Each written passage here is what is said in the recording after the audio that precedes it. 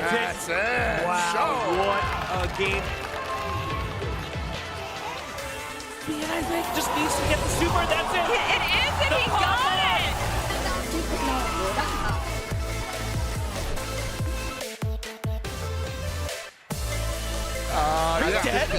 Yeah. Are you kidding me? Oh, No! we got DP! Didn't get the hit. Wait for it, this dude. Pimpus NYC. Shinkorin sweeps it up.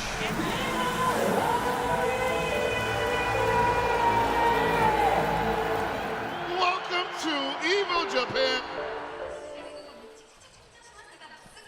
What's good, everybody? Welcome to Evo Japan 2025, and once again, we back at it with day 2. Myself, Ridge, along with the illustrious commentary team of El Colt and Hell Pockets. How you doing, Colt? Oh, I'm fantastic. You know me. The voice is loud, the accent is thick, and the hype is boiling under the skin. We are here from Japan, Pockets. Bro, like, we were talking about it all day yesterday. Can't believe we're back in the hot seat here in the land where it all began for the fighting game community. Dude, it's been amazing so far. It's only day 2. Last night we had a banger of a top 8 for COTW, an SWC qualifier, an EWC qualifier, but we're not done with SNK yet because we've got the other game that's still in the hot seat, KOFXV's top 8 on the docket. Yeah, and you know, it's funny that we were talking about it a little bit yesterday, right, where some people are getting so, like, tunnel-visioned on Fatal Fury, while they're, like, some of the top players in KOF15. That's and right. KOF15 has such a high prize pot behind it as well at SWC, so I'm definitely looking forward to seeing these players sharpen their skills and really hone in on their KOF skills. Yeah, we're seeing it in real time, too, because I had a peep at that bracket, and there's definitely a number of names in there that I saw lose early in COTW's brackets, and they were probably like, oh, man, well, go get top 8 in KOF15 and get that 500K, baby. Yeah, exactly. So a lot of these players are going to be vying for that, right, and looking to become the best version of themselves. And we're going to be seeing a whole lot of dope stuff today when it comes to KOF and fighting games beyond that, right? After the KOF top 8, we're also going to have Grand Blue versus top 8 and closing out the day with Guilty Gear Strive and most likely some Tekken and Street Fighter sprinkled in between everything else as well. Yeah, man, we do a little bit of everything here, you know? Yeah, it's going to be all kinds of flavors here today on Evo Japan 2025. As you say, it's a historic moment for the KOF community. Yeah. Since for the first time there are big bucks in The the thick line. bucks. Yeah, the big bucks. Thicker than your accent with the bucks. El dinero, la pasta is right here for these guys. talking So about. there's a lot of hunger here, and a lot of them already classified, but not all. And some of these guys are legends right here. We have Lassis, we have M-Dash, we have, of course, EG. So there is a lot of stuff happening in today's top 8. You have to stay on point all the way with us because this is only the start. Like, it's the start of day number 2, and we are already here to rumble. Yes, indeed, baby. Yeah, so we're just letting everybody kind of get in, filter in right now while we just kind of welcome in for Evo Japan Day 2, right? Obviously, we're at the whim of the Japanese broadcast when it comes to getting the players on stage, starting the matches and whatnot. So we're just all chilling here while we wait for the top 8, the illustrious top 8 to begin. It's going to be a great one for sure. You already mentioned mad SNK legends in this top 8, as we've come to expect, right? One of the great things about KOF has always been one of the most global games in the fighting game community, right? Yes. Definitely has representation from honestly, it's been one of the games that I think has had the 8 players in top 8 from 8 different countries, more than pretty much any other fighting game in history. Like, especially at Evo Vegas, you're going to get that nice, like, blend of, like, you know, Western, Eastern, you're going to get Middle East, you're going to get parts of UK that you didn't know got down like that. They're all over the place. They get crazy. Like, then, of course, you're going to get, you know, Central America, Latin America. You know, it's literally, it's one of the most global games. It's definitely one of the most global games, as you said.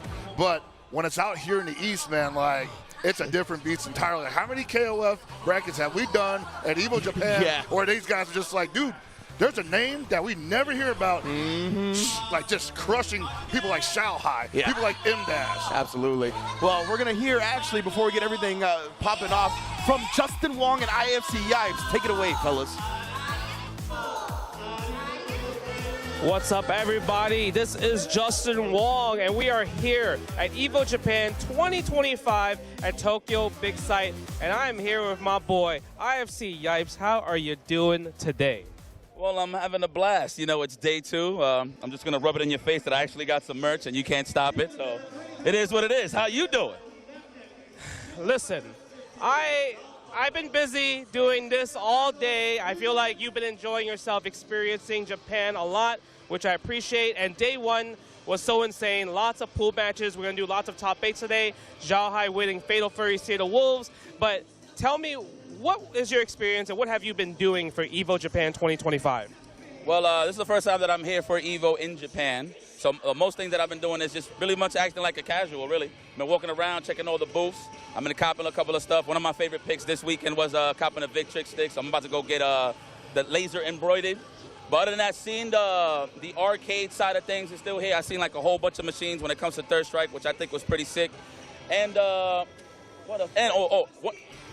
You really think that guy's better than me? No, but he looked like he was having more fun in that moment. That's all I'm trying to say.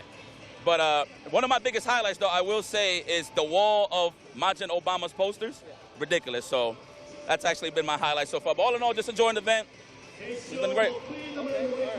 And I think day 2 is going to be crazy. We're obviously going to see a lot of matches for top 8s for King of Fighters, Grand Blue Fantasy versus Rising, Guilty Gear Strive, Tekken 8, and Street Fighter 6 will make it the top 8s for tomorrow. But Yipes, you have anything to tell us? One more thing? But yeah, check it out. For anybody that missed day 1, you can check out the best of moments right here at Evo Events on the YouTube channel, of course. But please stick around. It's going to be a lot more going on. I hope you guys got a lot of beverages. I know it's late in a lot of places around the world, so just kick it with us and relax. Lots of fighting game actions, and let's take it back to the casters. Oh, yes. And again, we are in the middle of the intros for our top 8. When it comes to KOFXV, it's going to be a great one. You can see Mo coming to the stage now, representing Falcons as well. So many companies as well, so many organizations picking up on the KOFXV players, right? That's another glorious thing that has come out of all of the high prize spots. And ET also on Falcon, one of my favorite SNK players of all time as well. Yo, so I was talking on Twitter a couple days ago, and I was like, hey, these orgs picked up a lot of these guys for Steel TW, and I was like imploring them, like, look, guys, you've also got some nasty KOF players. You need to send them where those games is at, too. Yeah. Because they're going to show up. They're going to be in top 8. There's money behind it. And, yeah, like, it's been running for 3 years already, 3-4 years, but the game is still hot. Yeah. And you're going to get exposure. I am so happy to see Lassie finally being sponsored by an organization, such a legend, such a guy for the people, a man who plays for the boys, and now he's part of this. Also, of course, Madamuda the second is here, one of those names that is here to prove himself as one of the best in the business. It is just a fantastic day to be a KOF fan. Can we get him named El Hijo de Madamuda? Can we get that? El Hijo de Madamuda? So the son of Madamuda? I'm not a guy, also, like I said earlier, keep an eye on this guy.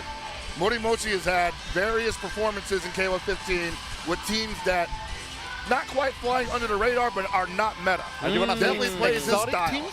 Yeah. I'm actually very interested to see him play. And even he's like, damn, can't believe I'm up here.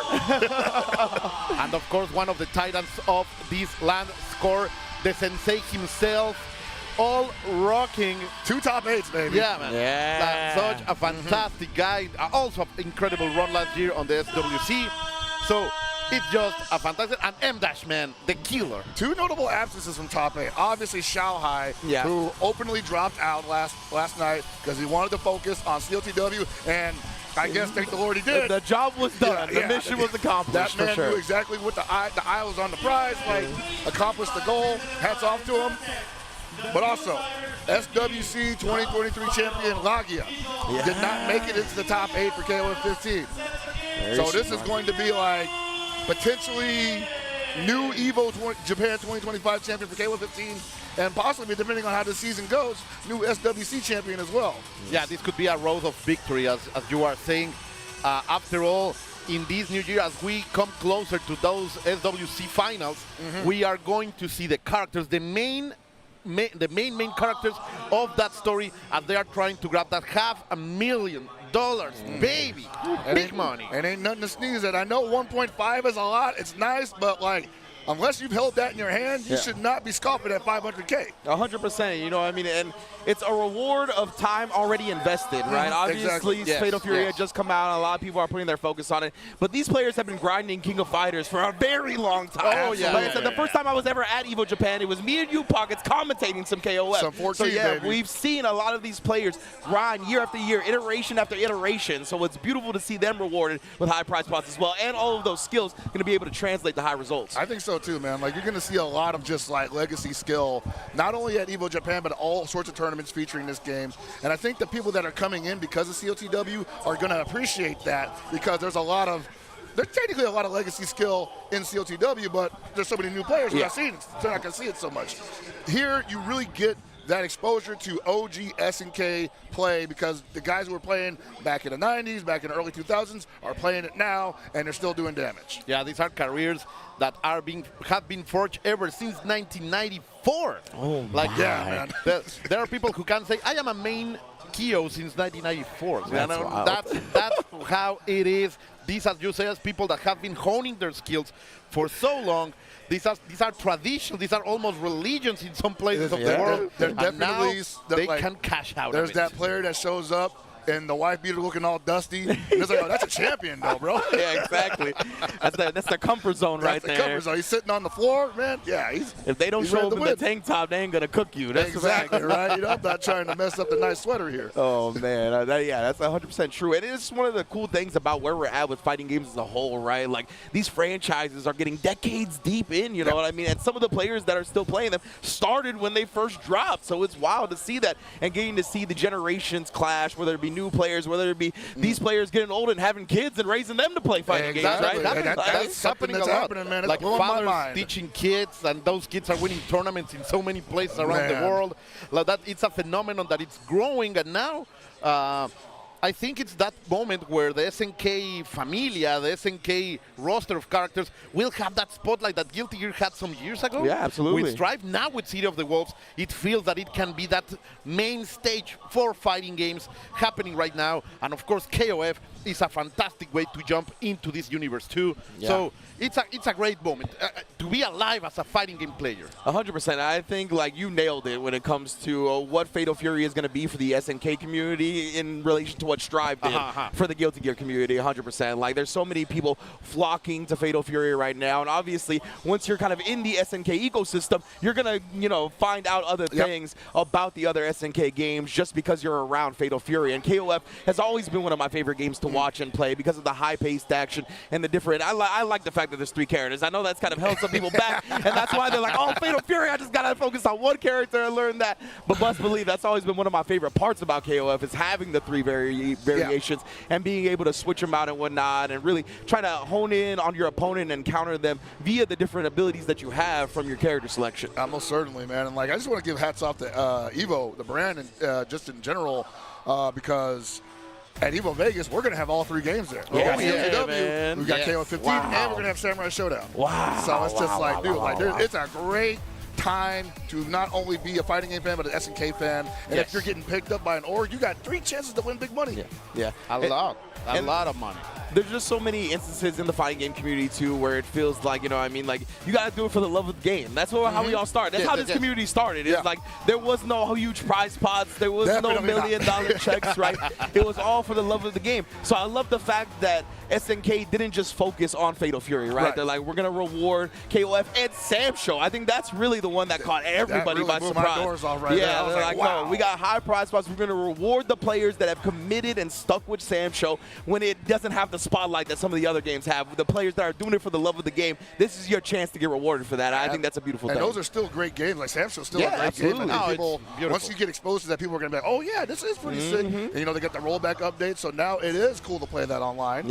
And it's still very fun. So I think that a lot of people should, if they have to wait to see a tournament to get invested in it, once they do, I say give it a shot. Go in, man. Absolutely. Because it's a game that it always have rewarded, like, the fundamentals, right? Yeah. People are saying, no, like, there are so many new mechanics, the stuff that I don't like that it's a little bit cheap. They can approach, and the offensive is always there. But you want to play footsies, you want to play fundamentals, man, you have to play Sam Show. Like, grind yourself, embrace death. He's preaching because like everybody, so many fighting game players want to pride themselves on footsies and like, no, I'm honest, neutral-based player, right? Well, if you're a real honest, neutral-based player, then go play some Sham Show and let me see you take some bodies. You know what I mean? And now you can cash out from that. Like, exactly. You're gonna get the bragging rights, and you're gonna get some big bucks. Like if you don't want to do it for the love of the game or whatever, all right, you don't have to anymore. Now we got a real reason if you want to do it that way. So yeah, I'm hoping to see some players really show out in Sam Show as well. And I don't know, Mother Base, if we have the bracket on deck, I'm not even sure if they can hear us, but we obviously saw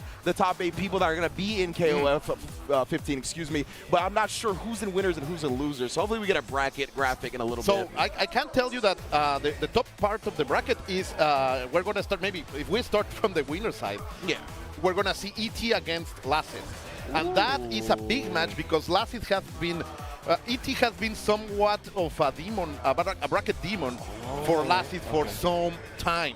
So he has the chance today to defend, and there it is, like as you were asking for. Thank you, Eye in the Sky, for giving us this. Like, this is the story that we are going to be preaching now.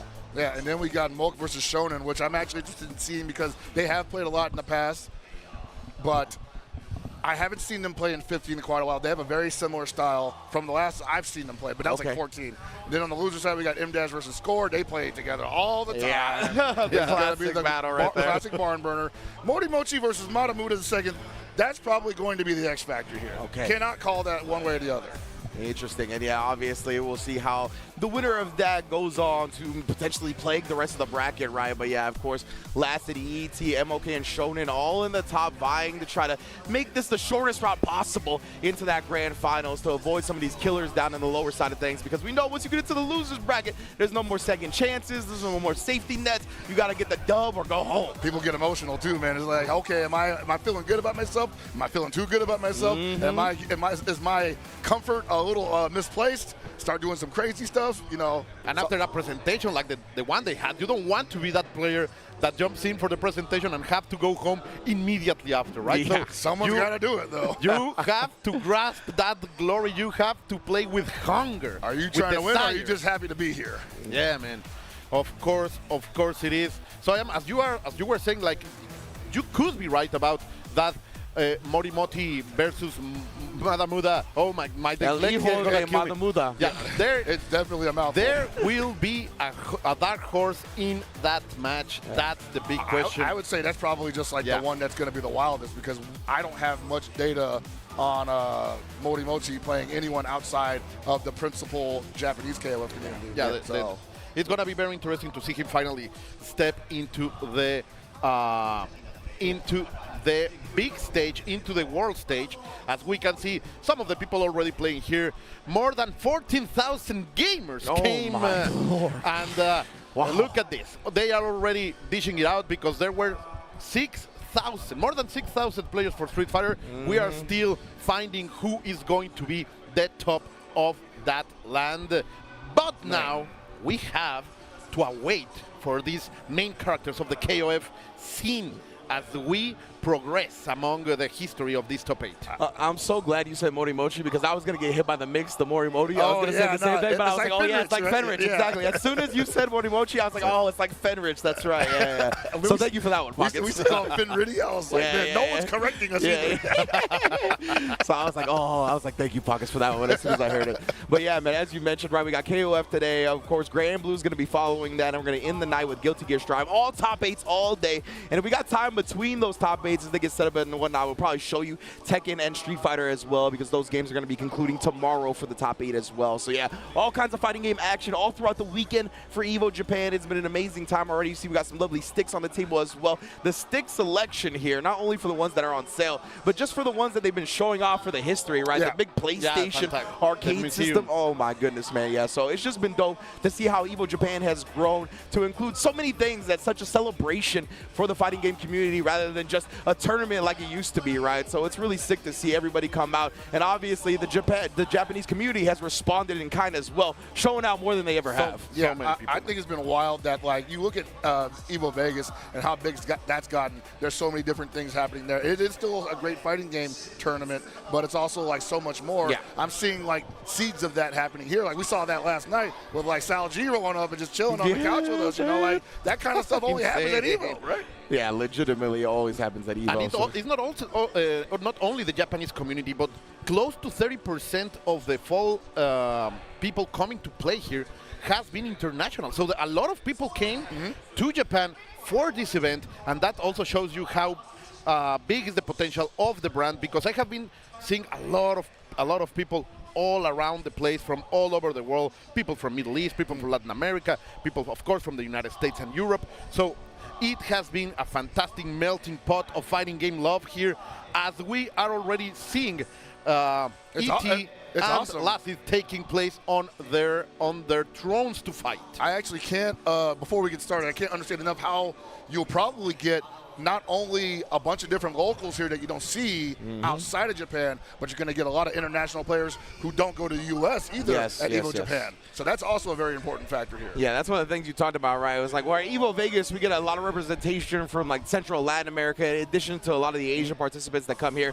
But like for Evo Japan, we get to see like the depths of the Korean scene, the Taiwan scene, the Chinese scene, the Japanese scene. So yeah, it's just real sick to see how in-depth it goes and how deep their player base is. And that kind of reminds me of like the old days, like, you know, when you go to different regional battles and like you might know your Justins and your Yipes and your Pyro Lees and whatnot, but sometimes you just take a trip to the West Coast, you end up at the local arcade, and there's just some dude in there named like EMP Beefstick. You're just bodying everybody, right? One of my favorite stories regarding that specifically is Flash Metroid coming and losing the tape bot in Marvel 3. And I was just like, I can't blame you, Flash. Like, if you never played tape bot before, you just gonna get got, bro. You know? Yes. That's just how it be. But of course, big shout out to Flash. Big shout out to tape as well, you know what I mean? The local landmine, baby. Yeah, but the local landmine is the perfect way to put it, 100%. And yeah, like KOF in general, SNK series has like, I feel like a plethora of those local landmines, right? Where players might not be traveling super heavily for one reason or another, but man, these dudes will give the top players of their regions problems. And if you have, you know, the unfortunate situation of running into them, you best be prepared, and it's going to be hard to do that. I think there was actually a time we commentated that in 14 where Shanghai ran into what's his name? SR. Yeah. And SR was putting it on him. Yeah. And people would say, who the hell is this SR guy? I'm like, he's the best Nelson player in Japan.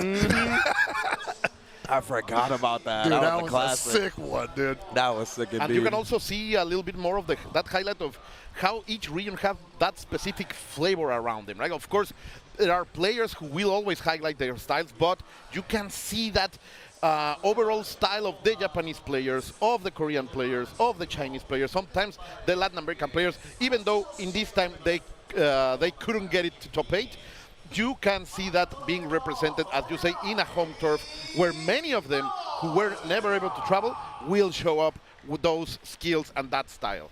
Yeah, and hopefully with some of these big orgs like Falcon picking up, right? We see T1 picking up ZJZ as well. Hopefully we get to see them more in the West than we're used to. But it looks like it's time to get started with our top 8 of KOF15. Lasted versus ET, winner semifinals. Let's get it. Let's get it popping, man. And Lasted been running the point making coons for as long as time immemorial, with the Sherman in the second and the Ash in the back.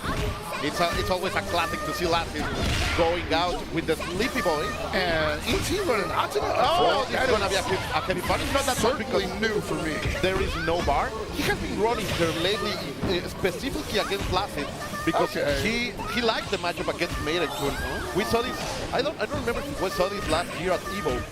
That Athena has been doing some stuff, but seems that is more than ready. Look at that charge. It doesn't matter. You are rolling. The light pillar is their pockets. I'm thinking probably because you don't have to worry about the pillow pressure as much when you can also throw out your own cycle ball pressure from full screen, get the life lead, and as you see, just be super annoying. You get to play Fireball DP games all day. Yeah, it feels like ET is trying to make sure he fills the screen with projectiles before Maintakun can, right? And he's got that big down. Oh, again! Same mistake. We're going to have the extension, not enough to kill. Staying on the same side, no cross up. You saw a moment ago that big down heavy punch from her. Like, it's better than Ralph's almost. Down to the wire. 2 character spaces. Look at that, how the light pillar perfectly saving, and those always positive frames. Sadly, he get into the trap. Snuffing the fireball pressure as well as building some meter for Shermie going into the secondary. Not a bad move from Lassed's side. Bim, bim. You have to love it. You have to love it. Yeah. The new idol. Imagine training that girl 6 hours a day. Like, you have to love it, man. Oh man, I don't know if you gotta love it. Yeah, you know what? Just You're trying right. to get that money, man. You do need to love it. Honestly, I love winning. Look at that. What a confirm over there. Oh, this man with the reaction. Sadly, there is a little bit of a drop. Yeah, but you can't roll out of that. You can't roll out of that. Give me that soul. that was ambitious.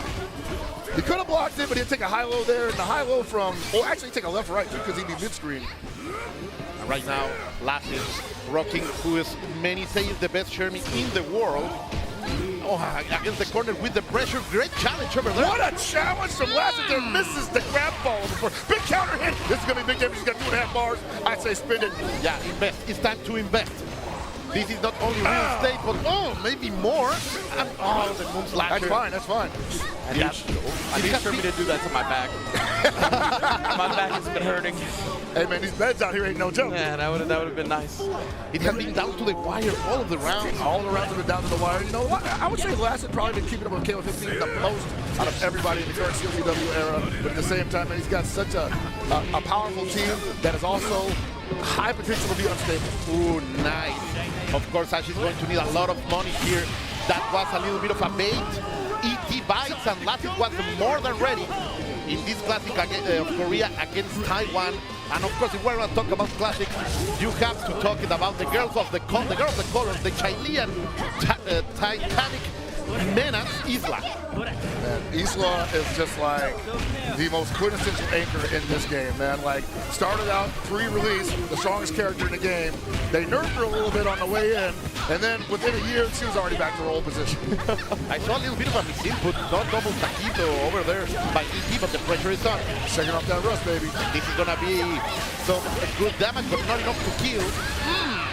He spent everything. 2 bars, though, 2.5 bars. If he touches her, it's going to be Sans Squad. No. Wow. Oh, he was able to tech. Let's see. He has perfect positioning. Lassie trying to go for something. No CD counter hit, so no extension. Oh, He's still almost alive. got 3 bars. What? Okay. The chip damage? The chip damage could be a factor. Oh, he's going to make the hit. Lassie's going for the empty hop. One more already. Going to stay positive over there. Another one. I don't hate that. I don't hate it. Oh. It went the perfect response. I don't want to say he lashed it, but not a lot of people just throw RC in that position. So. Yeah, I love DT's positioning at the end right there, right? Really, like, that was one of the only things he really found an option to do, or excuse me, Lassie's positioning at the end. That's why ET was like, I'm going to do it, bro. Like, it's one of the only things that's actually going to reach where you're at. Trigger on his ass. Yeah. Great stuff. This is how you have to start the top 8 on Evo Japan. Simply fantastic gameplay pockets as we see yet again the idol against the sleepy boy. I want to say it's a scary ending for ET right there because I feel like just even with Aten up in up front, he's trying to survive the last matchup. Towards the end there, he was definitely feeling like things were falling off the rails. So Trump probably going to try to slow it down a little bit here. Yeah, so far it's working perfectly. Welcome to the turtle style, my boy. Not landing with a mix of great reflector over there. Also the Psycho Sordo. Everything is working perfectly right here for ET, showing us that this is the right matchup against such a powerful and dangerous Maiten Kun as the last has. And it's strange that last is like, hey, no owner switch, no character switch. I want to win this matchup with Maiten Kun, and it's just not happening, bro. Hey, it felt like when they faced off in the last game, the point battle wasn't that convincing, right? Now, this one was real bad. So I understand Laston trying the Maiten Kun, but if we go forward, I don't think it's a good idea. Ooh. And now this could be hell for the beautiful fashion designer of France. Oh, really? She's that fast? That's so sad, dude. Do the perfect reaction, and the frames betray you. That's what happened to Lassie right there. I mean, wow, that was an accident. I think he probably thought maybe a backdash. Wow. ET running away with it. Oh my God, this girl. You know, I'm gonna say it right now. Aten is not top of the tiers, but she can feel like it when she gets going. And let's see, right now we have a lot of money for Lassie 4 bars. Of course, you will have to spend a lot to take out the 2 characters. ET has to help him. And we are going to see that one. We will be witnesses of something terrible, something beautiful. But he's so close to making something happen here with 4.5 bars, almost 5, but she's just always out of range. Look at that. Ding, ding. There it is. But man, so much work to do now. We gotta see the movie. I mean, I'm not saying it's impossible, improbable, but not impossible. Hard as hell, that's for sure, but He's still not got to kill impossible. this character, and he's probably not going to with this string. 1, 2, let's see the slaps. Are you gonna spend the 2 bars? Only one. Oh, I didn't think he was spending either there. so ready. Yeah, see, he didn't kill the character with the string. Oh, that's the lap. That's the lap showing. That's crazy. He did all that, couldn't even kill her. Yeah, that is wild for sure. Impressive execution on display from Lasted regardless, though. It's not impossible. Improbable, but it's not Oh, that's a big gift. That's a big gift, and Lasted is gonna capitalize out of it as much as he can. We're gonna go for the level 1. The extension is here. Not a lot of damage, but 50%. It's almost even pocket. I don't like these jumps, though. Wow. Man, these jumps are getting them killed. One last go. Is he going to make it? Yeah. Checkmate. Checkmate over Look at him. He's like, ooh, Yeah, that was I know. sweet. He's feeling it, of course. That big smile of ET, always part of his roster. And yet again, the demon, you know, that it has been so hard for Lasted to face ET lately for 2 years more or less.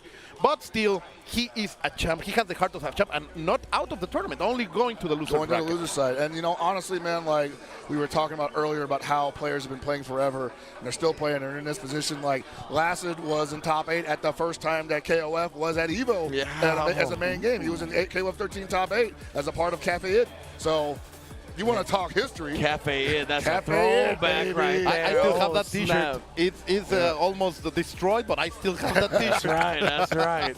Got to frame that bad boy soon, preserve it. Yeah, that was a moment in time. ET obviously having his moment in time in Evo 2014 and KOF 13 hasn't been erased from the top 8 position ever since. Yeah. He's always in the picture. Legit, man. Yeah, it's just a testament to his consistency right there. And you can see that, and you mentioned it early, right? Was willing to experiment with certain things that might give him trouble. That's why we saw the Athena come out and really shut down the Mensenku. That was incredible. And we saw how much the Athena did in the second match as well, doing much more than just shutting down the point character. Yeah, the start it was very, very, very close. It seems that ET was getting the hang of it. What was his plan to execute against it? But in the end, it was the right strategy. And this is one of the many good things of the big roster and the big options of character selections that KOF delivers to you, right? Like, you can really play this chess each time you start, not only with the characters, also with the order, which is big part of the strategic game that KOF players love. And the psychology there is like, you know, there was 2 psychologies there. You have the character loyalist / character specialist, which is Lasted, who never deviates from his team, but he might switch the game plan up. Versus ET, who plays everybody, and he also switches the game play up. So, I mean, both have proven historically to work out in the end. I've seen the Lasted make incredible adjustments, but I've also seen him get bodied by the limitations. Versus ET, who probably made the adjustment a little too early, probably switched off a character too early, and lost something in the transition. I like that. That's a great point to bring up, honestly. When you're that type of player where you might be like willing to experiment with the whole roster and whatnot, there's going to be things that slip through the cracks on the characters you invest in early because you're just kind of moving on too quickly, right? While other players that spend more time, they're going to find out certain things and really able to apply nuanced answers to matchups that they see going forward. Oh, certainly. Yeah, man, like it's part of the formula that delivers this colorful and always tasty, always tangy, spicy kind of game that KOF is. I didn't have a breakfast, people. So I think it's showing. I was going to say, you're getting me hungry again, bro. I was like, I had the sushi, but I don't know. The curry's calling me. But to be honest, it's part of how this game has been, or this series has been so popular all around the world. It's the game of la gente común. Like, people has been feeling attachment to these characters because they have the chance to experiment around them. And it has delivered us, as you say, character specialist of the caliber of Lasted, who will never deviate of plan. Like, he knows that he has an answer for everything. And on the other side of things is those players who really want to take the most advantage they can, choosing Isla. The Isla, like you said, one of the most powerful anchors that you guys were really talking about. Is that a character we're going to see more in this top 8 as well? I think so, completely, The way he said yes. He's like, don't even worry. You don't even got to question that. Everybody, like, 100% we're going to see more. Yeah, you like what you see from Hoku tomorrow, then you're going to see a lot of that from Isla. Gotcha. Yeah. You can see, and man, I always do like seeing the Ash, though. The Ash is always one of the swaggiest characters in well, KOF. you need hands, bro. You need exactly. hands. Yeah, that's why, like, even with that kill coming up just short, like, it was still a very impressive display of execution right there. So he didn't drop it. That was the exactly. important part. He didn't drop it. Exactly. I always want to highlight that because, again, we talked about it, how, like, a lot of modern fighting games don't have the, like, big execution thing that you can see, right, where a lot of people are able to show it off, and right there, Lagia most definitely did. So that was cool to see. Yeah, man, Lassie is a fantastic. I have never, only once. I said Lagia, that's right. Only once I have seen him lost and drop that combo in a high stage. Only once. Wow. Like he is in Mexico? Yeah. No. It was in Vegas last year. Oh, really? At Evo okay, Vegas? Yeah. Wow. He dropped it once. I remember him dropping it in the KOF Challenge. He was about to win Grand Finals, and there was a very historic. Oh, that's right. He had the most anguished look on his face, like you know that gif of that kid dropping to his knees, going Yeah. He was doing that, bro. I was like, oh. Shout out to Tijuana, by the way. Shout out to the KOF Challenge. KOF Challenge, man. He went full primal. He was just like, I can't even process anymore. I'm just sad. Oh, man. So, yeah, we're going to get the other half of winter semifinals now, as well as going to be MOK versus Shonen. Very excited to watch this one as well go at it. I'm not as familiar with these two as I am like the Legends, Lasted, and ET, so I want to see what they bring to the table. I'm sure you guys have seen them in KOF 15 before, but this is honestly one of my first exposures to them. That's what's awesome about this tournament this year is that, like, the guys who stuck with it for the entirety of the run, getting highlighted quite a bit, and also parlaying that into, as you see, sponsorships, you know? Mulk recently getting picked up, I believe, by Falcons? Yes. Yeah, man, that's crazy. Huge sponsor. Love that for him. And he deserves that all the way. Like, during the last 2 years, he has been always a main character for Evos, for SWC. He has always proven to be one of the top players in Japan. And now back again, MOK delivering the possibility of another victory, still staying on the winner's side of the bracket. And look at that trophy right there. Putting it in between the players to make them hungry, man. I love it too, because like we saw in a lot of the highlights from Evo Japan wins last year, right, where like you're then free as the player as soon as you get that grand finals victory to go and grab the trophy. Like I really love. I like the win minute. Yeah, exactly. Like give me that. It's mine. I earned this.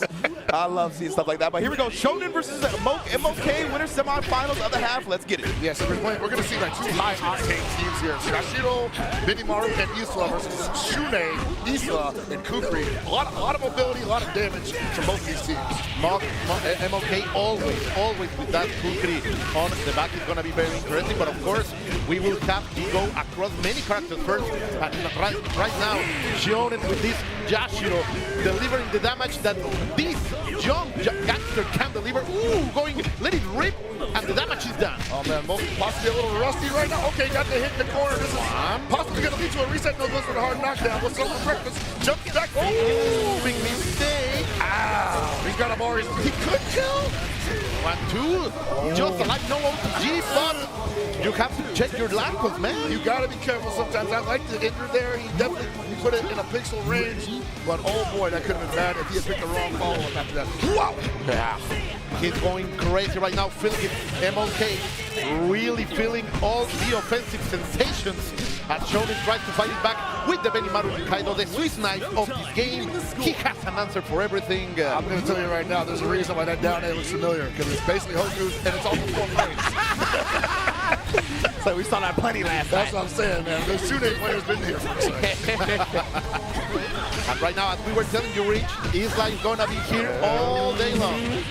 Yeah, y'all were not playing like you saw both teams here. Well, now, Benimaru's going to be here as well. I expect to see a lot of him. They gave him some tremendous buffs in the most recent patch. Not sure why, because it was already ridiculous. He was very good already, indeed. And let's see the cross up, the always classic reverse B. The jump B, man, it's designed for that. And you can also just pick people up, because if you land on the front side, they're probably not going to respond to it immediately. Now Shonen with his own Isla trying to bring this back. He said, thank you. But Mok has been feeling on the offensive seat all this time. He has been in control of the whole match. Let's see, finally, this is what Shonen needed. No, what a drop! That's so sad, Pocket. Hitbox just wasn't tall enough, I'm afraid. And now, yeah, like Shonen losing a lot of momentum from that drop. You gotta be able to recover from that mentally, you know? Like, I'm sure You have to shake it up. damage, but you're still at advantage there. Yeah, you have to shake it up. Of course, it was a losing chance of current resources. But you still got a hard bar and a half here, though. You can make a lot of stuff happen. He's trying, that's for sure. Whoa, no! Just jump 1, 2, 3. MOK delivering, showing that he is the man in control right now. That was a very convincing game number 1. Yeah, Mark just daring him to do something right there in the last couple of seconds. He says, okay, I'm just going to neutral jump, and you're going to throw out a shatter strike? Really, bro? Okay, I'm just going to do it again. That just shows me you got no idea what to do next. Yeah, not to sound harsh, that's just probably what's going through his head. You can see that on display right there. You don't have to be mad, bro. You know, like, we've had a weird timeline with commentators getting in trouble for being mean to people, so. It's a good point. Not trying to. It's a good not point. trying to be Cool or wars, you know? anything. I think Hellbox is a little too harsh on Shonen that day. You're going to see it, though. We're going to see if Shonen can dig deep for some answers. Right here, being down 1-0 to MOK. The winner semifinals. Winner goes on to face ET. Let's get it. That big jump A from Yashiro. Great character, a lot of great buttons, big buttons, a lot of damage too. And the super armor being used, the guard point always there for Yashiro. But now you will have to deal with the mixer. I like Shonen respecting that close B. It is +1 on block. You do not want to swing afterwards. As you are saying, he's pressing buttons when it's not his turn, and he's paying for it. Getting punished yet again, MOK on a complete rush. And the hire for Falcon, like these boys on Falcon, they know what they are doing, man. Oh yeah, no, it's a good draft. He's definitely been in this position before, so he's going to run the game plan until Shonen shows him a reason why he has to deviate. And with Shune, that could have been hurting nonetheless. I like the idea. Sadly, the execution was a little bit far away. So there's a gap in that string, and Shonen sniffed it out. Unfortunately, just didn't have the meter to do anything about it. Now, Benny Maru, the handsome man, can he do something? Last time he was a little bit lackluster, but finally getting the Rising Ken against the corners. EX Rising Ken yet again trying to maintain the momentum. Oh, slap out of the air. This is gonna hurt. There is bar pockets. I want to say that Shonen had some options after the EX Rising Ken touch. He just didn't follow up on it. I think it's been a while since I've seen this matchup though, so who knows? You're completely right. But okay, he's dropping the dunk with the thunder. There we go. 40 seconds on the clock, too. Not going to get all the life back, but a good enough amount that it's pretty much a fresh round. 97%. Do you agree? Yeah, I like it. Let's see. Take a couple hits. Being precise with the numbers. Get a little reckless. Ooh. This is what you need. This is what you need. Mess around and find out. He's starting to gain rhythm pockets. Oh, that crumple on the EX Rising Ken. This is going to be pretty good damage in the corner, and you hold all that momentum. What is that roll, brother? No, what inside? I don't know about that one, big fella. Oh, you're going to pay with blood, that mistake. And of course, not only the damage, but the positioning is perfect over here for MOK.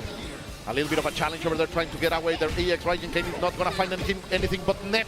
Still a good move just to throw out to see what they're going to do about it.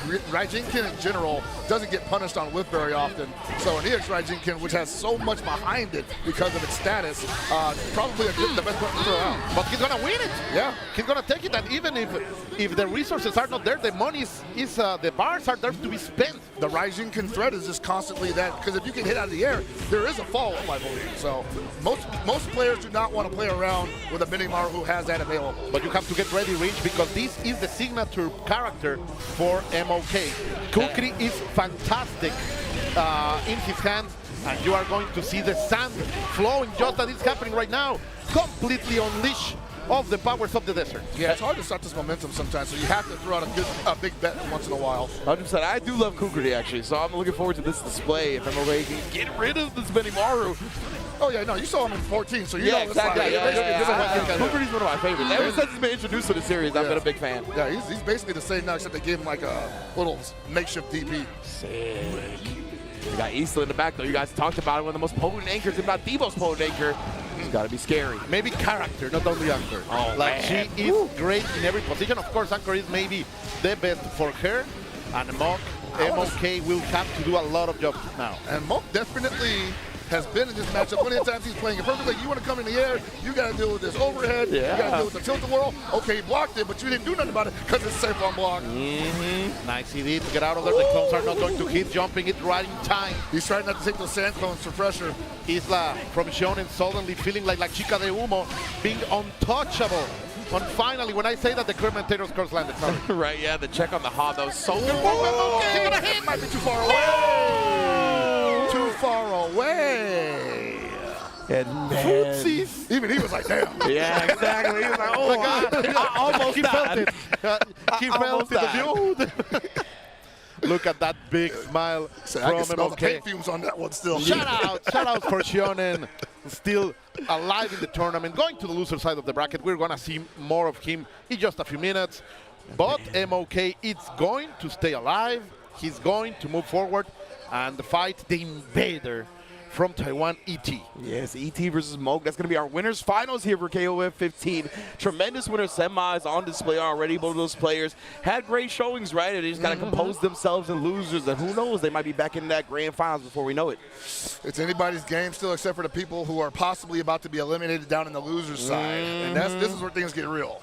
Man, and I can't believe like a losers round 1 match is M-Dash versus Score. That's so right. wild to me, bro. It's Evo Japan, man. We talked about it, right? The competition out here is elite levels, and that's what's going to happen. So I believe we're going to be going to that match next. And, of course, on the other side, Mori Mochi versus Manamuda II. That's also going to be a winner determining to face Lacid. And then, of course, Shonen's going to be in that losers round 2, facing the winner of M-Dash and Score. So, yeah, man, the hot action, the elite level of KOF is not going to stop anytime soon. Big name after big name happening here, and as you say, as we're going to start La Fiesta, the party at the loser side of the bracket. No one wants to leave, but these guys will have to play for survival now. Not only for enjoyment, not only for the glory, but for survival. Legitimately, right? Yeah, this is your second chance. Yeah. This is your safety net at this point, being in the loser's bracket. So they got to make the most happen right now. And we're going to see a lot of the time, we've seen players start in round 1 losers, right, and able to kind of start getting that momentum and build up a snowball to go all the way through from the loser side, starting in top 8 and getting into that grand final. So obviously,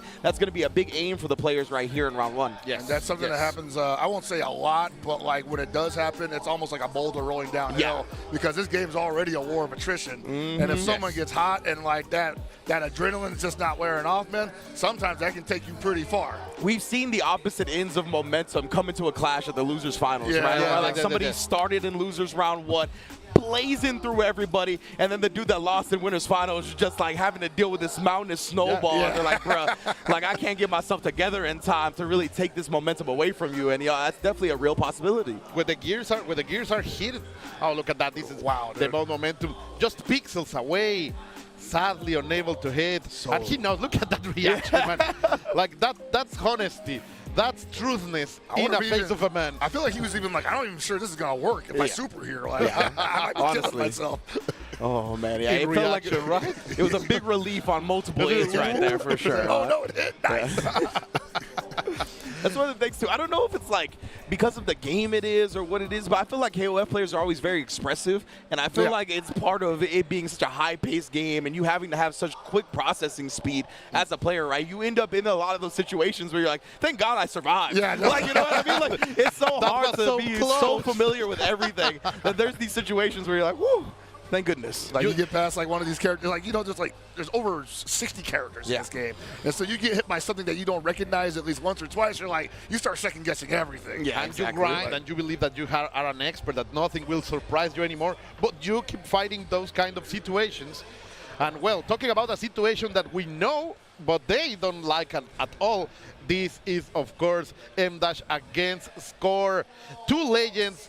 On the known, but still only one will be able to walk away. Yeah, man, like Score at SWC finals last year had an incredible run from the LCQ, and then again in top 8. Like, dude, this guy, absolute beast, or top 32, excuse me. Yes, it was ridiculous. Continuing that momentum into 2024, had a great showing at Evo 2024, at Evo Japan 2024, and now here he is, picked up for Steel TW, still doing damage in KOF15, in top 8s for both. And this guy, like, I dare not guess his age, but I want to say he's getting up there. Yeah, sure, right. But we've seen, like, the age has not held back a lot of these players in fighting games. And we've seen, I believe, GamerBee, even one of the oldest players to be sponsored now, in the upper 40s. So, Yes, sir. yeah, like, it's super sick to see these players and their skills just honestly continue to get better as they get older. And I just realized that Score is running mature in the secondary. Hey, you better watch this. Yeah, very interesting. Some people say that she's one of the worst characters in the game, but he's going to prove us wrong. I hope so, man, because like people were scratching their heads on the character for quite a bit. Let's see. They like Vice though. As we are watching the always classic match of Orochi Yashiro against the regular criminal, the regular gangsta. Both of them having pretty good buttons, because not just because they're clearly similar, but just because they just are good buttons in general. But I would say that regular Yashiro probably a little better at what Orochi Yashiro wants to do, especially against jumpers. That down C from Orochi Yashiro will actually get him in trouble more often than not. We're going to spend the bar, of course. We are getting some back checks right here. Is that it? No, No, it's not going to be enough. but we Trying get to that go hard knockdown nonetheless. on the same side. The always ambiguous hit from the Yashiros are going to get. Where are you going? Come to my hands, kid. It's just going to come right at me like that. All right, thank you. Great stuff over here by Reject's own Score. As we see Benny yet again. We're going to see a lot of Benny Maru in this bracket. Be sure of that, people. If you are a fan of the old beautiful man, he will be here all day. What a nice confirm over there. The drill, it's a high percentage button, man. It's 98% success rate. such a good stuff. And now, are you getting excited, Pocket? This is the beautiful I wanna women. see it. Mature is here. This is a study session right now. Like Stan CDs, not bad. That's scary because he has a fireball that is about as big as hers, so like faking it's probably not in her favor. He was trying to bite for something. 2 for 2 on the drill. So far, M-Dash is going nuts right here, not allowing Score to play.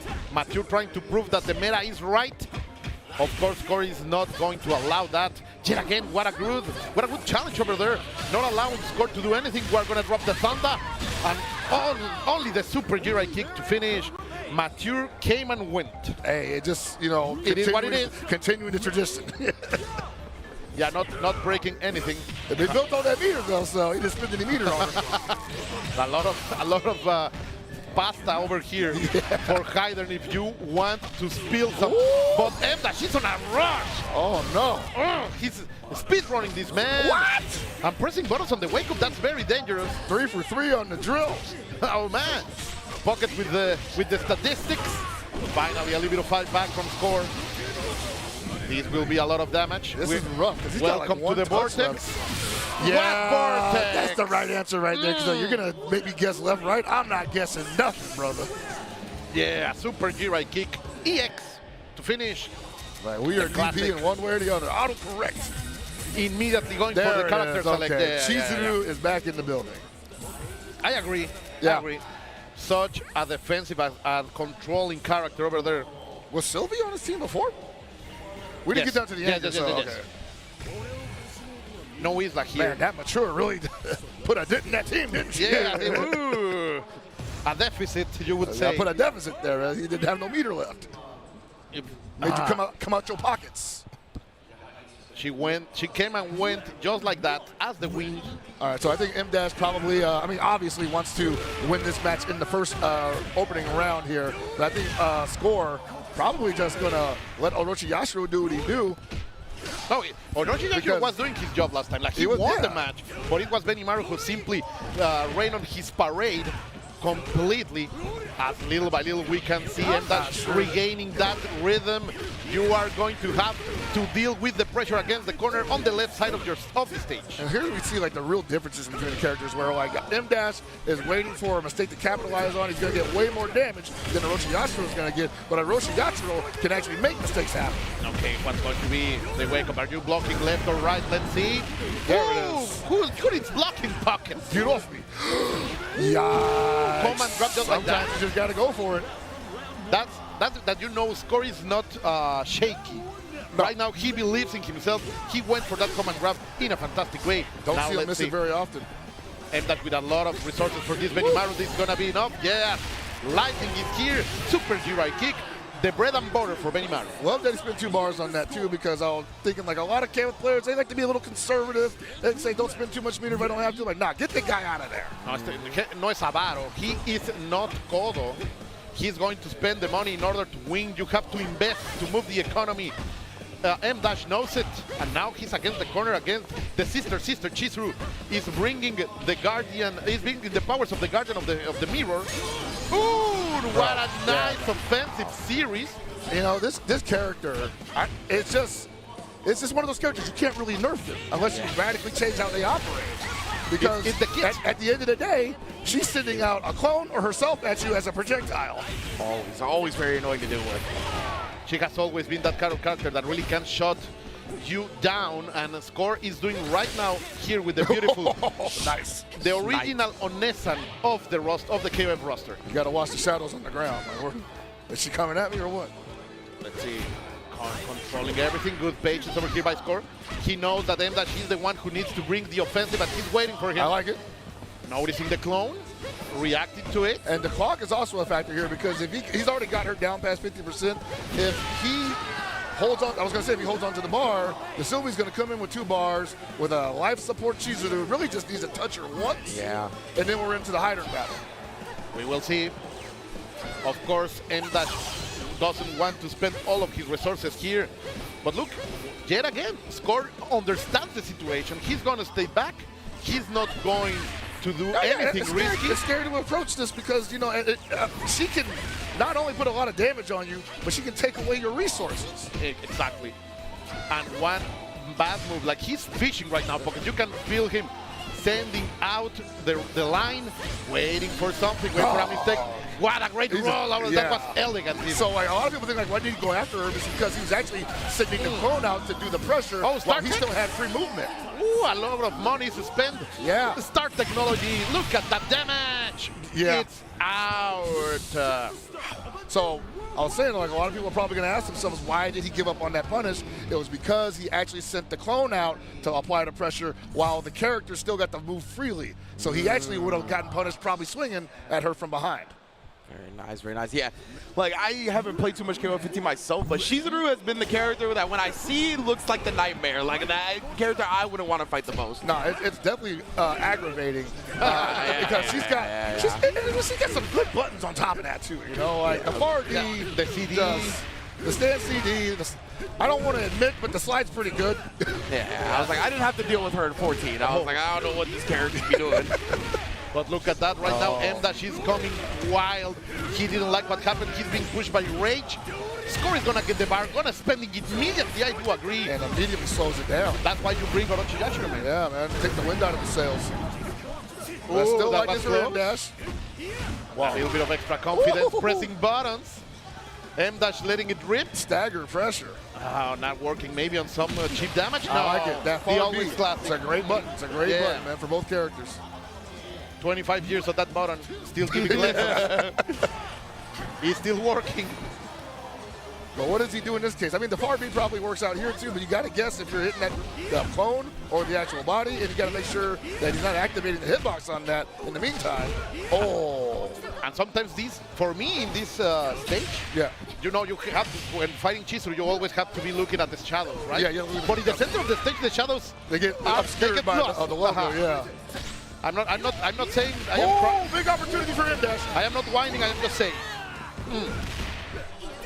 The punish is here, controlling Chizuru as he could not do. Finally getting out of there with the jumping B, sorry, but still unable to. That. What a confirm over there. Score always a monster. You can never count it out, Pocket. It's just hard to really nail her down. Even if you put her in the corner, you saw M-Dash abandon the pressure. That's dangerous, punish. That's unfortunate because, you know, you don't want to give her an inch, but sometimes you got to, like, you know, force the issue. Try it, yeah. Let's see, trying to bait if they press any button, but this time M-Dash was more than ready. Of course, this is a match that they know so well. So when you are fighting this player that knows all of your mistakes, all of your bad habits, you have to think of an edge in order to go forward. 4 for 4. Yeah. 4 for 4. I want to say right now also, M-Dash might be a little rusty because he's dropping the easy stuff. yet again, Hell Buckets being very demanding of his players. Oh, man. My God. Oh, come on. There we go. Like, we're good. He had 2 low Bs, did nothing with it. He got a low B, it's the idle kick, did nothing with it. And he got the round, but he landed on time. still somehow used the resources. Yeah, Bainey with 1 bar, of course, the score has a high there. They're going to cuss me out online, I swear. Let's see. Oh, nice. On the center of the stage, coming on the hop. The unblockable, of course, not unblockable, but You can it's hold so up, hard. You can hold up on that, but it's scary against him because he can just not do it. Oh! The Reagan was a bait. Shout outs to my Yu Yu Hakusho fans. 2 bars for Sylvie. Didn't get to do much last time because she was up against the Chizuru, but this could be a different story. She actually gets the party here. Let's see. And now against the corner. Score right. Remember, M-Dash right now is on match point. Yeah, Both of them are. baby. What a hit. Is he going to do the meeting? I think it's going to be enough. Actually, yeah, sure. Dark Fire makes do a lot of damage. Bring the power Right of here. love. I don't know, man. Yeah. That's it. Sylvie, one of the biggest damage dealers on the game. Great anchor. And M-Dash is going to move forward. He stays alive in this top 8 for KOF at Evo Japan 2025. Yeah, vanquishing score, man. I think you mentioned Pockets. Score looked like, he had been splitting his time a lot. And there's some things that were left by the wayside. So, of course, we're going to see him as sharp as ever, I'm sure, in future tournaments. But right now, when you're splitting your time a little bit, It happens. It right? happens. Yeah. It happens 100%. Wow. Yeah, M-Dash looking as lethal as ever, man. This dude He's is on point. Yeah, super consistent for, as long as I've been following the SNK scene, he's been a monster, and it looks no different today at Evo Japan. I'm expecting him to get even sharper as the day goes on because we've seen that happen plenty of times in tournament. But the path gets no easier. I think after this he has to go up against Shonen. Yes, yeah, Shonen was on the top half, yeah. So that's definitely a matchup that could go either way. And then on the bottom side of that, we've got Manamuda the second versus Morimochi, who man. if you like that Athena play from ET, that Morimochi play is about to be like, whoo.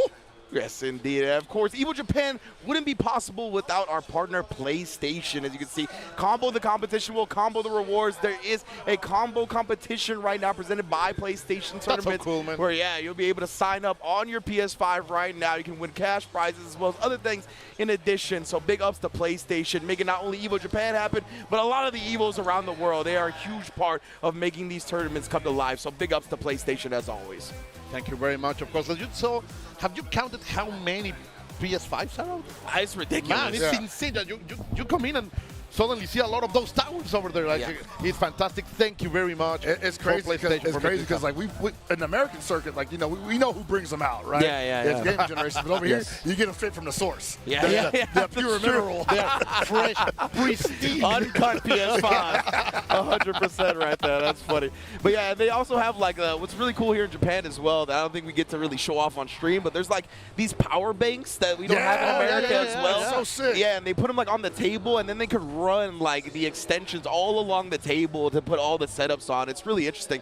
Just one of the cool features out here in Japan. But of course, as you can see in the bracket with our updated standings, it's going to be ET versus Moke in winners finals. And losers, as you mentioned, Hell Pocket's going to be Shonen now going up against M-Dash while we await the winner of Morimochi and Manamuda the second to see who faces Lacid. Oh boy. What a road we have ahead.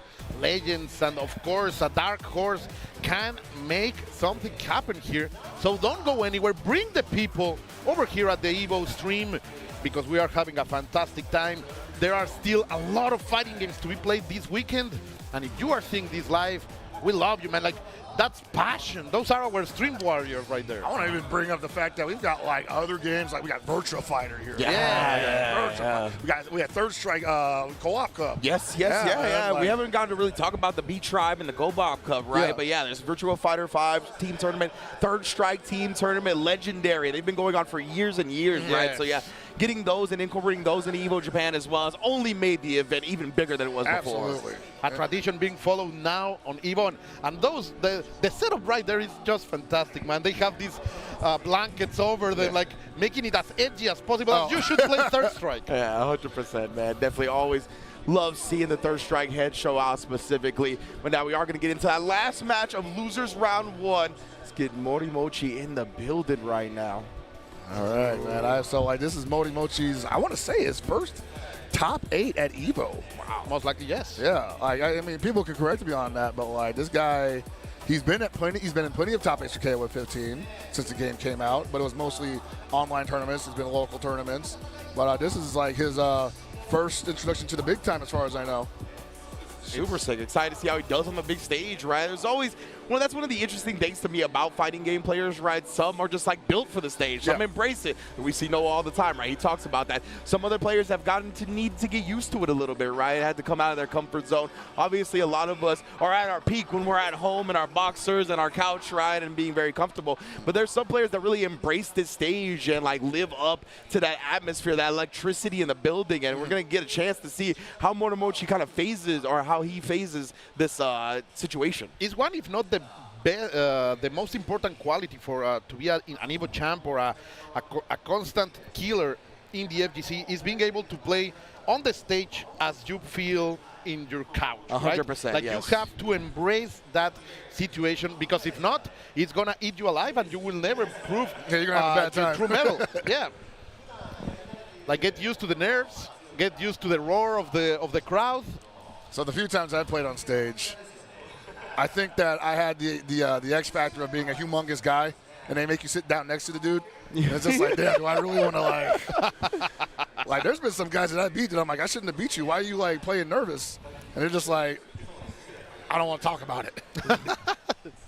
Intimidation role? Hey, man, you got to use every advantage to your, whatever's there. Are you saying you have proficiency buckets? All I'm saying is that sometimes I wear my heart on my sleeve, and that might lead to some not loud noises. I'm trying to think of like the perks that give you like proficiency and intimidation. I can't remember. It's been so long since I played D&D. Oh my goodness, I need to get back to it. But yeah, we are nerding here, people. Yeah, 100%. Me and Cole actually talked about that last Evo Japan. The D&D games. But looks like we're about to be ready for our last match of a round 1 losers top 8. Again, Manamuda the second versus Morimochi. Looks like we're just pulled the trigger a little bit too quickly. We're going to get to the main menu, but the button check mix-up always getting us ever since 2000. What did you do to the 2005? Ever since there was consoles, right? Yeah. Like, ever since there's been console tournaments, the button check mix has been destroying commentators. Oh, man. You know what I'm actually happy for this year for commentators is that there's been a lot more opportunities for younger commentators to fill airtime. I love that. Those guys have been doing it for like, I've been hearing people say like, dude, I had to fill airtime for an hour. I'm like, first time, welcome to exactly. Welcome to the life, buddy. Get used to it. That's the real test. Yeah. When you see the production guys making this, it's one of those days. Yeah. It's one of those days. That is definitely one of the things about commentary, right? Is that like when you've been doing it a lot and whatnot, it's always the top 8s are the easiest ones. Because they're great matches. You know the game. You know the players. Like, they are doing the job. Yeah, you just always have something to talk about. When it's like pools and there's technical difficulties, that is when you're tested as a commentator. Yeah, that's where you get your medal. That's where you get your scars. Over Yes, exactly. As the war-torn, the battle scars, that is you're where just sitting there. Like, made. can somebody tell me what's going on? And the production's like, we don't got eyes on that. Production's like, we're trying to figure out what's going on. So how are we supposed to tell you what's going on? Just sit tight and fill airtime. And you are over here playing like commercial break. Please, commercial break. Dude, I want to tell the story about the first time we did. Oh my God. Dude, yeah. Me and Pockets, the Evo Japan, literally our very first Evo Japan shift. Like, there was a big problem with the KOF14 setups. I can't even remember what they were, but yes, literally, I think for an hour and a half, we were just sitting there. It was us. We eventually had to talk about our first time in Japan because, like, we were just stretching, bro. You just Mondo's just looking at us like, these guys, like, just shut up. Yeah, Mondo, bro. And you just have to turn the switch, go into the podcast mode. Like, he said, I'm turning this stream off. I'm gonna say it now, chat. It's not us. It's not us. Like, it's not that we want to be there saying things. Of course not. We have to. Trust me, for those people watching at home, nobody ever wants the tournament to be delayed. No. Production, commentators, players, nobody wants that. It's just the reality happens sometimes. But looks like the delay is over now. Losers round 1, the final match. Manamuda the second versus Morimochi. Let's get it. So I was telling you that Morimochi has a particular taste and character lineup. So you're going to get first-hand exposure to it with Hinako, Nakoruru, and Sylvie. Used to have Atena on there. Could make a switch if he does. He'll go down a game. But right now, this is the game plan. Oh, the prodigy of sumo right here. Oh, what a chop over there. The prediction is perfect by Madamuda the second as he approaches Morimochi, trying to do as much damage as possible, trying to go for the sweep. Great stuff over there. Big bodies, man. Yeah, man, like all of these two have very dangerous hands. You don't want to get grabbed. Oh, jumping. Reactions podcast. Yeah, I was telling Sarah yesterday, man, in KOF, like you see a lot of people that are dealing with grapplers by just going airborne, you know? It's kind of the safe space. Yes, Clark does have the hop A to anywhere juggle, death cradle, but it's better than eating the sap. You spend it? No, he doesn't want to wake up grab. Yeah, that's the meta. Has been ever since this game came out. He, Morimochi making the wise call and pretty good. Going to make he almost had the punish, didn't believe though. Hinako fans rejoice. She's winning. They gave her some buff too. Oh my God! All the way over there. Great button. Great D over there. But and that's scary because it looks like an advancing mid, but it's actually an invulnerable grab. Shout outs to El Rosa for teaching me that over the course of 3 hours. A painful teaching. Yeah, that was a long session. A lot of fun though. Now Nakoruru, who has also become way more regular in the competitive scene. The buffs were very nice. She's still not on the top, but it's a fair don't never do what they did for her in 14. Nah, never that. That was a good time, I won't lie. Shout out to Bird Josh. Yeah, 100%. Look at the damage. Of course, the Mamahaha extension. Maximum possible damage. Oh, is that meaty? Yeah, you can't think about that. Oh, what a roll! A little bit of resources on the floor. He's like, I got the best DP in the game. What are you swinging at? Only level 1. No. Delicious. That was a tiger knee dash. I love it. And this Nakoruru just running away with it. We got Shermie up here with 2 bars, almost 3. She can put a lot of damage on this girl right now. You will have to save some resources because, of course, there is Sylvie waiting for you down there. Now, against the corner, let's see. Oh, he runs out of there. Might be difficult to get the cross-up on her because she does have a smaller hurt box. And the cross-up from Shermie is good, but she's really hoping that she hits that really big extended hurt box in case the Nakoruru throws out something crouching like that. And he sends a message. Yeah, he's daring. Come for me. Come here. I am winning. I am going to match it. Look at that. Is he trolling him? Yeah, he is. Well, I cannot be sure. Meters, so. I want it to be true. Like, I want the salt. You turned the turbo on or something? Let's see. Okay. Nice CD over there. No counter hit. But so he's fishing back up full screen and just crouch A. Oh! Here's your crouch A for you. Yeah. You wanted this? I would have liked 2 bars on that because now you got to possibly hit it. Ooh. Okay. Keep it leave. That's good. Yeah, that's fine. I respect that, but sometimes you just got to get rid of the character. I agree. It gets so scary. How many situations that have we seen? Too many. Yeah. Oh, big slap. Ooh, activation. Nice challenge. He believed too much.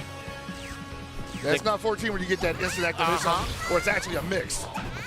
Now the patience is from Madamuda, the second, as he stays alive. He's going to have me mispronouncing second from now on. yeah. Oh, my God. It never really registered until you said that right now. Dude, it's going to get me. Okay, let's see. All right, nice OD right there. One of the best ODs in the game. Nice down C, one of the best down in the game. And the best jump C in the game. That's it. Wow. In the end, he made a bet. He's going to be a high roller and he's going to take it.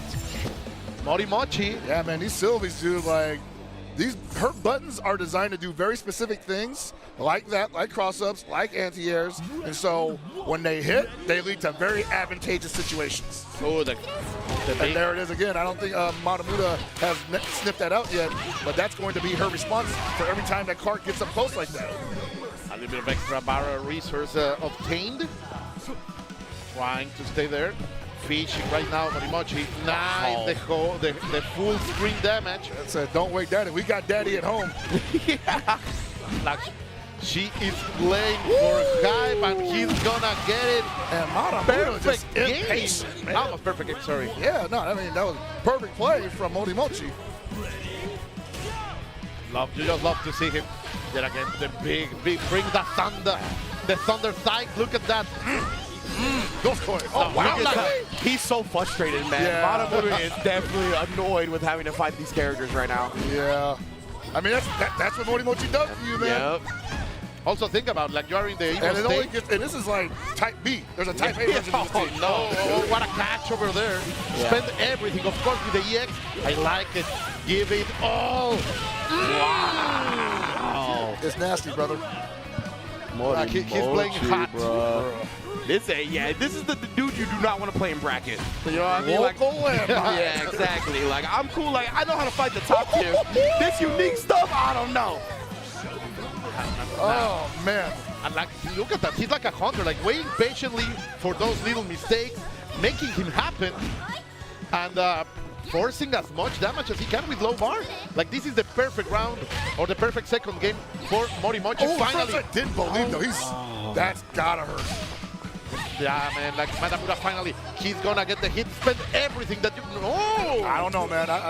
What's going on, Puck? Well, he believes, of course, but now you're gonna pay for it. Yeah.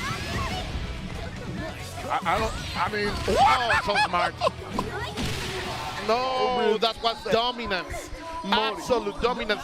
The hierarchy has been established here. oh my God. Morimochi, a monster. Oh. Yeah, I got PTSD from the Fenrich jump yeah, yesterday, yeah, right? I Like, know. like the back hop in the corner like that, and just again shutting down the falling button. That was incredible stuff from Morimochi. Like, I do not want, if I'm a player, I do not want to play him. Yeah. Straight up. Like, you know what I mean? I'm used to the top tiers. I'm used to these characters that gotta fight a lot. This stuff right here, somebody that's been putting this much time into these funky characters, nah, son, this is gonna be a nightmare. It's been 4 years, and I finally got to learn this match. Yeah, exactly. Like, oh, nah.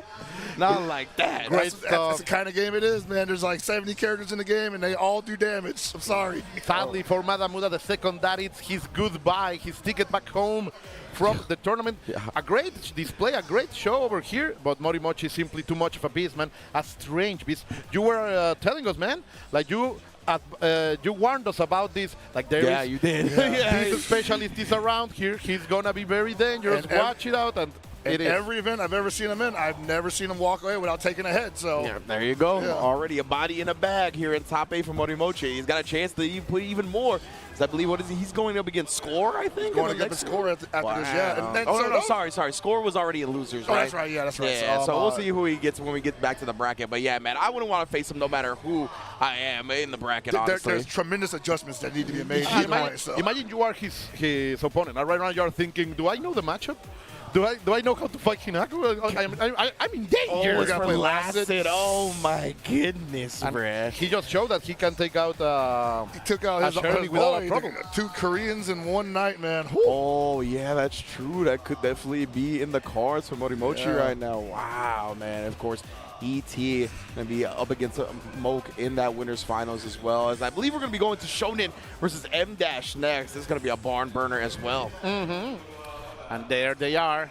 They're already heated up, man. I know these guys have been chomping at the bit because, again, a lot of these guys play each other all the time, but it's different right now. Yes, it's in front of everybody. It's for that trophy in the middle. Nah, man. I think it's for an SWC spot.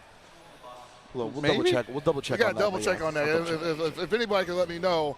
But, like, yeah, man, like, even if it's not, like, This wants to be an Evo This champ. is pretty It new. doesn't matter. Yeah, Evo is still prestigious as hell on its own right. And for Shonen and for Morimochi, this is about as good as it gets as for now. Yes, absolutely, man. Looking forward to seeing this as well. It's where we start getting into the nitty-gritty, the losers quarterfinals, right? We're going to start seeing those momentum clashes from the players that won in round 1 losers, and then, of course, the players that fell into the losers bracket in the first place. As we go for this rush of the glory from the rising sun, this is what these players are willing to get. Another chance for these 2 killers to stay alive, to recompose themselves, to fix the mistakes. Yes, according to Liquipedia, this is a SNK World Championship qualifier for KOFXV. Shouts to Incross as always. Incross the god, bro. Much love. Yeah, man, we used N-Cross for a lot of the data we gathered for SWC 2023 last year. Yeah, and he was doing the homework for sure. That dude is a monster, 100%. Yeah, he's a big SNK fan. Like, he's a monster for like every game in the community, but he has a real, his heart is in the SNK world, so I love seeing it. Thanks for your hard work, man. Yeah, absolutely. Thanks for so much. Sorry for so little. No, I'm full disclosure. We paid his ass. So. Oh, yeah. He deserves to definitely be paid. I love hearing that. The goons made sure he got paid. So. Oh, really? Yeah. Good, give me that. Good looking out. Game goons in the building.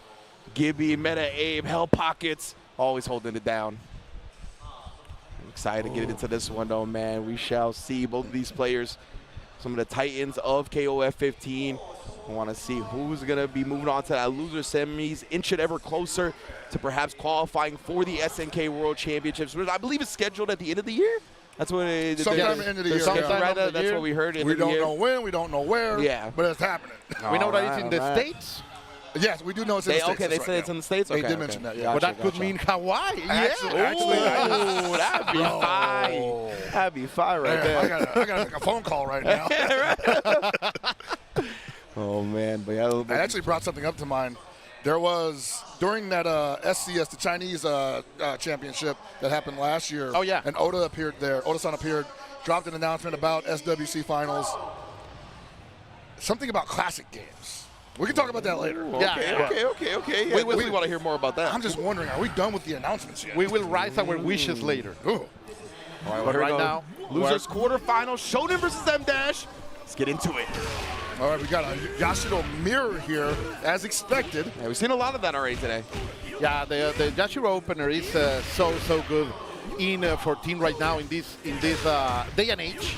I mean, this was definitely 2022 for sure. Like, he has everything that you need. Like, great low bar, great damage for low bar. Yes. Great normal. Yes. Setups, and of course the ability to destroy your opponent if you open them up. That's Yashiro. El Yachiro, as we say in Mexico. And now, like, you gotta be aggressive, man. You can't just let him do it to you. Yeah, he has to. You have to come out and swing. But the problem is, of course, M-Dash is going to be ready for it. It doesn't matter because Shonen wants to be the main character of this story. Benimaru definitely a character that can swing with pretty much anybody. That Yaido kick is going to punish a lot of moves that normally can't be punished, not because of speed, but because of distance. Completely right. Let's see 1-2, not unable to confirm. The EX Raging Ken as an anti-air, trying to stop anything yet again. La Copia. Serving it with 2 tortillas because he was able to land it. What a drop. He committed to that. Oh, this is going to hurt. I didn't know that they were giving gifts here in the Golden Week. Yeah, I like it. Hard knockdown. Hit him with the hammer. Yeah. And now look at, it doesn't matter. Like, house money. Yashiro made the job. Like, so much damage. He got barred back. Benimaru is on a land. A good one hit confirm can kill this. Yeah. With one more. Oh, okay. Now a good start for Shonen right here on the third round. He's telling me, shut up, Musket Man. I'm still alive. Still got enough meter to touch. Oh, that's it. Yeah. That's what a big mistake over there. It's going to be so painful for Shonen. Yeah, that might end up having some repercussions for the rest of the game because not just because, match to match, mental stuff stacks up like that. Yeah, if you drop something like that in the middle of the first match, you're second guessing that for the rest of the game. I hope he's able to shake it up because so far his Isla is doing something. What a great check over there. Don't approach me, woman. Then we're going to drop the Sanda. I wasn't blocking that. For sure, man. Oh my God. He dropped it sadly. The call was perfectly there for M-Dash, and now he's going to pay the price for not taking out the Queen of Pisco. Shoutouts to Chile. Doesn't do a ton of damage, but does enough just to be scary. Obviously, the setups are what's really the problem here. And that big down C, and the big far C. I just say let it rip. See how he responds to it. Tip him out. That's what I'm talking about. Oh, so sick, man. So sick. We're going for the anchor battle right now, right? Like Isla against Sylvie. Definitely like this for Isla here, man. But at the same time, look at the dinero. The bar is there for Sylvia. He's gonna dash all the way. Was ill-advised. M-Dash always a killer. He's not gonna miss this chance. With the climax, he's gonna. I want to clarify that while I like it for Isla, I don't like that decision for Isla. No, you are completely right, man. M-Dash proving that he is the menace here. so close. Just capitalizing on every mistake that Shonen's committing right now. And Oh, look at that. Like, run it back. Just mashing that button. I want to feel it well, back. like I say, these guys do this all the time. They're probably just like, bro, like, don't waste my time with like going back to character select. I know what you're doing. Shonen Benimaru was on point. He needs a little bit more of work from his Yashiro that he's right now delivering. Using that 6B for the range there. I like it. No, That's right. Round point, fantastic. Stay in your corner. That's why he wanted to play, man. Like, he was feeling it. Like, even if he looked, no! Yeah. No! They got all What a series of decisions. the shadow of the wolf is around us. Wow. They're. I like down C on Yashiro, but in these situations, like. Are yeah, you really going to run it back? It can be like that. The down C is really good Are like you that. really going to steal this? Yeah, Oh yeah, my yeah. God, he's thinking about it. The wheels fell off pretty early in his round. So Shonen is living in the past pockets, and of course, Emdash is going to take the chance. that is. You know what? I'm not even surprised. Man, it has to feel terrible. Come on, Oh yeah, Pockets. no, I'm sure. It Punish does them, feel terrible. punish them. I'm not. I'll try not to do it. 'cause I'm like, trouble, that's like that. Like, this is what you get for dropping a combo. The air lightning How slap dare over there. you. Only one hit away, but no, it he can pressing be button. like that though. It can be like that when you're playing against somebody like M-Dash, where you drop the combo and yeah, you get what you deserve. Most definitely deserve that. Yeah. It's painful, that's for sure. Now in the Benny mirror, which one has most style reach? Fashion check. What? fashion Benny? check? I like the blue. Yeah. The white and black is classic, but I like the blue right here. With the Standard black Benny vest. right now is yeah. I was doing We agree. We agree. Yeah, most definitely. Okay, the But right Benny in outside general, of I can't stand this character, so. You know, God bless all y'all that play him, but don't play him against me. Oh, he's gonna cook. There you go. Yeah. He has the damage. 1, 2, the Shitangeri, of course. The full course. Get off me. Oh, Ashibarai Taiku. What a catch. Knowing the perfect range. That's an That's high level. specialist. That's high level. Yeah, absolutely. The 2B low profiles and the hops and the jumps is so important in KOF. Oh, and he's just gonna run and check your ankle. Yeah, man, I told you, like, once you drop a combo like that, you start saying this Oh, a lot oh, of oh. things. That was a lot hot. of meter there. Nice. Shonen still have a battle fighting him. Gonna get an extra bar. And I gotta hold my breath here because Shonen's in, he was in control, and it's up to him to maintain control. Another drop from M-Dash. Very unlikely, but still able to have those flash-like reactions. Shonen is gonna take it, spending everything to take Benny out. Now Isla will have to face Sylvie with almost 3 bars. And the only saving grace here is that he does have a bar to like throw out the super whip, so like should be able to play this pretty clean. Oh, I thought he had that. But what are the bars if you don't let them play? Like, Shonen knows it, and he will go full force forward. Ooh, that was dangerous. All right, got the life lead here. Doesn't have to do a ton. Just get some. Oh, he caught it. I don't know if he wants to engage her. She has 3 bars right now. Oh, that's gonna be it. That should be it, yes. Yes, great stuff over there. Very, very close sets so far. Again, I feel like one of our first Game 3 sets, honestly. Potentially, yeah. I think looking this might be good. the And one. look at that smile. Like Shonen suddenly shook all of those mistakes. Yeah, he we are looks back much more into game comfortable. number 1. It's actually wild because I'm thinking like the same thing, but at the same time, I'm also thinking like he's like, man, finally survived that one. Yeah. I was able to take it. But of course, M-Dash, he is one of the best in the business, and he is not gonna let that bother him too much. Do not like these wake-up rolls. Dangerous as always. Yeah, like, I mean, rolling is great in this game, but like if you just telegraph that a little too much. Nice. Being punished for a little bit of extra aggression. Waking up with buttons. Oh, no respect right now. Challenge that, baby. Right, you see Shonen right now, even though at the life deficit, trying to just, that's right, he's just trying to wait for that opportunity. Sadly, no resources to capitalize much out of it, but a lot of damage without any kind of bar. M-Dash is on a situation, a war of attrition on that left side of the stage. And I was loving how Shonen was playing that for a second, forcing M-Dash to hold the corner. He would have to jump out, got a little aggressive there, ate a DP for his trouble, got the round anyway. A momentum shift, Pockets. I need him to like possibly recognize when he's in control though, because like there's been a couple of times where he's in great positioning. And I think he's incredibly close. Very different to how game number 1 started. This should be interesting here because they're both even basically in resources. What are you talking about, man? And they, of course, using the guard break in order to move out of there. Magnificent stop over there by M-Dash, the specialist, but still, the punish was so-so. I think he just wanted the corner carry, and he just wanted to hold the resources for when he got the corner. Ooh, I mean, the real story here is Shonen is a little shaky. To be honest, like right now he's like a sphenoidal graph. Peaks and valleys. We're going for the valleys to the zeniths. That for sure. I need more peak.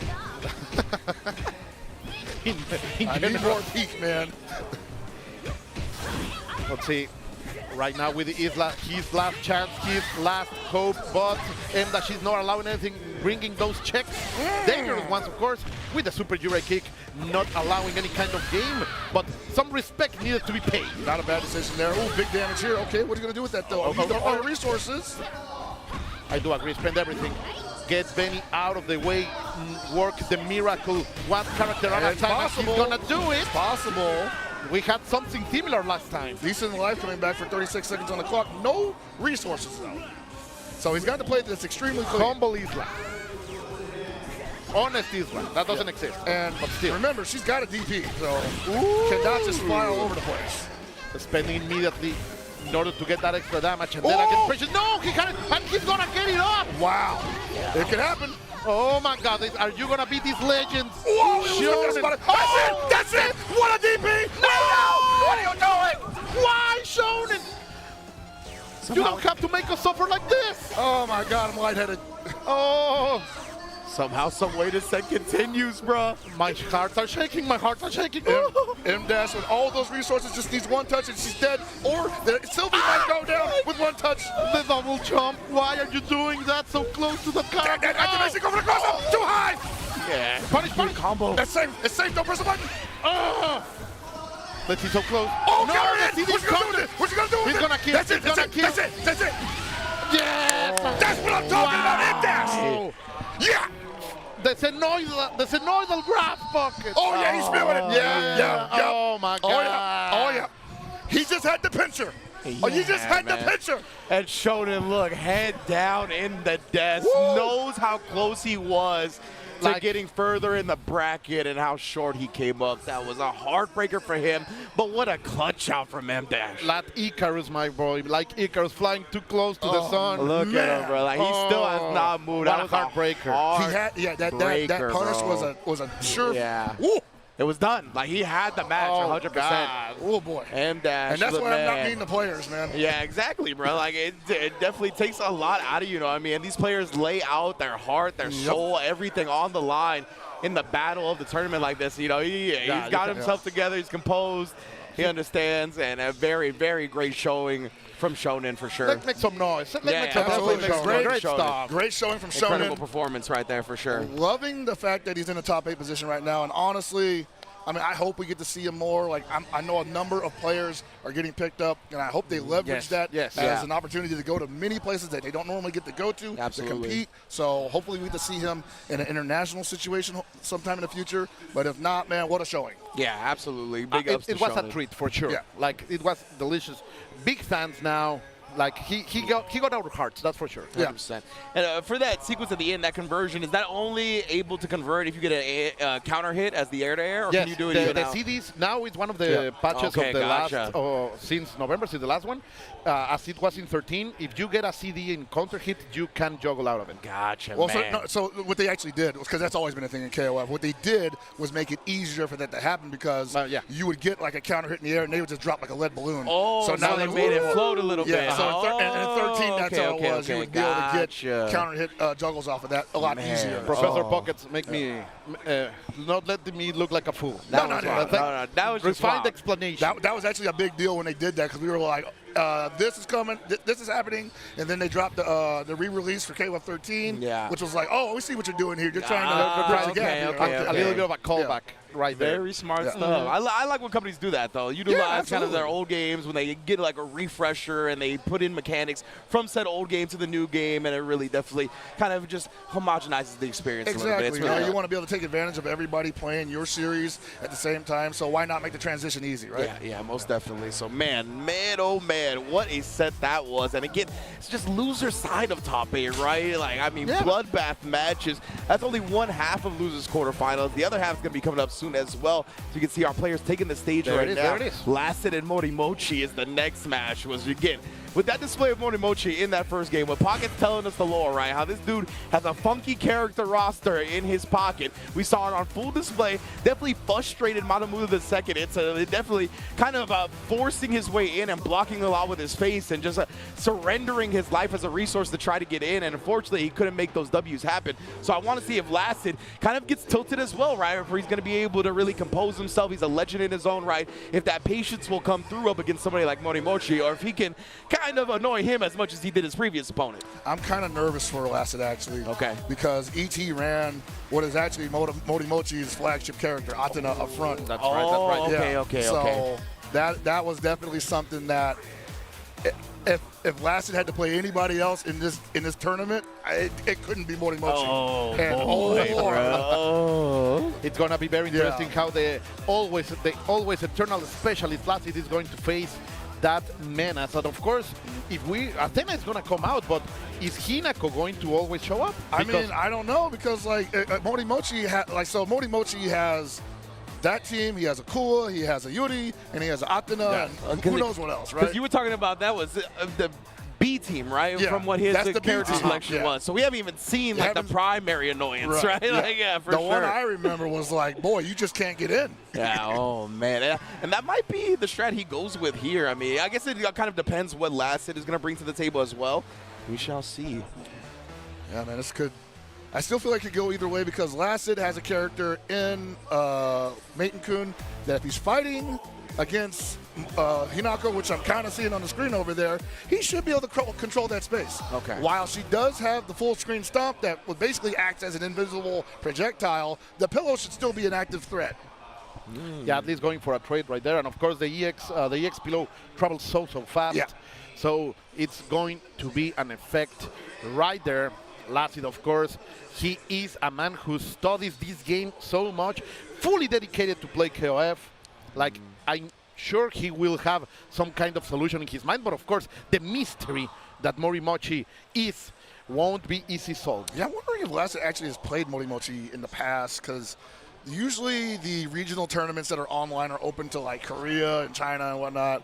But I'm not sure that they've ever met in brackets, so this could be a first for everybody. Bringing the Eat energy, it up, bro. yes, indeed. Trying to get the heart of the crowd right here. Love seeing it. Love seeing the showmanship. Hopefully everybody at home is like giving all their support to both players.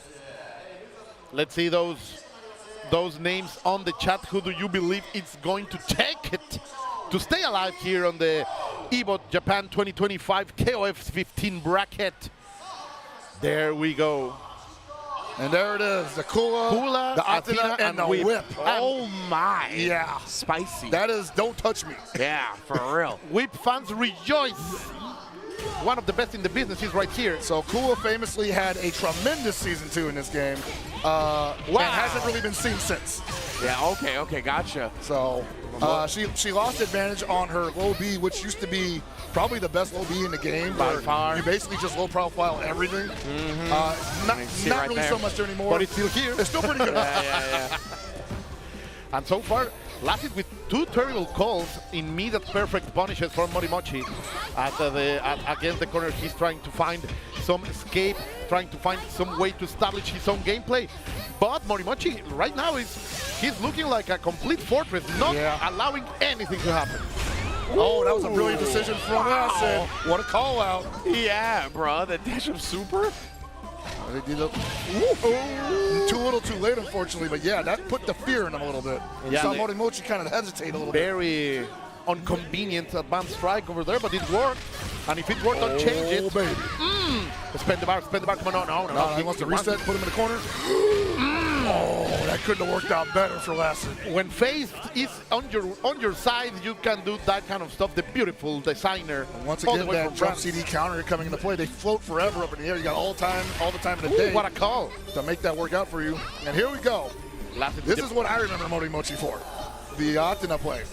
let's All see. over the place, like a hornet. Look at that CD, perfect stuff for Lassie. Not unable to land on Can't time. touch me. Don't touch me. Don't touch me. No, the Psycho Sordo. Right now the wall is being built, but Lassie is able to take it in against the corner right now. Trying to get away. Morimochi is gonna get a lot of damage right here. Maintaining the resources.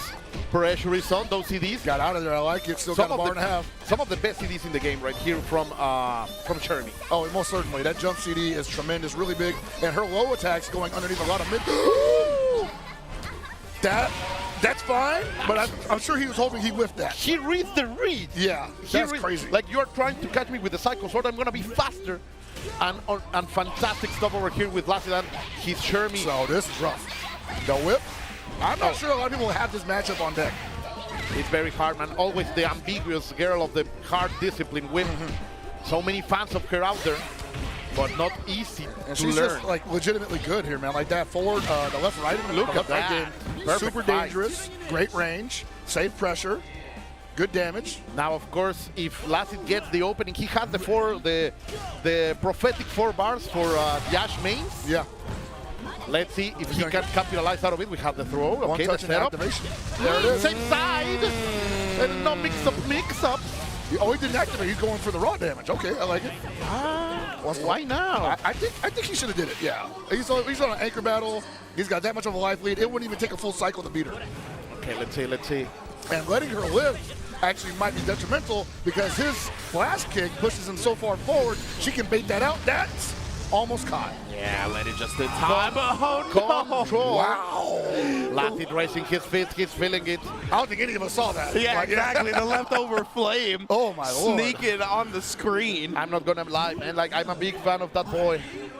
Like, one of my favorite international players for KOF. Lassie, always traveling, always with a smile. And that was an incredible turnaround from Yeah, the man. opening match. But at the end of it, we saw that Lassie asserting dominance with the advanced strike kind of made Morimochi a little gun shy. Chermi, the team player right there. Like, she did so much work. Yeah. Ash was there to close the deal. Now let's see if Meidekun is able to deliver something, because right now he's being fully controlled. Yeah, well, Kua not with a lot of damage, but she does have a lot of corner carry. Look at that. A little bit of a prediction. The shattering strike is not going to land. He's going to get the punish, but not much. In order to deliver much damage, my dear Helpakan. Plus on block. Wow, he jumped out of that anyway? And now you see, yeah, Meidekun plays. Morimochi's just trying to get away. Like right now, this is what Lassie's needed. Last time, Morimochi was able to control the Sleepy Boy by a lot. Didn't capitalize on the counter there. No EX. Morimochi looking to bait Meidekun possibly into a little unfavorable lunge punch. That throw was risky, but able to get the hit. 12 seconds on the clock. Not much life is going to come back. It's interesting psychology here because Kua can't do anything from that range.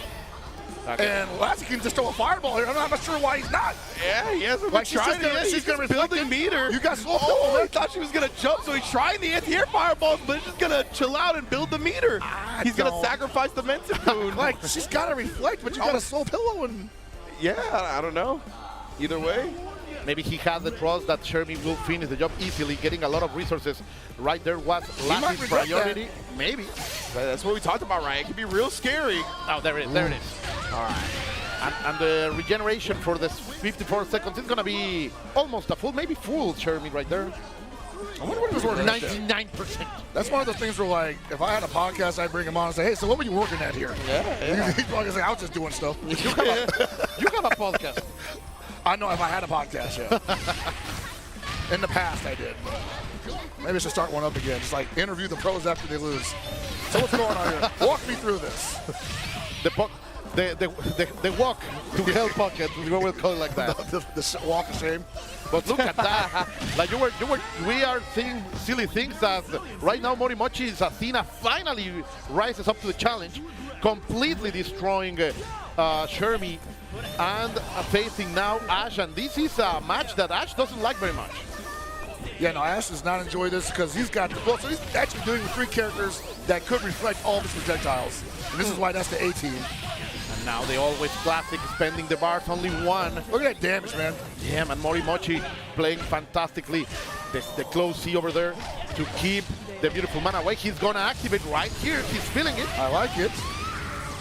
Yeah, here we go. Get her out of here. You're not working with a lot of life at the end of this string, but you do want to give yourself a chance. La danza mortal over here by Ash.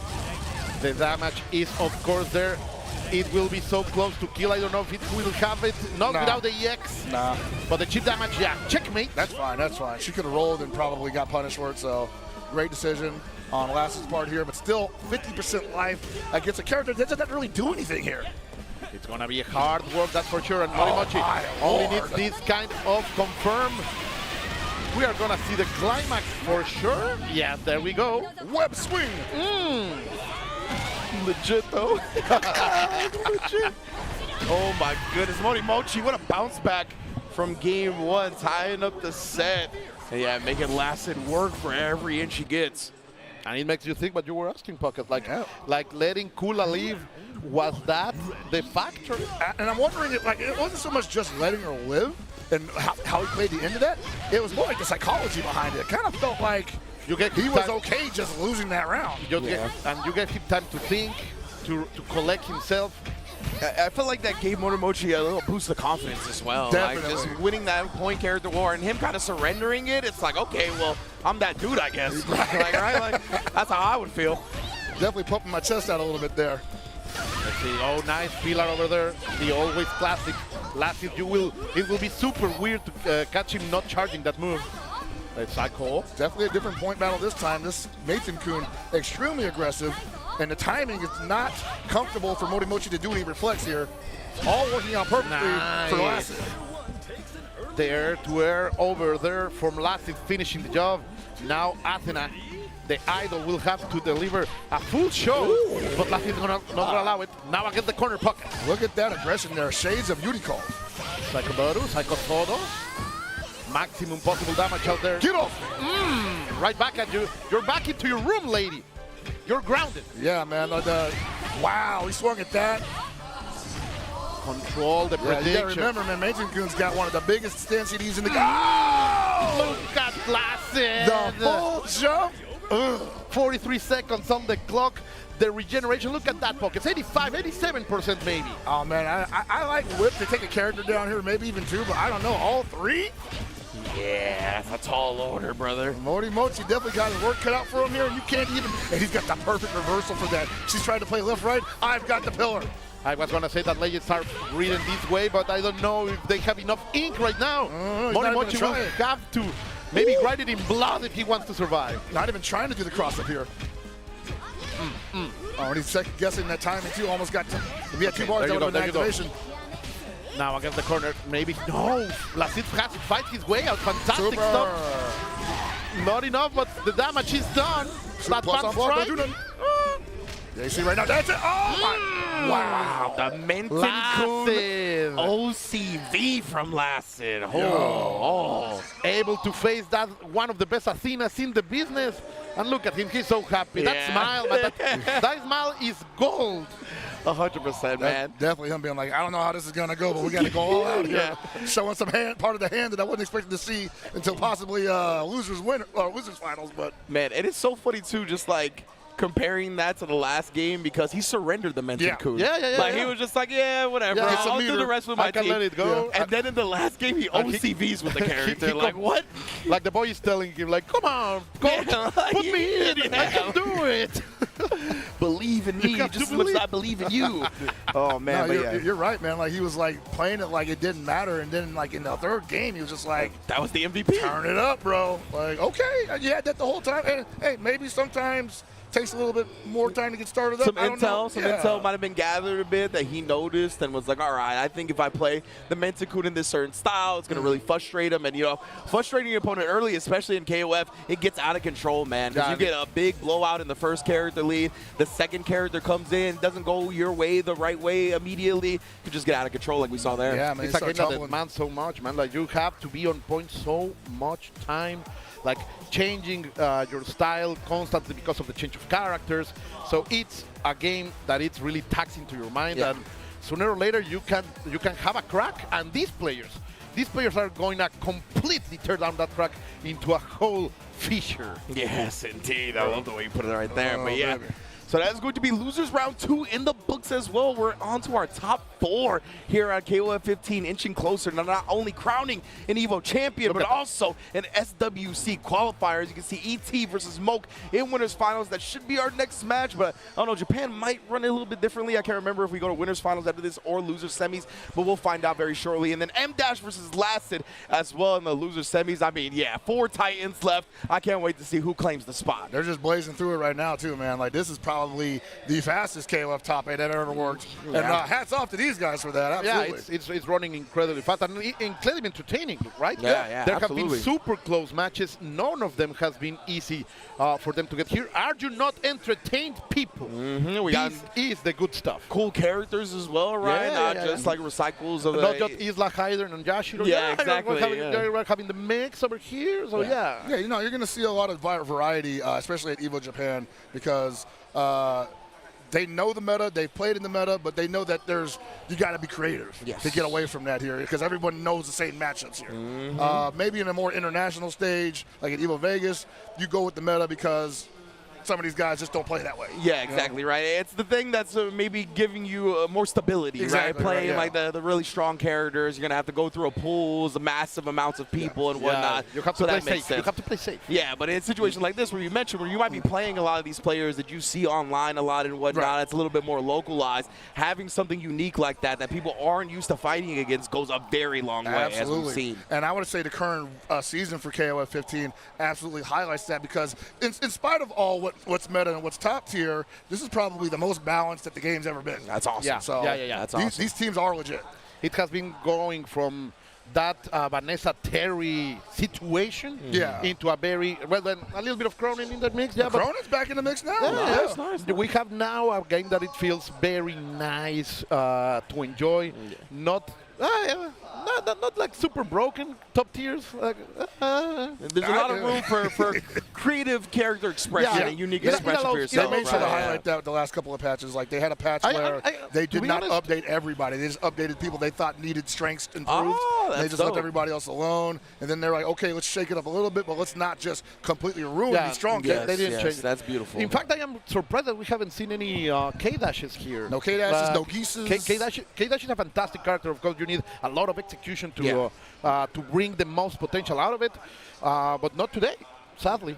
Yeah, unfortunate, but we shall see. A lot of the characters we're getting have been very entertaining, though, as KOF always produces incredible entertaining matches and characters. So all these players on full display as well, right? Bringing their games, bringing their skills to this top 8. Only 4 left, and yeah, we've been blazing through it, man. It has been an incredible top 8 already so far. And if you're just joining us, you're arrived for top 4 of KOF 15, but also there's going to be Grand Blue top 8 later, Guilty Gear Strive top 8 later, with most likely some Tekken and Street Fighter sprinkled in the mix as well. So yeah, it's been a great weekend of Evo, and it's only going to continue from here. Content, baby. We are full of it right now. A lot of there. We are going to be here until you are up there till you're done. Yeah, exactly. And even beyond that, right, because as our broadcast ends here, I want to remind everybody that we do have Wooly and MTL Reggie that are doing watch parties pretty much as soon as we go offline here back in the States. So, yeah, this has been almost a 24-hour broadcast if you include the watch party as well. So, yeah, we're not stopping here at Evo Japan, and we're going to kick things off with winners finals coming up next. ET versus Smoke, Falcons battle. Yeah, man, the team kill over here. But, of course, these guys are not going to see each other as teammates right here. They are rivals. They are opponents, because only one of them can move into the grand finals on the winner side. Look at that smile, man. And they're used to that, man, because these guys been not necessarily against grand finals, against each other in grand finals, but against each other quite a bit. These guys constantly in the top 8 position. Definitely 2 household names of KOF. Like most of the time, when one has to go on to win a tournament, they got to beat the other at some point, right? Whether it be winners finals, first round of top 8, grand finals, these two are going to come to a head. As we see now, ET versus Smoke. Let's get it. And he pulled out the card. That's what I'm talking about. Very interesting. I do believe that this is not like the best kind of matchup for Clark, but ET is feeling it himself. And now la mano cochina. Hey, man, if he can disrupt anything like Clark is supposed to do, then that's the job done. Let's see, it's staying on the same side. Trying to maintain the momentum. Ooh, the big fist. Can't forget that Clark has some of the biggest buttons in the game, as well as some of the fastest. Wow. And the most plus on block. Let's see, great stop over there. The back jump to maintain the air time. Blocks are here for ET. The defensive gameplay, fantastic from the Taiwan representative. I don't know how he knew that was coming, but hey, good reactions. I do just love to see it, man. When defense is one of the highlights in your match, you know you're looking at good fighting games. Right, yeah. Absolutely, absolutely. Can't believe he anti-aired with that forward B. And right now, Okay, the Clark running away with that, playing with house money right now. That's exactly what he wants. He wants to get a DDT. One more touch, and she's probably not going to get that oh, back. what a jump over there. There was the prediction for ET, but the button wasn't able to reach. Now MOK has everything in his side. Wow! No respect! Just do it, man. It's house money. Oh, what's the worst thing that can happen? We're going to the secondary battle. Yeah. Like, this is big money being made, as you say. High roller, ET. Wow! He Big is mistake. full flow state with Clark right now. He's going for it. He's just going. Clark doing a great job in the end, taking more than 70% away from his. Like with the regeneration, we are going back into the 55%, but that's great stuff for the ET opener. So here's the scary thing about that. You have to forget that Clark around now, because you're like, he's not going to play that way with high. Bye-bye. Yeah, exactly, right? He's going to be mad conservative. Everything's going to be pinpointed. Now that he's up a character, Yeah. he's like, okay, let's get stupid again. Yeah, that's a great point, right? You kind of fall into the trap of being like, okay, they're going to be reckless, so I have to play to counter the recklessness. And there, right, immediately just switches it up with a high turn. And now Hydern is going to be so much trouble here for Muck. No, of course not, because Muck is running that offensive game, pushing forward against the corner. Great backdash. That was risky as hell, Yeah, it was but risky. able to Could've got survive. What a block! You do have to block that on the other side. It is a real cross-up. Oh, see? The opener, ET, relentless right now. Going from coast to coast. The always positive charging strike is going to hit and keeping him on the offensive. Yeah, right now, wow, had to sit there and let it happen. The moon is rising right here. This is winner's final, so I believe it's 3 out of 5. So. I would assume so, yes. Okay, so we definitely have another chance to figure out what ET's doing here. I think it's just a simple ebb and flow situation. Mulk was not looking too bad there for several of those rounds. Just couldn't keep up with the secondary battle, and that's quite potentially, I won't say the most important round, because obviously the anchor round is the most important round, but that's where things can tend to lose momentum. Yeah, and it really felt like the Clark doing so much work really put him behind the 8-ball when it came to that secondary battle, right? So I think that caught him off guard a lot, especially with the way ET was flowing. So he's really got to put, I think, a stop to the momentum that Clark can build. But he's not doing it right now. That was nice. That was nice. That's exactly what he did in the last game, too, to call him out. Oh, stop! Okay. Disgusting Okay. Muck, this is what I want to see from MOK. This Shune has been incredible all tournament, and now he's finally able to show I it. was about to say, he's not doing the new stuff, man. Where's the new stuff at? There it is. Love really, it. really cool. You love to see it. Yeah, You so that's hate something when it happens. that's something that they gave to Shune in the current patch. I believe basically they want him resetting off everything now. That's awesome. Man. I love character archetypes like that, so that's really cool. Big mobility, everything he has. And now he also has some extra damage that we are going to see right here. Ooh, frame early on the perfect. OS. What a roll over there, man. That's the OS that, unfortunately, the way that move works, it still animates when it's not active anymore. Give me your soul, boy. I need the young blood. I mean, he should be feeling pretty good right now because he's playing with house money with 1.5 bars. The Hydern has to get a little frisky here. Do you have a still one opening? He just blocked. That's fine. And then the perfect punch, right? Getting a little bit of extra resources Yeah, over that was there. smart. That was with very the, smart. With the La Mano del Diablo. He knew he wasn't going to play. He wasn't going to DP him there, so he's like, whatever, come and get me. Isla Like that guy in Hank, what took you so long? making a statement over there. Ow. He's going to spend it?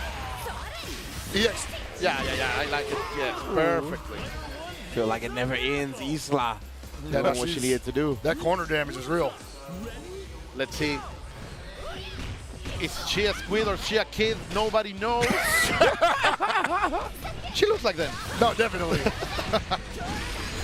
But right now, ET is going to deliver the damage. He needs to bring things up. The rhythm, the momentum was there, of course, And remember, this is 3 out of 5, right? Winners final. This is 3 out of 5, but right now it's looking like it could potentially go down to the anchor battle after ET gets one more touch. No, it does not activate. Ooh. And if it goes down to the anchor battle, I mean, Monk has the best kukri in the world. That's for sure. But And he's keeping the bar for him, like making sure that if you are gonna fight Kukri, he's gonna be well loaded. Perfect. Oh, This is perfect. I was gonna say, even that last combo made this round so much more worth it, but now Mo, he has an opportunity and does so exactly, actually closes it out. The chonker. Yeah, which is on life support with the Isla as well. Very impressive. 1-1. You love to see it, little by little. I don't want to show you my kukri just yet. Yeah, indeed. Yeah, that's another great point, though. Yeah, right. Like, he gets to hold on to some intel, right? You don't get to be exposed to it as much. You don't get to play against it. Definitely something that could kind of slip his mind later on. And again, a character like Kukri, but you need that experience. Exactly. And ET sticking with the point Clark. I mean, it is 3 out of 5, so like, you got one more chance to Clark potentially. has been doing fantastically. He's been doing fantastic, on and off, I would say. Yeah, first game he was very dominant. Second game he got mixed by Shune. Yeah, and I think that might happen again. Oh, let's see. Ooh, he's What like, a no, roll. get me out of here. A little bit, one extra mix over there by MOK allows Falcon ET to go forward, and we are going to DDT that boy. Man, he just ran up a little B. He said it ran up close B, it's plus on block. He's like, yeah, why not, right? Close B is plus on block, far B is plus on block. He's like, why wouldn't I just not hit light kick all day? You have to be always optimistic, Pockets. Positive all the way to the frames. That was a great opener by MOK, but he's going back into his room all the way to the corner, and Mr. Steel is working. That throw was like a corner carry on its own. Ooh, empty hop, but he drops it, no. Are you kidding me? Okay, whatever. That's so unfair. I mean, she didn't have anything else other than Farsi, and it's slow, but like, wow. Like you can complain about Isla, right? But No, there are sure, some yeah. stuff. I'll take it back. Never mind. Let's see. So far, I told you, man. Clark is not the problem. Clark is not the. Oh wow. Oh, yeah, that was What big a Hail for Monk, Mary. honestly. Yeah, the Hail Mary comes through big. Finally, grants the reprieve, puts Clark away. And yeah, he hung on to the Clark, and Clark was playing on house money the whole time. Went deep in the secondary, and now here comes Hydern to clean up. Wow. Whoa. What was he looking at? So this is what I was talking about, like Hokuto tomorrow, where she takes to the air, but she ain't necessarily coming at you. Yeah. Changing the rhythm of the jump. Then again, that was a little bit exotic, I'm gonna say. I would say timing on that, definitely. Like, probably both thought gonna hit a button at this moment. One was just faster. Back into the Kukri. Let's see the big X chop, the cross chop doing it, the Regan. Yeah, you see right there that close C that hits twice. That's one of his best tools, because like What is happening? there is The shadow of the wolf is here. there is definitely what a catch. What a catch on that teleport. Yeah, that's for sure. Breaking away. Great can't cross him with the, oh my God. predictions over here by ET. It's not over yet, but I think this is the last gasp for Ev right now. He needs to finish him off. He was able to block it that time, but now he was mashing. And ET is going to place himself on match point. Man, he's thinking hard about that one. I run away with it, he's saying. He's like, oof. It feels like if ET gets good going early with Clark, like it's so tough to take his Hydern down, right? Because then he can just park and play defensively with Hydern because he has such a significant advantage already. Very tough to get on the character when you could just play like that. And I want to say right now, both of those guys have been in that situation where like the point character starts cooking, secondary cleans up. Don't even get to the third character. Yeah, they've been back and forth on that. So if Mark pulls it off this time, we definitely got a real seesaw match. And now MOK thinking what's going to be the right order. If he puts Isla on point and Shune in secondary, that's not entirely insane. Yeah. Shune with 4 bars, that means 2 invul reversals that he has that does a lot of damage. There it is. That is exactly Also has what he a lot does. of access to meter-based movement options that are unique to him. Double air dash. I was going to say, up against Hydern, that feels pretty good, right? Yeah. Like, in a sense where, like, we talked about how you can just park defensively. You're not going to be able to do that as simply up against Shune. And in the end is the attempt of getting rid of Clark. And you want a character that can take to the air to avoid command grabs. You got a double jumper right here. Yeah, indeed. Like, is more about getting rid of Clark as soon as possible. But ET saying, no, good change of strategy, man. It doesn't matter. It doesn't matter. I am in the mix. Is still a mount monster right there. I am cooking here. Oh my God! And he recovers fast enough to punish that. Oh, let him cook. Dude, this Clark from ET has been in a different world. My goodness. Master Chef. Sometimes he just ain't ready for it, though. Insane calls here by ET. Predicting the future, looking like an oracle himself. I just want to say it's not like he could hear me. He's keeping I on. said that. I know. Oh, he's keeping on it. Clark got some of the best up-close buttons in the game. Oh my God. My German release style. Get me out. Oh my Lord. You are getting back in, boy. Back in the corner. Post B again. Nope. Break up throw. What you gonna do with it though? Oh, I like it. That was nice. Got a long way to go, but this is a start. Reset. Yeah, baby. Oh, now we are Hard knockdown. Oh no, no reset. Okay, I like it. Hold the pressure.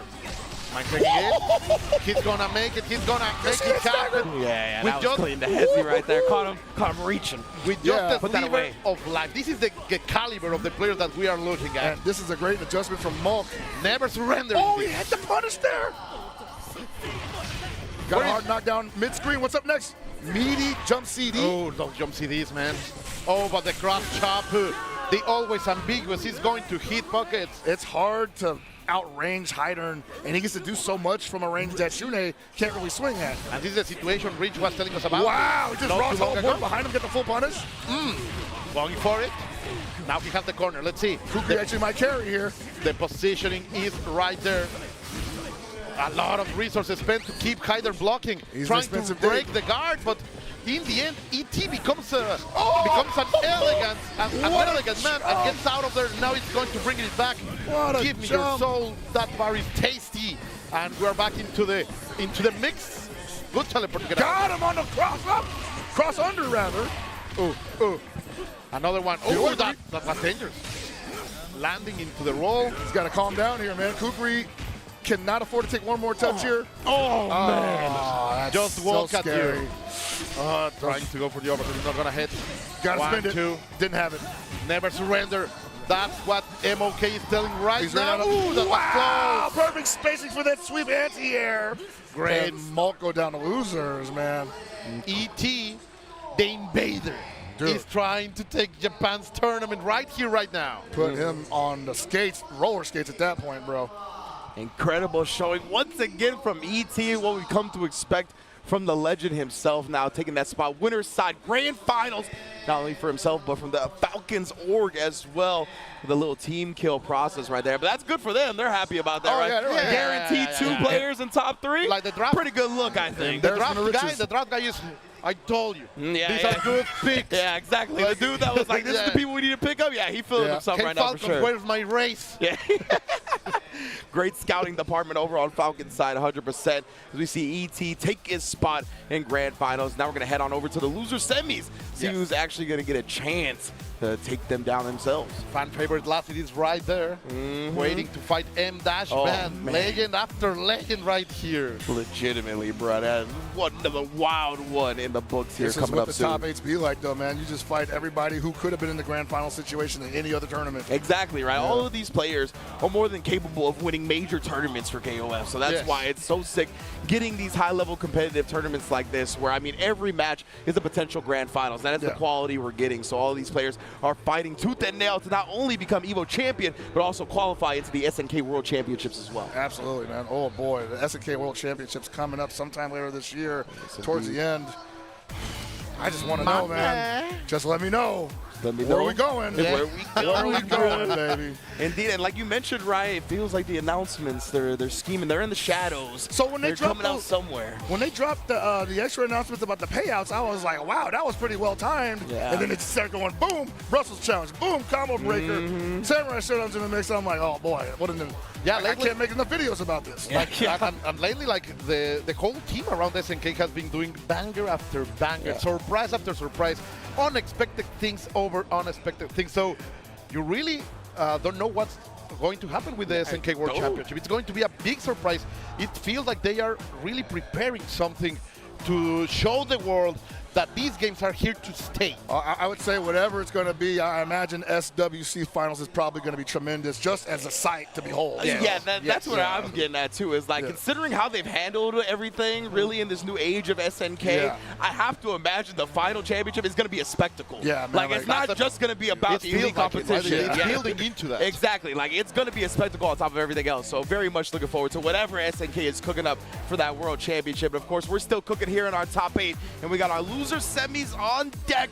It's going to be a great one here as well. Wild, man. Lasted versus M-Dash. Two guys that definitely no stranger to each other, champions in their own right. M-Dash runner-up at SWC Finals last year. Lasted in the mix for that as well. Oh, man. And just constantly butting heads with each other.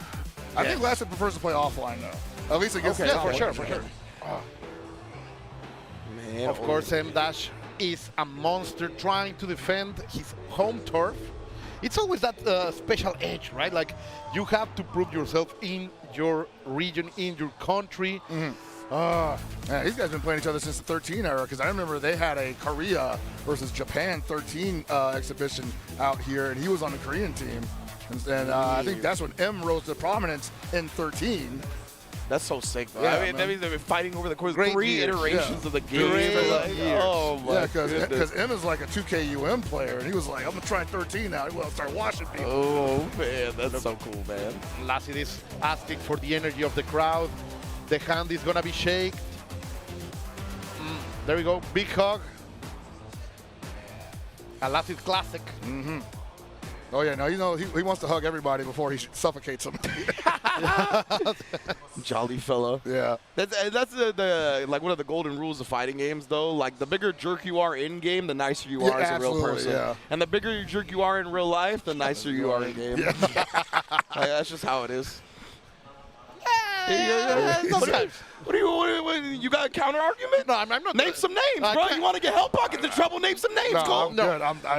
Name some names, bro. I'm not willing to go there. Okay, Punk. Who? Punk. Puck? Punk. Oh, Punk? No. What do you mean? Like, he's nice in game? Yeah, I mean, like, you know. He's good. gonna- He's good. He doesn't play, like, weird in game.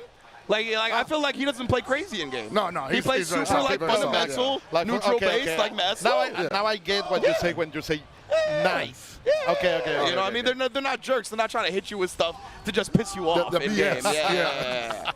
100%. But like the people that are really nice in person, No, they are weird. they are scumbags in like game. weird. Yes, Yeah, I get it, I get 100%. it. We're talking about Reynolds, okay? Yeah, 100%. Reynolds, fantastic human, real jerk of a fighting game player. Real jerk.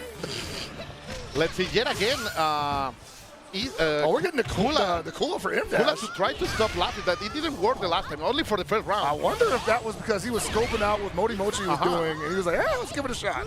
Like he saw something, but a big mistake over there with the frozen crow bite.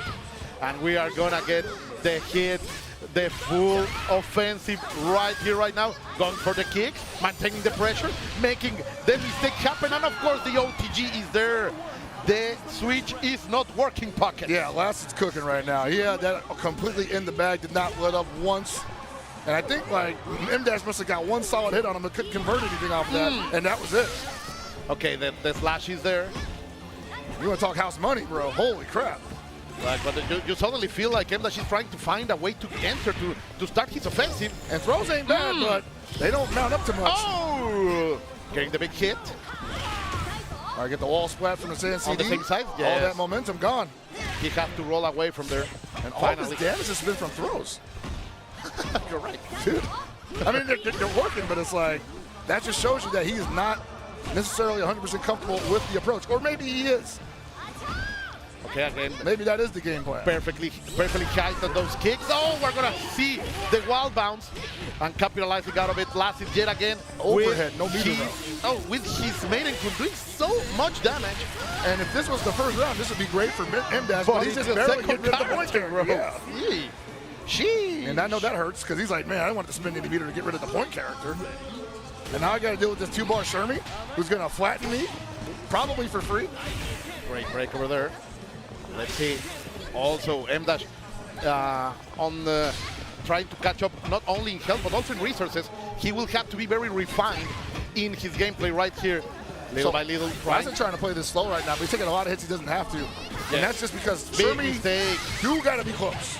I think Lassie fell into the style of gameplay that M-Dash was just looking for, and he tried something crazy, gonna get punished for it. So the axle kick is definitely something that you should feel comfortable throwing out once in a while, but against Benny Maru, who's got such a good low beat, just to kind of respond to things with, yeah, that's a dangerous maneuver. What a change of momentum. All that hard work from Maiden could got a little bit wasted right here. Now Ash will have to close the deal, and not like that. I feel a little bit too frisky. Unfortunate, man. Can't blame that on the input delay. Okay. Wow. I've never seen that happen. Only the two first hits hit? Maybe? Yeah, that was weird. I mean, still okay. If he finishes off this Benny Maru fairly soon, he's going to get a lot of life back. But you can see that's against M-Dash's interest, and he's just rolling back and forth in the corner. No! Lassie, what's happening? And of course, remember, this is not 3 out of 5. This is 2 out of 3. Yeah, that's right. And Lassie's going to capitalize out of it. So M-Dash is going to capitalize out of it as much as he can. A lot of time wasted too. Only 40% of that. Wild, dude. He came away with that with 4 bars still. That's crazy. Yeah, at the very least, right? Ash Here we go. Enough resource capable. Yeah, that might be it. I was gonna say this character can TOD with this much meter, right? Yeah. Most likely, my yeah, goodness, absolutely. bro. There are routes. Yeah, we shall see. Last execution has been looking super clean. La danza mortal. I don't want to say nothing, man. When you talk during this, it's I like... feel you. 1, 2. No! Why? No! Oh my goodness. What a tech throw though. Lasted still maintaining some composure. Drama right here on the Evo stage. The throw is there. What is the setup? A little bit of a chew, a kiss. What a madman to be playing this character for 4 years. For real. Okay, let's see what the approach. Of course, Sylvie will only need 1 touch to kill. Nice what a challenge! response. Okay. Slap him out of here. Yeah, man. That Oh, was Lassie. almost the sickest whiff punish too. Like just barely recovered from the soul bot in time to not get punished by that. So important, the mental state oh that my. after dropping that combo, many people would have crumbled there. Yeah, But exactly, he was yeah. able to pick that up. That's experience, that's character. I was so impressed that he was able to take that throw like very quickly, the one that happened after the Yeah, drop yeah, combo. yeah. Because like in situations like that, I feel like you're reeling so hard. Yeah, normally that you- a definitely scramble not throw, thinking about- Scramble, yeah, exactly. yeah, you ain't gonna take a scramble throw, but he did. That was extremely impressive. But yeah, Robert Garcia, for real? No. Nah, no way. He trying to holla at This Salvatore is, Ganache? this is taking Kula out of there. Let's see what's the opener now. Yeah, the Kula pick was odd. He's been doing great work with Yashido. Yeah, this is Benny Maru had to do double duty, and then the Sylvie just couldn't pull up the rear there, so we got the Isla in. also how risky, in this 2 out of 3 game to go and experiment something with Kula. That was a big bet.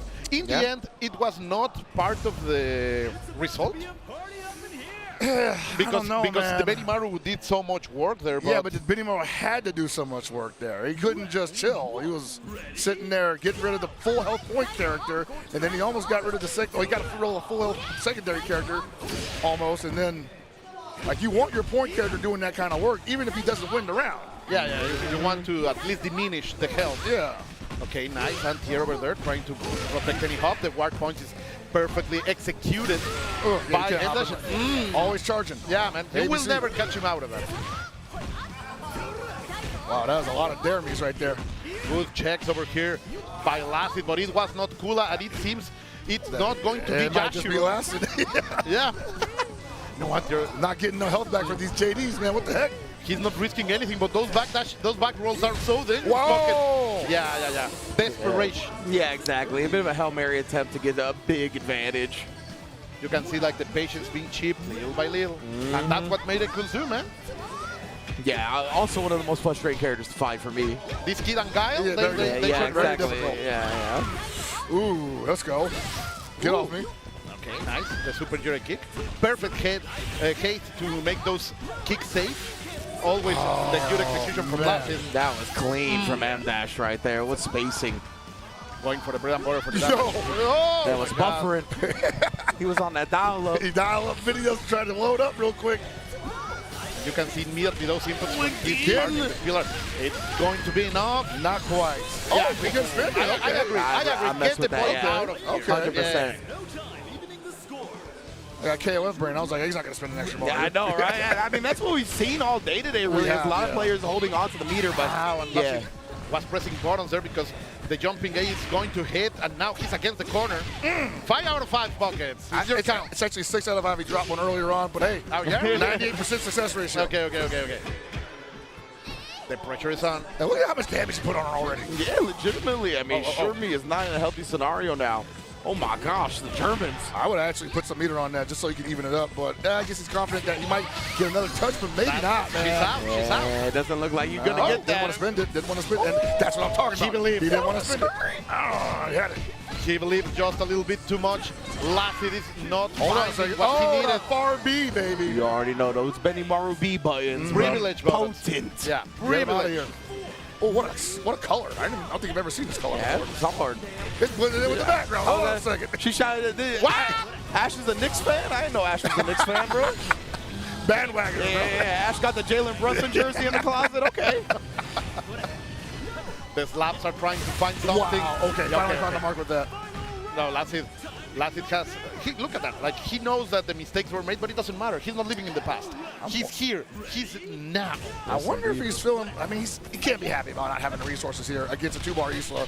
Wow. I don't know what's that. That hit the front, right? I didn't see cross up. Yeah. Wow. Everything is working on Lassid's weight right now, but of course, M-Dash can bring everything around. What? He has the Hit the resources. extended hurt box. That air-to-air was nuts. So there's something that they did earlier on in the game last night where they basically put a hurt box in front of jump CDs. Okay. So you can buy somebody from a mile away. All right, M-Dash up against it right now, man. All that money, but nothing to spend it on.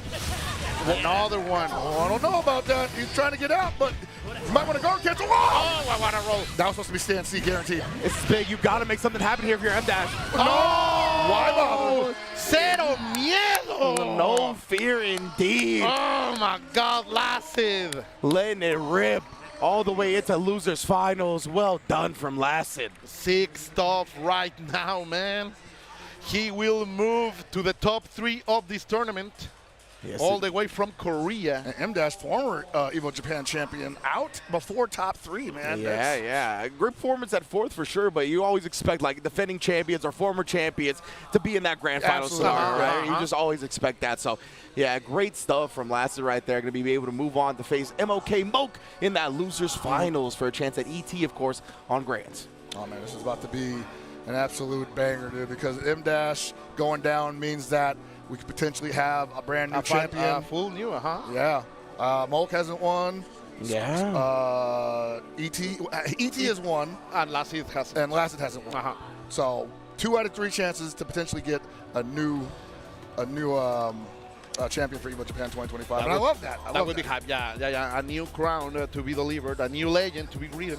Yeah, that's what we want to see. Yeah. Very much so, bro. That's why we are here for, man. Exactly, yeah. Now we've got into the top 3 territory, right? Oh, man. And again, not only is the prestige of being the Evo champion, the Evo Japan champion on the line, but also you will qualify into the SNK World Championships with a $500 prize pot for the first place champion of KOF there as well. And just in general, it's going to be a hell of a show. Like we talked about it. We're expecting a spectacle from that SNK World Championship. After last night, man, I don't know. Like, it could be anything. That's right? what I'm saying. That's what I'm saying. So I'm very, very excited to see the future of what SNK has to hold, of course, not only for Fatal Fury, but for KOF, for Sam Show, and just in general, the whole ecosystem of games they're producing. And whatever is coming, man, like, because exactly. there is a lot happening around there in those closed doors.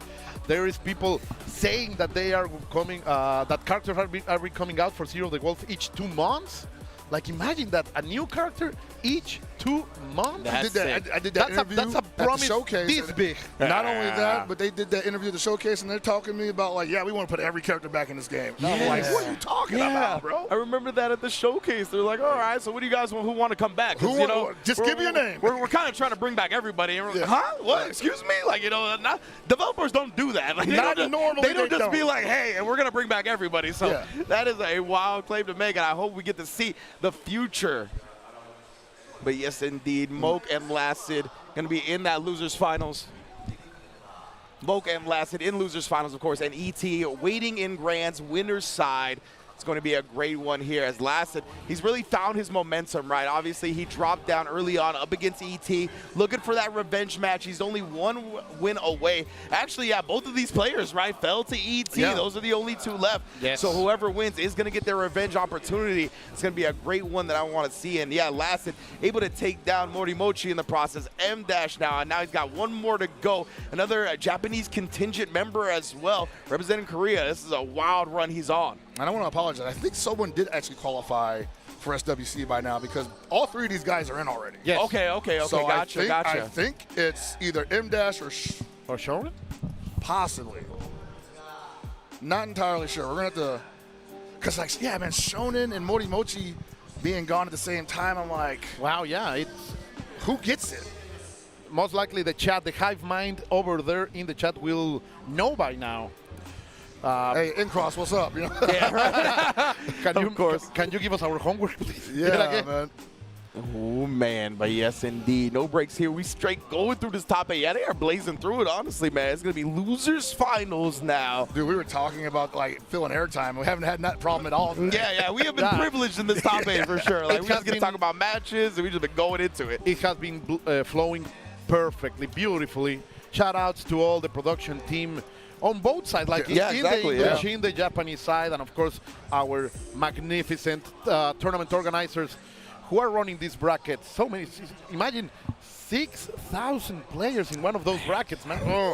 That's ridiculous. Definitely Godspeed to all of the the staff on the floor, most definitely. As we get into our losers finals in the round, it's gonna be Falcon Smoke, MOK, going up against Lassett. Someone sponsor this man. Yeah, for real. I'm surprised. That's what I was trying to think of. I was like, does he have a sponsor? I doubt he's going to remain unsponsored for very long, honestly, especially after this performance. I feel like Lassett definitely is focusing on KOFXV, so I do think he deserves a sponsor for that as well. Yeah, absolutely. But he kind of goes wherever he wants right now. Like, he's never missing anything. That's fair enough, right? If you can do it without a sponsor, more power to you, my man, and that's what Lassett has been doing. So we're going to get into it now. Losers finals, Falcon Smoke going up against Lassett, Japan versus Korea. Whoever wins this is going to get their opportunity at revenge on ET in grand finals. But who will that be? Let's find out now. Oh, man, your rival battle, the students of the final students of Tung Fu. Yeah. The lore being spilled over here. Dude, there's a possibility that these guys could be in Fatal Fury. Yeah, legitimately, like, I would not be surprised. The cross will be there. He's there. All set up. Cyclops, look at the pressure. 1, 2, 3, 4. Count them well. Count. Because right now, Lassett is feeling himself. He's really backing up that momentum that he got in the two last matches. I'm liking the ferocity here from the Maiden-kun. Because, I mean, honestly, you have to do it. Because if Shune gets started here, you're going to start gambling on reversals. And he can make those out really easily. You're completely right. So far, Lassett is being I like tested. You are not going to harass me, he says. The light pillar is there to stop everything. The fact that he dashed in on him in the corner, I mean, I think he was asking for it. Yeah, Like, that's definitely a back dash situation. like he tested Lassett right there and paid for it. All right, not a lot of life gone from the Maiden-kun here. This is looking really good for Lassett coming out the gate. But that East level, 3 bars. That's how he ended the last set, right? Was the OCV on the Menson-kun. I feel like that's the last time we saw him, so. Guys, pumped full of gas right now. He's feeling that momentum. Live cancel into the pillar. Very interesting. Now we're going for level 1. Man, you want to talk about house money? He's already in the lead again. Yeah, right. On the point character still. Wow. Yeah, he could probably still win this round, too, going to the anchor battle. And Moke could be like 1-0 in the blink of an eye. Also, Mock looks like he doesn't want to do anything nice. The short cup, empty short cup in order to deliver something. No chip damage. Finally, there it is. He's going to find with that block string perfectly executed by MOK. Now it's turn for Shermie, who wasn't in her better time last game. Let's see if she can really bring that beauty up. She's got a little bit of an easier job here because she just needs to get one grab, spend maybe 2 bars to make it happen for the KO, but got to get off defense first, and her defense ain't the strongest. Yeah, man. For sure. Oh, even there, you escaped the corner at least, but not for long. Trying the counter. He went for the anti-air, but it's not going to work, and of course MOK is going to spend everything he has in order to take the lead in this game. The reset. Oh, Yeah, that's a mauling, menace. bro. Suffocating pressure. That immediate overhead is such a menace. Still alive, but Magic even pistol. the cheap damage could do it. Can you become a legend? Yes! Lassid is going to try And it. if you didn't know any better, you'd almost think this is a point battle again, but Gee. That's the thing, right? Of course, that's good for Lassid getting the Menton out, but I mean, that's so much work that's been done. And Mock's probably just like, all right, we're down to Kukri. We got 2 bars here. Don't got to spend too many resources to get rid of the Shermie, hopefully. Very smart over there, feeling that grab. Yeah. Oh! But the miss of the range, the footsies were not footsies, the spacing was not there. Mock's usually aggressive on that situation, in that position, so he thought the grab was a good answer for him advancing on him. My man bringing out all the Ash colors. Yeah, everything, man. Yeah, now we got Pick a lane, brother. the Great 5 Ash, okay. This is why it's sponsored by Mints. Oh, man, the Trident Cup? I'm not gonna say Double brand. mint? Oh, yeah, excuse me, sorry. the double. That was a bait. Now let's see. In the perfect position, just jump out of there. Magnificent stuff by Mock on the defense side. No activation, not yet. Oh, he's gonna eat the clones. Activate. 1 bar for Sun's collab. I think it's Yeah, it's gotta do it. It's gotta do it. Yeah, let's see. That should do it for the round. Lassid. I mean, Come on, it's pretty close. I feel pretty comfortable about it. If he gets the Yeah, it's gone. Okay. Lassid cleans Oh, that yeah, one up. if he was looking at maybe 70%, I'm like, yeah, we gotta be careful. Yeah, for sure. But that one definitely didn't take as much of the time as we've seen in the past, for sure. Good stuff from And Lassid to again, clutch it out. MOK pressing those boards badly, like run it back. Nah, like, this is so Mock definitely a character loyalist. He's gonna go with the squad that he feels comfortable with, and he's gonna make the adjustments where he feels like he needs to. that dash downwards was so dangerous. I think if he was pressed the 2A, it will be able to open up Lassid, but now the turns have changed completely. The momentum shift is here. These Hakuta Maru players, man, I'm telling you. Yeah. The crouch A's, the crouch C's as well has come through for Shune. Oh, yeah. Try to stop me from jumping. That way, let's see. 1, 2. Still very dangerous. Maiden could always can deliver you hell. What a prediction over there using the EX kicks. Yeah, don't just get in the corner like that. You may not escape, brother, unless you spin bar. Legitimately, man. The smothering pressure yet again. Oh, bait it out. It's little by little. Look at the bar. Look at the bar gauge. It was so close. And Lassid didn't even do anything to set that Overhead, up. yeah. He's still there, still with the danger. A little bit of a pause. Oh, you gotta be careful throwing out that blue hand there, because he could definitely pillar through that. He's already charging down. Oh, that was in the so air. close. Gotta be careful. Yeah, I smelled it too. Yeah, bro. I can't believe he hasn't let it rip yet. Oh! I'm in your mind. My man actually hit the pool. Already committed, bro. Like, he pulled the clock where he's like, hey, Yeah. It took everything, but then he's ready for that pillar. Stopping everything. wow. Sadly, the read was there, but the execution just a little bit far away. Isla is gonna take it. Monkey's back into it. I respect it too. Spending 2 bars there just to get her out of there. HP meter is the name of the game. Absolutely. And Lassid 2 needs jumpers. Chermy to work. Oh my goodness. Lassid has been playing 2 games with 2 characters, basically. Yeah, honestly, Shermie gotta do some heavy lifting in this instance. Yeah, here can't just we jump go. like that, man. Need to be a little more tricky than that. Oh, there you go. Change This the is what you trajectory. needed. Yeah, Moki was spamming the jump at the beginning of this round, so Lassid's gonna start being ready for it, even in Antia there. They didn't get a big conversion. Oh, that was so weird. He didn't recover in time to bust a step, but that was scary. Finally, Shermie delivers the victory that Lassid needed. Now it's only against Kukri. There are almost 3 bars for MOK. And the Kukri needs more meter, man. That's just the long and short of it. And how humble do you think Lassid is gonna work with this Shermie? She needs to provide resources for Ash after all. I mean, I don't think. I mean, if it goes that way, she's probably going to flatten him in a moment. Yeah, honestly, right. Like, Lassid will maybe hold back some meter on these non-optimal hits, but if he gets a good starter, I think he's just gonna dump it, right? He's gonna let it rip. I mean, Yeah. you're in a live lead, and it's on Moke to make something happen here. So Shermie just can She's just play working. like that. Oh, I don't know. Okay, we got a chance now from but not a big That one. was big. That was big, but Mock it up, pick it up. Trying to find the entrance. He needs to take out 2 characters with this lifeline into a miracle.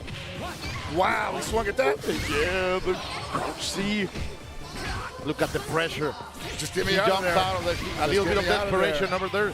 He's going to give away the character, but still, Ash with almost 3 bars. This is a good position It's a for good Lasser. position, yeah, and he's got all that health. And I mean, the aggression on most part is playing off for him, so a solid touch could be a problem for Ash here. Yeah, absolutely. And that's why he's trying to work this out.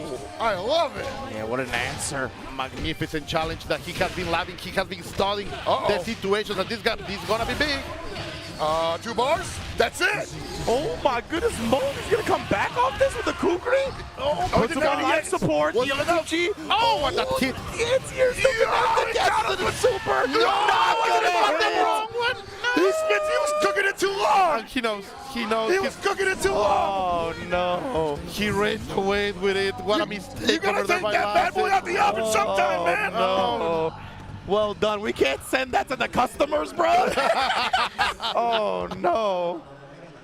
He said, it's wrong, you donkey. Yeah, for real. It's the opposite. You burnt this boy, bro. And so important how Lassie with help to shake that feeling right here. Because you cannot allow Mog to feel the momentum. You cannot allow him to get the... I mean, I gotta admit, I didn't think it was gonna take that long to come out. Yeah, I feel you. I feel you on that one.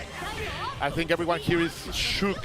And I think Lassie was just kind of a little bit overconfident going into that anchor battle, Yeah, right? yeah. He had such a lead in resources and life. He kind of played a little bit more timid, and it just allowed Moke's aggression to take full advantage. There you go, the That's how it classic. happens sometimes, man. The classic Maiden Kun game is here. He has forgotten about the past.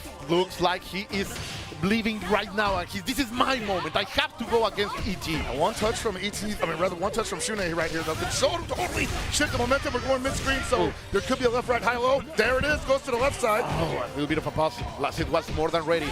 Good defense check over there. Oh, The Korean that's side is going to simply take it like that. Tossing a little mustard on it. Yeah, the Desert Eagle pillow.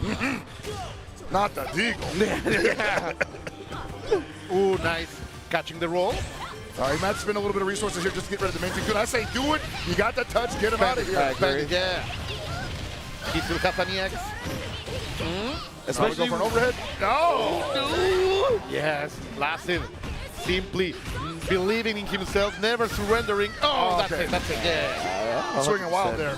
Yeah, right. He's like, I got the advantage. I'm just going to keep doing the pillar until you block it, honestly. All right, now what does Sherman got for the 2 bars? Almost, actually 2.5. Counter hit. Oh, he was ready. A little bit far away. That could do it. Don't quote me on that. Oh, no, all right. That's nice damage nonetheless. I definitely need to stop saying that. Still, though, he's going to put him on life support and almost pulled the plug on that one, but not quite. Now, just one call is what Lassit need. Of course, MOK, he wants to open up, and he's knocking, but it doesn't matter. German suplex. Put her in the back, dude. But, hey, this is exactly where we found ourselves last time, right? Lassit having a giant lead when it comes to the character advantage, but that Kukri did massive work. The instinct right there to just put the 2B and kick Kukri, allowing Lassit to stop MOK and his momentum and just spend everything. You want to damage the man of the sand. The Germans. I love her The suplex. man of the sand, yeah.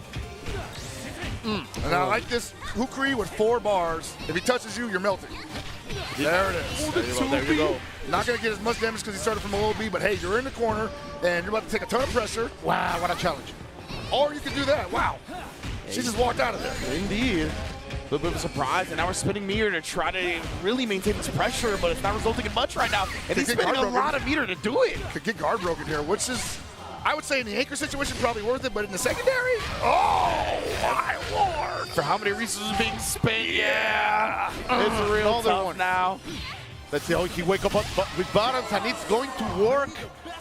That one just took the oxygen out of his lungs. Man. He was 100%. like, he's going, air grab me? Yeah.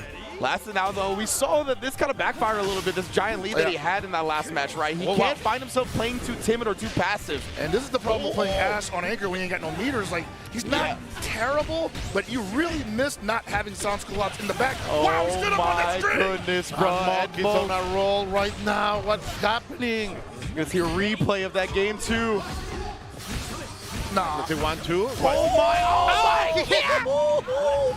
Lassit said, stop bothering me. Do something about it. Oh, Got him. Got him. No, again! Okay, what Grip some of the dome but piece. the It's option- anybody's no game right now. Oh, the chip. No, sit down, boy, sit down. Oh, yeah. Stood up. Just, I think out of relief more than anything else. Taking it out of But it. yeah, he just put his one more up. He knows this is 3 out of 5 territory here. Remember, this is losers finals. Indeed. Oh, man, both of these players, look at them, feeling the emotions, feeling the energy and the electricity of this losers finals, trying to get their revenge match against ET. I feel like the guts are aging rapidly at this point, man. Yeah. And the resilience that they have, you have to have in these kind of matches, man. They are so taxing for these players. I mean, when you're already in a 2 out of 3 situation, it's pretty grueling, but you're in the 3 out of 5, and there's pressure on the line, and you're just like, well, You I have got to do one it. more chance to make this happen. This is why they are the cream of the crop buckets. Wow, just totally bypassed that jump. Oh, this is gonna hurt. Lassett finding gas in the tank to just go ham in the point battle. And in a complete relentless offensive, never letting this man to play. He's on installing the game Yeah, for I like it. I like it. maximum range. I like it, yeah. That was a, I won't say a weird read on Lass's part, but it definitely left him open to that. Oh, and Monk is One fighting more. this back. All the way down to the wire every single time. Yeah. He has to spend it, yeah. That was the right call. Take a lesson, boys. If you are in that situation, you spend the meter. I think Lassett saw that third touch situation coming in. He's like, look, as long as I'm airborne, he's not going to be able to run his reset game on me, and it worked out perfectly for him. That shoulder was the right call, but Monk was more than ready. MOK, proving that he can mix perfectly in between offensive and defensive styles. Oof. You see the East right now, like, not super great at opening up a character like Maiden. And so Moke unable to really approach the way that he would want to with this character. Watch his jump seat. That's it. And he gave what up a on mistake! it. No! MOK suffering, and now we're going to stay positive, keeping the damage on with the advanced strike. And just harassment right here with those pillows. Not much you can do about on that the there, yeah. Menton-kun. Bro! And as soon as you took to the skies, nuh-uh. House money all over the floor, man. Yeah, legitimately making it rain with the house money at this point. He let that happen, MOK, allowing these sleepy boys to survive. And then right now, the beast has awoken. And Kooky right now just, well, he got a lot of meter, but at the same time, it's just like, you can't get a touch. It might as well not even matter. For real. Finally, yeah, get out of here. Now you got to do that 2 more times. Exactly, man. It's going to be tough. I mean, he's gotten real good hits once he's gotten to that Ash, but you got to go through all of streaming to do so now. And you know you want to do it quick and with little resources spin, and that's not the way to start it. You are completely right. Yes, this is the signature character for MOK, but He's getting still, stirred up. it's so much work. It's so hard. Oh, what a good situation, but unable to capitalize out of it. Might give help pocket. He swung in the middle of that string. This is going to be really big. Well, he's going to give up on it. He could have got really big damage on it. Too high for a confirm there. Yeah. Oh, wow. He chased it down. Didn't believe, though. Right, that great roll over there. Let's see, trying It's to change somehow- for the challenge. He's gonna bring it and keeping it cheap. All on just crazy decisions. Yeah. Honestly, super convincing round from MOK. Last didn't even take a lot of time off the clock there, so you can see the resource on the health regenning back up. And this is just Monk playing the player right now. Because, like, can you keep up with my speed? This isn't necessarily He got Cooper into the corner. gameplay. This is Monk It doesn't gameplay. matter. Yeah. He got inside and said, I'm gonna fight my way out. That was the plan all the way along. Can you keep up with my 50 miles per hour button presses? And of course, right More here, like 100 miles per hour? Lassie is working. He just He's trying to slow wants it down. one hit. Trying to slow it down. What a Oh, jump in. That's a wrap. Spend the bar. It's Don't gonna be drama. enough this time. No drama. I like that as well. Mocha adjusting his button timing on the jump in too. We've seen him get multiple jump ins and then just hit too high for a proper conversion. That Insane. time definitely made sure he put all the way into the kill. Oh, my These, Lord, dude. these players, man, what a character. And they're having so much fun. What a treat it's been to just watch, like, 2 back-to-back top 8s where players were playing the player like Yes, that, man. absolutely, right? That is the juice of fighting games. Oh, when you baby. can like legitimately call out your opponent's decisions, not much gets us more hyped than that. When it's more than a feeling than a knowledge, right? That you, Yes, you're exactly. calling Yeah, them. yeah. That's a great way to put it. Ooh. And Lassett right now gone from 1 game away from snatching it away to now possibly losing it all. Because this Kukri is starting to heat up. Oh yeah, it's so dangerous when rather, the Shunei starts. Cougars- It doesn't matter, Pockets. I'm feeling you. People knows what you're trying to say. No, I meant what I said. I'm just saying also the Shunei okay. doing its job. to finally keep not using any meter. Maiden-kun out of the way, because the last time he was really being teach a lesson. And right now, oh, what a roll. They're using the resources to stay safe, to stay out of there. Love that option from Mock. Yeah, right now I think Mock's just like, look, you can take the Shune. Oh, the pillar was I don't not mind there. it. Let's get a couple more touches though. Oh, he swung at that. Oh, the launch punch? Okay, 25 seconds on the clock. We're going to have 55-60% Shune, the Maiden-kun here. Maiden-kun, he's feeling all right though, man. I think he liked the way that went. And the adjustment has to come on Mock right now. And he has been doing a number on Isla, that's for sure. Oh, the empty jump low. Jeez. That was dirty. We're pulling deep out of the purse. Enough to tricks. kill, yes. When you're getting those off with the hyper hop lows. Yeah, for real. That's that 5 a.m. set. Yeah. It was like first to 50, and they just started hitting. 2 bars, half. Oh, that was so nice from Mock. That's why it's scary to go for down C with Shermie like that, because that jump D from Isla is designed to pull up those kind of maneuvers. Okay, what are you going to do against the corner? That's the option right here, MOK being tested on his defense. And this is great for Shermie because she can't go What a because the bunch of rolls out. Okay. Elegance. Oh, but he believed too much, Bucket. I don't know, man. That DP's not really even that good against standing players like that, so you probably would have got at least traded if he had stuck something out. Deja vu. Oh, the down C. He learned How the did lesson. he know? He learned the lesson, Buckets, and he's going to take the round. I guess he thought like, hey, you're going to jump, you're going to get anti-air. If you dash it on me, you're going to get a combo. The belief, yeah, straight up. 2 bars for the dash on the end. And I got a flash kick for you also. Wow, that hit very far away. That extended hurt box. All right, 2 bars though. He could. Okay. I don't want to say what he can do, but it's possible. They got the setup, both of them roll, but the jumping is perfect for MOK.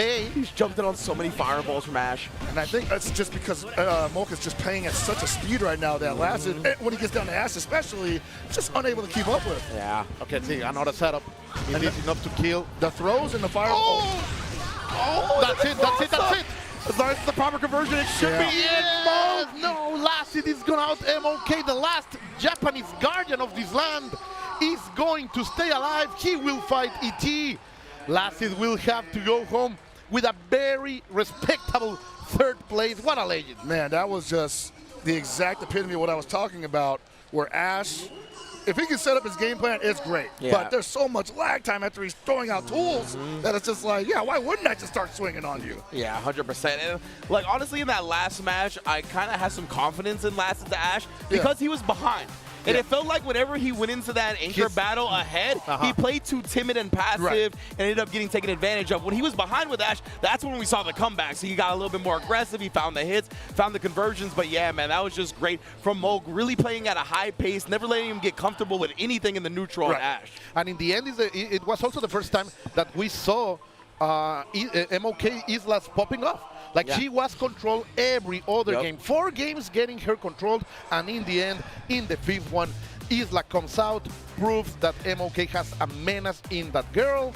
And I have to tell you, man, this is going to be a salty run back right here, because ET is waiting for him, and Mock is wishing that victory. And I think that Kukri also coming alive towards the end of that probably just had last thing like, man, I got to fight 3 whole characters, man. Oh. Yeah, legit, man. Incredible stuff. And as you mentioned, right, the lone Japanese contingent remaining, MOK Moog, he has survived, trying to take the title home for the homeland themselves, going up against ET, the invader from Taiwan, correct? Yes, Taiwan, exactly. ET from Taiwan, obviously a legend in his own right, looking to put another Evo title in his accolades, but obviously MOK standing in his way. Man, this would be Moog's first time winning Evo, so we could have a new champion here. That'd be sick. Especially to do it at Evo Japan when he's the last Japanese player left. That would be awesome for sure. But it's going to be so hard, man.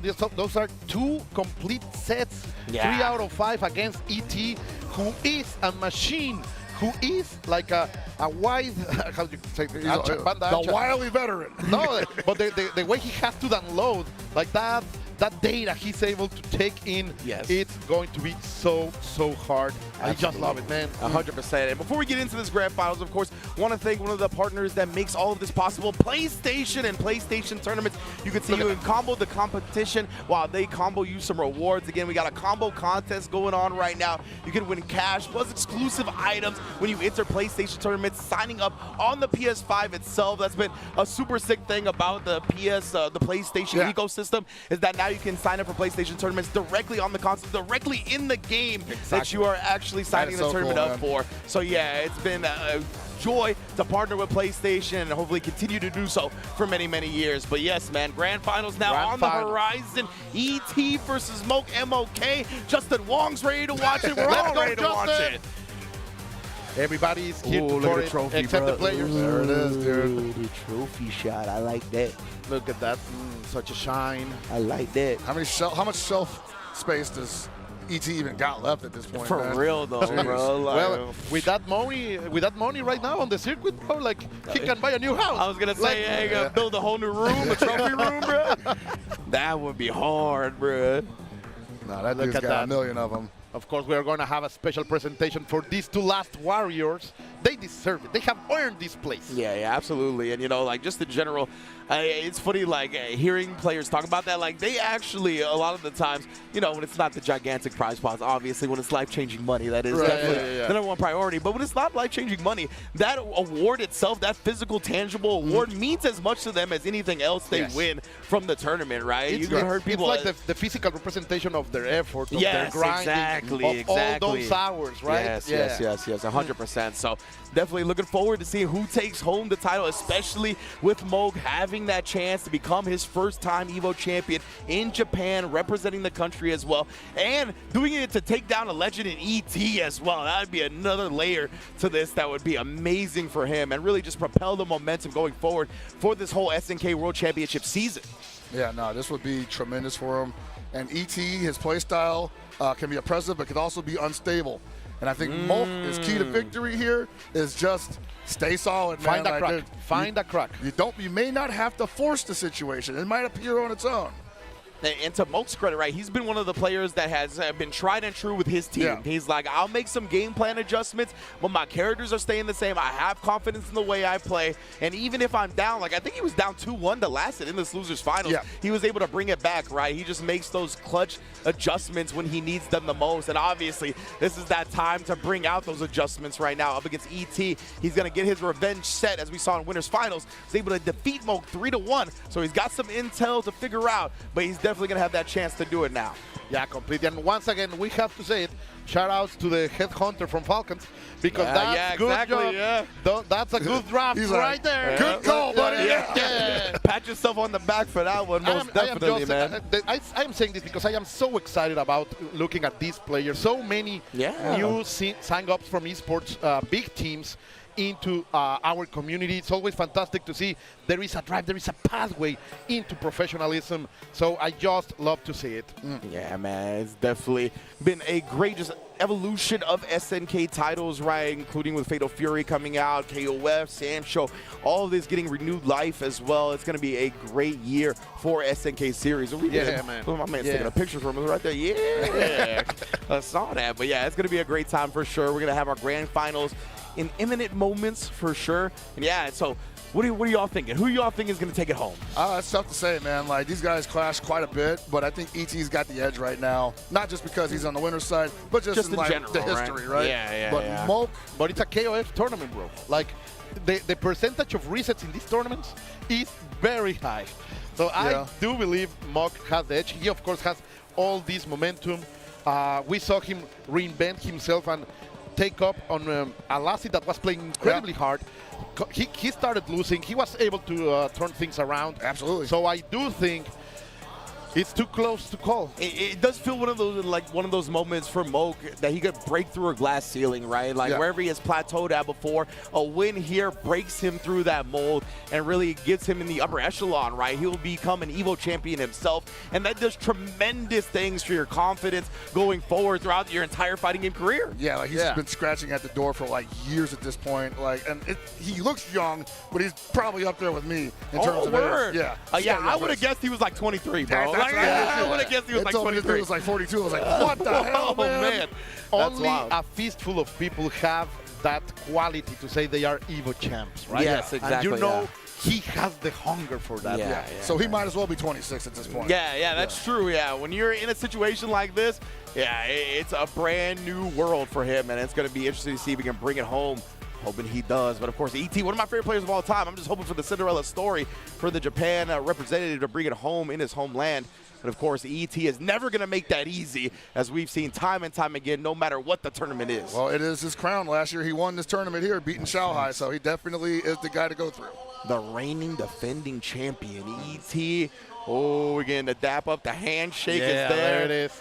Again, the Falcons teammates as well, as you pointed out, Colt. Yeah, man. Going to be a great time here. They got to be happy about this in this grand finals. Ooh, and Look at indeed, that. if ET is able to take home this one, he already is the reigning defending Evo Japan champion. He could go back-to-back. MOK Moke looking to stop that and bring it home for Japan. Let's go. Who will be our champion? Let's find out now. And put the Clark back on deck too, man. I love it. And immediately proves why, man, going for the chop and then the offensive. Normally it's Shune who wants to be hopping and jumping around, but here Mr. Steel is showing that the military discipline can take this Chinese boy into the corner. Love that anti-air right there. Don't make him don't let him jump in on you like that. Get thrown in the corner though. Really difficult to deal with. Oh, didn't want to spin any meter on the tackle. Might not hit anyway. Oh man, Frankensteiner out of the corner. For the Lord, he said. Let's get so much meter for that. Trying to do something. What a call out over there. Would that not have been enough to kill possibly? No, but it doesn't matter. He makes him even spend the bar. That's around a completely dominant round from Falcon's own ET. Now Isla will have to pick up the slack. The ET Clark may look like the most impressive character we've seen in the top 8. Like, that's how much he's doing work on this character. Yeah, and it's funny because like he actually is known for that character in previous KOF, but he's been kind of like off of the character throughout the majority of 15. This is probably the first time I've seen him use this character this much. Oh, and come look at here, that. boy. The dash under the command grab, bro. With the magic pixel, are you gonna do it? Even here, there's so much work being done by this life support Clark. Spending everything. Oh, Come my, you ain't going nowhere. Yep, the cycle's complete. He's cooked. The love Oh, my God. All of the kit. Yep. All of the kit showing every move right here. Checking the back. Oh, The girl is alive, Yep. but it doesn't matter how much he's done. Just check. There it is. That is insane right now. I forgot he ends that with a burning hammer as well, Clark. My goodness, dropping her on her dome piece. Hey man, like everybody who's played this game online and ranked, they've been in that sequence before. Yeah. It's not nice. Yeah, we have been there. Yeah. I feel the pain. I was going to say you have to laugh to hide the tears, right? That's one of those for sure. And the fear, right? How much he inspires into you. Like, you have to get away, but you are not allowed. And now it's Hydern pushing against the corner. Mock will have to survive this barrage of offensive. Great way to use the defensive resources, but still, so much work ahead. Yeah, a lot of work to be done. 2 characters to go through, and the Hydern is kind of cooking right now. Indeed, right. Look at that, what a jump in. Beautiful perfection. The prediction is here, the Reagan That into should do the hand. You're down. That's the rhythm of a champ. Showing out in game 1, man. What a message to send to start the set. Hey man, like I have all the confidence in the world for Mulk, but I also know what ET can do when he gets in his bag. Yeah, exactly. Yeah. That is 100% the way to describe it right now. This boy is deep in his Birkin. It's insane, man. And Mock again trying to pick up the pace immediately, going back into the fight. But ET is not allowing that. He's going check by check, prediction by prediction. He is bringing the complete Ascidium into. Oh, look at that. Lord, You know what's going to be the You're not demoralizer gonna is that stay. Mulk's going to start jumping out of that sequence. He's going to get air thrown, and that's it. Yep. You're not going to escape. The chop. Look, even this round, right? Oh, he finally finds the command grab. He hadn't even been using a lot of ground grabs. He had just been annoying him with normals. Incredible switch up from ET, the burning hammer finish. Chef Steel is cooking. Can't roll through that, man. It grabs on both sides. It grabs from pretty good distance That's OD. away. Like, yeah, That's it's OD. ridiculous, right? Okay, a little bit of pause over here. And it's got guard point on it from beginning to end. Yeah, I know about that with the Clark all day. Yeah, you got to make some big bets against that. And right now, little by little, Mock is trying to bring it back. But you are going to stay in the corner, girl. No more standing pressure. Oh, no. You're not pressing buttons on me, are you? Wow. Finally finds an anti-air. That's going to grant some reprieve, but for how long, bro? You can see ET's feeling himself so hard, bro. Most certainly. You're back into it. Oh, at least with far away. Just pixels. Just pixels, man. Or he might hit him too early, but at the same time, it doesn't matter. The damage is done, and he forced Isla to spend some resources. Yeah, even then, right, that's still a big dub. Yeah. Taking your resource down, spending enough time to keep her around 50%. Oh, wow. That's confidence being shown in gameplay. Oh, my he ran God. all that way. He's got a lot of hooks. Oh, my Yeah. God. And He's he- lights out. Give me the bar. Delicious. Damn, this might go 3-0. Not gonna lie. The way the momentum is getting out of hand right now, I don't blame you for thinking that, Pockets. I mean, I want to sell the game, but I'm just all just like, dude, ET is on one right now. Yeah, he's just looking phenomenal. Like, honestly, some of the best I've ever seen him play. Yeah. Oh, look at that. But finally, MOK fighting back. This is his signature character. After all, he has to prove himself, but no. He's That just pressure's right. not, the pressure's not working. It's not working, man. He's just right every time. Oh, my God, he doesn't care. Brother! He's so Please. ready. I heard the Halloween movie theme in my head when I seen that. Like, what in the dog? Yeah. He's right behind me, Yeah, isn't he? legit. Let's see that bad strike over there. The in the air. okay. To Finally got rid of okay, it. okay. And believe it or not, it's an even match. Yeah, absolutely right. Kukri not having It's too much pretty bar, close. but besides that, we've seen so much work from Mox Kukri. We haven't seen a lot of ET's Isla this tournament, at least not in this top 8. Oh, the cross too far, too up in order to confirm. But still, look at the offensive. A little bit of overextension. This is big. I like the vertical jump there. Get out of the sand pressure. Yeah, press the button.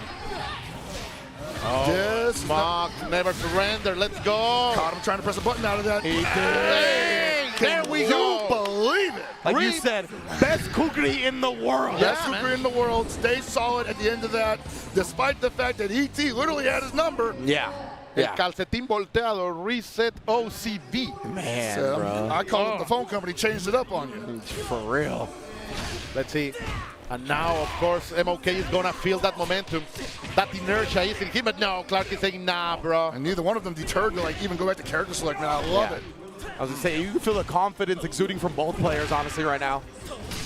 And you just love it. That when great players like this are feeling like that, is when you write history. Yes, 100%. That is when the best matches happen. Jeez. Looking for that grab, I guarantee you. He's taking this guy. Oh, wow, the big hand. Oh! That's going to be it. Going for a reset probably because he's mid-screen. No, he's going for a hard knockdown. Got the corner. Okay, I like it. But what are you going to do with it? Oh my Caught him reaching. Wasn't ready with the forward B, though. Big boot. The sweep taps the dome to finish, tooth and nail in that round. He got to pay a lot in blood, but finally MOK is able to take out Clark. That's a very seldom used technique from Shunei players also, so he's deep in it. Yeah, man. You talked about it, though. Mo, this is his squad, right? Yeah. He knows it like the back of his hand. What a reach, man. ET knowing the perfect spacing to hit. Oh, this is refined KOF. But Yeah, this is definitely what we're looking at the end of the game's lifespan, and possibly even beyond, man. Yeah. I don't know how you can evolve beyond this, but this is pretty much close to perfect. I want to be there to see that for sure. Great block. Going for the Good block. another great block. Yeah, he couldn't punish that because he waited a little too long. Oh, the super nonetheless, though. ET. The position. He's going to have the screen for him. Now what the option? He rolled into it. Yeah, that Just cross-up gave, is- but for what? For what? that post super jump is crazy like that. From the pan into the fire, man. He's trying to find anything significant here, and he can't even jump back against him. Oh my God, keep jumping into it. Not going to get a lot of damage here, but he's going to get a hard knockdown, hopefully. If he spins a meter, no goes for a reset. Yeah, indeed. He actually caught ET. He's taming him a little bit. Again! Bad job! He's giving gifts. He's giving gifts, and of course, Monk is going to take them. And that's just autopilot, because it's like, what was he showing you that felt like you needed to jump there? Yeah, the flow state, I think, right? He's kind of surrendering himself to it a little bit too much in that instance. Need a bit more conscious decision-making. They always classic. You have to block it. Oh, but 4 bars for the Cougar. If he touches you, it's going to hurt. Oh, yeah, And he's going to get corner carry. Both players on the edge. They are really finding that upper echelon, that zone needed to be a champion right here, right now. Kuker needs to find something solid on the ground. He's not going to be able to challenge any of that pressure once it starts up. Oh, I what a catch, what a that catch. far away. That was ridiculous. What a conversion. Best in the game, baby. Oh, man, I wouldn't even feel comfortable jumping anymore. Exactly, bro. You can see him. Bogey's Whoa, not doing he's it. gonna He's reach, trying to bro. run. I think it's enough. Are you going to spend the bar right here? Yes, it's enough. These Hokus, bro. Yeah, legit, bro. Sniping at the max range of these light normals. And now we got one game away for ET to become back-to-back Evo Japan KOFXV champion. And what you're seeing there's like some OG hitboxes too, because like the animation's definitely not touching the guy. Yeah, for real. Mock is willing to take out Clark in this situation. He was able to do it last time. Now he wants best dividends, and it's working so And far. I'm noticing that Mark comes the game and he really turns it up in the second game, but I'm not sure he's not going to be able to do that here because the Clark is so good at disrupting everything. Yup. And Shune don't got no reversals. Oh! Big mistake. Like, Moke just has to make hard read decisions, honestly. And pressing the buttons first. It's all, I won't say honest gameplay, but it's definitely all stand-up. Yeah. He's pressing the buttons first every time, and that can give ET a chance. Let's see. He was hoping he would answer with that possibly, but man, it just didn't happen that way. Oh, God, so much that was, jump. yeah, you can't do that, man. That's basically Seaburn Knuckle, and like from that distance, it might be all right, but if it doesn't activate, you just get left swinging like that. Good block over there. There was a chance. Another opening. Back into the neutral. Come over here, boy. Recognize he's going to be close enough to get the throw. Oh, my goodness. The processing speed. Well, not only that, he just like decided to roll back like that. And when you're rolling, like he's gonna sand. He's just gonna grab. Checking the ankles immediately. ET with one of the best buttons that Clark had. Not enough. That's That's an I'm scared sorry. super, bro. Yeah, so Like, get this character off the screen, bro. But it's the right call. No, Yeah, absolutely. Yeah. Oh, no, Can't even all the overjump way it, over dude. there, man. Gotta do a double jump just to get past this dude. Those are big limbs pockets. Uh-huh. Oh, Why couldn't you give that to Leona, they said? I don't know. Throw. She got to grow a couple inches taller. Okay, let's see. Nice block. What are you going to do with it? There we go. Get him out. Oh, what a whip.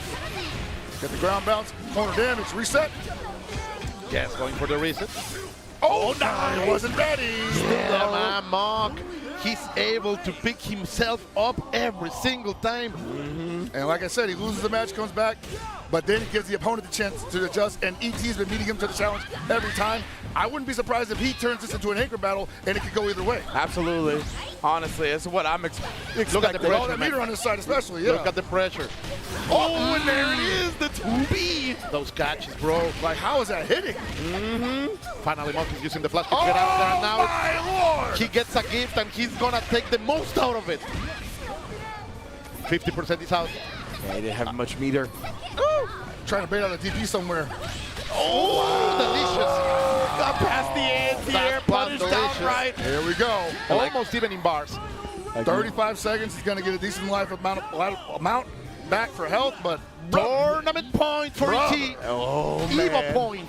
Back-to-back Evo Japan point. one solid touch could actually spell the entire that's story big. here. And there it is. Look at that. This is going to deliver at least 60%. Oh, man, Mark has got to be having his heart in his throat right now. Going for the reset. I Oh, that's wanna it. vomit. That's it. We have a back-to-back, 2-times champion of Evo Japan. His name is ET. Wow. Amazing stuff again from ET. I mean, has to remain one of the most consistent SNK players in the world for, I mean, what, like more than a decade at this point, Yeah. probably. Yeah. And we Over can a see decade. again right here, bringing home back-to-back Evo Japan championships in KOF15.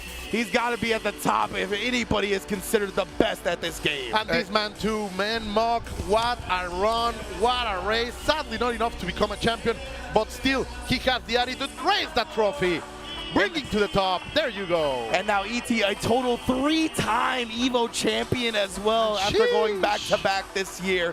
Incredible stuff. I mean, yeah, the way he's racking up accolades, he's going down. I mean, he already is one of the greatest fighting game players of all time, Yeah. but the results, the history is starting to back that up. Yeah, no, this guy's definitely writing his own story in front of our eyes right now, and it's not even over yet. No, It's just the beginning of the year. long way to go, It's baby. just the beginning of the year. Got a long way to go. A lot more championships are going to be up for grabs here in 2025. If you wanted to have a good year in KOF and SNK games, it's 2025. Yeah. And this is how you started.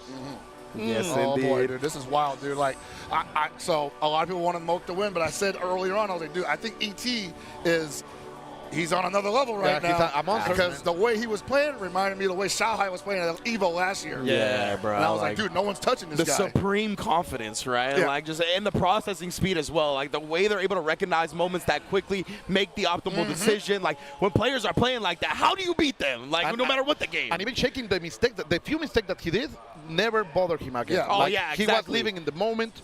Great stuff. That's the attitude of a champion. Yes, And yes, that's how yes. you win 2 Evos in a row, man. Two That's Evos, Japan's in a row, and Evo Vegas. Yeah, he's the man. KOF14 champion there. Wow, bro. Wow.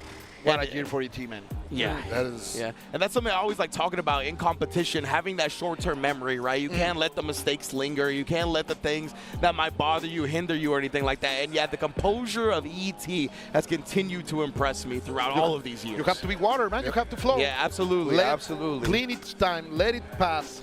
Don't think in the past. Yeah. And enough can't be said because like he's had the peaks and valleys career. Like I remember Absolutely. famously in 2023, like he was not looking that hot in 15, and he qualified for SWC, but it was close. Yep. And he did not win SWC. It was out pretty early, and then after that it was just kind of like a switch flipped. Comes back the next year, wins Evo Japan. Yeah, And I'm like, man, wow, yeah. where did this come from? Absolutely. I remember that. I remember because he was such a dominant force in KOF14, winning Evo Yeah, Vegas. I was expecting him to come into this game just blazing hot. And yeah, it took him a little bit to really find his footing. And I was like, damn, I'm surprised ET's not getting better results right now. And then, yeah, as you mentioned, right, then here are the results now. Back-to-back Evo Japan champion. Love to see him cooking in this game. And love to see him performing whatever he chooses to. Absolutely, Yeah, man. What And, a like again, it's just beginning because he was cooking in COTW yesterday. Yeah, And absolutely. there's more opportunities for that as well. This guy's doing double duty, so is Moke, so is a lot of these guys who are in this picture. And I just can't wait for the next one, man. Well, we got Absolutely. Brussels Challenge, got Combo Breaker, we got CEO. Exactly. We don't even have to wait a long time for the next one. That's the thing. Brussels Challenge is next weekend. The weekend after that, Combo Breaker. We are eating fine, man. There is a lot of food right now for these games, for all of the FGC, and you just have to enjoy it, to absorb it, to take it. Yes, it's taxing. Yes, there is a lot of effort there from everyone in the community, but still, it's what we are here for. It's what we live for. We wouldn't have it any other way. No, Yeah, Right? no, Exactly. We no, wouldn't no, have no it way. any other No way. way. No. No matter whether it drains us or not, this is what we love to do. This is what we want to be happening. So beautiful stuff right now. Of course, we're chilling right now till the award ceremony gets popping off. We're, of course, going to hand the medals out to our famous top 8 players here. And, of course, celebrate ET again being back-to-back Evo Japan But champion. if we want to celebrate someone, it's you. Yes, You're right that's there, right. who stood with us all this time. If you are on Europe, on America, on South America, thank you very much for being part of this phenomenon live. You did not wait. You were here. You were here. Yes, that's exactly, important. man. Yeah, it's been a great time here. And again, if you're just joining us, you just caught towards the end and you don't know what the schedule is for today, there's also Grand Blue versus Top 8. There's also Guilty Gear Strive Top 8. I think we're sprinkling in Street Fighter and Tekken where we can, but I'm not sure, honestly. I think we might be going into Grand Blue pretty quickly after this. We'll find out. We'll find out soon, of course. But yeah, right now we're getting the top 8 players all gathered onto the stage, celebrate their amazing performance here. As you talked about, Pockets, like we are seeing peak KOF 15 right now, right? A lot of these players are really looking as polished as they've ever have. The game is in a great spot balance-wise as well. There's a lot of great unique character expression that we saw on display here today. Absolutely. And just in general, these players are at the top of their game and in a game where they're getting enough years under their belt now to where they're optimizing in the system itself as well. Yeah. And I think, sorry, Pucks, I'm going to say something. Go ahead. And I think the game is exactly what you are saying. It's in a great spot. Like, many people is thinking, hey, should I move fully into KOF or should I return into the game? Yes, you should. Like, the international circuit is here. The community is starting to wake up yet again. Come back into the game. There are a lot of regionals, a lot of online tournaments, week after week, all over the world. Come back, jump into KOF, because right now is the best moment. Yeah, literally the best time to do it. Like, I'm not being exaggerated. Yeah, I'm chilling. The game is super healthy, and it's a great game, and it's always on sale. Yeah, that's another great point for sure. Also, always on sale.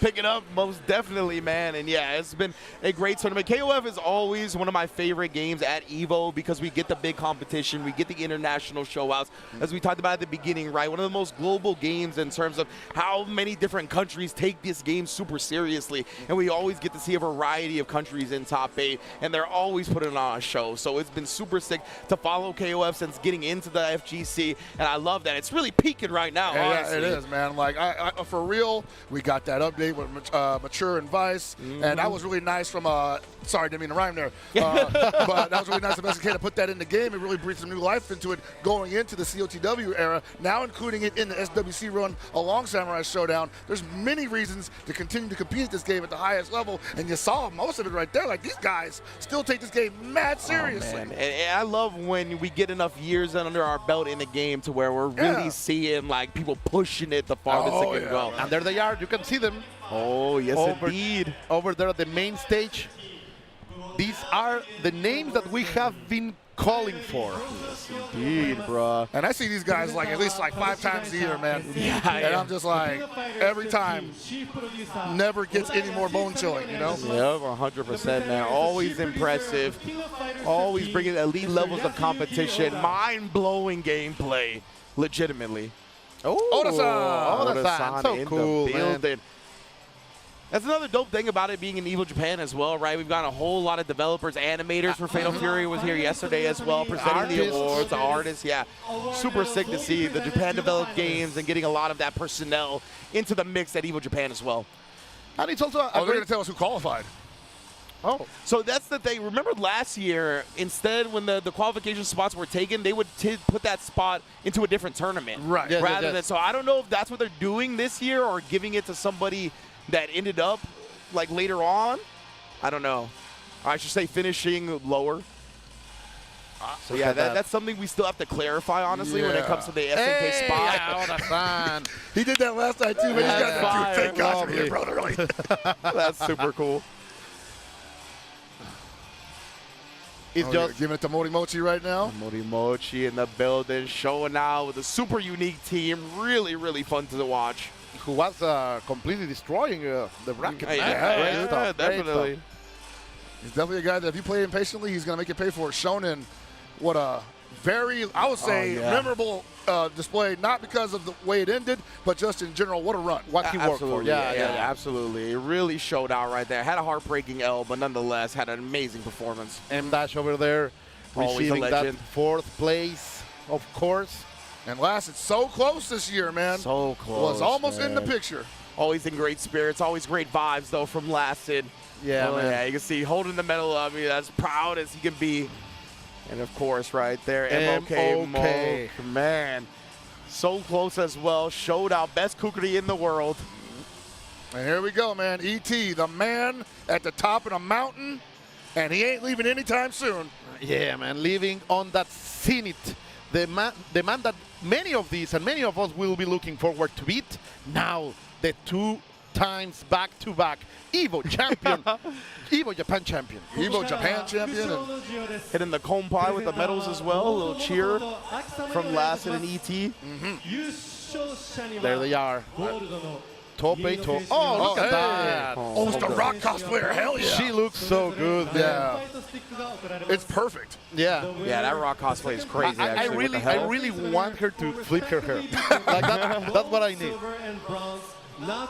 Dang. And yo, they keep bringing these characters to life legit. Nah, that's wild, dude.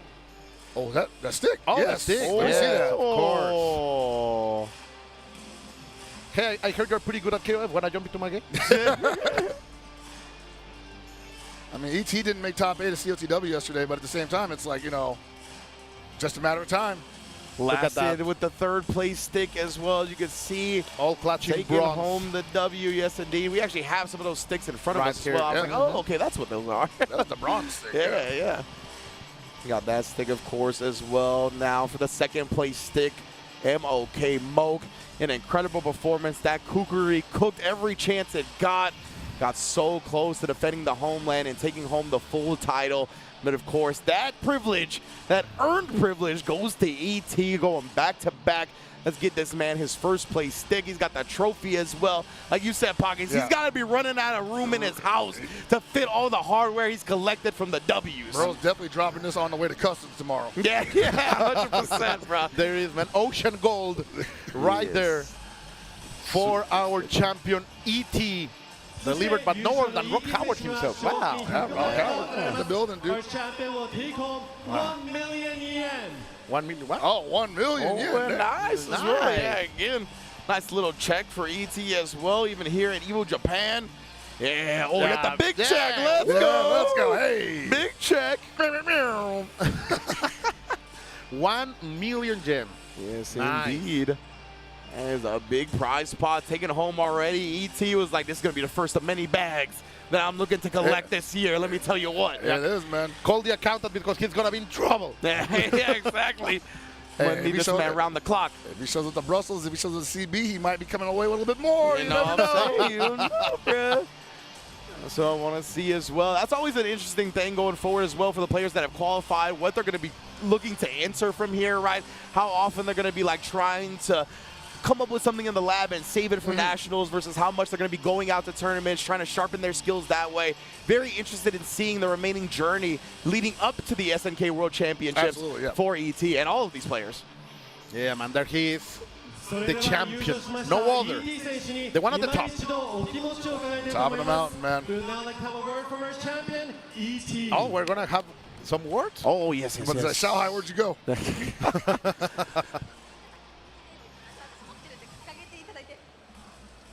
Yeah, the pose first. They're like, yo, you got to pose first.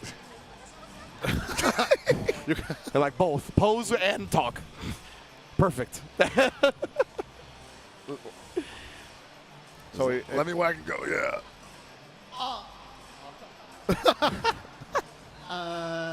很高兴又能来参加 EVO JP 2025。首先，这次要感谢我的赞助商法控给我的支持，让我不必再担心，可以专心的专注比赛。也很感谢我的家人跟我的女朋友一路的支持，真的很感谢他们。就真的很开心，又能再一次的拿下冠军，然后在日本真的要拿冠军真的不容易，而且连续第2次，所以真的是蛮开心的。也谢谢我的战队朋友的支持，我也会继续努力的往下一个目标前进，继续打更好的成绩，努力给大家。然后最后还是谢谢克拉克一路的支持。Said thank you to Clark. I think you're right. Yeah. 继续好好的发挥这个角色，谢谢大家，谢谢。 Awesome. Congratulations. Yeah, baby. Yes, indeed. ET. Back-to-back 3-time total Evo champion now. Ridiculous. That, I mean, being an Evo champion alone really puts you in an exclusive club. Being a multi-time Evo champion, even more exclusive, man. ET. Back-to-back? Yeah, back-to-back. That's I think, even more exclusive. Yeah, I don't remember many people doing that either. Maybe, you know, Justin Wong, of course, in the MVC2 era. But besides that, there's not many that have ever gone back-to-back at Evos. Yeah, man, defending the crown. There he is, rise it high as the sky, because that's no other than Falcons ET, this year KOF Evo Japan 2025 champion. Amazing stuff, man. Always one of my favorite players to watch. Love that he's really found his stride in KOF 15 as well, after we talked about some early struggles. Those are long gone in the past. He's No longer cooking up. Yeah. He's cooking up. Oh, we have we don't know yet. We don't know anything. Don't We're just saying we're not going to any breaks or anything. Like, yeah, we're going to be kicking it here for We a haven't little had bit. one break since we sat down. We're exactly. not going to start now, okay? But it was super. It Never flowed gonna stop. perfectly, man. Like it has run so nicely this year. Congratulations to the Evo team. Really, it has been a blast being here. My first time in Japan. I can't believe this dream. Oh, that's right. I forgot it's your first time in Japan. I can't believe this dream is still alive. Thank you very much in general. And you have to save money, people, because the event is fantastic. It's so big, filled with so many different flavor. Like the cosplayers are fantastic. Everybody is so nice. So many players, so many. And today I was seeing some uni also being played as a side event. So many different tournaments happening. It's a great experience as a fighting game player. Yeah, we had massive side tournaments, right? Marvel 3, all kinds of cool stuff, of course. So yeah, definitely, if you can, make the trip to Japan. And if you're looking to visit Japan from other parts of the country, or excuse me, other parts of the world, this is the time to do it, right? Evo Japan, celebrate your love of fighting games while exploring the country of Japan, the beautiful country. Well, that was an amazing top 8 of KOF15. Colt, good stuff, baby. Good it's stuff, always a as pleasure, always, man. Pockets. You already know my G. Always have a pleasure holding it down with you. We're going to take a quick break and be back with more action. Don't go anywhere.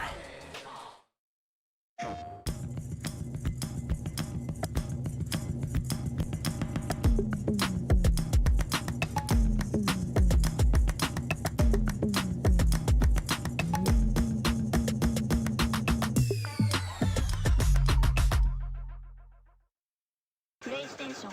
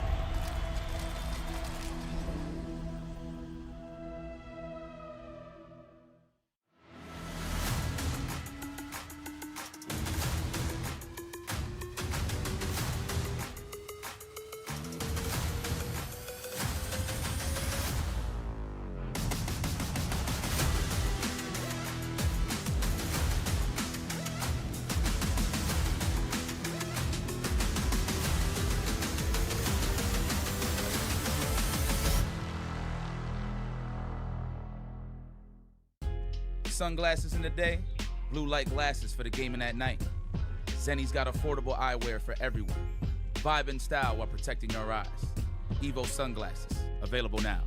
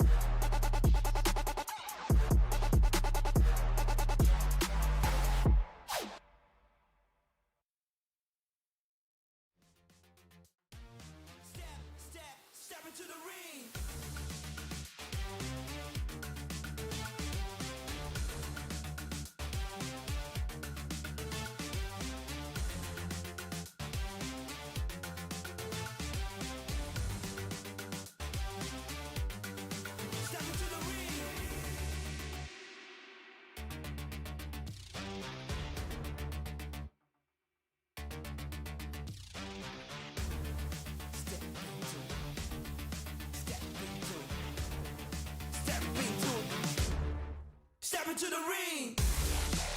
Come on, come on, come on.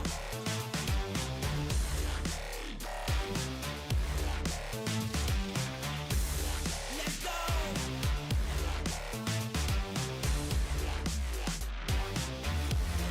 Step into the ring.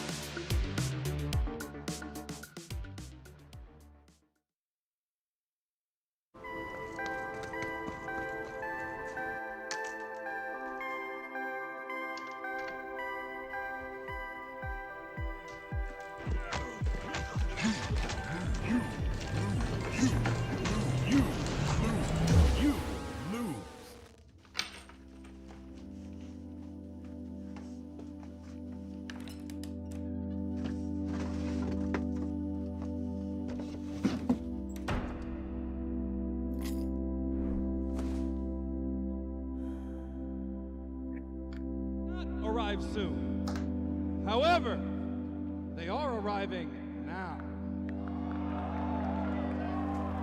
Production, where are we going?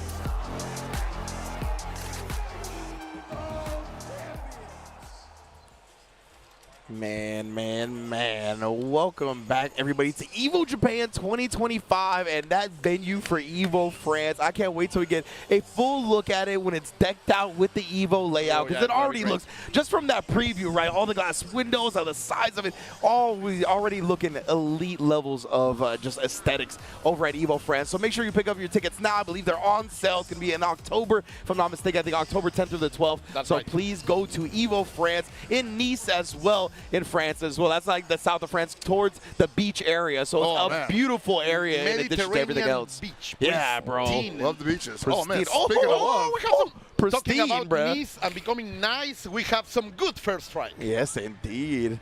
Oh, this is this is one of Justin's team. Oh, this is Justin right here on the Shenlong team. You're right. I see it over here on the side, going up against Oto Toy for the team that I can't pronounce. Nakuru nice. I didn't think both of you were going to try to pronounce it after. I thought we were going to move on to Justin, doing Justin things with crouch medium kick, hit confirms and a super and all that. Yeah, man. Right now, oh, look at that opening now. I don't know how familiar some of the people are at home watching Third Strike, but crouch medium kick and a super with Chun-Li is extremely easy. I just want everybody to know that. That's definitely don't ever think that's impressive. That's the bazooka gun. That's the bazooka move right there, man. It's a very easy hit confirm. I know we're like, oh my God, single normal in the super, but no, it is one of the easier things to do, especially in Third Strike. Yeah, most certainly. But that doesn't take anything away from Justin being an incredible player in his own right. Absolutely. That's not easy. See, that's the juice right there when you get stuff like that. Parry, back fierce. Oh, we're gonna bait that out. Oh, excuse me, that was the install. Hulking up. I forgot Makoto got that. Yeah, full rage. Justin Wong. Not able to block, and Justin Wong is gonna move forward there. That was anchor battle too. Yeah, that was anchor battle. That was for the set, team v team. Justin Wong able to bring it home for the squad. Let's talk a little bit that this is a big tradition in Japan. Absolutely. The squad, a team for Third Strike is big over here. Yeah, absolutely. Co-op Cup a lot of the time, I mean, up until this year was its own event pretty much, exactly, right? yes. That's how big it was and how much attention it garnered. People from all over the world traveled here to Japan to compete in Third Strike in that team tournament format, and we're lucky enough to have it as part of Evo Japan this year. Another huge attraction for the tournament. In addition to that, the B Tribe Virtual Fighter 5 tournament, team tournament as well. So it's dope to see those two like big traditional fighting game tournaments of Japan join Evo Japan as well. Yeah, we gave some Canon Awards out to some of the OG organizers of those events yesterday, or people that begat the scene here that created those kind of events. So like, it's definitely like a ton of like just DNA from FGC from back then and the FGC now here in Japan. And like, dude, I love it, dude, because like it reminds me of why I got into this. Because this community does not forget its roots, man. Like, after all, we come from the streets, we come from the arcades, and this is a way to also respect that and embrace in this new ecosystem, as Pocket is saying, that we have now. Yeah, man. We've seen some more California events now, man. Yeah, I know, right? Like, it definitely, it's funny because, like, we say that, and it might sound like it's joking to y'all, but, like, California don't got no more events no more, dog. No more events, like, we actually don't got no more events anymore. It's so, like, wild. I mean, shout-outs to Slashback, shout-outs to Brett and Slashback in NorCal. He's trying to do some things, to get the California events going. And we got Risk. Absolutely, Risk. Shout-outs to Kizzy with the Risk as well. That's what's dope, though, about the California tournaments and where they're going is that, like, we're legitimately seeing the players that came up, and we're like, damn, now it's our time, right? It's our responsibility. We're the ones getting older now. We know we have the skill set to put this stuff together, so let's do it. That's definitely dope. I'm living in a similar nightmare right now because Mexico City has not many tournaments either. So yeah.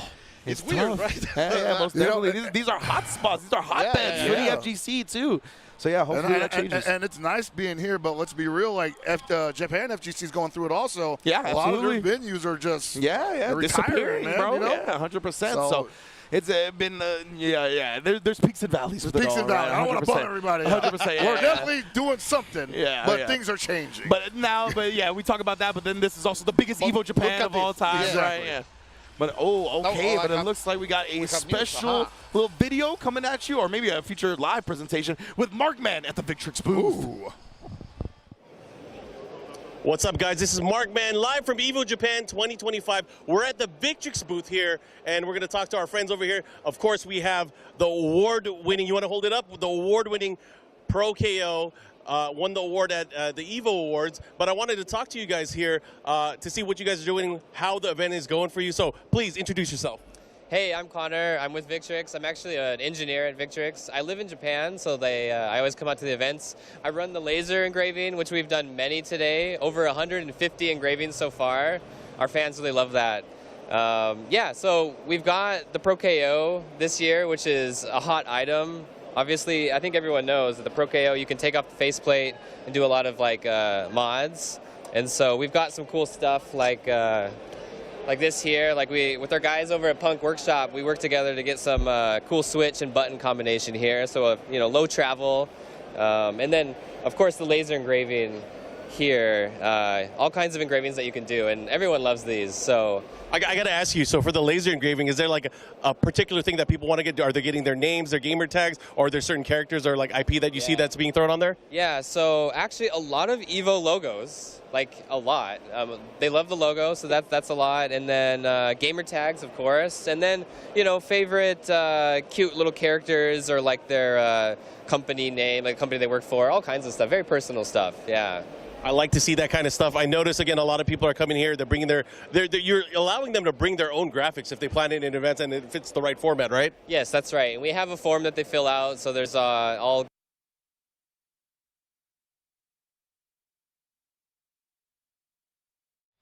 Back to us. Yes, indeed.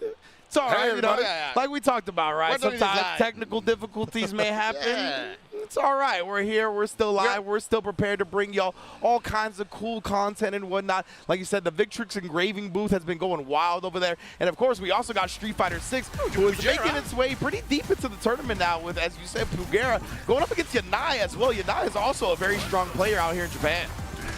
Let's see, because right now, my God, bringing 3 Kinshasas in a row, bro. Give me the plus frames. No, let him rip. And he has everything to kill right now with the critical art. It's going to be more than enough. Absolutely love that. That is a 1-0 for Janai. Yeah, and that's the thing, unfortunately for Bagheera, he actually only had 1 bar before the end of that combo. And DJ, one of the few characters in the game that cannot respond to a DI with his level 1 super. It's not actually invincible, so he's just going to get duffed regardless. And it looks like Bagheera has decided to abandon the DJ entirely and bring out the Churi. You have to ride that bike, man. By the way, the bike is insane. It's right here on the venue. Yeah, 100%. And I believe it's all 2 out of 3 for a very long time in the tournament. Maybe not till top 8. Yeah, 6,000, man. You have to filtrate that amount, that's for sure. But that's why I'm saying Pugera already switching right here, right? Like, he doesn't have the luxury of another game to experiment or anything like that. He's got to put all of his chips on the table now. A lot on the line, too, right? This is the qualifier spot, I believe. Yes, absolutely. Yeah. This is the first actual event of the TBT season for Capcom Cup 2026. That's a lot on the line indeed. What a nice check. Yes, and you are now against the corner. Janai will have to fight his way out of there. No! What a gift! Yeah, that was a great walk forward and then getting the landing frame punish from Yanai on the Bison. Super sick stuff of Pugera. Not going to go quietly into the night, willing to bust out. Been seeing a lot of games where you're getting the landing frame punish since this whole weekend. Absolutely, man. It's a huge thing in fighting games, honestly, nowadays. Yeah. Challenge over there with level 1, no respect at all. Oh my goodness. The bottom, the medium kick. Yeah, all the way there. Great spacing, honestly, from Yanai. Just peppering the normals on. Oh, that was a little scary. Yeah. Oh, wasn't ready for him to reach with a light. but nonetheless, nice. He actually delayed the drive rush cancel button a little bit to blow up the fuzzy defense timing. Very well done from Pugera right there up against Yanai. Let's see, 1 bar for Pugera, almost 2. That could mean an activation very, very soon. That boy just sniped him with the crouch medium kick. And wow, actually that beats the jump out attempt. Really well scouted from Pugera. Oh my goodness, he's trying to take her dome off. Let's see, because right now you're against the corner. The overhead this time it's hit. He just went back to the well, bro. He's like, I know there's water down here. Okay, 1 throw. You have to check for the bomb, and another one. You have to make it double. That's gonna be match point for Yanai. The timing from Yanai. Yeah, we actually talked about it. In the other side of the corner, we saw like a reversal light from Pugera, and Yanai wasn't ready to whip punish that. That time he knew that's what Pugera was looking for and found the timing perfectly. Very nice adjustment. The OG ping will get out of the way. Ooh, and just immediately going for the level 3. Interesting. Normally, every jury is trying to save for that level 2, but here right now, Pugera wants the damage. Is that what you see? Where do you see that at? In Mexico? Yeah, I was going to say, yeah, they don't do that anywhere else, dog. Really? Yeah, okay. no. The feng shui is definitely like a region-exclusive thing. Like, there's players that will use it, but rarely ever do they, like, focus their game plan around it. The big damage. Yeah. Always the damage. The level 1s are important as well. Yeah.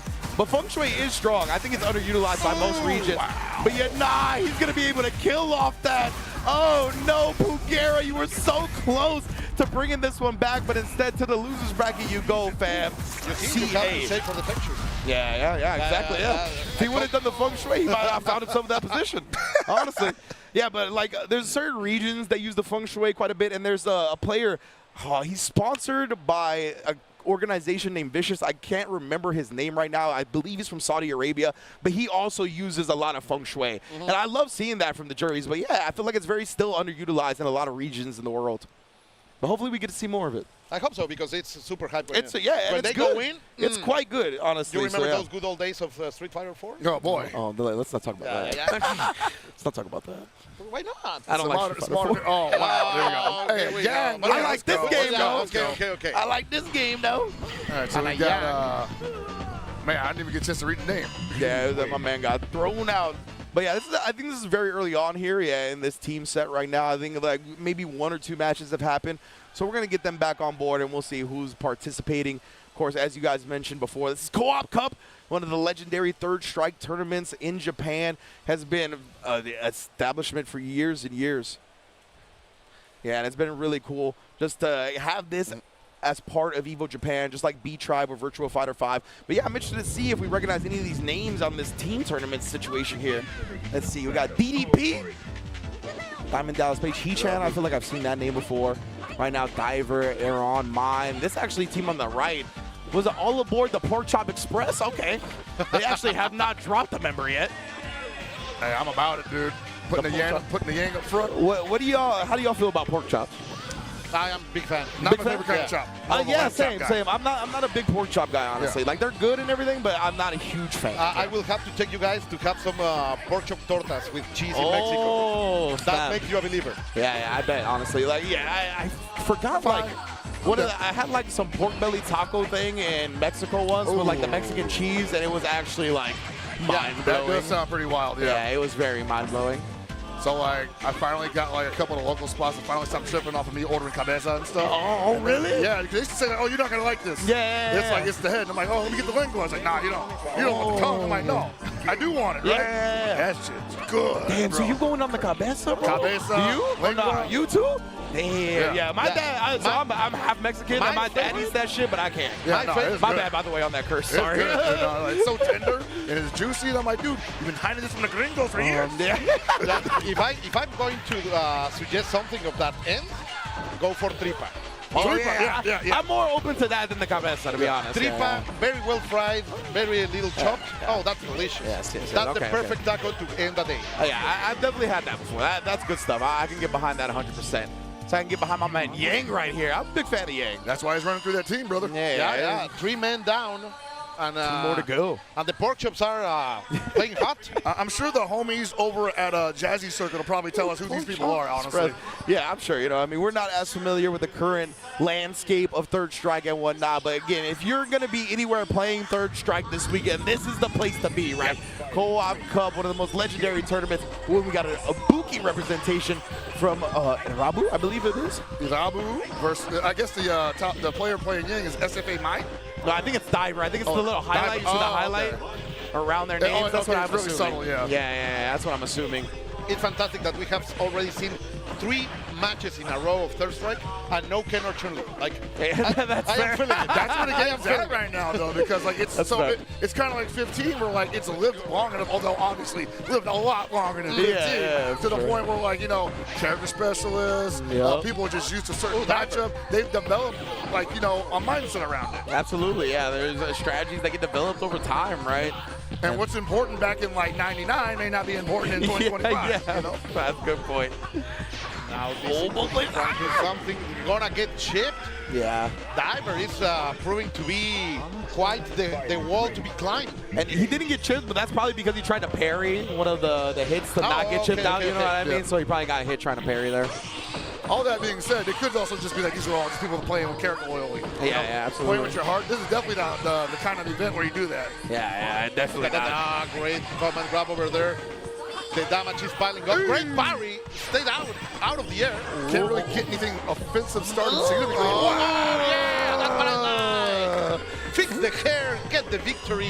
Yeah, that was super sick right there. You could tell like Ibuki really trying to overwhelm them with a bunch of different looks, and Homeboy just had the answer for everything. And that when was you have clean. your team behind you, and the momentum is there, the vibes are there, you love to see it. 100%. I've heard many players echo the sentiment that they feel more pressure at team tournaments than they do solo tournaments, right? Well, they're not just playing for themselves. You don't want to be the weakest link. Yeah. You got those guys behind you, and who knows what they're thinking. Yeah.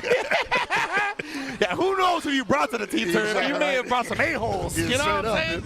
I know guys that'll be like, yeah, we just got together at this tournament when we got here. Ooh, that's true, too. Yeah, just like makeshift teams. And we got my man DDP playing some Dudley. Please show out with the Dudley. This is one of my favorite fighting game characters across any fighting game right here. Third Strike Dudley. And he's showing it so it's far. pretty good in this game. Oh, this man parried the Rose. Come on, dog. Oh, no, against the corner. Let's see. Oh, yeah. It's not invulnerable. Gets checked, man. I didn't know that's how it worked. Nice, the sweep. He didn't get the kill off of it, though. Okay. It's okay. Yeah, my man Dudley, bro. I love this character. This is actually the first character I ever looked up like anything for in fighting games. Yeah? It's Third Strike Dudley. Yeah, like anybody like combos, strategies, anything. It was this dude. And Kokujin was the guy I studied, of course. Kokujin, yeah. Of course. Look at that uppercut. I just love when he says 1, 2, 3. Yeah, so much style, man. One of the most quoted characters in fighting game history. Ooh. Yeah, actually. Right now, though, what a bust out. Oh no, the attack in the legs. Come on, the shimmy, crouching medium. He got Sabar. Again? Wasn't ready? One good hit will mean a lot right here. Got one more slice? Okay. Oh my God. He's good. Ooh. Getting that near chip territory now, especially after that air-to-air, and he's going to get him with that last hit of Rekka. Oh, no. That was a required red parry situation. He just wasn't ready for it. So he said, whatever. Take the chip damage. Overhead super link. Let's go. Very ready. Air target combo. Love it. Back door in the corner. What's going to do? Shimmy. Yeah. Okay, let's just get punished. We're fine. We're good. He's trying to meet that instant overhead for the low bit. Because he can link off of that if he needs it. Yeah. He's relentless, not allowing anything to happen here. Come on, bro. Man, that did bad damage. That could not have been what he wanted. Oh, no. He didn't finish the combo. That sweep was not wanted, I guarantee you. Wow! He got caught being thirsty with the heavy punch. You saw the startup of it. Yeah, it takes a little bit there, and you can see Yang already high enough to dodge it, and just the dive kick was quick enough to stuff it when it was coming out. It's in the quick name, enough right? to stop it, hit it at the right angle so they can combo afterwards. That hurts. Oh, and then Street Fighter 6. Yo, add 3 numbers because we are on the 6th one, and look at that. Manon is here delivering damage, getting the Bling Bling 3 medals. Yeah, Johnny, if I'm not mistaken, one of the premier Manon players out here in Japan. Going up against John Takeuchi, who a lot of people are familiar with. And Johnny is actually up 1-0 here. Obviously, John Takeuchi has the round advantage in game 2, but nonetheless, Johnny has already shown on display with 4 medals as well. It's going to get real dangerous real fast. Perfect parry. She's dead. Oh, man, and he tried to parry. That's actually going to burn him out. But he does catch Johnny being a little bit overzealous on the drive rush pressure. That's it. Oh, no. The best thing you can do when you are on burnout, you have to go into the offensive. But he's going to get checked. That was sick. That was sick. I love the fact that Johnny just didn't keep going with the stand medium punch. That's a really good strat against people in burnout. But he knew that John had meter to bust out, right? So he wanted to bait that out before committing to anything else. And right now, on match point with 5 medals, 3 bars, that's potential if you have ever seen it. Yes, indeed. Johnny here again. Oh my goodness. God. Sneaks it Look in. at that. Yikes. So much life. One more is dead. I'm surprised he didn't scheme on that when he landed for another command grab. That's a very popular strat from Manon players.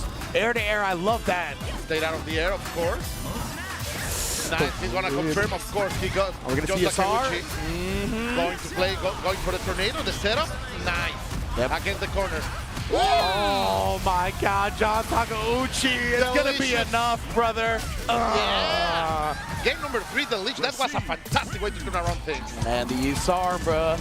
That's the thing, right? You can feel so good about a match, but if that Isar comes out, it changes the landscape entirely. The win condition was there, like five medals, 3 bars, but unable to find the hit or in that case the grab. Yeah. Let's see. And Johnny, he bet on wake up parry to try to absorb some of the tornado, right? But John's meaty situation, he actually pushed him away from the tornado. So he got a beautiful throw punish instead. Johnny is very expensive. That's one of the problems with Manon, right? Is that she's a very expensive drive rush character. Comes to spinning that drive meter. See, very low now. Has to play a bit more timid as she builds it back up. Hack maintenance, man. Yeah. Okay, the checks. Look at the checks. Great. Bro, that is like -3. Or, you know, I think it's -1 actually. I can't remember at the moment, but yeah, it's not plus unless it's in burnout. But he's using it like it's in burnout regardless. Good break over there, not allowing any momentum to grab. We got the 3rd medal over here. And anything would do it, even more in the burnout situation. Check there, crouch medium kick. It's one of the farthest ranging crouch medium kicks in the game.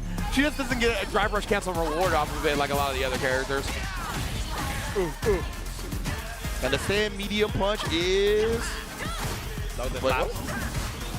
Now, John Takeuchi fighting for his life. This is match point. Oh, I'm stupid. Why did I think it wasn't plus? So yeah, stand medium punch is +2. I don't know why. Oh, actually, wait. I want to know the difference. Is that on hit or block? Okay, the kick. Now we have the tornado. What is the setup? This is the same situation. Oh, that's again. I'm tripping. Oh. Great parry over there. Staying alive, and this could hurt a lot. So yeah, -1. -1 is what the stand medium punch is. Yeah. Oh yeah, still doing it though. Still fishing for it, John. Definitely blows up that drive rush cancel though with the DPOS. Very smart, and then the anti-air heavy mixer was there as well. Johnny, he's got CA available now. He's got to get closer. He wants to use it, and the jump, it's baited out. John here. Oh my goodness, he ripped the sweep, baited out the DI. Oh no, and Johnny just got caught going for something a little bit too heavy. Takeuchi able to challenge with the light. He put full belief behind that one. Oh, the slap. We are going down to the ground. 5 medals already. Yet again, the winning condition is back into the ground. Oh, yeah, that's gonna hurt. Beautiful start right there again. Johnny just playing around that -1 stand medium punch, doing it back to back and letting it hit, walking back, baiting a button out from John. Very smart manipulation. Let's see. Great anti-air. The condition is there with a perfect straight up Johnny right there.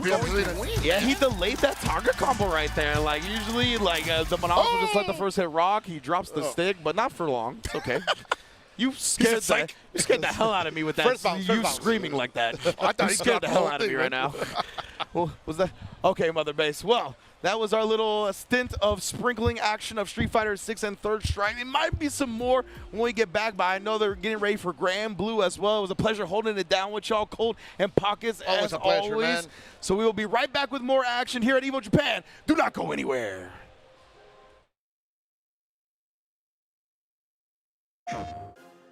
PlayStation tournaments are on PS5, featuring the biggest games,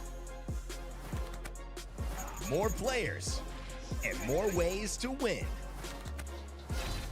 Get ready to compete on a global stage with new and exciting daily tournaments, all at the press of a button. So whether you're a seasoned competitor or just starting, come for the challenge and leave with glory and incredible prizes. It's time to join the competition. Sign up now on PS5. PlayStation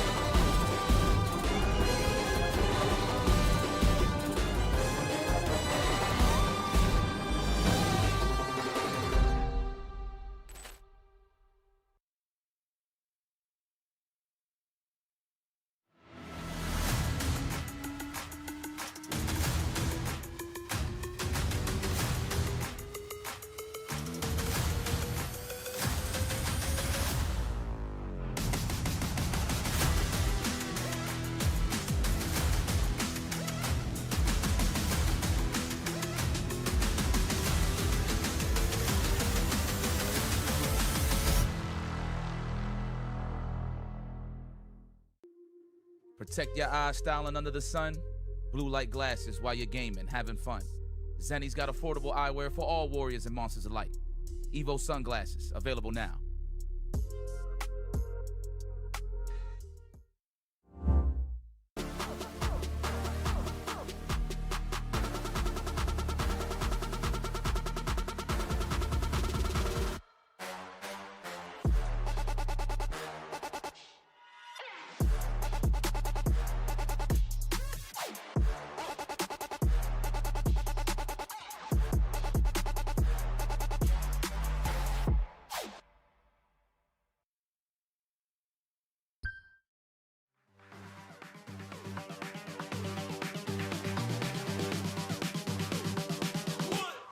One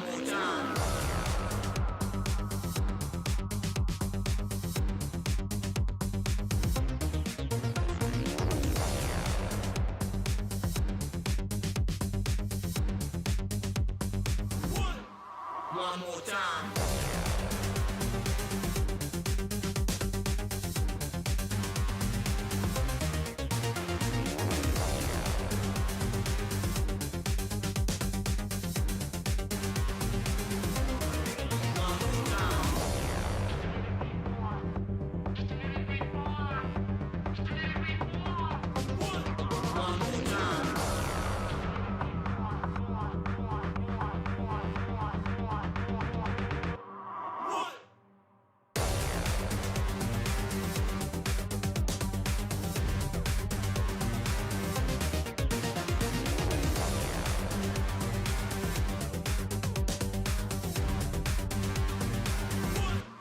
One more time.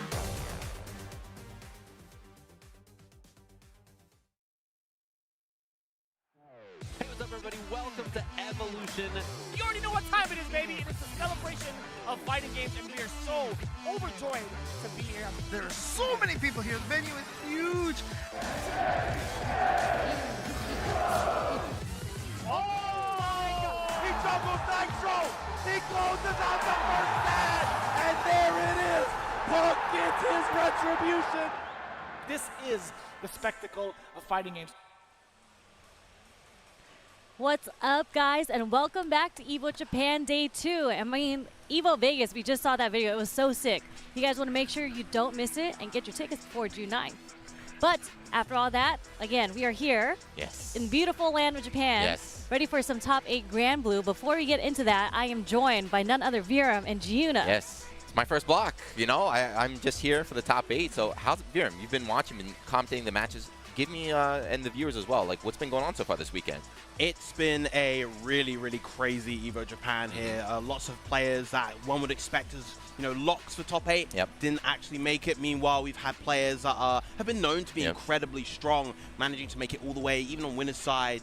We've got players like Zangief Dream, who came from Slashback not fairly recently, had a 9th place finish there, but is on winner's side of top 8 this time around. We have Kasusagi on the ferry, looking absolutely incredibly strong. We have Hinoki, who's been having a bit of a character crisis. That's my mentor right there. That's my coach right there, right? Yep, settling on the Sandal Font this time around, as well as one more player on the winner's side, Shio, a real genius when it comes to this game. Yep. Zangief Dream too. I know that name. That is a Tatsukai Tuesday regular, right? So training here in Tokyo at the weeklies, doing very, very well.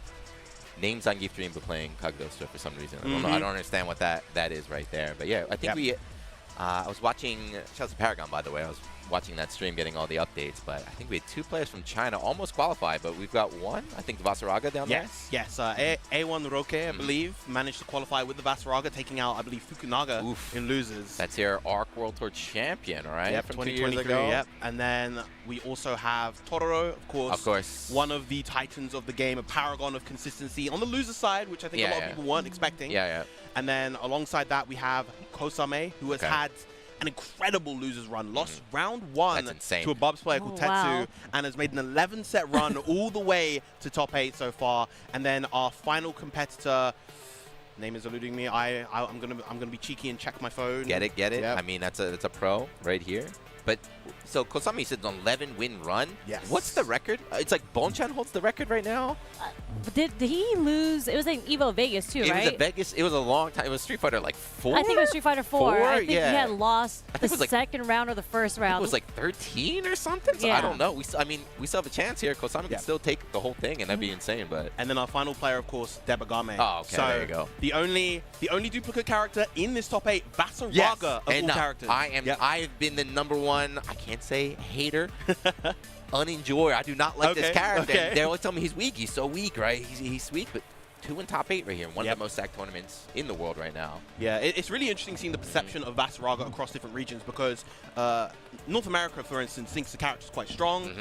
Japan thinks he's weak, and then Europe's kind of somewhere in the middle where we think he's a bit of a mid-tier, upper mid-tier character. So the best thing too is that they'll tell you he's weak, and you say, "What do you do against him?" Like, I don't know. Yeah, just do that. It's like, do what? I don't know. Respect the armor and kind of go from there. But yeah, we've got a super exciting top 8 lined up. I'm not sure if we're going to be starting with the winners or the losers side of things, but we will be probably winners, right? Yeah. I think it's usually winners. So not only are there big names, but some of the characters are crazy. So right now, you talk about the meta of current Granblue. It's like, Versusia army everywhere. Like, I know Grimnir, everyone. There's like 0 Grimnirs, right? No all top 24 right there. No Beatrix. No Beatrix. Yeah. So the characters on the tier list that are up there, I think we have maybe just one. I think Fukunaga's running Versusia. Yeah, but he fell at 9th. Oh. Yeah. So it's just... Is there no Versusia up here? No Versusia in top 8 either. So it's pretty much, in terms of like the top 5 characters, you've just got Totoro with the Percival. And yeah, from there, you've got, as we mentioned before, Cagliostro, Sandalphon, Ferry. Did the Grandmaker, he fell at 9th no, too. He fell at 9th as Totoro, well. Yeah. Wow, there's a Luane too. Luane on the winner's side as well. This is the future a lot of us base Granblue players didn't want to see. We didn't want to see a good Luane. Luane is I was going to say, I need an explanation as to why that character... Luane is like the resident joke character of the game. Okay. He has a lot of kind of weird gimmicks that you have to kind of learn. He's very knowledge-checky character. But in Rising, they decided to make him a lot more fundamentally sound. A lot of his core tools are stronger, and he really benefits from a lot of the new aspects to Rising, particularly the ultimate skills. They give him new ways to use his meter beyond his supers, which was, again, kind of gimmicky. You had to guess on a lot of things, but now he has just very strong, stable ways to just play the game. He is he has a random factor, so he has items where he can regenerate health. So he's very, very annoying to fight. He'll chip you down, run away, eat, regenerate health, chip you down, run away. Gotcha. It's like Elena healing in Street Fighter 4. Yeah, that's a good way to put it. Just frustrates you into making a mistake. But anyway, players up on the stage here. What's going on? That's my boy Shun, by the way. Shout out to him. He had his first job history, Evo Japan history, in 2019 in Fukuoka.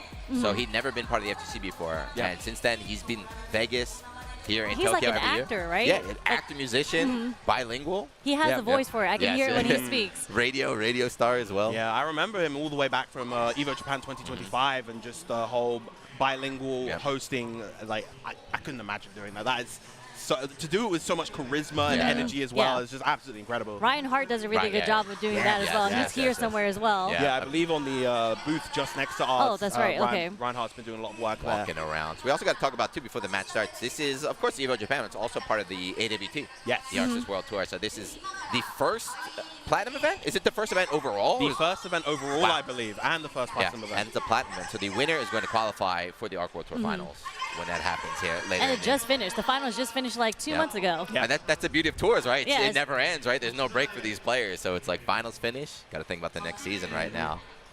Yeah, and there's been a bit of kind of restructuring with the format of the Arc World Tour this time. Not only do the Platinum players auto-qualify, but they get points on top of that, and those points are important, because before, if you auto-qualified, didn't really matter what you did from there, but you want to keep getting points on top of that so that you get seeded better going into Arc World Tour. That never works, though. So a lot of times what happens, right, is they'll get seeded against the LCQ, because the LCQ, they're like, that's the weak player, but then some B shows up, and it's like, come on, man.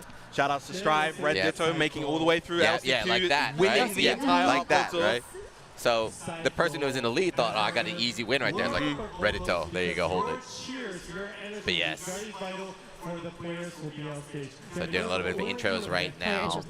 The top 8. So also, I know, we had Aaron was the Evo champ before, but I don't think any of the Western players did too well here. I think Koji was Coco was the highest. Yeah, so I think they got top 16. There were 2 American players in top 16, right? Yeah, so Koji Coco and Vermilion, both Evo 2024 finalists, managed to make 17th, I believe. They both got eliminated at the start of top 24. There was also one European player, Pixie, another Lorraine player from Italy, also managed to make top 24. But aside from that, it's been almost all Japan. Of course, we have the one Chinese player in A1 Roke as well. But yeah, I saw Pixie and Koji had to fight each other. Yep. A little bracket rigging, reminds me of SBO days of like, hey, let's have the 2 foreigners like eliminate each other before top 8. But hey, who knows, man? Psycho. And I love how excited the crowd is. That is the chant they're trying to do. Evo Japan is the strongest cycle right there. Yeah, this is, for all you guys at home, this is the same venue we did it 2 years ago, right? But we're in a different hall, so much bigger, right? Much more spacious. A lot cooler today than it was yesterday. Yeah. Well, we also have 3 fans for us today. Shout out to that. Feels good. Shout out to the fans. Yes. To the fans here and the fans at home, all watching. I'm sure time zone is crazy, but we got an intro video. Check this out. We've got Worth. We'll be giving you live commentary like a YouTube video. This is footage from this weekend. Yeah. No, this is AWT, huh? Ooh. I think I just said the AWT tour right here. I love how anime this is. Yeah, we were talking to Tasty Steve before.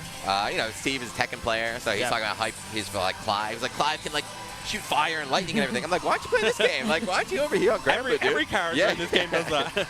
This is anime right here.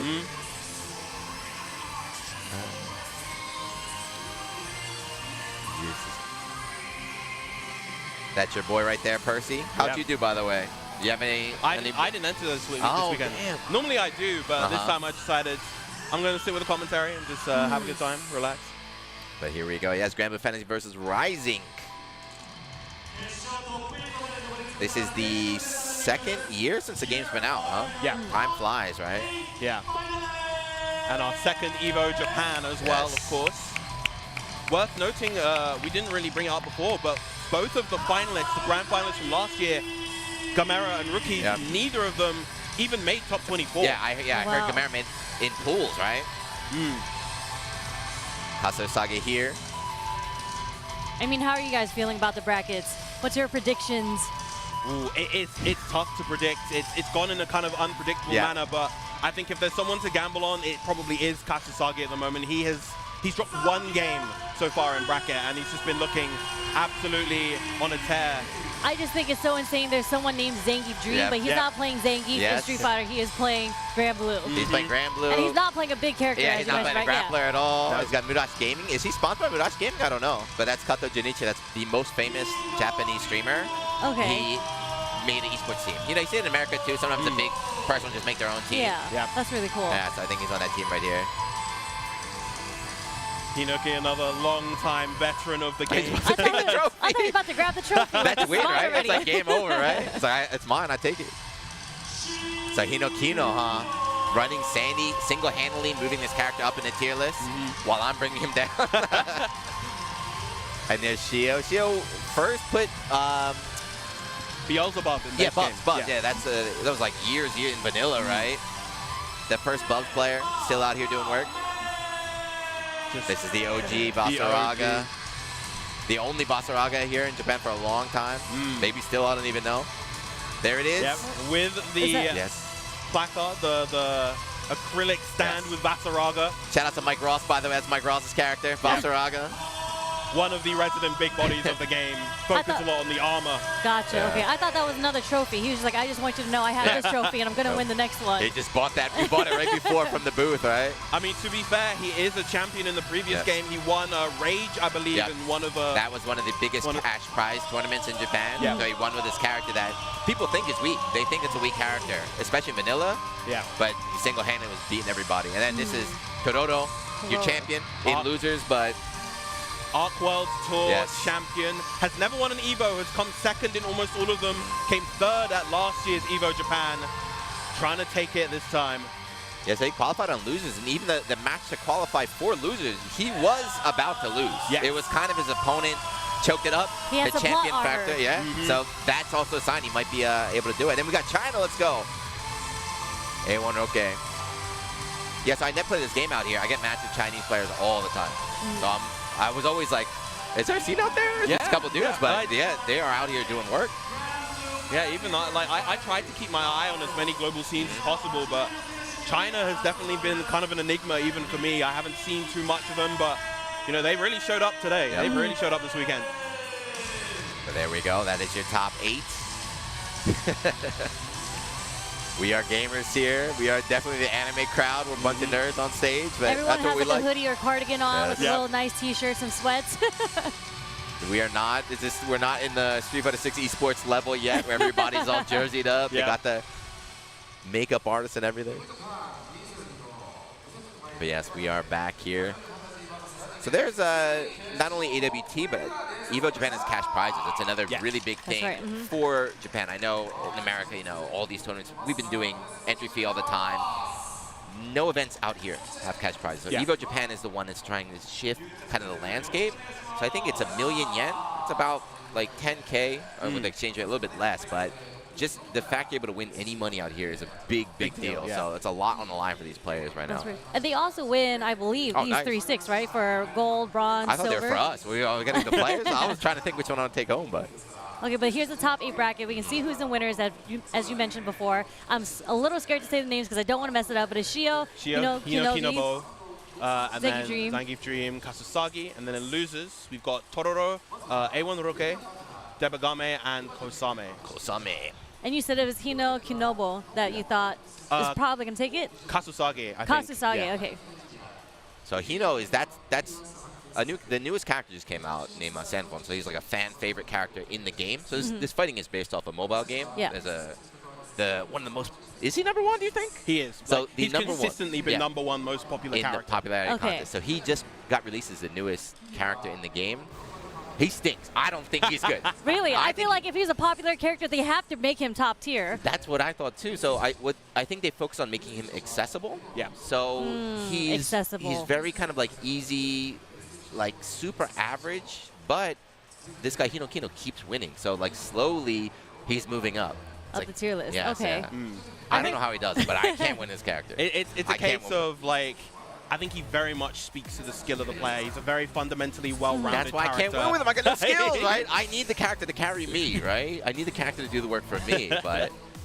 But as far as the meta of how this game goes, I was asking around, like, how does the neutral get played in this game? And everyone tells me that the dash, right? Yeah, and then like you're positive after that, your plus frame. So I'm wondering. So in my mind, I see it as a very offensive, volatile game because why wouldn't you just throw the dash out there? It takes no resources, right? Yep.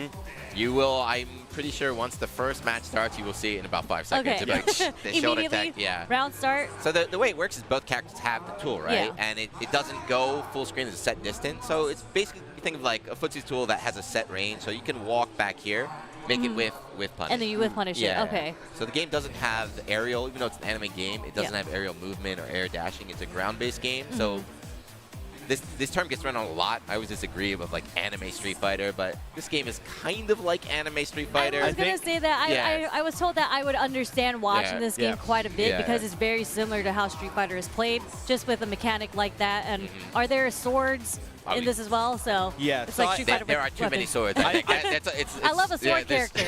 I'd say that the previous version of the game, base game, was closer to the anime Street Fighter kind of archetype. Mainly because dash light didn't exist, so it was a lot of just using your long pokes to control that mid-range and playing those footsies. But so there are a lot of swords, a lot of big weapons, but they all have the extended hurt boxes, so you can whiff punish them from basically any range. And yeah, the game is very heavy on whiff punishing and kind of yielding a lot of big reward. I do like a good whiff punish with heavy buttons. Yes. The best thing about this game too is that I play a lot of fighting games. It's not a very demanding fighting game to get into, right? It's very easy to pick up and get started. Like just doing that is a good way to get started, right? Yeah. Yep. Understanding with punishes and everything. It's not high execution, but once you get this high level, right, you think you're good, and then you fight a really good player, and like you just can't touch it. You're like, what the heck is going on? So I think it's also a relatively easy game to maintain. As you said, not very high execution. So once you get to grips with your character, whoever you want to play, you can just kind of, play a solid game plan and get decently far with that. But as we said, as we get to the higher level, really understanding those matchups at a more kind of minute level is really what's going to kind of take a player to the top. And I think that's the case with basically any fighting game. And it's free, so this is the craziest part. It's free if you guys want to try it out. If you like it, if you watch like today, you're like, that looked kind of cool. I like this character. It's got a free version. Sometimes they have the full cast unlocked too. Normally it's 4 characters. So over Golden Week, they were doing a thing with the free edition where the full base roster was unlocked. Amazing. That's no longer the case. Over the next week, I think it's Gran.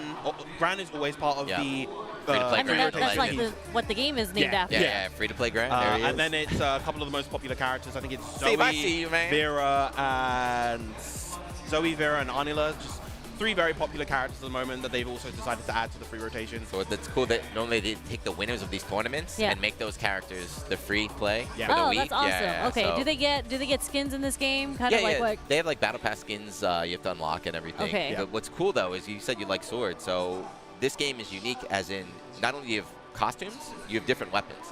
So like Soul Calibur, so you get skins for your weapons and everything. So. And some of the weapons have different sound effects. Jita, for instance, one of the pro-tag characters, she has frying pan. It makes frying pan noises. Yeah. It got banned, didn't it? Did they ban that? In some regions, yeah. So it makes a different noise. It makes like, a cartoon sound like bonk. Yeah. So it makes hit confirming easier. So when you hit, it's like bonk. So you press that button. So I had to ban it in some places, I guess. But I think that's nonsense. I don't think it makes a difference. I think it's just fun. Yeah. Yeah, I feel like if there's a skin that makes your hurt box or hitbox look different, that's then Street Fighter 4. Yeah, exactly. Blanca out of here, that man. Should get changed. That should get banned. But frying pan, I think that's pretty sick to see that in tournament. You just hear a bonk while you're watching. You'll see. I saw the Luane was playing with the beer bottles earlier. So beer like, bottles? Percy's got a baseball bat, right? Yep. So that's we'll really see cool. Some stuff. We'll see some stuff, but. Is there a character you'd say that does like a lot of 50-50s versus, so in the games where you rely on a lot of fundamentals, right, there's always the character archetype where you're just like, I want to skip the neutral and I want to mix you up as much as I possibly can, and those are the characters that a lot of people complain about. And I think we're talking about a character like that earlier, right? But they got changed when it moved into this game. So there's a couple different characters. Ferry in this game, particularly in the base game, what she would do, she'd be this kind of long-range Dalsum-esque zoner, but then she gets the hit on you, gets the knockdown, sets up this little creature called Gigi, and from there she sets up high-low, unreactable 50-50. What's important to point out in this game, though, it has a guard button. So left-right mix-ups don't really exist. A good player will just hold the guard button and avoid that. So the mix-ups are high-low. So there's obviously guard break, right? Isn't that... There's a guard break mechanic, but you can dodge it on reaction. if you're young. It's called the unk check, right? Yep. If you're like unk check, I'm 40, older. I'm 40, I get hit every time. It's this game's version, I guess, like DI. It's way harder to react than DI. I don't know how these kids do it. They just get ready for it. I don't know how. Are we going to see it a lot in top 8? Do you think that's a mechanic that gets used a lot? It's used more often because it's also a combo tool. Yeah, you can convert basically any hit off of it. So we'll see that quite a lot mid-screen to get extra damage and push combos in the mid-screen. I don't think I'm not even trying to be funny.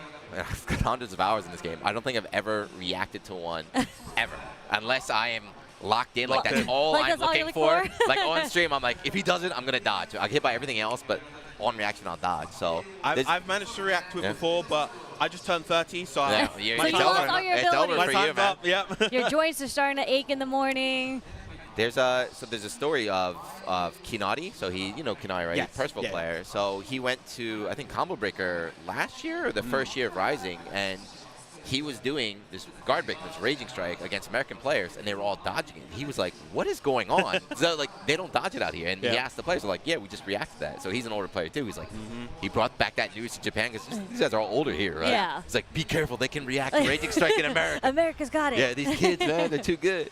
Yeah, most of the players I think in this top 8 are among the older players, 30 plus. But I think Zangief Dream is the one exception. I think he's in his early 20s. He's one of the young bloods. I was gonna say, are these all like legacy players? Have they all come from like the older Grand Blues? So the thing is, Grand Blue came out in 2020, early 2020. But even when Grand Blue came out, since it's a new IP, they're legacy players from other titles. So Samsho, actually a lot of Samsho players picked up the game as well.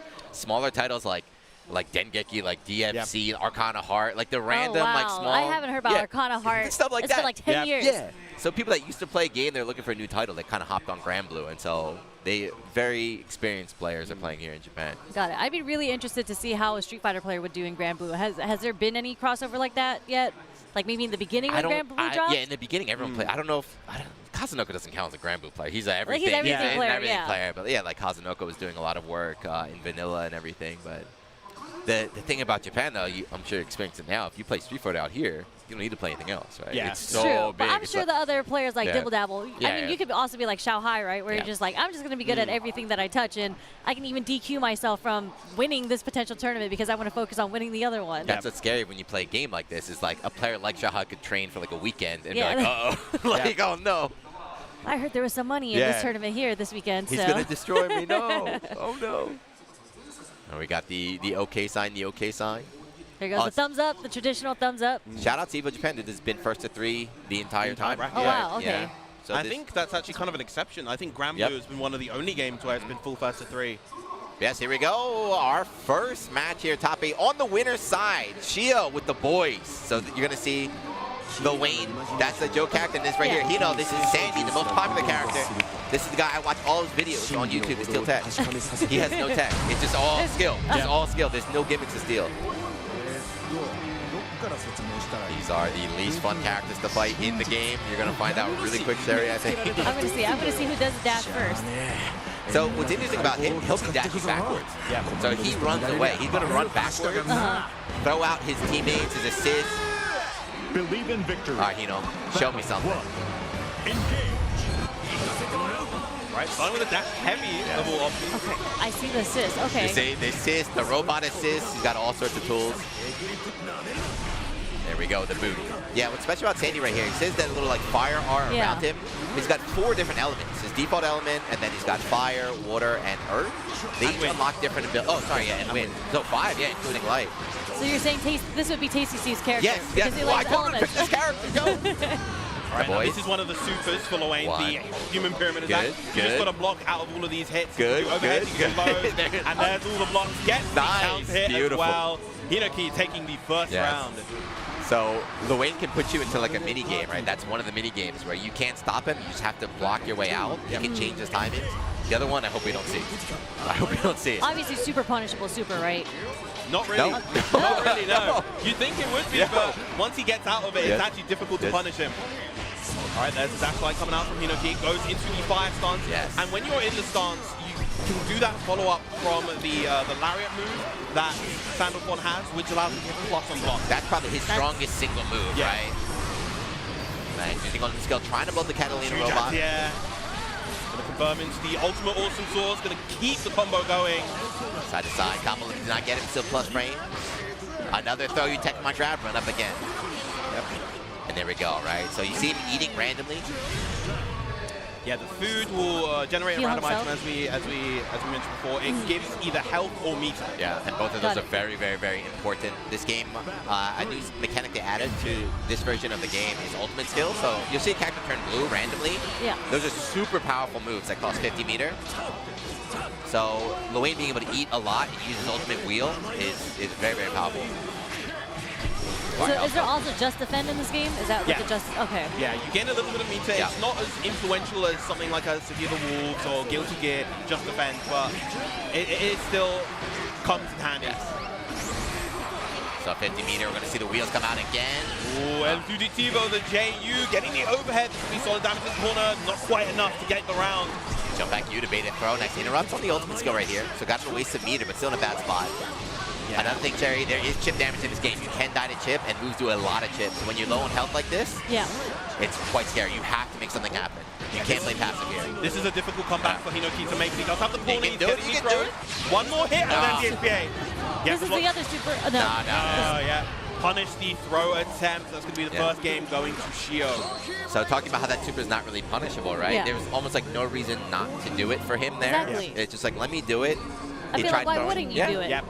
That's how he's been. In those defensive situations, if he has the 100 meter, he's just going to spend it. Yeah. So it's like... It's cheap. It is cheap, yeah. So the thing is, it doesn't like guarantee a win, but it puts the pressure now on the opponent. It's like, you have to survive this mix-up. Got it. Right? Is it similar to kind of like Rose's Orbs, where it's just like, it's not necessarily invincible, you don't necessarily get hit by it, but it is a mix-up that you have to hold. You have to just hold that, yes. Just do it. It's. I want to win neutral right now. I just want to take my turn. I'm doing it. The other one, did they use it? Not really. Not anymore. I guess because this super got buffed, so it uses more, but in the old version, the other one, it took like 15 seconds. The game changed, like the map, it became like Mario Party for like 15 seconds. It was really messed up. And you couldn't do anything. You just had to survive, kind of thing. I see. Okay. I feel like I need to see that, but maybe I won't get a chance to. Yeah, I think it's relatively unlikely that we'll see that. The big reason is because they swapped out invul works between the supers, because on Wake Up now, of course, Luane's HPA is the one that's invul, and Iggy lost the Wake Up invul. Thank God. Very hard knockdown. Oh no, okay, going for the extension, getting fire mode. Right. Still saving it. See, I gotta take notes. See, whenever I'm in fire mode, I always go for the guard break right away, but Hinokino here is just holding on to it. He wants to keep that projectile, I guess. Nice, jump you. Nice, jump you. Goes for the BC, doesn't want to hold the plus frames there, but the EP coming out from Hinoki, almost enough. Got chips, yep, one more will do it. Luane knows that he's going in. Build a little bit of health, and chip is gone just like that. That's so cheap. That's so cheap. That's the crucial thing we forgot to mention. You only get chip point if you take enough damage at 1 HP. Yeah. Oh, he had the right idea. So he tried countering the guard camps right there a little bit too early. Yeah, finally getting the KO. Just that extra life that he kept getting that was from like the 3 meat. times. Yeah, he got down to like 1 pixel like 3 times. Just eat, run away. Yes, Hinokino here. First round in game 2. Very, very aggressive style. Normally, you know, Sandy doesn't play this aggressively, but against Luane, he forces aggression out of him. You have to stop him from getting set up. Dodge on the wheel, that doesn't work from there though. Yeah. And that's one of the most powerful things about Luane in this version of the game. The ultimate pro wheel. So little counterplay at that range. You just have to hold it, right? Just hold it, take the chip, give him his turn. If you dodge, he's there to punish. And still like that, even, how does it come out? And he got the food back as well to heal. Yes. Oh, nice confirm off of the far light. Very solid damage. Gonna go into the ethereal prison, get the bounce as well. Sandy combos are so cool, man. Yep. Run up, delay, 5L, trying to get a throw tech. Nice. 2M just out of range, unlucky. Trying to bait out the counter. Does not bite. Good reaction right now. Oh, the count hit. That's going to be the round as a result. What was he doing? What do you think he was pressing right there? I think maybe trying to press a 2L or a 2M, just a little bit too slow, and got clipped. The boys. The boys. Jay, this is like a Dan Hibiki was, I'm not saying top tier, but like high mid tier. Like a genuinely viable He's supposed to be the joke character. Why is he so good? And something that you see that Shio does quite often is when he sends out the double bros, he also goes for the parry right afterwards to prevent the opponent from trying to take that turn and interrupt. Yeah. Goes low, gives up his turn right there, Hino. Reacting, going in and parry, dodge on reaction. No punish after that from that range, no. Right, converts with the 2-1-4U. Very nice. Pick up, including the H fireball. Once again, refreshing the fire. Really liking the fire mode. Yeah, is Hinoki. only fire mode so far. Yes. Nice. Out of range on the guard cancel here. Very good option to go for the H fireball there to get past the Brave counter attempt. Shio blinking, he's not phased. But yeah, it's only fire. And he's been going fire consistently, right? So something cool is like players have, it's not really a character that you swap modes. It's kind of like you have your favorite modes. Some players play wind only, which is crazy. I can't do it. Some people want to play light only, but he's going only fire. I play water. I only do water. When do you get the chance to swap your elements? You'll see him. He has to do it. It's a little bit slow, right? You can't just press a button and instantly do it. So you kind of have to find a little bit of space. You'll see. He'll turn, the wings will change color. Yeah, usually he'll do it after a knockdown. Yeah. Every character in this game has what's called a unique skill, and Sandalphon's unique skill is to engage with one of the wings, the fire, water, wind, or earth. So he can cancel, like he can do a special move that'll go into it, or he can just do it in neutral, right? So here, he just went fire, right? You see how it was slow? So the opponents that are good, they'll react to that and take their turn. They'll punish you, or they'll take your turn. So... But yeah, the fire mode gives him a stronger fireball. Makes sense, right? His projectile is stronger. He's got a little bit better mid-screen conversion, and it unlocks that one move, but that's universal. Yep. Once again. The downside, though, is he takes more damage for some reason. Yeah, that's the case with every single one of the wings. He takes more damage when in one of the modes. And in this game, damage is very, very high because of, you know, if you run out of brave points, it's what, 20% plus 10%. Yeah. It just adds up. You just get blown up at the end. Guard cancel. Yeah, the little diamonds at the top of the screen, those are the brave points. They're used for various things. Raging Strike, convert combos, guard break. Nice. Lovely, that shimmy right there. That's going to be a lot of damage. He's got that's going to be it. And those are the Raging Strike, Raging Chain conversions to pick up the round. I love that. I love... That's the Tokido shimmy. When you backdash the shimmy, that you dash in, dash back, that's the Season 1 Tokido. You see it a lot in this game because the walk back speeds relative to the throw ranges are not great, so it's better to just kind of backdash to avoid that. Hey.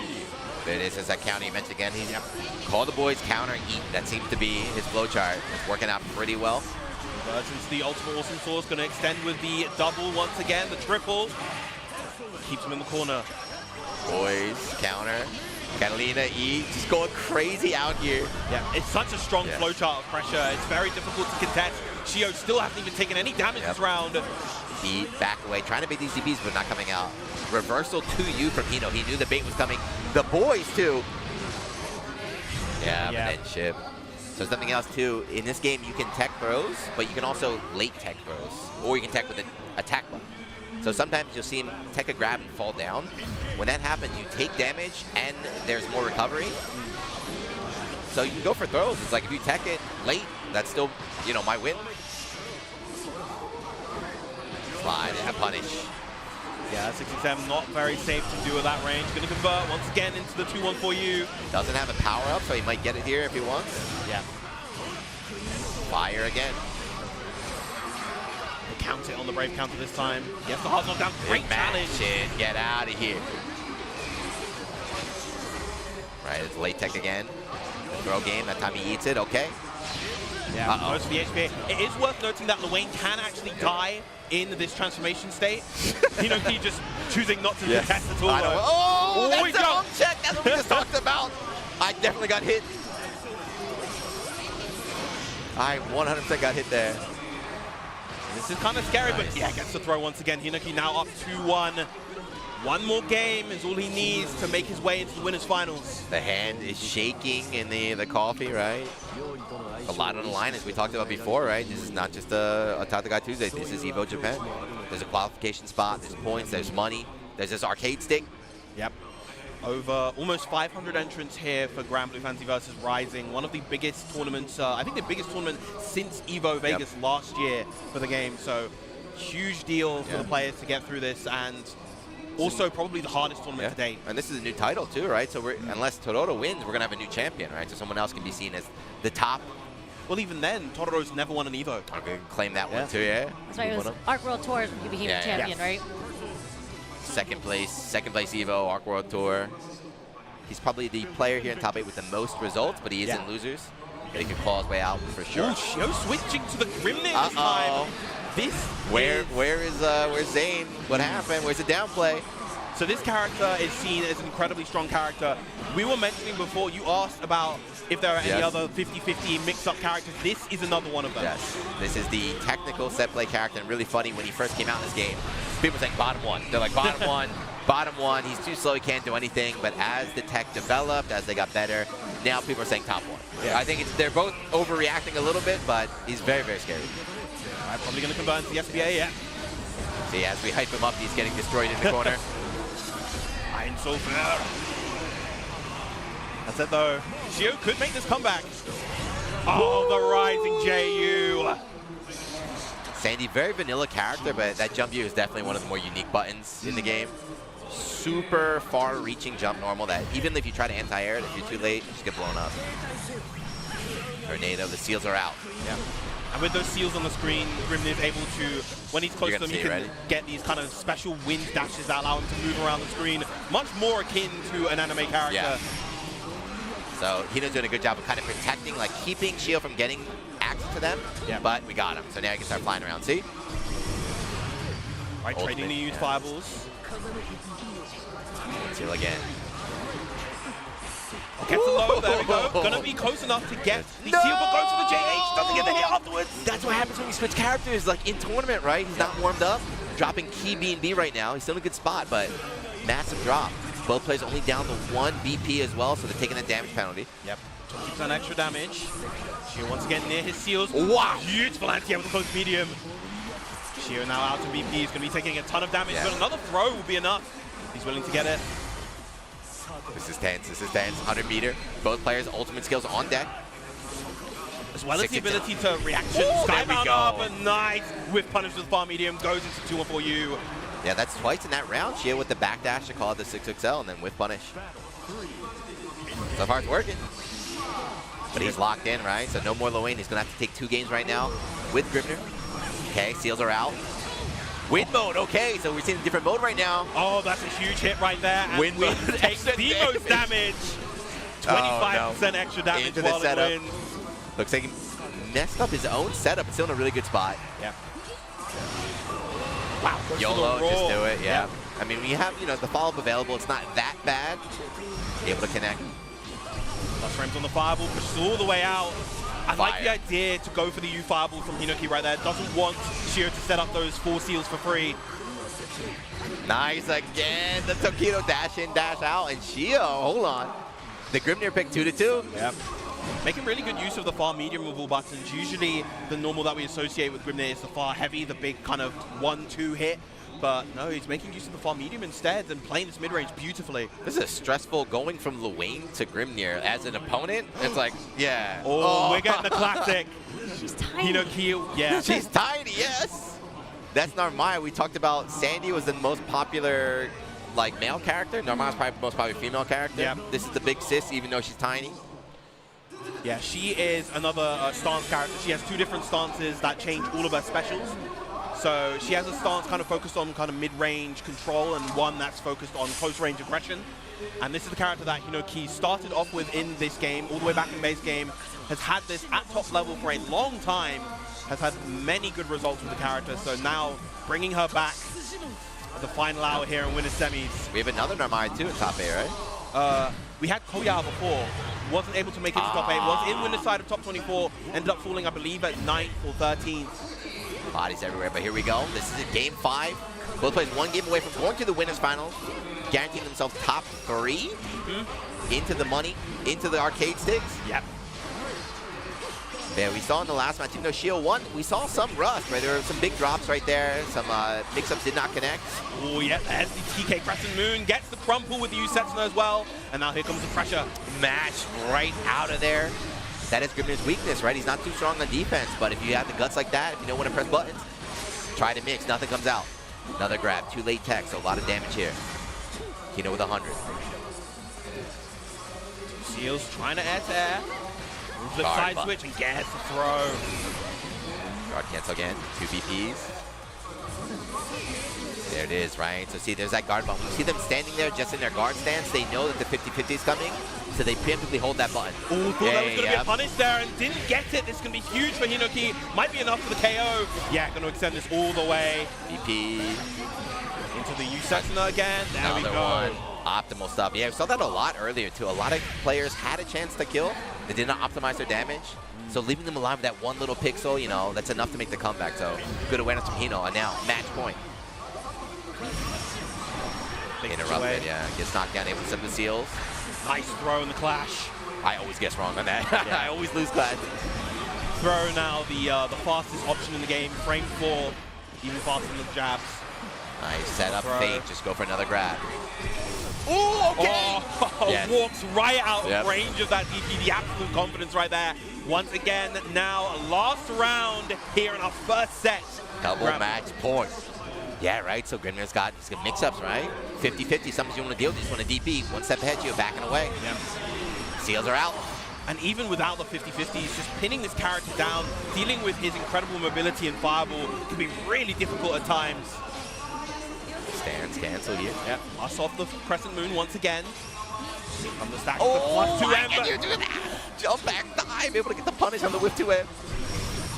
Ultimate skill. Fireball once again, the pressure with the lights. Side swap with the moon flip again. Nice, that time he connects, right? The fire out to the ultimate skill. All right, we're going to set up more seals here in the corner. And carrying Hinoki all the way to the corner. What? Trying to get a bit greedy with the seal right in this face. What? Oh, and that's going to convert. No, the fireball not lasting long enough. But the upward dash, and that is going to be it. Shio are taking it 3-2 to advance to win its finals. Yeah, so the upsteal, we saw the throw come out with the throw bait right there, just flying out, gets a counter. When he's dashing around, not only is it movement, but it is an active hitbox right there, for some reason. An active hitbox that can convert very well into the rest of Grimnir's kit. Just an incredibly strong character. I'm really surprised that we hadn't seen any up until now, but Shio-san demonstrating the power of Grimnir right at the end right there. Just watching it, I felt like it was so oppressive. It's just like, what could he have done outside of just DPing? Like, is there another reversal invincible that he could have done? Maybe a super? Because he was just holding the pressure the whole time. That's what you have to do, right? So you saw there are a lot of guard cancels happening in the match, but the players are good enough where you know the guard cancel's coming, so you just kind of block it. Got it. Yeah, big change in this version of the game is the guard cancel used to be plus on block. Now it's slightly minus. So if you are able to block a guard cancel, you can continue taking your turn, continue on the offense. Yes. But slightly minus, but still safe. That's a big thing. A lot of other games, if you call it a guard cancel, you get a punish for it, right? Even Street Fighter, drive reversal, you call it out, you got to punish, counter it, everything. This game, you just kind of take your turn back. Yeah, yeah. Good stuff on Shio. Like, the character switch and everything worked out for him. Yes. Yeah, you saw too, I mean, we talked about how earlier it was like, you know, it's kind of like anime Street Fighter, except for that character. The guy that's flying all over the place, like teleporting everything. It's like, an assist. Yeah, yeah. That was the first dude too, but congrats. So Shio, he was not Bub's player too. He played someone else before. Was he Bub's originally? He was Bub's in base game. He's jumped between a lot of different characters in Rising. He's incredibly proficient, like top level, with so many different characters in the cast.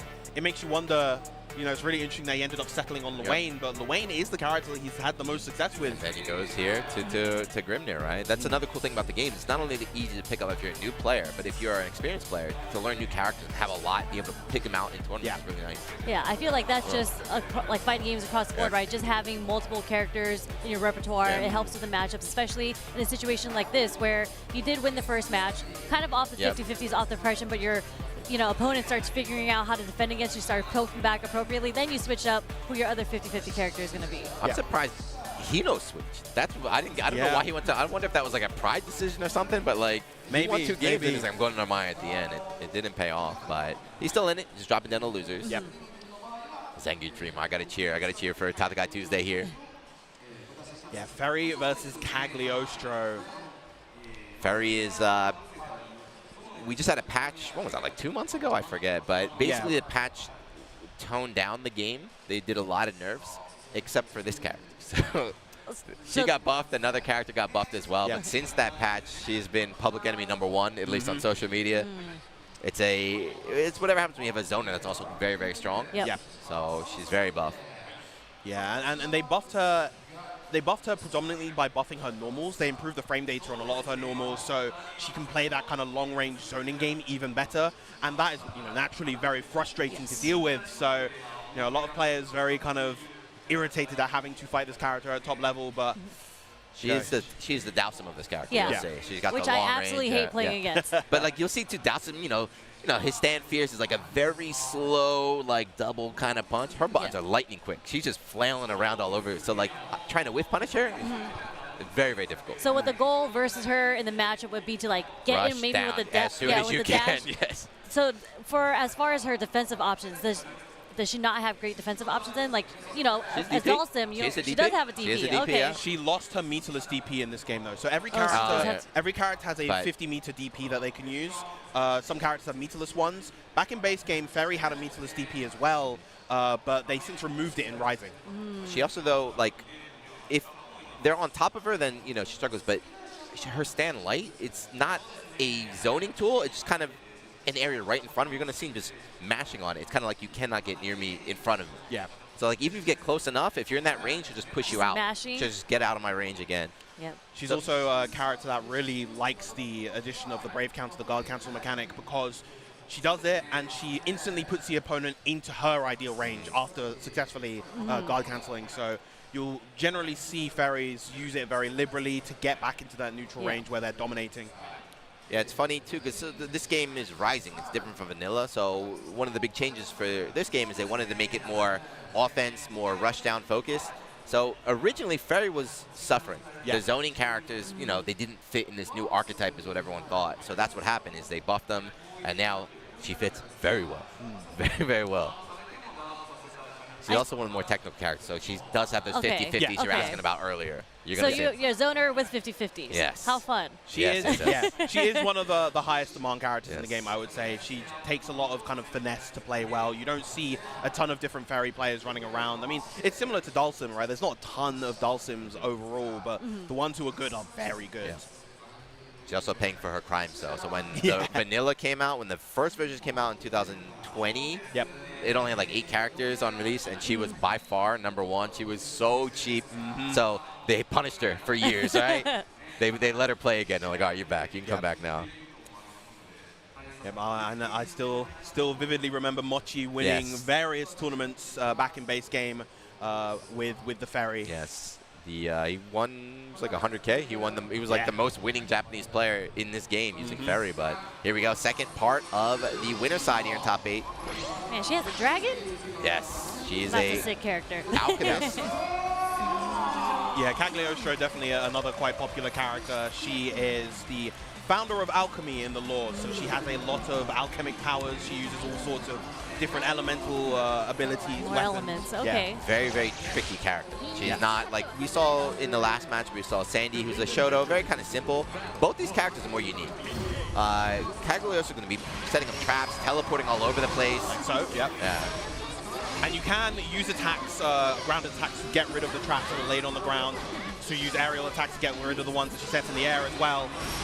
But that opens with a mind game where now if like you guess your opponent's going to try and beat your trap, you just whiff punish them for trying to clear that out. Yep. There's an ultimate version of the trap, ready to spot dodge on the clash. Interrupt. Yeah, we talked about weird weapon skins earlier. Ferry's using a electric eel. Yeah. That's her whip. She's fighting with an electric eel right now. Drill bait out the throw tech. Another bait on the throw tech. I think that's a sign, huh? 2 techs early on. Yeah, realizing, Kasagi realizing you can get the combo off of that drill, goes for a bait instead. Very, very nice. Intercepting the approach. Gonna go for the FBA to close it out. Need to mention that. I mean, I guess Dhalsim kind of has that now with the floating fireball, but she not only is a zoner, but she has tools out there where she can convert pokes into combos like that. Amazing. She is very strong. Jump.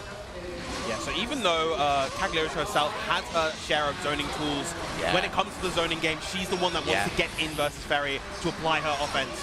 Nice use of the H teleport right there. Yeah, I was watching the qualifying match, and Zangi Dream was doing setup we've never seen before. very, very mobile character once it gets started. But you have to get started against Ferry. That's the hard part. Yeah. Get those traps set up in the corner. And again, Kasasagi doing such a good job clipping Zangief Dream when he's on top of GG. Great bait on the TP. Spends immune on the convert. Not a ton of damage, but again, just pushing them away, getting set up, withering them down. Yep. GG's out. Look at that. That's so impressive. Yeah, you've really got to really got to nail those timings in terms of how you approach it. It can be tough against Ferry, especially if you don't have a ton of experience, but Zangief Dream is an absolute grinder of this game, so I'm sure he's ran into his share of Ferries, but has he run into the one in at the level of Kasasagi? That is the question. Hardest thing to it, whenever you fight against his owners, is not tilting, right? Yes. It's like, all right, I got destroyed. I could not get in that round. I got destroyed, but you have to just brush it off. I'll get in this round. GG's out. So GG right there. You throw it out as a projectile, it acts like a time bomb after that, preventing the opponent from approaching. Right, good timing on the roll. Oh, punish! Okay, trap, conversion, yes. All the way into the corner, gonna get the wall bounce as well. Maximize his damage as far as possible, and this is what you want against Ferry. But there's the far light, as you mentioned before. It's so good. The nice use of the U-trap again. We saw Zangief Dream try to go for that offense. Kasasagi ready in a lot of these situations, but gets the opening finally with the 2L. Yeah, run up, teleport in the face, trying to bait out a throw tech or something, but even on block, it's still my turn. Good round here from Zangief Dream, but that's what you want to happen against Ferry, right? Get that one hit, get her to the corner, do not let her out, and that's how you can win. But getting that one hit is the hard part, of course. Jump, caught the back dash. Okay, here we go again. Yep, big counter right there. Doesn't have 50 meters, do not have to worry about DP yet. Oh, missing the 2H, but that's okay, still able to convert. There's DP coming out from Kasasagi. Still stuck in the corner, but now Ferry has some space to operate, some breathing room. Guard cancel, doesn't get a punish right there, and that's the worst feeling too. The stray whip's connecting. Kasasagi actually not opting for the side switch there from the light whip. Hiding behind the ultimate trap, but again, like most characters, you put out that trap, it's like a stop sign, right? They can't get in, but Ferry does not care. Yeah. I can still just stay outside and attack you. It's not a big deal. Has the resources to get the KO here, I believe. Yeah, you got another One 25 more here. Yeah, there you go. Good answer back from Zangief Dream. 1-1 now. I feel like he was able to find his openings. Like the first round was from the jumping, right? And he got the punish, took her all the way to the corner. And just the second one, he was able to get like the pokes with the dash into the light. Yes. And as a counter, again, pushed her into the corner. Was just able to keep the offense on. Yep, it's like, you just have to pray. It's like, I hope the jump works, right? Yeah. Like, you have to guess, like, I'm going to jump. You're taking a guess every time. Like, I have to jump because she's going to attack on the ground, or I'm going to dash on the ground because she's going to try and anti-air. Now, one of the big benefits of Cagliostro is that she has a plethora of aerial options, like that teleport. She can stall herself in the air in multiple ways, so she has a very strong air game comparative to most characters in this game. And that can make it a bit difficult for Ferry to anti-air her. Nice block on that overhead. I got hit.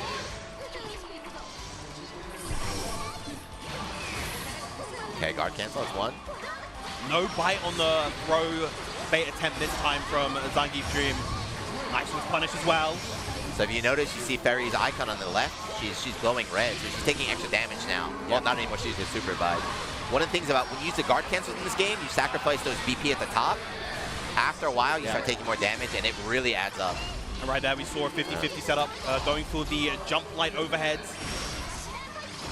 Zangief Dream in a bit of a precarious situation right now. Ooh. Yeah. There's that far I talked about. That's that button, that stop sign. Just get away. A little bit too overzealous with the 214H. Maybe trying to preemptively counter poke with it, but to no avail, unfortunately. Nice use of the M-Spear, but what an anti-air with jab right there. That's actually how Zangief Dream got here, right? So using the air teleport early, I forget the Versusia player, but kept trying to 2H anti-air, it's too slow. Yeah. Just jab, interrupt it, take your turn. Overhead into GG, into combo. Right, there's the DP coming out from Zangief Dream, gets the side switch as well. Oh, huge catch with the traps. I didn't even know that was intentional, but it worked out. We take those. Yep, sidewalk back. Get that corner control. Oh, that was so cheeky right there. Stealing the corner back. Never ready for something like that. Yeah, he got counter hit, so maybe trying to tech a grab or something, but no. That close H was there. That big zoom in on the counter hit, and Zangief Dream right now. This is that rubber round. Who's going to go up 2-1 in the set? Nice anti-air once again with the close medium. Empty jump throw. Micro step back, yeah, with punish with the 5L. Tried to dash under, had the right idea. It's so hard to judge that GG arc though. Just dash right into it instead. Yep, hard knock down off of the 2-1-4U. Nice, good patience, good awareness. Superb patience, and that is truly the sign that Katsuzaki is a top-level ferry. A lot of ferries would have simply tried to press, would have gone for an immediate mix-up attempt right there, but Katsuzaki, the patience, the awareness. Knew that teleport was coming too, even. Katsuzaki goes for a grab, late tech, now you're in chip territory, you're done, You're not avoiding chip in that situation. 2-1 here. That last, was that a fireball? Was that considered a fireball though? So the little rat on the ground. Rat. That's the ultimate version of GG. It runs up to the opponent, and as soon as it reaches them, it starts attacking. Instead of compared to the other versions, which have a delay, that one activates immediately upon reaching the opponent, and it deals a lot of chip damage. Yeah, because it was a lot of chips. So I was just like, was that a projectile chip? Because that's really cheap. Yeah, so it lasts a long time too. So not only does it do chip damage, but you're locked down. So that allows Fairy to move up, back away if she needs to, or if she's close enough, 50-50. Just jump instant overhead or just stand there and go low. All right, he locked in 2-1. Gamer leaning in. Yeah, you got the gamer pose. There's no changes left here. I mean, I don't think Zeng's Dream would change either way. Yeah. We're fun again. But yeah, a lot of risk. You have to take risks if you're going against Fairy, but you're seeing a lot of like lariat attempts, the Beyblade coming out, but just always out of range. Oh, the double BC already, losing 2 VP. This hurts. This hurts a lot. Converting. Gonna get the wall bounce? Yes, just about.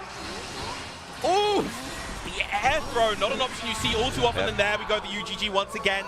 Had to block down Wake Up, and Katsuzaki now at set point. That air throw was so good. It was very high, so maybe close end might have whiffed right there. Just go for the guaranteed option, air grab. Dominating round. Definitely that hurts if you're Zangief. Yeah. You thought you had an answer before, but instead Katsuzaga's got an answer for you. Run up grab, no escape.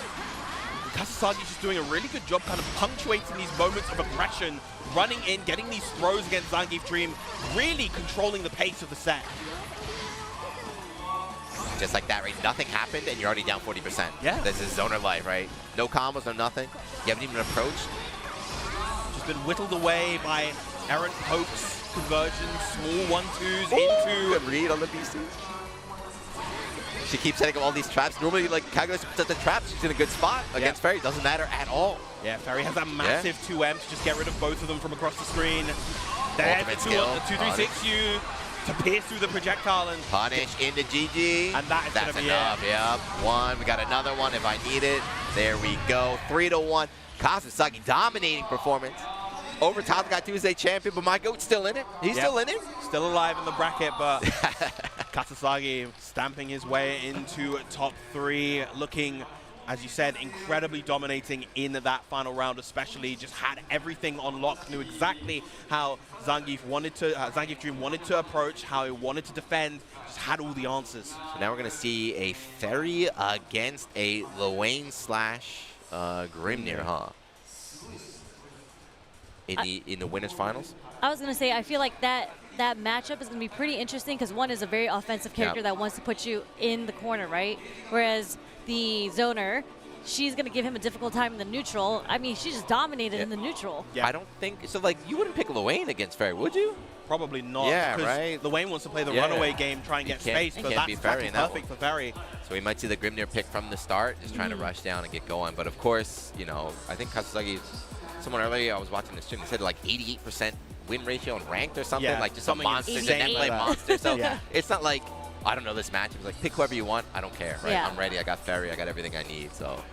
Yeah, I mean, that last game, Fairy was just like the damage that she was getting off of just mid-screen, and you know, you get annoyed by the pokes here and there, but even in the very last sequence, it was a combo from mid-screen, and then she, you know, confirmed and then killed him off of that last poke. That's modern gaming, man. Modern fighting games, huh? When did they start giving zoners DPs? When they start giving like mix-ups and combo tools, man? I don't know, but yeah, Fairy is one of the terrors right now. But even so, she's not even considered. She's considered a monster, but she's not like top 3. She's considered very good. You may see some people put her like top 10, top 15, but she's not in the absolute top echelon of characters right now.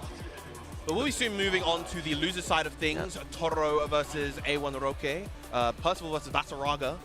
And then on the other side, once again, Vasaraga Debagame versus Kosame with the Lancelot. Yes. So Tororo, I guess, even though he's in losers, as we said, in terms of just results, he's the player here with the most results. Yeah. So if you go on whatever the projected bracket or whatever, he's projected to win, but he's got his work cut out for him right here. That he does. I mean, Tororo has he's lost to Vasaraga's in bracket before, I believe. Who hasn't? Exactly, exactly. He's this character. He's lost to Debagame relatively early in Rising. He lost to Debagame in, can't quite remember what bracket it was, but it was one of the earlier Japanese brackets. And even if he manages to beat A1 Roque here, he has to fight Zangief Dream, who's the one who knocked him to losers in the first place in a very dominant 3-0 fashion as well. Destroyed him, yeah. Yeah. I think this is really cool. I mean, we're commentating now, but also just watching this top 8 so far, you're seeing so much, not just different characters, but the way the characters play, right? Yeah. So, Shay, I think it's your first time watching a game, but you're seeing all these different, like, very different play styles and stuff. That's what makes this game so cool. The cast is what? It's like 30 plus now or something? 35, I think, right now. It's going to be 36 for the next one. Galleon, who's probably going to see a trailer for her, maybe. I hope so. That's why we're here. I mean, but that's what's so cool about this game is like not only the art style and like the characters themselves, but the play styles are all very, very unique. And it doesn't take a lot of work to get going. So it's like, you know, this character looks cool, this play style looks cool. You can just pick them up, try them out. So let me shill the game, all you guys at home. It's free. Give it a shot. Give it a shot. We need more players. We love the shilling, yes. We need more players. I mean, even if you buy the game, it's a great value purchase. There's a ton of, as we said, there's a ton of characters. There's a ton of content to just play. There's a big story mode. You've got Grand Brews, which is like a kind of Fall Guys-esque party mode in the game. There's a ton of things to do and see in the game. So it's a very good value for money purchase. How's the story mode in this game? I'm assuming since it's, you know, anime-based, the lore of this is actually really... It's very... So the mobile game it's based on was like one of the most popular mobile games in the world. So it has like... It was like 8 years? Oh my God. And I think in 2016. It had like 4 or 5 years of lore before the fighting game came out. So the fighting game just adds on to that previous lore and stuff, introducing new characters and everything. So the game sold really well. Not just because fighting game players, but because people love this IP and the characters and stuff. So... It's great. It's cool. We're going to see Versusia. So Versusia, I don't think she's in top 8. No. But that's one of the new characters that added specifically for this game. Yeah. Instead of just taking from the mobile game. But that's cool. Versusia, was that the character that he had brought out on the... No, that's this character right here. That's okay, Vasaraga. But another big body character. You're going to see Vasaraga on... He takes up the whole screen. Yeah. Right? Would that make him a grappler? Is he a grappler? He has a command grab, but he's not a grappler. Okay. His archetype, he's a tank, a fortress. Yeah. He's got armor. His whole thing is that he has the skill that gives him 2 hits of armor on a lot of his attacks. So his whole game plan is to like get a knockdown, get that skill up called Soul Forge, and just kind of bully his way in using his armor. He's like Abigail. Yeah. So he got the command grab, but it's the other stuff that make him scary as well. That means he's a character I'm going to hate. Yes. welcome. Armor characters, command grab, threat. Yes. Welcome. And in this version of the game especially, his ultimate skills, a lot of those also have armor just naturally integrated into them. So, you know, if you leave gaps that are a little bit too big in your pressure, he just armors through them. In certain positions, he gets a full combo for doing so. So, very, very scary character to deal with. Meanwhile, on the other side, we have Percival, who is... That's your character. That is my character. He is a sort of kind of relatively slow, well-rounded footsie's fortress, I would say, that plays the mid-range incredibly well and has this special stock mechanic.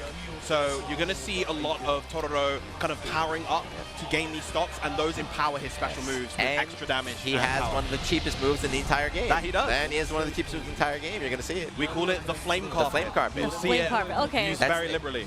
I mean, that was Dawson's V-Trigger in Street Fighter 5, except it was so-so. In this game, you can use it whenever you want. Yeah. It's going to be everywhere. Early on the spot dodge, and there's the Soul Forge coming out. Armor on the tackle. Yeah, somebody's armored up and he's just walking at you. You just have to, you can't like zone him out. You just have to take it and deal with the mix-up, so.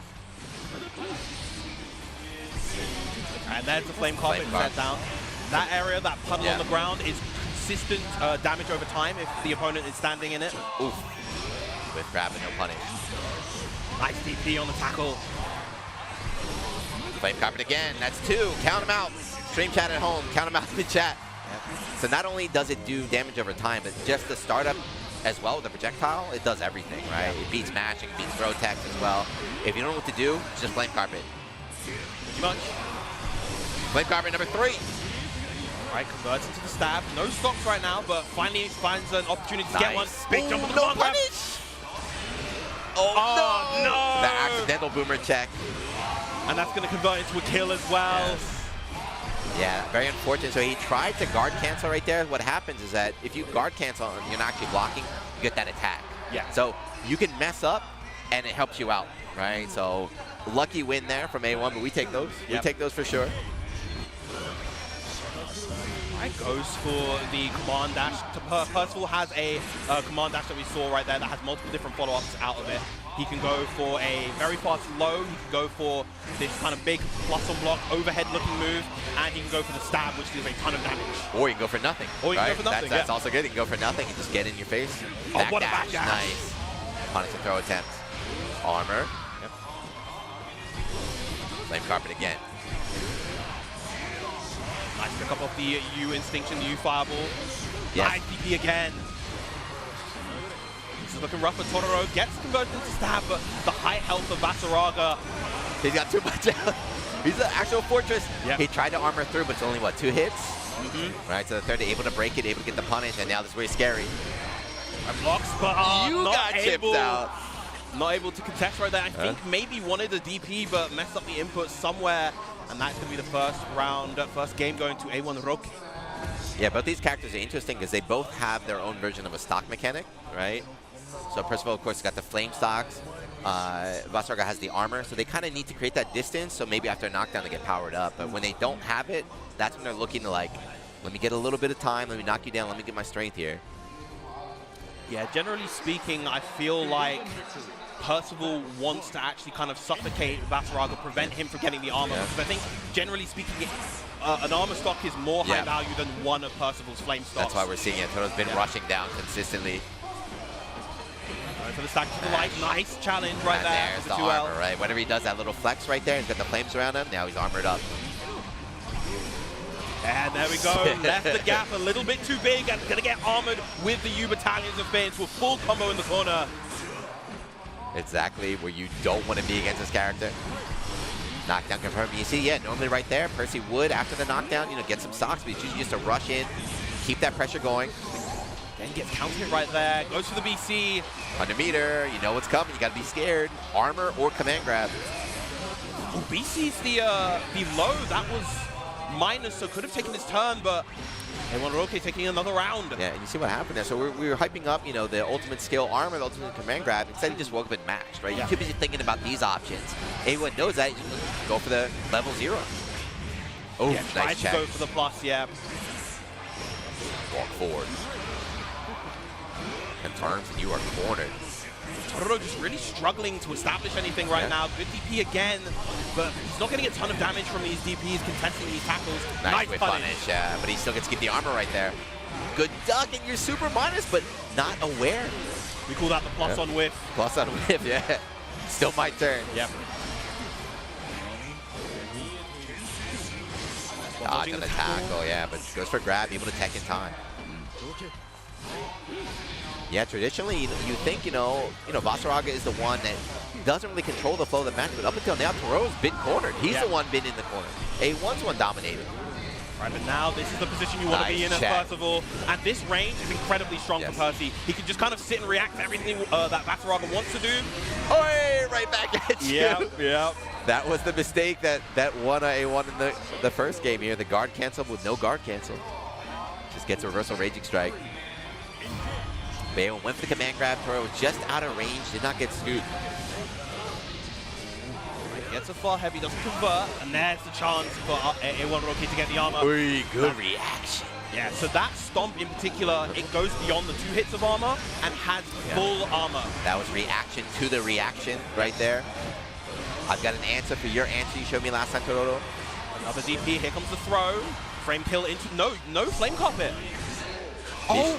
Had the counterplay at the ready, spot dodged and was able to avoid the stomps, but unfortunate for Totoro not getting the punish. Didn't have the full ultra armor right there. Arms up, no whiff right there with the 5-8. Just harassed with this far medium. No conversion after the far heavy. Just chilling in front of the front. Yeah. Why does it last so long? Why does that last forever? Nice use of the medium 50 meter, you know what's coming. Yeah, there's another one. Yeah. And yep. You know what's coming. When you're in that position versus Totoro, especially as a character like Vasaraga who doesn't have the best defensive options, it is so difficult to contest your way out. I mean, how long does that flame carpet actually last? A long time. It lasts forever until it does a certain amount of damage, I guess. But you see, it seals the area. Yeah, he was stuck in the corner. Yep. If you walk forward, it's like, do I stay here? Do I walk forward and just give up on my life? There's nothing you can do. You can try jumping, but, you know, Vasaraga's slow, floaty, like easy anti-air right there. It's almost setting up checkmate situations. All for 50 meter. This is the prime reason as to why people regard Percy as a very strong character right now. The fact that he can kind of control the corner without really having to commit to much. Again, the DPs have been so on point from Tororo. Go. Nice pull out as well, but still gets the armor. Nice. Crucial for A1 Roque right there. So tried to backdash and got called. You know, second shoulder tackle, gonna get called. Ah, there we go. Catches the delay max this time. Gonna convert with the flame carpet. That's cheap. I thought that was gonna work, but no, just had a range on the 2M. Yep. And has more than enough resources to kill here, yeah. Pile, bunker. Tororo, I think he figured something out because he was getting cooked game 1, but now he's taking control of the match. Yeah. Found his momentum, found that stride. He's been reacting to all the shoulder tackles with DP, so. Dodge, a little bit too early though. Screw. All right, A1 getting started here. Nice reaction with the throw on the clash. Yeah, got the back throw too, so taking that corner. Oh, not quite. So that can set up for a true block string, but not quite in that range for Vasaraga right there. Yeah, so there's no reason not to match DP, right? If it's true block string, you're going to be in block stun anyway, so just do it. Building meter, he's at 40. He's at 47, he's at 50, there we go! And has enough time to anti-air as well. Look at all that damage. Avoid the command grab. Jump backwards. Yep. I do it all the time, the panic jump backwards. Oh, whiffs the throw right there. All right, A1 Roque with a chance. 1 BP to his name. Oh, calls it out right there. That is a very risky option to go for that in that situation. You can just get a throw punish if it's blocked, but A1 Roque gambling. What did Tororo do? Was he jump start up? I Was think it he 5L? I think he tried to jump, maybe go for a delayed jump right there to get out the corner. Yeah, there was no counter, he just got tagged. Right, good catch with the 2U.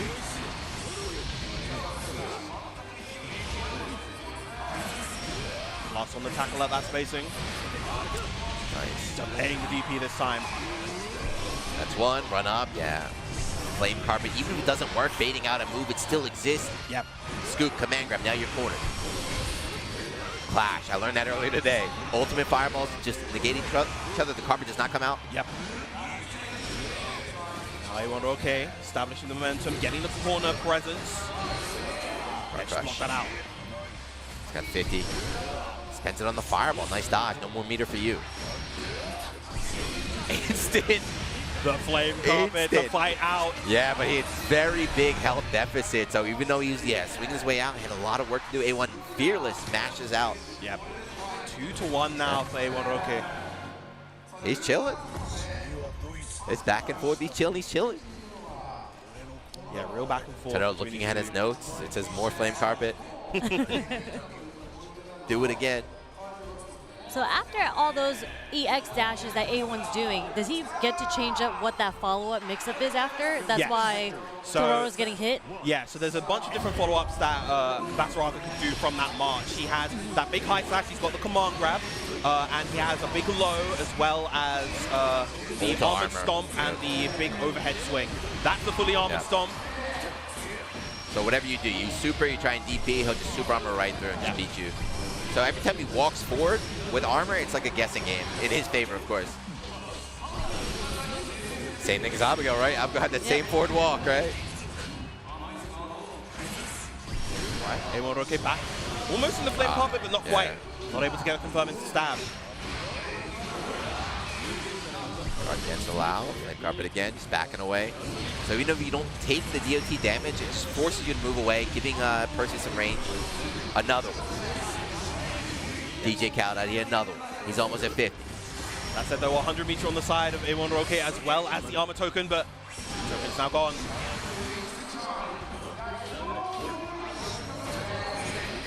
Crush. Flame Carpet against back away though. They're both playing this kind of long mid-range, very pensive. The sudden jump scare with the H. Schneiden. That would have killed it in the last game. Uh-oh, checkmate. Yeah, this is a real tough chip situation, yeah. Very little you can do there. Totoro getting another round. These two are fighting back and forth, clawing at each other. I guess the low this time. That's the low, yeah. Not a big damage, but able to get that armor, able to get that momentum started here. Yeah. Sweet. Delay to the walk. Not your turn yet, Totoro. Nice dodge on the fireball. It's time. Went for the command grab this time, the light command grab. I just noticed he doesn't take DOT when he walks. Another. Damn, 3, let's go. Oh, no, that was definitely a mistake. Another one, that's twice. He tried to flame carpet both those times, and now A1 is at set point. Is he doing? He got to play easy inputs like me. Do easy input. Yeah. Just press 2 buttons. I saw him do that earlier too in the qualifying match. And it's a real rough misinput because there is a lot of recovery on that command grab. Oh, punish to the spot dodge. Oh no, he's starting to crumble. Your arc rotor champ, yeah, back to the wall. DP's out. No stocks. Maybe carpet again. A1 just backing away. Just backing away. He's content. You know, you can have this space. It's fine. All he needs is one armor tackle to get out. Big J medium right there. Nice throw to beat out the March. There's another one. It's a great situation now for Totoro. Again, he has the counterplay idea right there. You do want to spot those stomps, but just a little bit off on the timing is Totoro. Bro, able to tech in time, no recovery.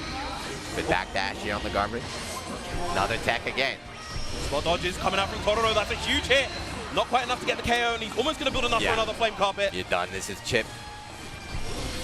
Yeah, doesn't even need a chip. Just hits him right there. Back and forth. You're right. Yeah, caught him trying to go for a 2U to control that mid-range, get a huge hit, but Totoro fast enough with the flame carpet. This is losers too, by the way. Somebody's going home, out at 7.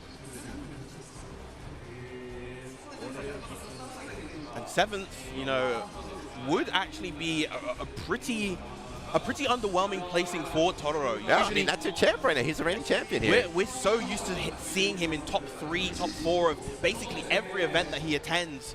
So for him to get 7th here would be uncharacteristically low, but still. That's how this tournament's been going, right? Yeah, yeah. That's what happens. You see it in Street Fighter 2. When you start getting these big entry tournaments with so many strong players, you know, not everybody can be the favorite. Yeah.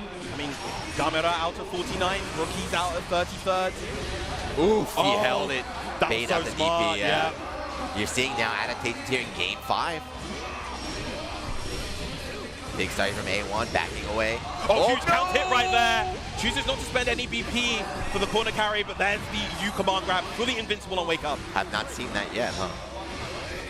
Goes for the high, plus on whip, like you said, Turtle just backing away. Command grab from downtown.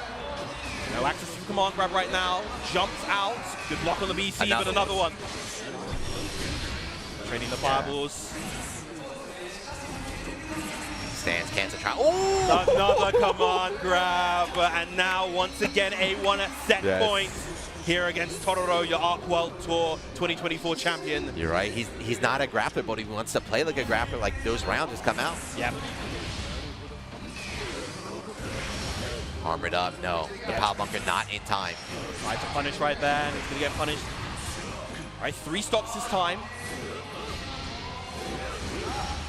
Armor's through, and you're cornered. Take a step back, just chill. Nice spot dodge. Oh, this time the armor again. Game 5, he's bringing out the tricks, and it's like, you haven't done this before, why are you doing it right now? Yep. He's saving it for when he needs it. They counter hit far heavy, but no conversion from Totoro. Walk again, right? Oh, no. Oh, huge spot dodge right there. And no BP on the side of A1 either. He's dead on the next hit with that damage penalty. Totoro, this is your chance. Back the Oh, woman. but No! the armor call out is going to do it. A1 taking it over Totoro in a Game 5 set. Totoro going out at 7th place here at Evo Japan. That's a huge dub for China, huh? So this is not only, I think, oh, even Totoro doesn't stand up yet. He knows that hurts. Yeah. Oh, we got the awkward handshake at the end. You love to see it. But damn, so China's showing up, not only getting here in top 8, but beating the AWT champion on stage with Vasaraga, a character that is not really ranked too high. Yeah, yeah. It was a case of Totoro not really being able to enforce his will onto A1 the way that he probably wanted to, you know, not able to get a lot of those big counter conversions. We only saw one time where he caught a delay mash with the flame carpet, and just a lot of the time, you know, he'd go for a flame carpet, A1 just kind of walks out of range. Slowly walked away. Let me armor up. Yeah, zone out here. But yeah, great stuff once again to A1. He will be moving on to fight Zangief Dream in the next set. And now we're going to see another Vasaraga. We're going to see another Vasaraga right after this. More armor moves. Yeah, so Debagami in the big body. This is, my prediction was right. Well, what should, so you are a Percy player, what should Totoro have done against Vasaraga? Nobody knows. Yeah, Do you have the answer?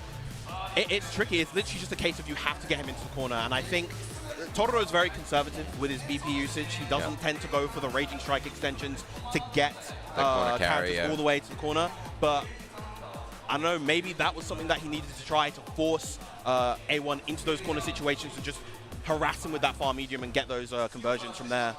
It's tough. It's tough. So you get into the corner and then, you know, armor walk out or shoulder attack out. Suddenly you're back in mid-screen with this character. So it's very good. He's proving it now.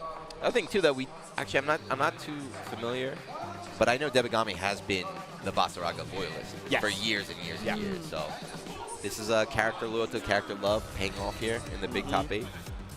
Meanwhile, on the other side, Kosame, we mentioned before, he has had an incredible losers run through this bracket. He got knocked out round 1 and now has made all his way to top 8. But we're going to see some replay clips, of course. A1 taking that first round. Very strong with the RS conversion. Do you know who Kosame lost to? A Bubs player called Tetsu. Okay. Round 1. Not sure how the rest of their bracket 1 went, but the armored walk. Was on the throw, unfortunate for Totoro there. Yeah, it's one of the hard things. You know, Vasaraga is so big. There's a couple whip throws you saw throughout this set where, like, you think you're in range, but his hurt box is so extended. It's awkward, yeah.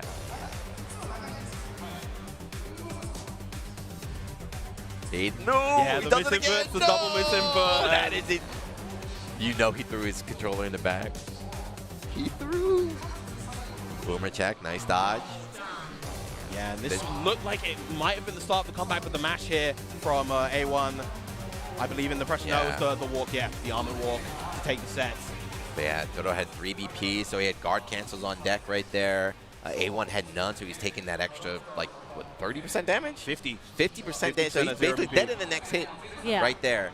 But unfortunately, you know, sometimes when you're back to the wall, just yellow stomp out there, paid off. Yeah. Well, the thing about Percy as well is that when you don't have those stocks, it's not death on the next hit. So you can actually take those risks in the mid-screen, as we saw that A1 was willing to take right there. But yeah, coming up next, as we mentioned before, Debagami versus Kosame. Lancelot player.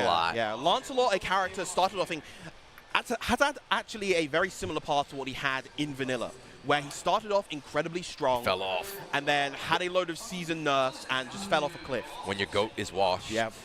So now pretty much only a handful of loyalists still play this character. Very fast, high mobility character. Not really that mix-up heavy, but he's very kind of offensively oriented, loves to go for the wrecker pressure, and has a very long kind of extended combo game. Got it. Okay, so during his pressure, since he's very offensive, how well is he going to do against a character with armor moves like that? You know, when they're looking for the gaps in between your strings to throw out their armor moves. Yeah, it's all going to come down to how tight Kosame keeps that pressure. As long as he makes sure that the gaps aren't too big, then Debagami is not going to find the opportunities to armor through them. We may see actually more liberal usage of the U command grab, which is instead invincible to try to get through the pressure. Yeah, and Lancelot's pressure too is a lot of, like, he's very mobile, so he can teleport up in the sky, he can dash back and stuff. So even if you use the armor, he might just not even be in range anymore. Yeah. But he's not a high damage character. Against Vasaraga, he's got a ton of life as well. So he's going to have to do a lot of work here to bring him down. And on top of that, Lance is also a lower than average health character. The average health in this game is 16,000. For reference, Vassarog has 18,000. Lancelot has 15,000. Got it, okay. So the way that you're kind of imagining this matchup, the way that Lancelot will want to play is he's got to get in there with a lot of movement and mobility and maybe aerial moves to get in, right? Yeah, do not leave. Once you're in there, do not leave. Stay on top. Right, once again, we have Vasaraga versus another one of the Dragon Knights, this time in Lancelot's. Debagame versus Kosame. Will the losers run dream keep going for Kosame, or will Debagame snuff out the final candle? You know I'm cheering for Kosame, man. I'll always cheer against Vasaraga. Let's go. That's a great start for Kosame so far. Didn't have access to the Blade Impulse, so wasn't able to really capitalize on that corner hit. Man grab off the first stomp.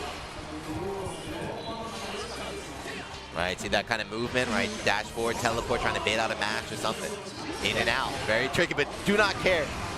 You're like a little fly, just swimming around the screen. My armor's gonna shut you down. And there, another whiff grab, right? Everyone always misjudges how like big Vasaraga's actual hurt box is. Yeah. He's too clunky.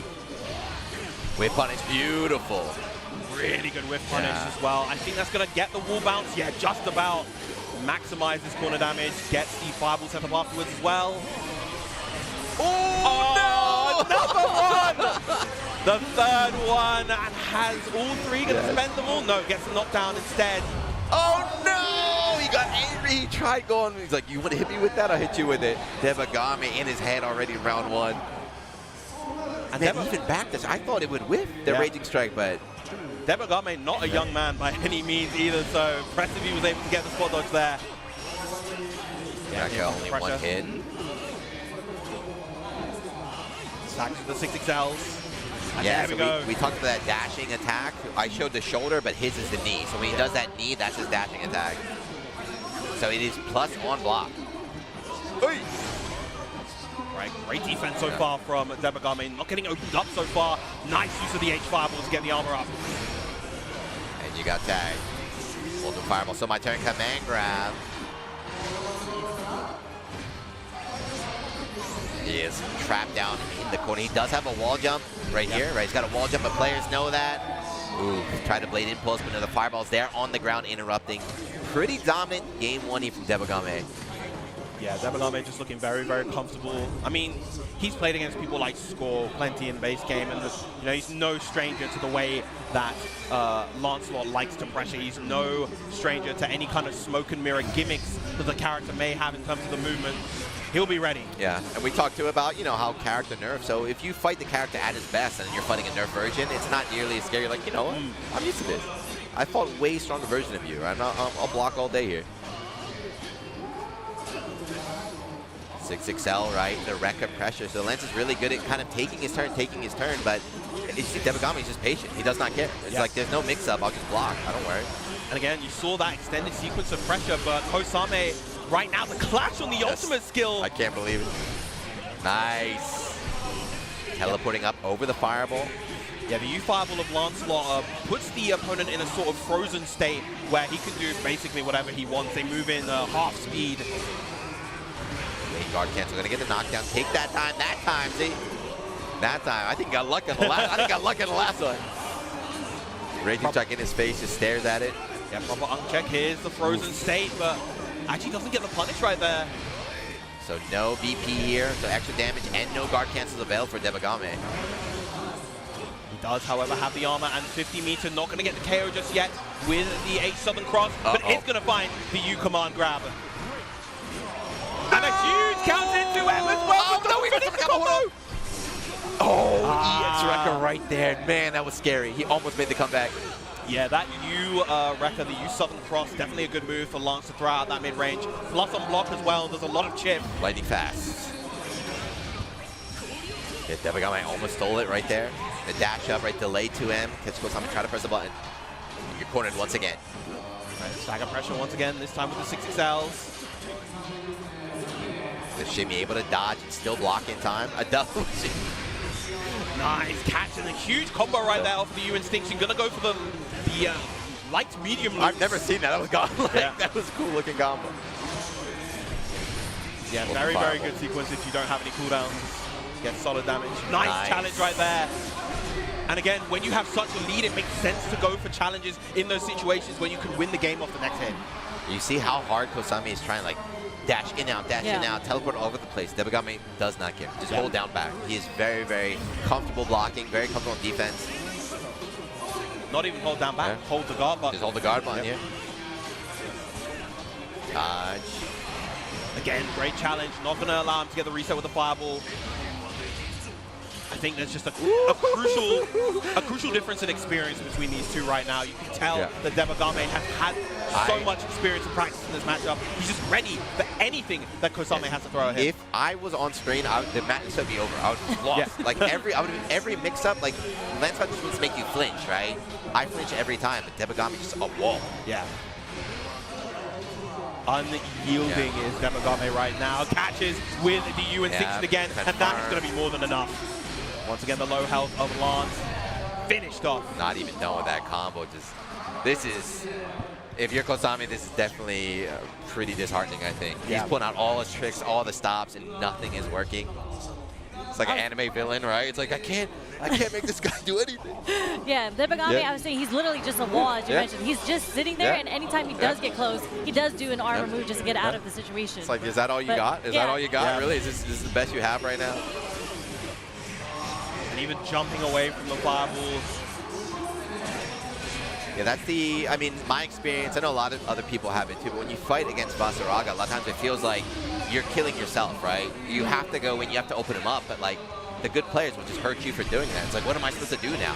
You hesitate when you have advantageous situations. And it feels especially bad. Okay, finally works his way out the corner. Going to use the U-Blade Impulse for the side switch. Thank you. Get a max damage combo as well. But look at that damage. Say max damage, but look at that. It's nothing. Wow. Yeah, goes for the cheeky side switch follow-up. Nice jump back from Debagame. Command grab. And you're a 1BP. That command grab does so much damage. Done. Yeah, it's made all the more disheartening knowing the fact that Basaraga is that high health character. You know, your normal relatively low damage combos are doing even less against him. Meanwhile, he hits you with a basic B&B. Or that command grab you saw did just as much damage as the B&B. As the combo, yeah. With meter, yeah. Oof. Double jump H connect, still my turn. Good dodge here. No meter for you, no plus frame. Again, just Debagame is really, really understanding when Kosame wants to back off, and he immediately has that H fireball at the ready to be able to take his turn properly.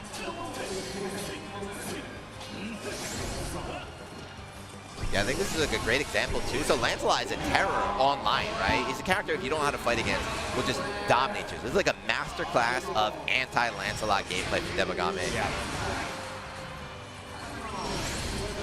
Pace down, but Kosame just trying to run his way in, but not given the chance.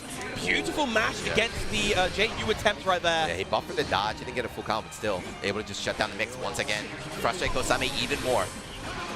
Right, gonna go for the extension off of the 6-6-H. Make sure that Debagame gets put into the corner. He's trying everything. He's tried everything. Oh my god. None of these delays are working. Just those two L's from Debagame answering everything so well. Kosame now staring down the barrel on that new Instinction is going to do it. A clean 3-0. Domination. And that was not Kosame playing poorly. That was just Debagame was in another league right there. That feels horrible. As a fighting game player, when you fight someone and you're just like, all right, today I can't beat you. I need to go back home and like practice. I got to figure out anti-U setups, right? That was... I mean, I don't even know how you figure that out. It's just like you had to figure out a way how to open him up. But if you're throwing literally every offensive trick that you have, like your backup tricks, and he's just not getting opened up, how do you even... I think that's the kind of situation where you go home, you look at the character select screen. Personally, I'd be like, I need maybe Versusia time or something, right? That is what the Lancers have been doing. Fukunaga, obviously the main example. Lancelot all the way back in Aqua Tour 2023, but come the Versusia patch, he made that swap to Versusia, found a lot of success. So that character, she's not on top 8. One of the reasons why she's so strong is she doesn't. You saw Lance was rushing in and really trying to escape. Anywhere on screen, she can just damage you, force you to take action. So that's when Basaraga becomes weak. When he has to respond to you. Oh, Well, all right. And this tournament, shout out to PlayStation for running this entire tournament. There's a whole bunch of PS5s here, and you combo the competition, we'll combo the rewards. Win cash and exclusive items when you enter PlayStation tournaments, and you can sign up on PS5 now. There are daily tournaments every single day that you can sign up for. I used to do the. I think like 2 years ago we did the PlayStation tournaments Road to Evo. So we just had that. I think last Evo was in Guilty Gear was it Satsuma, I think the Soul Player 1 came out. He almost won the whole damn thing. Yeah. Everyone's been talking about that, how like PlayStation did a really good job with Road to Evo and just like online tournaments in general. Like the ecosystem has changed where now you can qualify online through these tournaments and you can possibly win Evo. Yep. Let's get some Blaze Blue tournaments. PlayStation, can we do that? Road to Evo. I heard it's a side game this year, so let's go. I'm here. That'd be sick.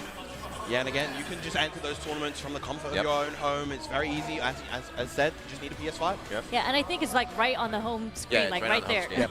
And the cool thing too is that they are, the daily tournaments, but for the bigger ones, they do have proper stream production. So like, if you've never been to a tournament or if you don't live in an area that has tournaments, you can just from home.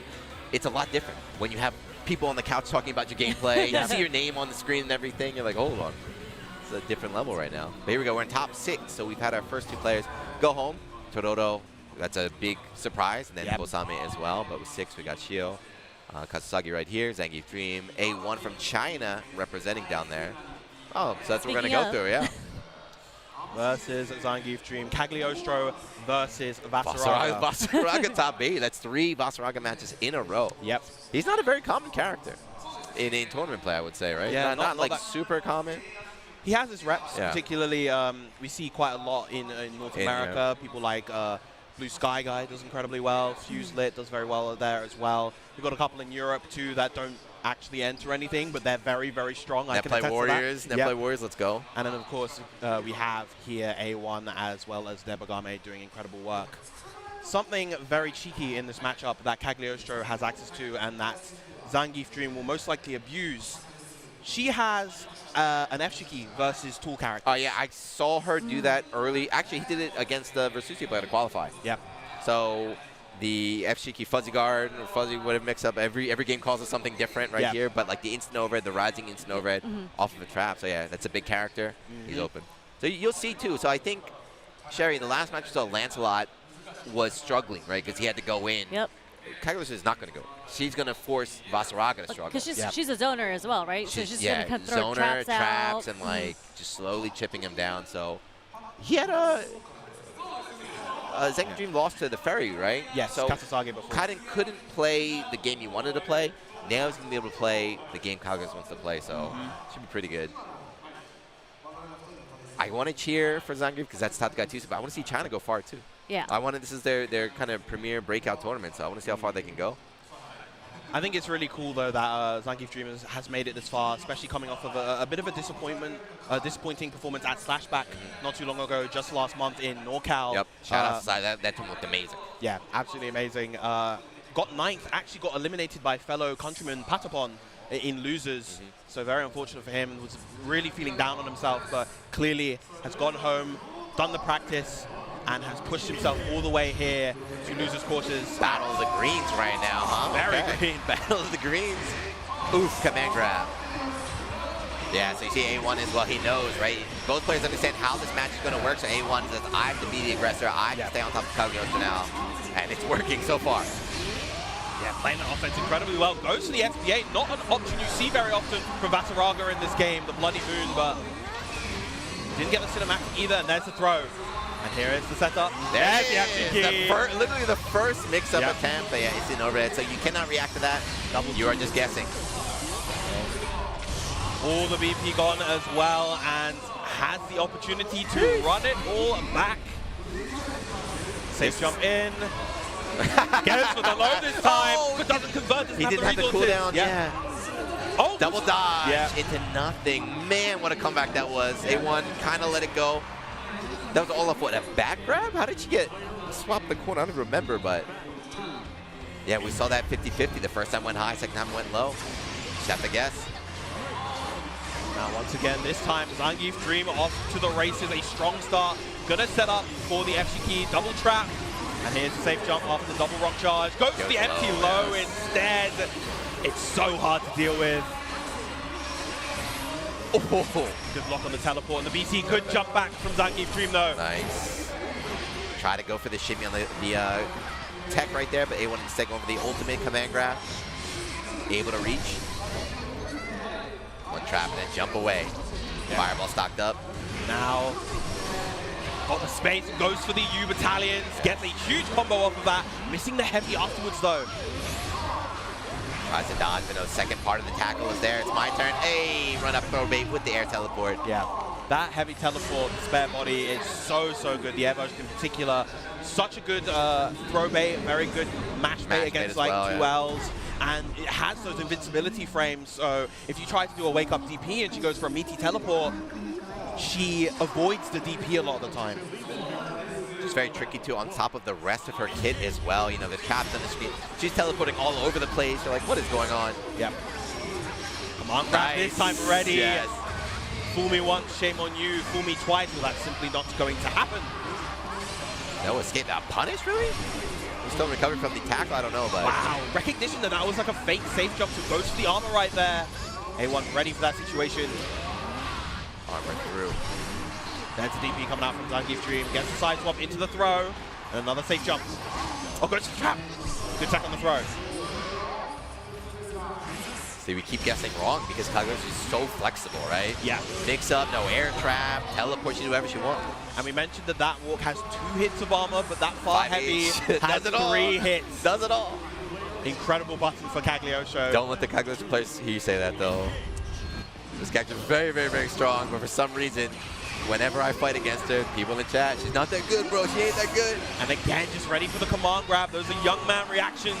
Oof. Nice backdash shimmy on the throw attempt. The sword to Zangief Dream right now, the text, but still taking damage. Still stuck in the corner.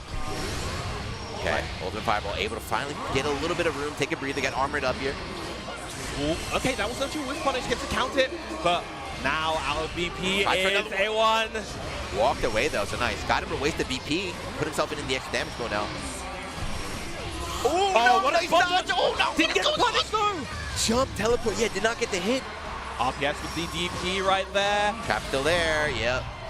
Yeah, I like the decision right there, going for the spear to get the frame trap and getting the KO. 2-0 now, I believe, is Zangief Dream.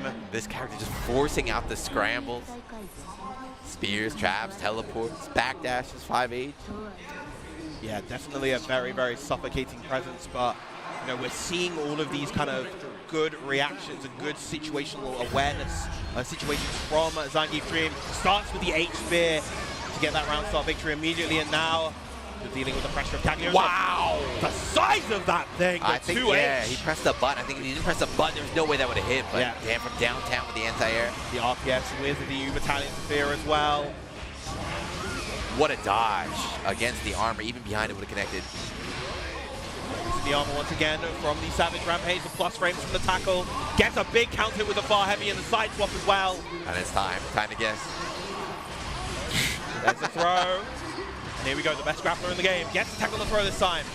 Count hit though on the trap. That's going to be enough to put Zangief Dream at set point here in losers quarters. That's 5 rounds straight. Yep. This is a A1. Not sure what to do right now. I don't know if he has Kagos players of this level to fight against in China, but this is domination. Dodge against the tackle. You know, I'm not even going to try and take your grab. I'm going to air teleport instead. And that's the layers, because we see time and time again, people love to go for the throw. We saw that a lot in the Tororo set, but Zangief Dream aware, privy to the situation. Privy, I like that word. The UK commentators coming out. I do like to flex the lexicon every now and then. Nice DP coming out though. 100% hit rate on DPs as well, right? I think that's, you feel like the struggle here from Basaraga. He's got to go in, he's got to go in, he's got to be desperate. Zangief just, okay, DP. Beautiful timing on that BC as well. Count hit. And A1 just out of options right now, getting all of these techs, but you've only got so little left. Huge command grab there. Still, very big mountain to climb. Yeah, how do you make this comeback versus Cagliosho, who can deal all this chip damage? And it's not going to happen. The throw, the pop-up after the 6th round straight to move on to loser semis is Zangief Dream. Yeah, I think at this point he's already thinking about his next opponent, right? He's like, all right, this is, I got this match. Yeah, we kind of saw it too. I mean, Debagame, it's a different Vasaraga play, but you saw how kind of comfortable Debagame was against Lancelot, right? He's like, I don't need to do anything. I win this matchup. But against Cagliostro, that was all her. She was in control the whole time. Are they going to fight each other? I would like to see that. I want to see if Debagame has an answer here. We'll have to wait and see. Debagame, of course, has been looking very, very strong in that set versus Kozame, but he has to fight Hinoki next with either the Sound of One. We saw the Narmaya as well, so that's something that could potentially come out. I would love to see. I mean, just because I want to see that matchup now, I want to see Debagame win. And I want to see if he's got the answer Cagliostro, because I don't know. That looked pretty rough to me. But also, surely you want to see how Hinoki fights against Vasaraga with the Sandalphon. Nah, I'm done with Sandalphon. After this tournament, I'm done with Sandalphon. I'm going. I'm hoping. Hop on Vesusia, man.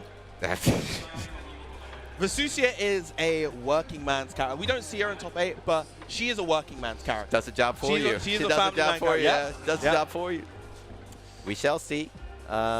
We potentially might have a trailer about a new DLC character that could be the flavor of the month or the next 2 months. Until then, Sandy. So when Sandy first came out, like day 1 is like broken top 1, and he immediately fell down, but he's slowly been rising up in the ranks. Is anyone doing work? Just Hino? I know Taco, of course, has a very good Sandy as well. Taco's playing Sandy, the Vicky, the Vicky line, but you know Vicky's struggling even in the Zona patch. The fact that we saw the big buffs to Ferry, the big buffs to Matera, and poor little Vicala. So this guy Taco, for years, whenever he went up to the tournament, he brought out the little like figure of his favorite character, his waifu character named Vicky. Okay. Fan favorite for like years. Finally gets put in a game. She's weak, I'm not playing her, kind of thing. That's it? He just abandoned her? Just dumped her. He did play her. He gave her a Yeah. good, honest try, and we saw her, I think in Cygames Cup, he tried to bring her out, but it just wasn't working. It's not a real fan. She couldn't do it. You have my, if they put Sid in the game and he is bottom 1, I will stick with him. I swear, I promise right now. True loyalist. True loyalist. I'm such a liar. I mean, bottom 1. No, you're not. I never liked this character. No. He's stuck. Yeah. Absolutely not. I understand. Yeah. Yeah, Vicky, another very popular character from the series. A lot of people wanted her. She came out. She's very cool.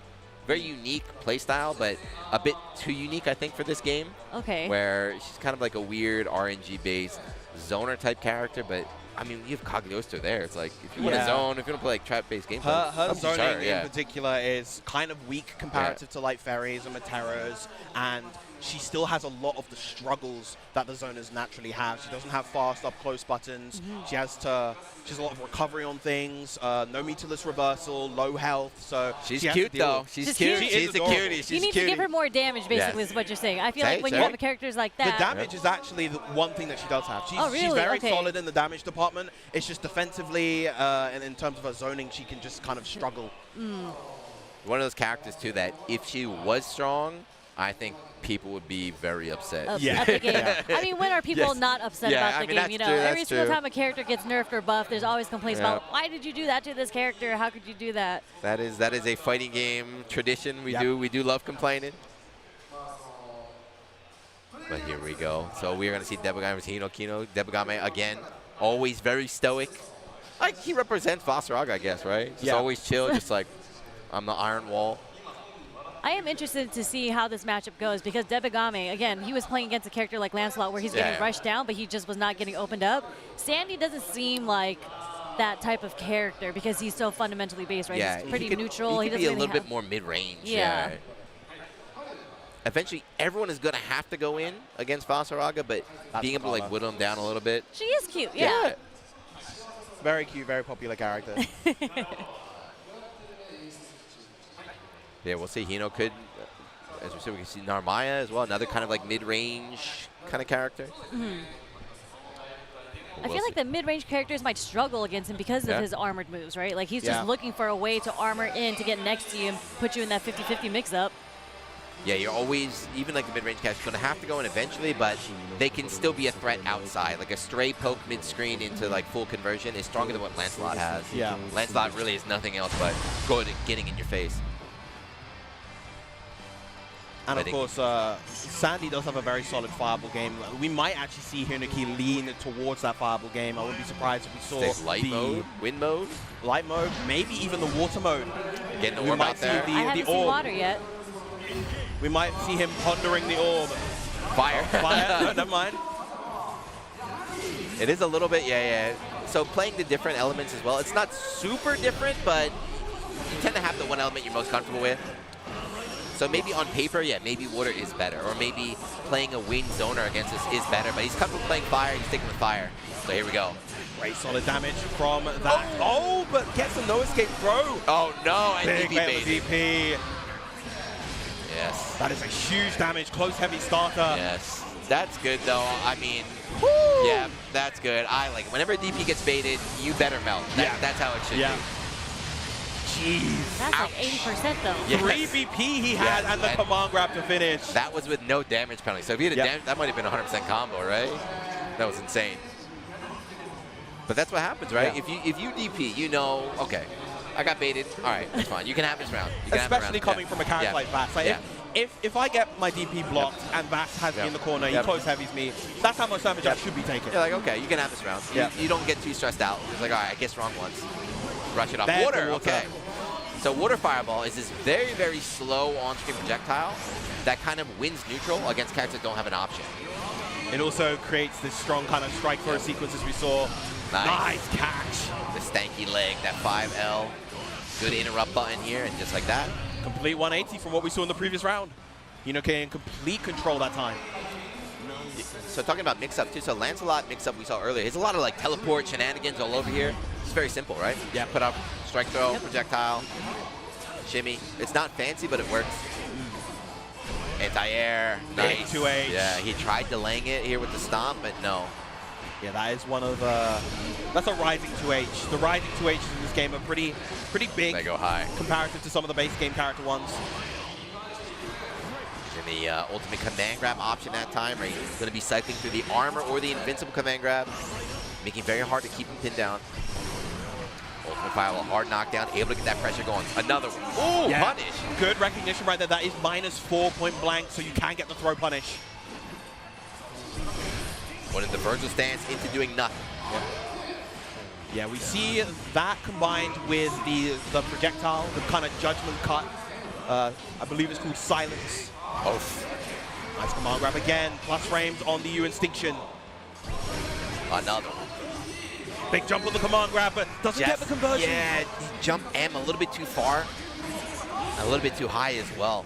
Trade. Big DP right there. Yeah. Crucial for Hinaki. I see guard crush probably get the plus frames too. Devagame waiting for that. He's got guard gets on deck. Yeah, and instead just ready to respond with the U fireball. Devagame taking that first game. His U fireball just neutral? No direction? So you can just double tap? Yeah. Probably, yeah. So yeah, on react, just double tap the button right there. You have an armor just eating right through their projectile. 6XL, 6XL, keeping that pressure. Nice backdash to avoid the throw. We've been seeing that every now and then from players, using the backdash to avoid the throw in the corner. It doesn't have any kind of invul, but it is, well, it avoids throws because of the airborne state. Nice stack with the 2Ls. Most 2Ls in this game are minus. Vassarok is one of the only ones that's 0 on block instead. 0 on block mid. It needs it. 6XL, still mine turn there. 2F got the counter. Had to confirm, didn't get the full combo. No way out into the corner. And see Hino just sitting on 100 meter for a long time. This character doesn't have great ultimate skills. His fireball's all right. Yeah, the fireball's decent. The best one probably the Lariat, the U's Zohan strike. Converts anywhere mid-screen into solid damage. But we don't see like neutral like flame carpet where it's just like you have just throw it, or the boys, right? Yeah. Just being able to throw out ultimate skills whenever you want. He missed the link, that's hard. Yeah. But yes. Ooh, love it. Instant overhead with the JU once again. If that's blocked, Sandy is very punishable, but you're not ready to block that in that situation. Ferry does something similar. And it's very punish, but you have to be ready for the punish too. It's an awkward punish as well. You need to use a forward moving move. Nice DP. Once again, the fire comes out. Wow, challenging on the minus frames right there. You're seeing levels now, right? Yeah. So Hino tried dashing in, maybe going for a grab. You saw that earlier? No. This time the button is out. Wow, catching that preemptively. Nice little conversion right there into the U-Fireball. Nice chunk of chip from the Armored March. Yeah, we got the double guard cancel too from Hino. That's a little bit of a dub, right? You didn't get a lot of damage, but you got 2 DPs right there. Yep. A load of chip and plus frames right there for Hinoki. Okay, ultimate command grab. And now, both players pretty low on health. 100 meter here on Hino. He can kill in the next hit. Debagame off a good starter? I think he's got him too. Yeah. Just walking forward slowly, building meter as he does it, see? Built like 40 meters just walking forward and blocking, walking forward and blocking. Walked Hinoki into the corner as well. All right. Ultimate skills on deck. Ultimate command grab, ultimate armor. Very slow, very pensive from both players, but gets the hit on the... I love that. Whenever I win, I just start to fireball and don't do anything, and they get hit, and you're like, oh. Yep. That move on hit, you have like 8 seconds confirmed. Yeah, like, I was going to say that was quite the conversion, but if it's 8 seconds, yeah, you're just you like, have all the time okay. in the world. Oh, they got hit? Sweet, thank you. Yeah, they get kind of frozen in place after getting hit by the water fireball, the water ball, the orb. Oh, sweet, I'll take that round, thank you very much. And something that we're seeing from Debagame, he's instant blocking. He's just guarding against the Zohar strike follow-up to get that extra just get meter. a little bit of meter, yeah. Water orb. So not only on hit, you have 8 seconds, but on block, it's like plus 1,000,000. Nice. And we saw Hinoki going for the throw a lot in that situation. Goes for the backdash to bait the throw up. Perfect. Yes, that's a Sandy round right there. That's a Sandy round. No flash, no gimmicks. Just get you to the corner. Water orb. Take my turn again. It's funny, just comparing it to the Lance match, where Lance is just doing quadruple backflips, teleporting all over the place, and he just walks forward. Yeah. And I think it's the efficiency at this kind of simple game plan is why people are rating Sandothon a bit more highly now. You got to be good though, right? Yeah. You have to be good to play this simple game plan. I'm not good. I cannot play like this. Tried to shave me, but yeah, the 2L interrupt in there. There's that open score you talked about. Just full screen confirm. Doubling it up. Get the meter back too. Yeah, all that corner carry too. Gets the wall bounce. Hits the combo limit there, so no additional follow-ups. Just jailing him down, yeah. Far L, 2M, Far L, 2M. Right, plus frame to the fireball. All right, finally a challenge with the follow-up, but full screen dash and bait it out the command grab. Still able to get the punish. Yeah. Thank you. There is a ton of recovery on that. Thank you. If that move did not have recovery for as good as it is. Yeah. Uh-oh. Uh-oh. Debagame started to think. What can he do in this situation? He's not switching. Yeah, he's locked in on Basaraga. Yeah, unlike Hinoki, who does have a decent handful of characters, Debagame very much Basaraga loyalist. Yeah, it feels like he hasn't even been able to get started, at least in that last game. The whole match was like round start, push in the corner, and then you're just dealing with Sandy pressure. We're warded up again. Yep. Ethereal Prison gets a follow-up, goes for the user strike for extra damage. He's not doing it. He's not doing it. He got it. He got the setup. Twitter setups in tournament. So this game, you cannot combo off grab. That's kind of like a universal rule pretty much. He can with this setup right here. Yeah. And it does a ton of damage. This is off of throw. Yeah, there are only a couple of characters that can combo off a regular grab. He's one of them with that setup. Ferry, of course, as we mentioned before. Grimnir as well, but oof. All right, big U command grab from Debagame. Just what he needs to get something started, but the 2M preventing anything from going. Now set point for Hinoki. Yeah, after losing the first game, right? He just kind of turned up.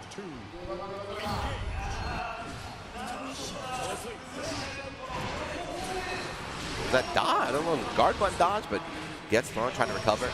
Counted here, 6XL. All right, Debagame finally, I think the first time we've seen like 3 or 4 rounds, he's on offense. Yeah. He's got the corner here. Of course, Hino does have DP available even without the 50 meter. All right, Fabulous creates some space. Keep him here, yeah, do not let him escape.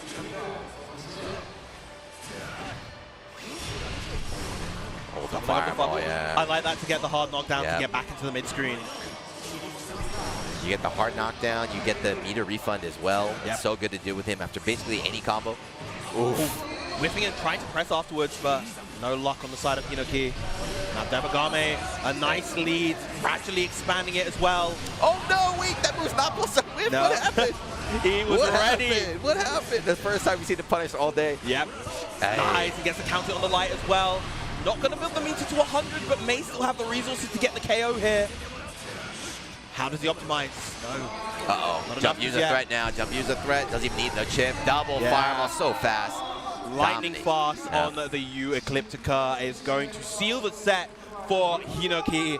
He is going to advance on to fight against Zangief Dream in losers semis. 3-1. So Debagame out, tied for 5th place. The handshake. These guys all familiar with each other, you know. Very close-knit scene out here. Yeah. Close-knit scene. These guys have been playing this game for years so far. And yeah, just you know how all of these players kind of operate when you've been in the scene for so long, and these guys probably have run into each other in past events as well. So yeah, what's cool is this. So this is Grand Blue versus Rising. So this is actually, it's very different from Vanilla. So there are players, I know in NA, there's a group of players that don't like the new version, right? They kind of stick with the old one. You see it with like Guilty Gear too. Players don't like the new version. But in Japan, all the old heads are still playing. They're still on this version. So you're seeing them playing a completely different game, maybe some new characters, but they're still enjoying stuff and fun and everything. But Sandy, I'm still not sold. He knows a good player. he knows a good player. He's a good player. Sandy's mid. That's it. I'm saying it. I actually think in that matchup, it was more like, it was like a play style type of thing, because Debagame, I feel like he's so like patient that it was actually detrimental to how he played against Hino, because like he was just waiting the whole time. Like you mentioned, he barely was on offense because I felt like he was waiting for an opportunity to open him up, but he didn't get that opportunity because Sandy's such a solid character. He's just like, here's plus frames, here's a projectile, I'm gonna go behind, I'm just gonna take my plus frames and mix you up again. Just run up 5L, throw, tick grabs. Very, very simple, straightforward gameplay, but it's, you take a lot of risk in this game too, right? So if Debagame did mash out correctly, damage is very high. So whenever I try to play Kino, because I'm not good like him, you know, I'll be like, let me delay my grab, I'll get mashed out, I'll die or something. Or they'll DP and I'll lose my turn. Like you have to have a really good awareness on offense of like how scared they are, what their tendencies are. He's hard. He's hard. Yeah, it's very difficult to enforce, especially with the more simple oriented strike throw characters. Even characters that are strong in the game, Percival, for instance, you know, he has that flame carpet, but his regular like up close strike throw, not usually what you're kind of scared of. So, you know, it can be difficult at times to really enforce that game, and the really good players are very good at doing so, as we mentioned before. Yeah, it's always funny in fighting games where a character like Sandy, who is simple on paper, it's harder to win with at the high levels, right? Because he's not going to carry, you just have to be good. But anyway, here we go. We are down to 4. So Shio, Kasagi, winners finals. We see that first. I don't know how they've been doing it this Evo, but Zangief Dream and Hino there. I think it should be winners finals, and then we go into the loser semis and the losers finals. That's theoretically how it should be. And every tournament, they all have their own vibes, right? How they feel like doing it. Yeah. It's always a mystery to us, but yes. So Shio, we saw earlier running. Oh, please, I don't want to see more Loin action. I think we're going to see the Grimnir versus go Grimnir against Ferry right off the bat. I want to give a quick shout out to our Japanese co-commentators, of course, on the Evo Japan stream, Yujiaso and Nakao holding it the entire weekend. They have been the only two holding down Grand Blue the entire weekend. Welcome to Japan. That's how it usually is, right? Absolute titans. It's like you guys got 12-hour block, 12-hour block. Don't miss rehearsal, by the way. But And they're so hyped, but they still have their voices like throughout all the finals. They just got it like that. They're built differently out here. They're training, right? This is it. There's no breaks for you. Get used to it right there. Yeah, Nakao's been doing, he's been a community organizer for a lot of stuff. I know him from BlazBlue, right? He started from BlazBlue, Shinjuku Sportsland Arcade and everything. Grand Blue, of course, does not have an arcade version. So, you know, I keep talking about Tatagai Tuesday, but the Grand Blue scene kind of grew there. We started with just like one setup, and then they started bringing more and more and more, and now those dudes have like 15, 20 people each week. And like, it's crazy. Just have people, world champs, just coming week after week, just playing, right? They're not, I'm staying at home, like I'm too good for this event. That's the culture. Yeah, that's it's fighting amazing. game culture. Yeah, that's fighting game culture. That's what's cool, man. So yeah, we are going to do winners finals, Shio versus Kasagi. Yeah, I do think we're going to start with the Grimnir, but As I mentioned before, Shio is incredibly good with a lot of characters, so he may throw us some curveballs. It may not even just be the Grimnir. There may be Bubs dive kick, diving in. We might see the Bubs. We might see. You guys have said Bubs many times. Is Bubs like one of the top tier characters?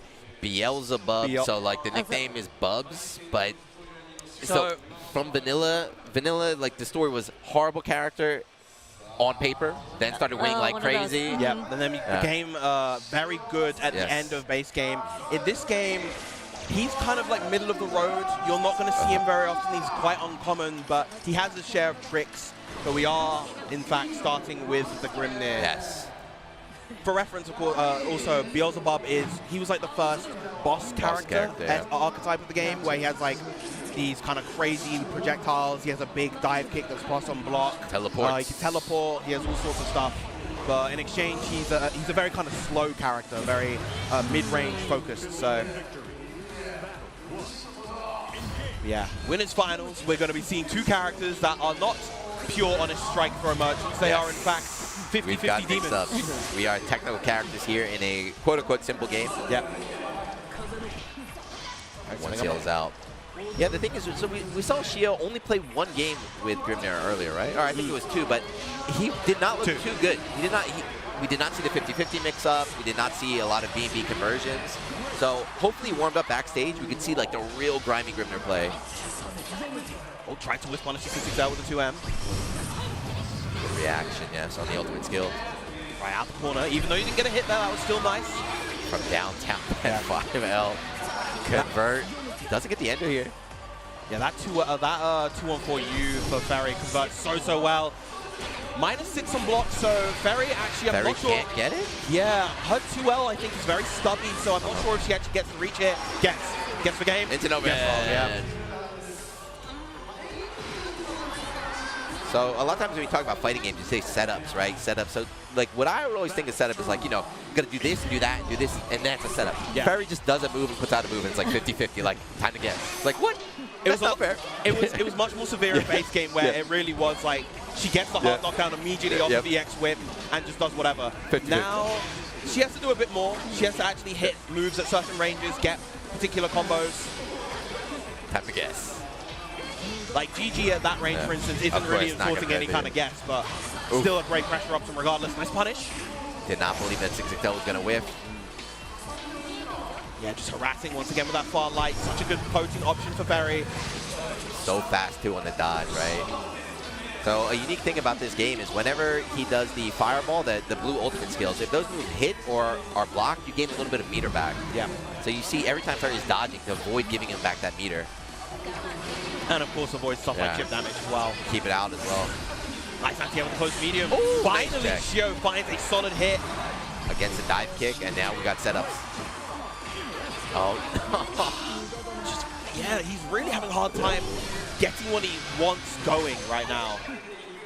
Nowhere near the seals, can't dash his way out. Could potentially use the 5U, the command jump to get near the seals, but respecting Kasasagi's readiness and awareness. Chip again, and even those 5Ls, they chip up, the stray hits. And again, nothing you can really do in the face of that UGG. Pretty much a checkmate situation right there. Kasasagi taking that first game. Yeah, that was not... did he do a combo in that second round? That was just like a zoner. That was like a Dowsum round. Just chip, chip. GG adds up. Straight pokes add up. Just that war of attrition. Yeah. Still on the Grimnir is Shio. Yeah, on paper, you don't want to go to Wayne, right? If you can't do it with Grimnir, I don't think Wayne's going to do it either. Could be a comfort thing. With straight pokes adding up. Okay. Oh, not quite close enough to the seals to be able to get that. Extension. So he gets a little bit of mid-screen damage. Nice! Oh, that was so clever, going for the down angle one to avoid the anti-air. And now, finally, Shio has the opportunity to start dancing in the corner, but no, immediately! And you get put back in the corner. Of course, Seals faded. And the overhead. Into the GG. It's like you said, yeah, Shio keeps getting into a good position, and it just backfires every time. Yeah. Baited. Oh, my goodness. Kasasagi just in every player's heads right now. So confident in everything that he does. In complete control of this bracket so far. Yeah, if he wins this, he's going to be in grand finals on the winner's side, and the way it's been going so far, with Torodo out as well. Yep. Pretty clear path. Here, you got to do something. 5L, just put that 5L, just stop, just check. Like, it's not your turn, you can't move 5L. With punish, and not only like, you know, when she's zoning you out, even if you block, you get pushed back further and further and further. Gets the seals out, again, nowhere near them to really exercise any real threat. Finally gets a big knockdown with the U-Fireball. Here gets a count hit as well. This is going to be a lot of damage for Shio. Yeah, I wonder what he's pressing at that range. I don't know for the counter to hit, but choosing to cash out into the SBA. Now one more hit is going to do it. Feels there. No, not again. Goes low. Second time, it's an overhit. You got 100 meter as well. Yep. Probably going to go for the SBA hit. No, goes for the regular SBA. Going to get a side swap. Yeah. Back away, protecting the seals. Garkins did not let him in. Both players still have Garkins on deck. Run up, just do it. And again, like, you're looking for all of these normals, these zoning tools from Ferry. That just opens up the avenue to go for that run-up throw. Ferry's not exactly a fast character in terms of ground movement speed either. She's one of the slowest in the game, but you're just not ready for the run-up throw. Yes, and there's no throw protection, right? So that's risky, right? You wake up mash, you lose backdash, jump, anything. Just the guts to do it. That's like Kino, right? These simple options that the good players are so good at using. Yeah. And he locked it in Grimnir, huh? So, okay, that's it. He's going to have to win 3 in a row now. I think we saw chances though, right? Shio has chances. I think Shio is hesitating a little bit too much on his own offense. He'll get these setups and then he'll wait. And then Kasasagi times his defensive option to beat that delay. Makes you think maybe Shio should go for something a little bit more immediate to try to contest. He's in his own head. Sometimes you can, right? Sometimes you like give your opponent too much credit. You're thinking like level 8, these guys are G's, they wouldn't fall for that. Huge whip punish right there with the U Lariat though. This is going to be a nice extension, going to set up the seals. But can he make something happen this time? Again, just waiting on wake up right there, and it's not really working. Gets tech on the throw at the very least. He's scared? He's scared? Yeah, that's what it really comes down to, the disparity in confidence, but finally gets another big hit using the far medium right there. Oh, so close to the wall bounce. Seals, and again, choosing to run away, right? He's afraid. 100 meter afraid of that EXTP. We saw it last time. Not again. Block on the overhead. Space out, not to be punishable. Not again, Shio. Don't lose another round that you have, right? 100 meter for Kasasagi here. GG, and just like that, he walked him from corner to corner, over and block. It's still my turn. Late tech, still my turn again. Shimmy. And I was going to say, had 100 meter, all he needed was a confirm into SSBA right there. Oh, the back there, Shimmy! Oh, 1 BP, and that's going to be enough! Another one. How many rounds has Shio just had? Just one hit away, he's in the great position, just backs away, gives Kasasagi some room to breathe, and now it's match point here. 3-0 point. No jump for you, right? We saw him bait out the anti-air last time with the seal, but with no seal, it's guaranteed. Yeah, especially with the big floaty jump of Grimnir. Stuck once again. I like that, using the Lariat to kind of crush the normal, prevent it from coming out. Hiding behind the tornado, getting the seals out again, but Shio just doing so good at just putting himself on top of them, sealing them away from Kasasagi. Or sorry, from Shio. Nice DP from Kasasagi. He's out. Run up, yeah. Kind of staggered there with the throw. The 6XL pressure, not something that you see a ton from Ferry. Gets the low, and this is going to be a huge extension. And corner again. This is what we've seen happen round after round. Shio makes nothing happen. This is your chance. And choosing, the SBA route, very nice. Has seals still on the screen as well. Again, I really think that Shio should go for something a bit more immediate here. There it is! There we go. No need to do any sort of like bait. Just jump down. 5L. Counter hit. Okay. Finally a round on the board. It's not going to be the 6th straight for Kasasagi. Is this Shio's chance to make the comeback now? But it's like you said, maybe he's starting to recognize his own mistakes before. I'm like, all right, let me change this up. No need to go for like a level 4 base. Let me just go for a meaty. Yeah. It might be too little too late. Nice whip punish here from Kasasagi. Yeah, now Kasasagi recognizing that Shio is using that Lariat lovely with punish, but misses the hit. Unfortunate right there. Huge drops. The nerves sticking in here, Shield. Good check. And we got the extension, right? Seals out. Oh. You going into Beyblade. Nice check again. Okay, so we're going to the corner. We're going to get set up after this. No! Oh, the drops! Brother, what are you doing? But at the very least, getting another pick up here has the resources to get the KO, and that's going to be a game on the board for Shio. That was a Japanese reset from 2 Japanese resets from Shio. He's dropping a lot. I don't know what it is. Nerves. He didn't want his character, his controller. This is not, you know, top 4 Evo Japan play coming from right now. He needs to tighten things up. Yeah, I think the nerves are definitely coming through because Shio is not somebody who's kind of used to this sort of stage. He is an absolute lab monster, as I mentioned before.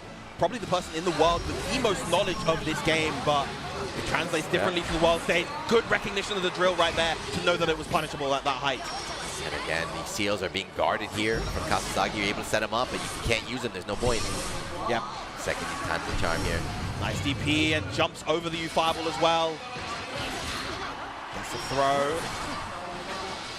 Just out of range on the instant overhead. He was standing up anyway, but... Like, their guard can't going to spend it. I need my seals. The delay. Very nice. But oh, it's the conversion there. Unfortunate for Shio. Yeah, plus frames on the H-whip. +2 on block. Gonna get the hard knockdown. Yes. It's an overhead. Okay, this time the XTP works.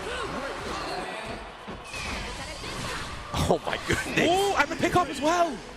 The DP was instant. And far heavy. Once again, putting Kasasagi at set points. Shio trying to jump, trying to use some of those seals to get out of there, but no. Yeah, we saw a spark in the last game, but it might not be enough here.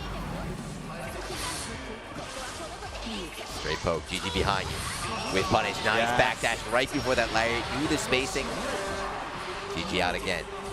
A true masterclass of Ferry on full display from Kasasagi. Shio constantly struggling. Ooh. Lovely delay using the seal. Oh, again! Oh, no! Twice, right? So Shio flying all around, getting the whiffs, but not able to punish in time. As UGG jumps away this time, has the space to do so, but locked down in this corner is Shio. Yeah, with 1 BP, 2, doesn't have 50 meter yet. Get the chip. This is rough. This is very rough here for Shio. Just run up, grab. And all it's going to take is one more. All that chip damage. Final BP spent for Shio. He needs a miracle. He needs a miracle. Good luck. All right, that's a start. That's a start. Oh, no! Oh my! You know what? Yeah. You know what? I don't. You know, he deserves to lose. I'm sorry. I don't mean to hate that. Like, he had these 3 huge chances, dropped them all at the end. You're not gonna beat Kasasagi like that. He knows it. It's not. Everybody knows it. Like, what is going on? You have to be absolutely on point if you're going to overcome the towering mountain that is Kasasagi, and just was not quite on point enough. And as a result, Kasasagi moving on to the winner's side of Grand Finals. And looking good. And the thing about this game, too, is why it's so frustrating, is like, he's not dropping very high execution technical stuff. It's definitely the nerves, the pressure, the neutral is catching up to him. So when he does have that chance, he gets the opening, he just drops it. It's like, that's so rough to see. Yeah, it's so rough to see in winners finals. Like, you've made it this far, and like, you had your chances, you had the openings, and as you guys mentioned, when he did get the knockdown, he did get the offense, he still gave Kasasagi room to breathe, and he just found the right options to get his offense back. It was just pretty rough to see. It's frustrating, but you said too, he's not used to this kind of stage.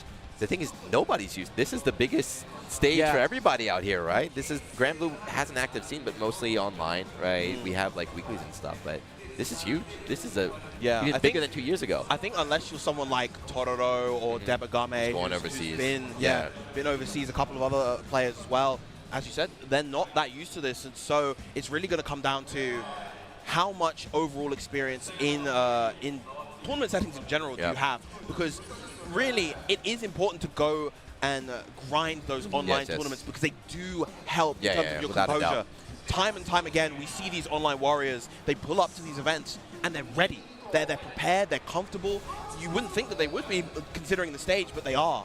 That's a very boomer mentality. So like back in the day, we'd be like, oh, online doesn't count, right? These kids, they never went offline. Then they come offline. They start winning. It definitely counts. They're like, wait a second. Counts. This didn't count because of this, but. But shout out to Zenny, one of our sponsors here, for their glasses. You can save 10% right now site-wide, so make sure you visit Zenny.com and use code Evo Japan at checkout. Yeah, there's some really cool Zenny glasses. I got a pair last year at Vegas. Yeah. So they have one for like every event. Justin's out here wearing the Evo Japan ones with the little blue frames that he has. Yeah. Nice, nice.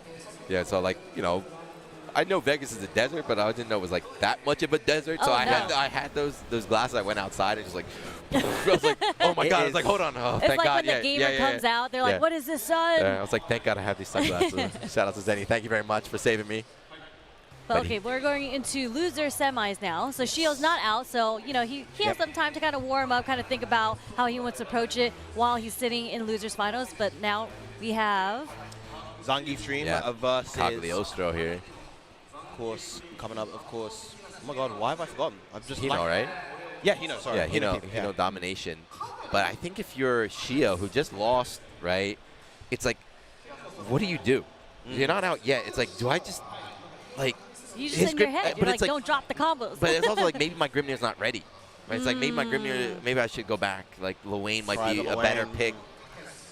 But he was dropping all sorts of stuff. But he's got some time to think right now. He's going to have to face the winner of this match right here. Yeah. Hino destroying Debagami in the last one. He was looking really good as well.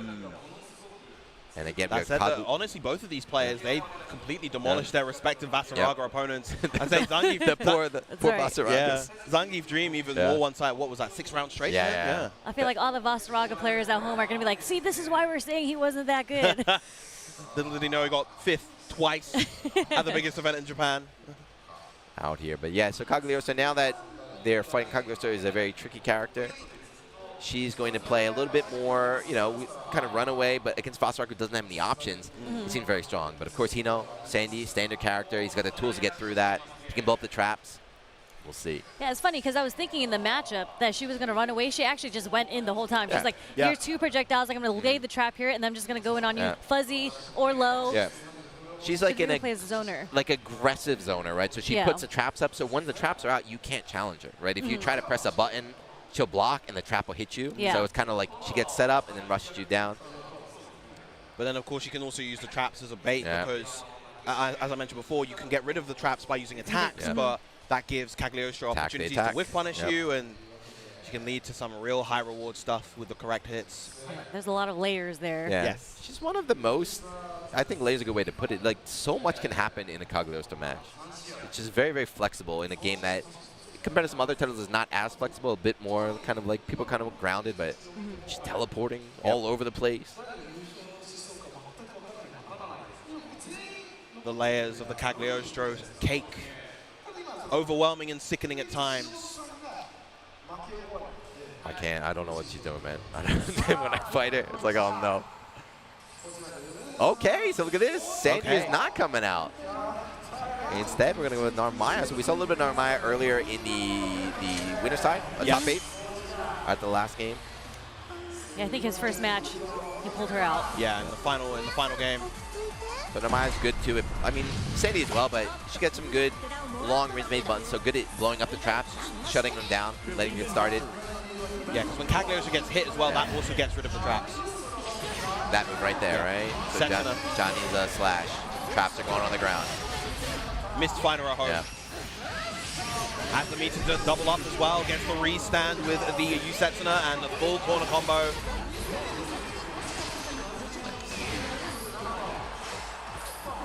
Yeah, so like every other character's game, she's not a rush down character, but when she gets started, she rushes you down, right? When she gets that straight poke in the mid-screen, brings you to the corner. She's got a very good kind of throw bait game with that teleport, or sorry, the flip right there. Yeah.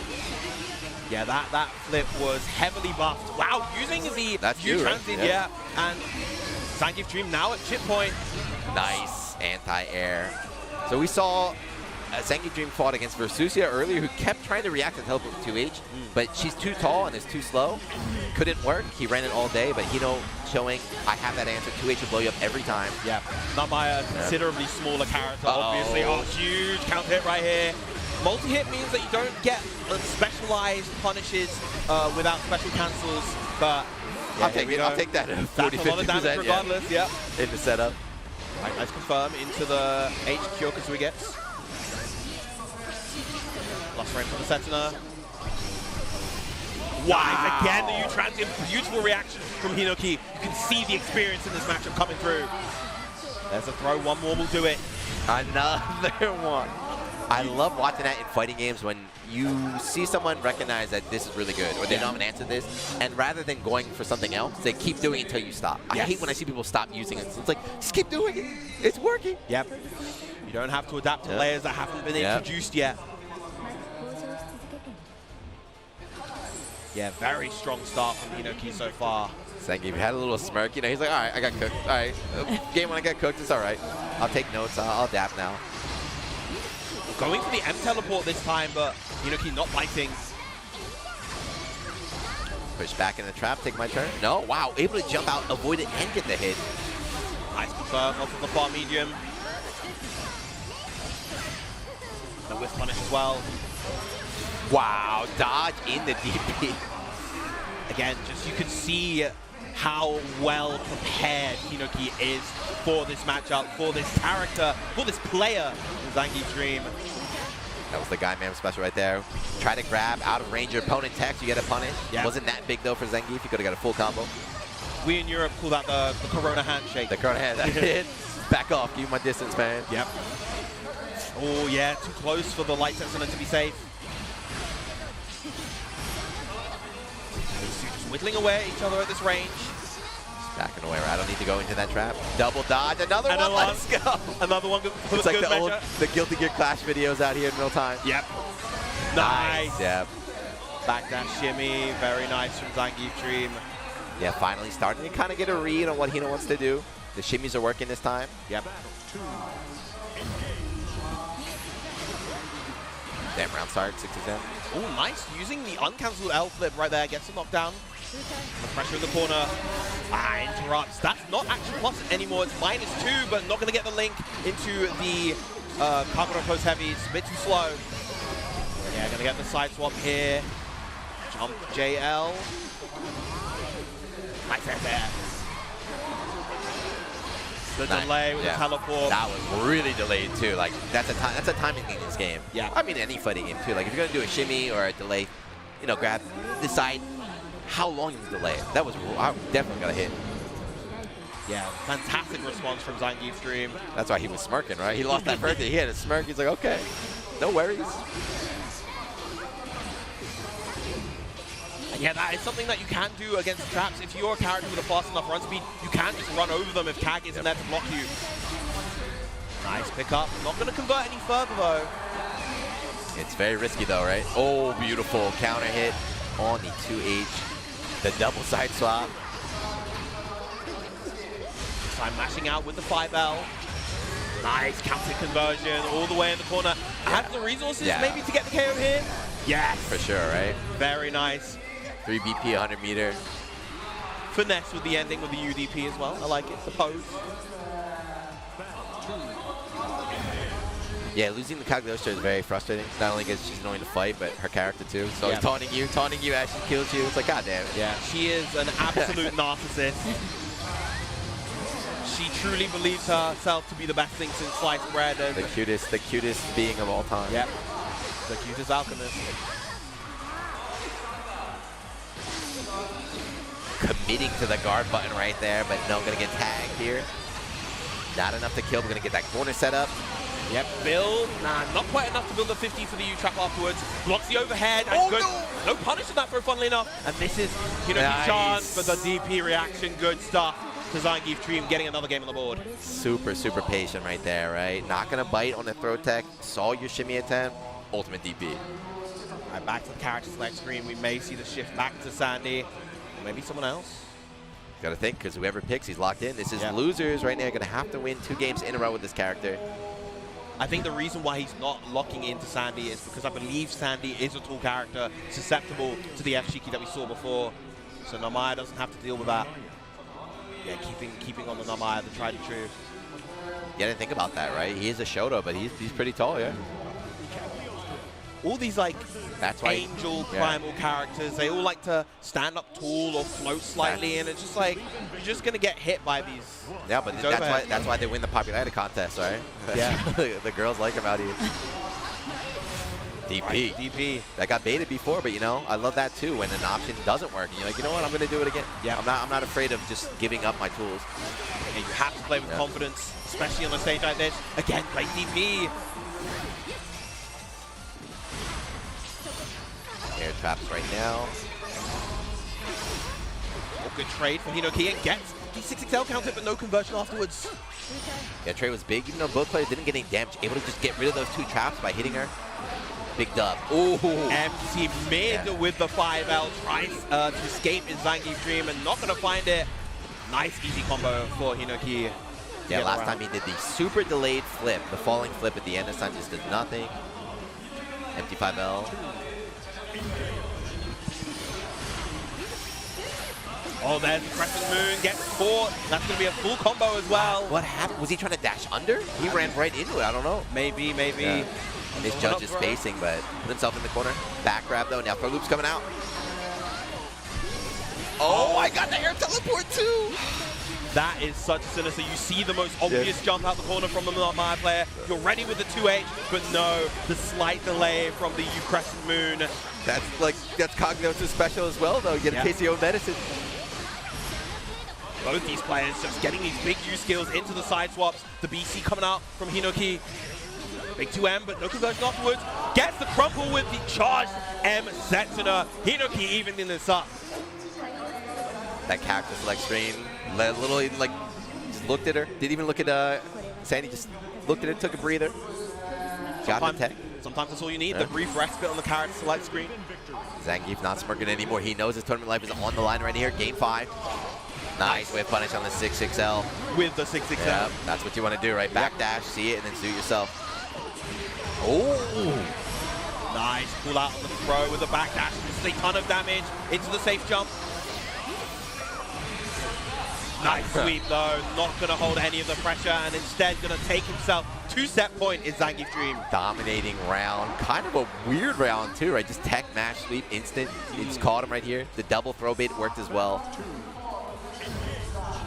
Back and forth between these players right now. Nice with punish that time. No! Again, the throw immediate from Zangief Dream. This time using the mash tech, making sure it goes for the real tech this time. Oh, count it on the far heavy. Yeah, the auto confirm. I don't really care if it doesn't work. Hit or no hit, I'm going to do this old skill either way. Ooh, avoiding the mash attempt right there. Catching the approach to Hinoki, now only at 1 BP, but does have the corner advantage at the very least. Big counter on the far medium. Yes. I think we're going to see a route into SBA here. Yeah, not going to kill when they get a BP back for the guard cancel. It'll be very close. Yeah, very close to death. Jump, empty jump low, and final round right now. This has been a good set. Yeah, the timing of that JL making it look like it was going to hit Meaty, but instead whiffed the JL and got the nice hit with the 2L. Very nice mash. I love that when you're down on the very last round, each of the players are not afraid, taking the risk. Gonna get the link after that jump. Not quite gonna get the punish there. Spot dodging again. And there's the U spear. Yeah, Fuzzy jumped out of there, able to avoid the side swap, reset the neutral here. Nice dodge. Finally! After that move did so much work in game 1, Zangief Dream reacting, getting a punish. Dashing enough. This is scary. He's got 100 meter, can kill him next hit in the super. Yep. Might not even need the super. What a challenge from Zangief Dream right there. The side swap. This is going to be conversion to SBA. Hold on. I don't know. SBA. That's enough, right? Is it going to be enough? It's going to be very close. This loss, it does a lot of damage. The cameraman knew. He already switched. But you saw even Zangief Dream was locked in. He was leaned over. He's like, I don't know. It was enough. Damn. Right down to the wire between these two titans of the game. Hinoki gonna be bowing out at 4th place. Zangief Dream advancing to top 3 losers finals against Shio. Did he throw his shirt? Did we miss? Why was his shirt on the ground in front of the setup after that? But I don't know. Yeah, so Hinokino the only Sandy rep, but also going Narmai at the end. Out at 4th, right? Yep. Out at 4th. Very respectable showing. Zangief Dream now is going to have to go up against Shio. So the Luane is another like anti-zoner versus anti-zoner kind of matchup. So I don't know who he's going to pick. I think he might start with the Luane. The Luane, of course, found him so much success throughout this bracket. The Grimnir has been feeling a bit shaky by comparison. So I think Luane is the starting option. But I know the Luanes don't like fighting Cagliostro. They know that matchup is a tough one. It's a weird one for sure, right? So maybe, I don't know. Yeah, either way, whoever wins got to go up and face against Domination. Ferry here, Kasagi in the winner side of Grand Finals. This is making me feel it's making me feel nostalgic to Rage. The old days when Mochi was just up there, just like, yeah, it doesn't matter, you're not going to beat me, but here we go. Look at the bracket so far. Yeah, we have Kasagi sitting in Grand Finals just waiting to see who's going to take it between Shio and Zangief Dream. Yeah, and you see 3-1, 3-1, so pretty dominant on his winner side path so far. Yeah, Kasagi only having dropped 3 games this entire tournament. Those 2, of course, are Zangief Dream and Shio, and 1, I believe, to V, the Chinese Gran earlier in the bracket as well. But yeah, it's just been looking... The entire tournament? 3 games? The entire tournament. Jeez. It's just been looking absolutely spectacular so far. Yeah, and he's beaten both of the players waiting, so he's comfortable, right? He's like, oh, I don't care. Send either of you guys up, and I got it right now. But still, there are points on the line. As we mentioned, this is a platinum tier event on the Arc World Tour. So right now, don't worry about Kasagi, Shio, and Zangief Dream. You got to win right now. Get more points. Qualify for that. Get a little bit more money, too. Get out of the prize pool. Yeah. And once again, as we mentioned before, this is an auto-qualifying event for the Arc World Tour. The winner is going to get that automatic spot. But again, getting these points at these platinum events so important for the grand scheme of the leaderboard. Yeah, and getting a good start, too, because, like, traveling, you know, as tournaments go on, seasons go on, it's always the end gets harder when people are all rushing, trying to get those points. Like, get them now early so you can kind of just chill throughout the way, farm some points. This has been a good tournament, a good top 8 especially. Yeah. Like, this game is good balance, right? The last balance patch is really good as well. But there are some problem characters. There are some universally accepted top tiers. We haven't seen them. Yeah, there's a lot of very unique variation. Yeah, there's a whole bunch of new characters that I've been learning about at this game. So it's really cool, and it's all different archetypes as well. You have the zoners, you have the people that rush down, and you have the big bodies. So it was good to see a huge mix of the characters in top 8. Yeah, this game is definitely one that has been steadily improving, just a little bit by bit, with each iteration, with each patch. I would say that this current version of the game is the best version of the game, and I have faith that the developers will continue to improve the game as we get more and more characters, more and more content. It's going to be exciting times. Yeah, it's quite strange to say as playing a lot of fighting games, but I feel like Grand Blue has good patches. I feel like this is a fighting game where patches are good. We see a lot of... How are the DLCs as well? Because usually DLCs are broken when they get added, right? So the DLCs have been very interesting. It feels like for the most part they've either been very weak when they're released. Lucilius, the first one, Vicala, Vayne, they're very weak characters upon their release, or they're right at the top, incredibly strong. Beatrix, Vesusia, Nia. She's DLC, but I don't know. Nia is like a base Rising character. She was new to Rising. I feel like I'm missing a DLC character though. So the order was Lucilius. Who was after Lucilius? Was it Vayne? I think it was Rising? I think so. 2B was... Oh, 2B was after Lucilius. Yeah, 2B was very strong on release as well. Yeah, it's just been kind of all over the place with the DLC. I've actually seen a lot of 2B cosplays as well, but I don't see 2B being played anymore. Yeah, she definitely received her share of nerfs, and at this point she's kind of a less popular pick. The furthest 2B would have been, I think, 17th here with Vermilion, who made finals of Evo last year. But yeah, the character definitely not quite as popular as she used to be. Still quite strong, I'd say, but yeah. Thank God. That's all I have to say. So she is like, she's not a Grand Blue character, right? So they wanted to make her kind of fit the game she came from. So she has like a double jump. She's got unique movement and stuff. So when you're trying to play Grand Blue, you learn the rules, and then they put a character that plays a completely different style. It's very difficult and annoying to fight against. Yep. She was busted when she came out, She has whiff cancel. She has like a unique meter that influences how often she can use her specials. Okay. Very, very unique character in the context of this game, but one that people at first really gravitated towards because she was so strong and easy, but she's gotten trickier. But can we go back? You saw 2B cosplayers? Today? No, not today. But before, they were everywhere. Yeah. I mean, she's a fan. I don't even know what game she's from anymore because she's in every game, right? She's in every game. Nier Automata. Yeah, I love that game. But she's like every mobile game, every gacha game, like throw Nier in there. Throw Nier in there. Let's go. But here we go. Yes, losers final. So he's going with the boys. All right. So Shio picking Luane against Zangief Dream, who is, of course, locked in on Cagliostro right now. Comkid is still holding it down. One of the fun things you may have noticed about Cagliostro is that she puts on this very kind of cute front. Very cute. But it's all of a bit of a facade for this like egocentric narcissist that's really kind of mean to a lot of characters. Yeah, very mean. And it comes out every now and again when she does various attacks. She usually has this kind of cutesy expression, but sometimes she has this kind of mean, like, I'm gonna beat your ass kind of expression, you know? The gap boy. Yeah. There nice we go. challenge on the trap cancel. Like right there.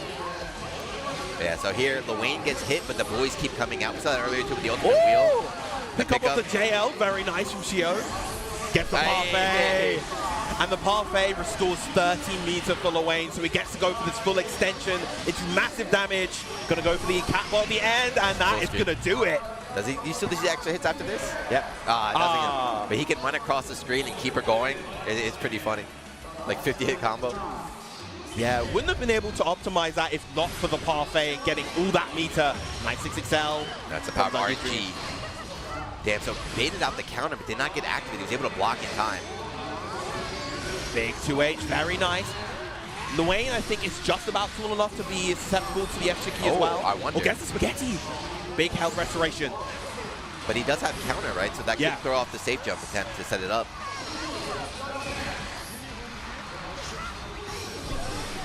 Wow. Oh, cheeky, using the DP right there. Saw that set up earlier. You think it's your turn, you see her falling down, DP, we have the trap set up, so you get a conversion after that as well. That's a shame from Zangief Dream. Would have been able to end the round right there if he converted off that far light punish. And now we're going to get food back. We're going to build that life, right? What happened to that life lead? Very minimal right now for Zangief Dream. Doesn't get the whiff punish on the whiff 6XL. No BP left on the side of Shio, and not much meter either. And you see Zangief Dream still being the one to try to be the aggressor here. Not going to get the punish. Wheels? Saving Luane once again. 2H coming out from Shio, but the whiff on the 6XL. Gonna get punished by the Alexandria. Beyblade anyway. But you see the Raging Strikes are connecting. There's been a lot more that have hit than have been dodged. These players are old out here. Nice throw coming out from Zangief Dream, and the parry is gone, so you know that the safe jumps are going to be so much more potent. Goes for the back throw, gets the conversion with the traps. At that time, right? Not going to bait out the count. I'm just going to mash instead. Get a side swap. Wow, had all the time in the world to do the side swap right there and get the confirm off of 2M. Cat, one bite. M teleport. Confirm. 100 meter, you're toast, buddy. Yeah, easy confirm into the SBA. Not even going to need it, but does it anyway. Now, I just put a video out about manners in the FGC and how you shouldn't kill your opponent. If a jab would work, he sent a message right there. He knew. At the very least, it's not a super long cinematic super. In this game, right? In this game. We have they cut out the intros. And, that's only SSBA, right? Yeah, they cut out the fall. No, this Cat does it too. Well, Cat's SBA isn't the cinematic one. It just kind of the Beyblade, yeah. But he sent a message right there. He got 100 meter to spare. I could have overkilled you if I wanted to. Big 6XL gets conversion with the close heavy as well. Gotta keep this short. A lot tech match from Shio. That's the third or fourth time so far in the set. Oh, doesn't get the final hit. The Awesome Source misses out on the wall bounce there. Unfortunate. And here's the summon, the counter, eat flowchart we saw earlier in the winner side, bringing out again against Zangief Dream. Way. Double up into the U-cap on all the way across the screen. 1, 2, 3 that food is items. So cheap. And almost all of that health back for Shio. Oh! He tried mashing. Yeah. Got tagged. And SSBA is available. May cash out into it. There it is. Drain those BP. And now a solid hit from Zangief Dream in this position. Maybe enough to get the KO. has the Alexandra cooldown at the ready. Hey, you're there right. It is, susceptible to it. Yeah. Oh, no! Oh my goodness! What is going on? Drop the kill combo, drop the throw punish. The scramble is happening, but in the end, it all worked out, I guess. Yeah, the close heavy for some reason just not hitting on the correct side. I don't know why it didn't sideswap properly. Big count it right there for Zangief Dream. Gonna double up with the traps. 1, 2, into the safe jump. Nothing, right? Empty jump, jab, mid. right? And I think May have the damage here. No, not just yet. So many options off her mix up here. Yeah. All that chip damage from the trap. Nice whip punish, but it doesn't get anything, yeah. Yeah, goes for the RPS DP. What do you have to lose in that situation? So much damage and so much power. Zangief Dream up 2-0 now. I feel like we're going to go back to Scarab Select. That is the Grand Blue Classic, right? Do a move and put you minus, just DP. Yep. Just DP. Ultimate DP is not counter area. You don't get blown up too hard. You get a life lead like that. Yeah, this is rough. This is rough. The Grimnir wasn't too solid right now, but the lane's not working, right? So it's kind of, you have two kind of not great options. But he's betting it all right now. Grimnir's going to have to win 3 straight against Cagliostro. At the very least, if he's able to win those 3 straight, he goes in warm with the warmed up, yeah. Warm versus Kasasagi. The Grimnir would be considerably more on point, but he has to get there first, and Zangief Dream not making it easy. Yeah, another tall character, right? Yep. So again, that 50-50 on deck. Wake up mash, okay. And gets a combo into the Death Right Tempest. All this corner carry. Yeah, that standing 5L, that is a low for Grimnir, so you got to watch your toes. Ooh, wow, catches with the U Fireball. Not quite enough to be able to get the conversion, but still great positioning for Shio right now. That far medium doing so much work to maintain that mid-range. Nice. Uh-oh. Have SSBA available too. Spend it here to set up kill on the next hit. Now, if I'm Shio, I go for the UDP right here. I just wake up, I just let it rip. Do it. Oh, goes for the wake-up throw instead, and it was a no-escape one, too. Yeah, Raging Strike came out. I'm not sure what that was. I don't know why Raging Strike was there. Yeah. Yeah, just throw instead. Again, a lot of these round start wins from Zangief Dream, just able to whiff punish these 6XLs, but a little bit out of range. Backing in onto the seal, staying airborne 5H, it does it all. Yep. Right, good blocks coming out from Shio. Not going to take the throw that time. Back in the corner, boink. 100 meter, you're done, right? Yep. Should be enough, just about. Now Zangief Dream at set points here at Evo Japan 2025. Shio started the day off in the winner side. He looks so good. He played the first match of the day. It's slowly been falling behind as other players beginning to catch up. Try to 6XL, but no, sweep is already out. Yep. You're a corner now. Just this unrelenting offense from Cagliostro. This character has such good ways to pressure. Another 2L. Another latex, still no 50 meters, still no seals. Finally. Yeah, Shio has lost 50% of his life. No combos. And there's been no combos, yeah. No combos. Just this war of attrition coming out. Great spot dodge to avoid the U-trap. Still, finally fights his way out the corner, back to the mid-screen, but no, gets right nothing, back in. Right? Yeah, he just gets to the corner. Okay, finally. Seals, finally. And all this corner carry. No! The immediate mash, and you have all the BP, you have all of the meter. Let me see it again. Let me see one more. The basketball, dunk on him to stamp your way into the grand final. Zangief Dream eliminating Shio at 3rd place. There we go. So he's going up now to the grand finals here on the loser side against Kasasagi. He lost earlier 3-1, but you know, you talk about warming up, right? Mm-hmm. He dropped down the losers early. He's been doing well. He might be a little bit stronger than he was originally. I mean, he looks really, really warmed out compared to how he was playing in winners. So I'm definitely interested in seeing how he's going to play against Kasasagi now, because Kasasagi, I don't want to say he dominated him, but it was pretty convincingly in his favor. It's also even if he's good, though, it's that matchup comes back to the matchup, right? Yeah. So the Cagliostro, like the zoner-ish character against like the pure zoner. So we're going to have to see him play a different style, but we'll see. Yeah, I think a lot of it, what it's going to come down to is how Zangief Dream is able to move effectively around the zoning. We saw that he was getting clipped in a lot of these situations, just trying to move forward ever so slightly.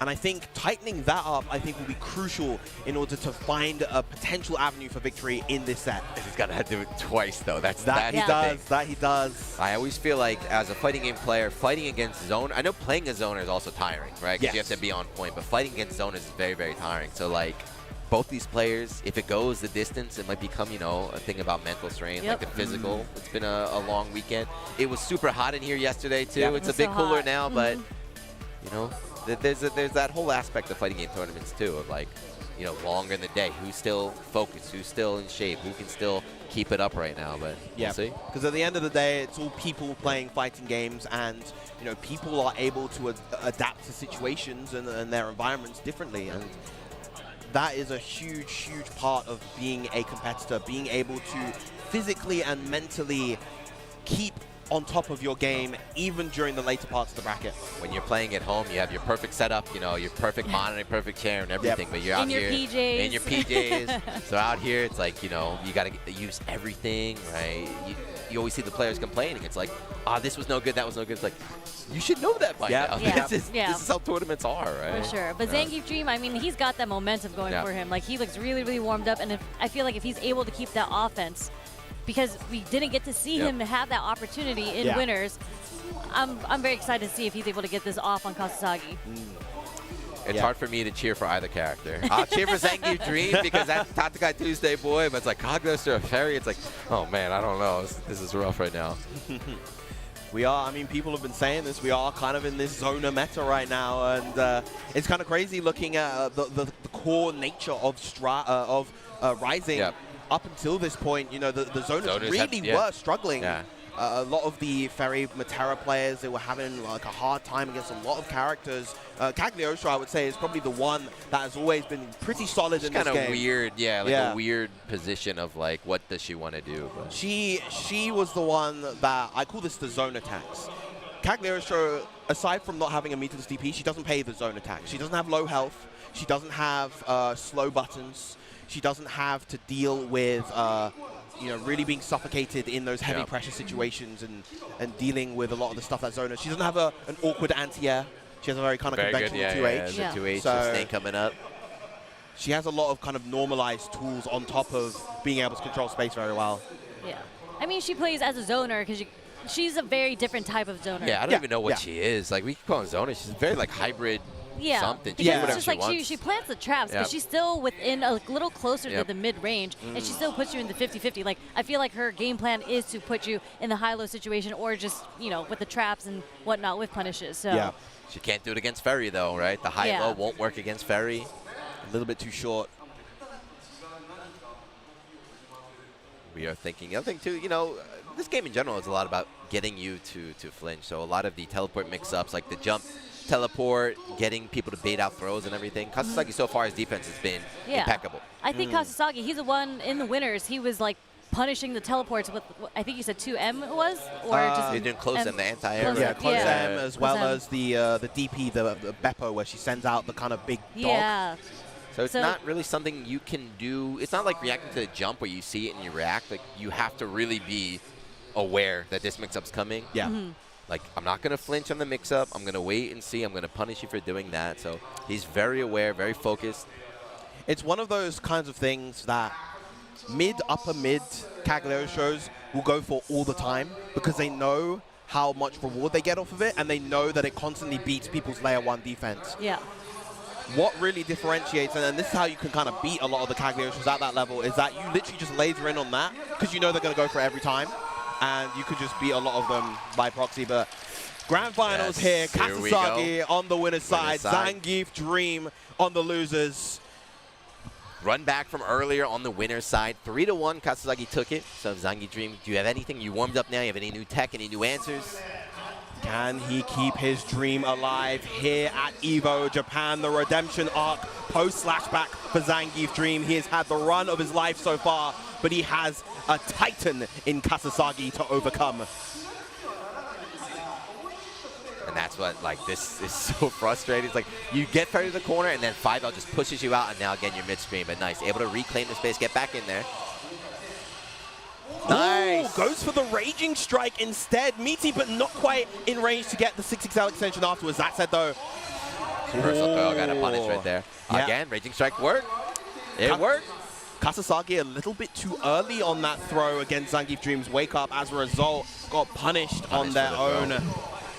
Oh, a little bit too early on the spot dodge right there, and no conversion, but still, Zangief Dream keeping it together just about. Oh, good check on the 5L, just Beyblade from downtown. Double teleport, but no, just block throw. Wow! DP this time, the invincible option to beat anything, any button that Zangief Dream wanted to try to press there. That looked like Sandy set up there with the water orb. Woo! Great. Yeah. So what's happening there is Kasasagi, incredible reactions, right? He's reacting to those jumps, but he's not reacting immediately to the traps. And so he's buffering these Beppos, these anti-airs, and getting caught by the U-trap as a result. She sees the jump, right? Sees Kat go in the air and says, oh, here she comes. Like, no, Kat can stall her air movement with all sorts of stuff. Teleport, trap, rock summon.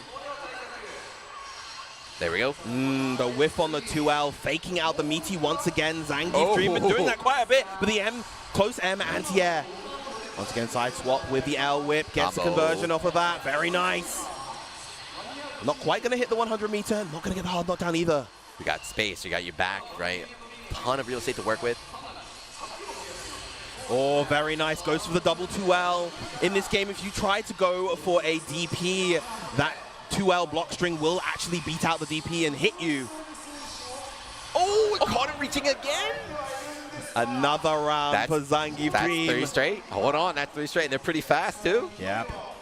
The momentum really riding the waves right now. Speed run the loser side, but here we go. Okay, there's anti-air. First time we've seen her use the rope right here so she can swing around. Good recognition of the range right there. Knew that Kasasagi wasn't going to be able to actually get that 5U immediately. Big jump, and that was actually a double count hit, missing the full combo. Gonna build the meter to 100, I believe, right now. Just got there it with is. The trap. That's enough. Yes.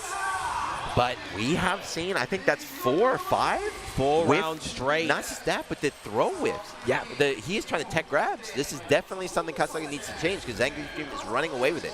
Just baiting out the throw techs, baiting out the throw techs. Nice anti-air once again with the H Beppo. And yeah, already doing better than he did in the winner side, up 2-0 right here. Yep. That U-trap has been doing so much work. Even if Zangief Dream doesn't get the hit, it creates that avenue to approach in order to close the gap. It's a get in for free. If you block it, I'm in there. I guess a hard knockdown, 50-50. Nice. That's the check we saw earlier. Such a good check. And finally, Kasasagi getting around in response to Zangief Dream's onslaught. Just put out Beppo, do nothing, right? Just stand there, do nothing. I'm going to let you move. Okay, you move. Easy check on the teleport. Man, that's one. That's slightly slowed down, but Zangief Dream still in a great spot. And again, we see her in the corner. 5L going to check, but still back to the wall. Who tries to catch. Oh, huge, but doesn't get the wall bounce. That definitely looked like she was in range for the wall bounce. And now the side swip with the L whip as well. We've been seeing that a lot coming out from Kasasagi. Teleport out, thank you. And that's a very fortunate right there. Kasasagi puts himself in the corner by accident. Late tech. Here come the safe jumps, the teleport to bait the BC. Huge for Zangief Dream, gonna get another round, and is very close to resetting. This is the fastest set so far. If he resets it right here, this is lightning quick 3-0. What happened? I mean, what happened? We've been saying, this is of that course, warm-up? We've been saying that Cagliostro, of course, like the kind of hybrid zoner, but when she has the momentum and can snowball, especially against the character like Ferry, the rounds go very fast. Okay. That time, that was good space. And even try to delay the fall from that range, that DB would have hit no matter what. Yep. Beppo out. Nice roll through the projectile. Overhead, not ready. Missed the block on the overhead, gets another conversion using the U-Trombe. Wall bounce.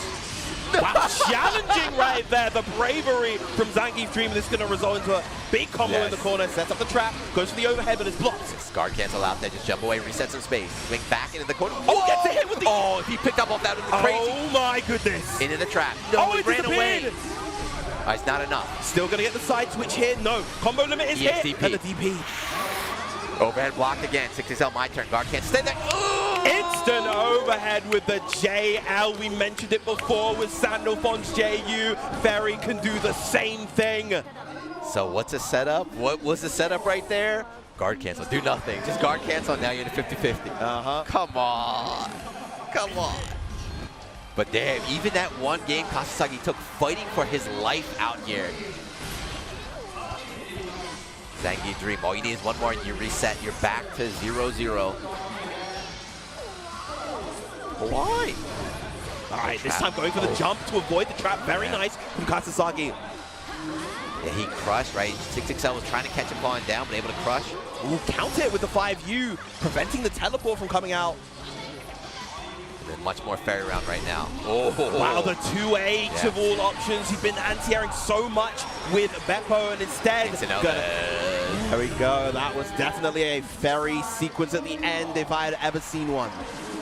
Yeah, it's like you said, been using Beppo to anti-air from that range. So this time, you know, Zangief tried to bait it out, which has been working. Used 2H instead, which is way more horizontal. Able to catch him. Oof. Wow, throwing the spot dodge, getting the punish right there. And yeah, that has been clipping Zangief Dream a lot. He's been trying to advance versus that H GG, but the normal has always been there to intercept him. And yeah, this is a lot more of what we were seeing about. Finally gets that Beppo he'd been looking for this whole time. No combos yet. 60% down. Nice, beautiful roll, and gets the punish with the 6XL. Zangief Dream with the opportunity here. Yeah, we've seen it just... Oh, no! Why did that hit from that far away? The extended hub up to the 2U, another one! That's what happens when you play a zone. You have to be... When you do get your back to the wall, you have to take those risks with those DPs. Yep. And the clip, of course. Zangief Dream just trying to rush his way out the corner. And just like that, we were just hyping up Zangief Dream domination. And now we are at 2-2. Yes. One more game for Kasasagi, and it's going to be the tournament. He just iced them. I want a reset. Come on. I want a reset. And I said going into this, based on the bracket performance so far, Kasasagi probably going to be the favorite to win the tournament. That was your pick, yep. Another 3 DPs in a row, all 3 connected. Wow, going over the 2M with the 214H. Ultimate DP does not connect, but from that, this is not a big punish. Good spot dodge, clash situation, good spot dodge again. Oh, big fire me. That's caught off of an air hit. This combo has to be a bit shorter, but it's still enough regardless. Zangief Dream now at reset point once again. Uh-oh, Kasasagi kind of rocking in his chair. Hold on, he's feeling it. He's like, I don't want to go to reset. I don't want to go to reset right now. Yeah, he really wants to get that Arc World Tour spot locked and loaded. Just needs that one game, 2 more rounds. Nice JM to get rid of the trap. One trap. Side swap, one of the powerful. Ferry anywhere on screen can just swap positions if she wants. Baited. Again, no, just the patience. Not counter. Non-counter, of course. Caught the back dash there with the spear, and this is a ton of damage. Not quite enough, but time to guess for the reset. No, the throw on the wake up. It's overhead. High again. 100 meter. Gonna go into the SSBA. Keep it nice and simple. Final round here on the first set. Are we going to have a new champion, or we're going to have a reset? Zangief smirking. Don't smirk, buddy. This is your tournament life right now. Here we go. Good roll again in the 6XL punish. Good start here from Zangief Dream.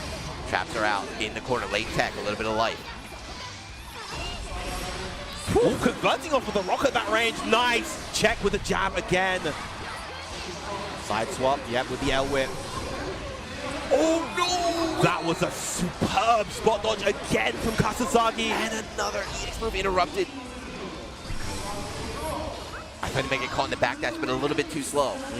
Kasasagi down to 1 BP, but he's got life, he's got positioning. Big punish right there with the... Oh my goodness. Anti-air. Has a lot of resources to spend here. 0 BP. What's the overhead? It's just gonna be a spot dodge, activating the GG early, and that is going to be the tournament for Kasasagi, your Evo Japan 2025 champion. Congratulations, just like you predicted. You said he lost only 3 games the entire day going up into this tournament. Domination. The Hantic Zangief Dream knew. I was sweating for a second. Yeah. Those first 2 games were just speed run. Yeah, Zangief Dream looked like he was going to take it at least to the reset. But Kasasagi, he just woke up and was just like, okay, I got it. On the defensive options, I'm going to wake up and start doing some things. Raising the trophy up there. The Ferry Warriors overseas on Twitter and shambles right now. Yeah, just learn the matchup, man. Just learn the matchup. But when you're facing a player of Kasasagi's caliber, who has all the matchup knowledge, who has all of that awareness, and is ready for all that you throw at them, what can you do, man? What can you do? We, once again, it's a Zona era for Grand Blue Fantasy versus Rising. So the good thing to point out, though, is he qualified now for the finals. Yes. But the finals are not for a while. I think a lot of the community expects a patch to come out before then. So who knows? Ferry now and Ferry in the finals could be a completely different character. We'll see. That's true. I mean, look no further than Nia. Yep. A drastically different character from what we had during the first events. Even like, there are a bunch of characters. Nia, obviously the main one. Seox, Siegfried, characters that got toned down pretty significantly going from the start of the season to the Arc World Tour Championships. Yeah. And sometimes it's even a month before, right? Sometimes your character even a month before the finals. Literally, that's what happened. 3 weeks before, just like cut the legs off. Yeah, they toned down almost all of the top tiers back then. Belial, Lucilius got hit very significantly. Catalina got a little bit of a hit as well. So yeah, when your character's hot like Ferry right now, just go in, strike, qualify now, and then worry about it later. Right? Yeah. So congrats again, Kasasagi right now. I think they're actually going to get the award ceremony started very, very soon. So I think they're going to bring all the players onto the stage.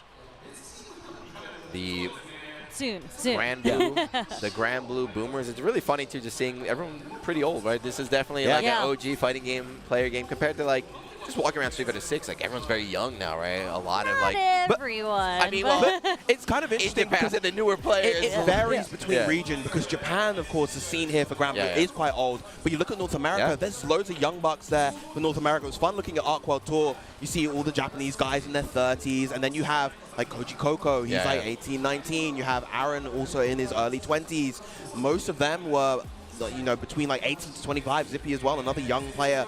But you know, there's just such a great range and variety of players from all sorts of different games coming to play Grand Blue, and it's been such a fun game to enjoy and celebrate. Shout out to everybody who's been watching in so far, who's tuned in at home. Shout out to, of course, all of our amazing production staff here at Evo Japan, able to bring the English broadcast to Japan for the first time in 5 years. Yes. I was about to say, I was like, when was the last time it was? 5 years, Yep. Especially the couch setup. I love this. Yeah. But this is the official Evo English stream, so amazing to see it out here in Japan. Yeah, I like this vibe a lot more too. I think for Japan, let the Japanese commentary be the esports in-house, and the English people just kind of chill vibe, enjoy the game. Yeah, no. You know. This is amazing. I feel like this was such an amazing opportunity for me to sit here with you guys, and you guys taught me so much about this game. Obviously, I've seen it a couple times. I was at the Arc World Tour Finals, but I legitimately I didn't really know much about the game, but you guys broke it down, and it's amazing to know about the lore between the community and the players, and you guys just have all that knowledge. So really, really appreciate. It's so easy to explain too. Like that's what the game is really, really accessible in a good way, right? A lot of times the word accessible in FGC people don't like it. It means like removing things and making it easy, but this game is accessible as in. It's like, it's not hard to pick up at a high level. These guys, I would never be able to take a game off any of these guys. They're monsters, and every character plays so different. So you can experiment, try the character you like. You can play multiple characters. Yeah. And it's free. How many times am I going to say that? It's free. Just download the free version, give it a try. Trust me, you'll be hooked. Yeah. It is a wonderful game. It's had its claws on me for the past 5 years. It's crazy to think that actually this game released just after Evo Japan happened back in 2020. Because that happened, I believe, at the start of the year, January-ish, January, early February. And so much has kind of changed with the fighting game landscape, with the world as a whole. We've had so many different games, so many different players making a name for themselves during that time, and it's just been an incredible journey, especially for this game. You know, this game had a Cinderella story too. So I don't know, Sheriff, you don't know what happened when this game released. So you know, I keep on talking Tuesday. We hosted the game release. We hosted our first one featuring the game. The next week, event canceled, global pandemic. The timing on this game, what a start to the game. Literally everything, the whole scene was wiped out, so it was online only, and Vanilla did not have rollback.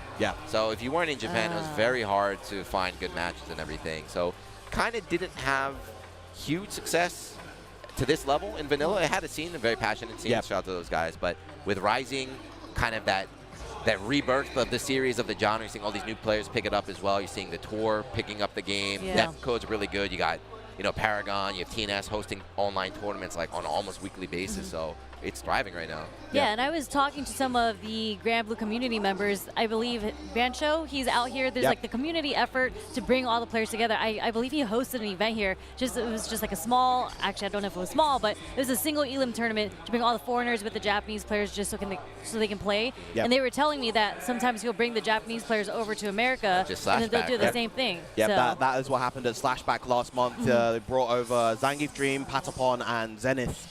All did very well in the bracket. Patapon and Zenith actually managed to get they managed to make it into the top 8 of that bracket. They did very, very well. But yeah, just it's really, really great to see various community representatives kind of try to foster these international communities. Shout out, of course, once again, Bancho, but also Yujaso, who's been doing all the commentary on the Japanese stream. He is a real kind of community pillar, I would say. Runs a lot of events in Japan, as well as a really, really great kind of person for international relations for the game. I got to shout out to Abigail and Robert. Those are the guys holding it down at Tatakai Tuesday every week, right? As I said, we only had one setup just because of a space. They started bringing their own. They started reaching out to the community and bringing it in. But I think we got the award ceremony. Let's check it out. Sounding like we do. All right. Still Sabasaraga. Acrylic. Debagame. That's the goat. Loyalist. True fan.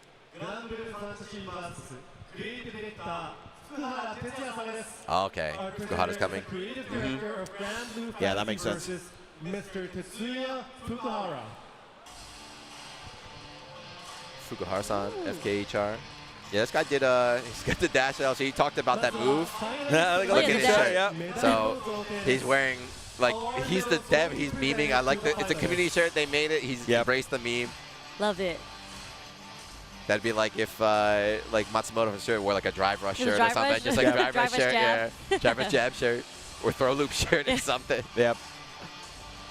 There it is, Tororo Ibushige. I feel like every time I see Fukuhara-san, his hair has changed somehow. I can't talk, my hair changes every time I'm at an event, but it's fun to see. He's unlocking the different costumes, right? Yep. Of course, our 7th place Dragon Knight duo, Kosame on the Lancelot, Tororo on the Percival. Only 2 of them, huh? No Siegfried, no Vayne. No. Siegfried's still good. He's pretty good. I heard everybody people were telling me that Siegfried's going to have a lot of appearances. I didn't even see him at all. So he, at the start of the game, he was incredibly strong, incredibly simple. He kind of he scratched the itch that a lot of Percival players were missing in terms of having just a simple, strong, big sword character.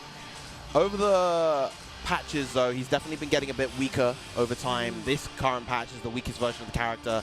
And now, pretty much, it's just kind of a handful of loyalists that still play him. Even the best Siegfried in Japan, Baruto Rek. He's transitioned more to Catalina these days. That's my goat. Okay. Yeah, of course, 7th place finishers. The 5th place, even the double Vasaraga, Demagame and A1 Roke, of course, now 4th place. And now we have Zangief Dream. I like that. You know, sometimes you see people get 2nd place and they're like all depressed. And it's like, hey, man, this is great. Round of applause.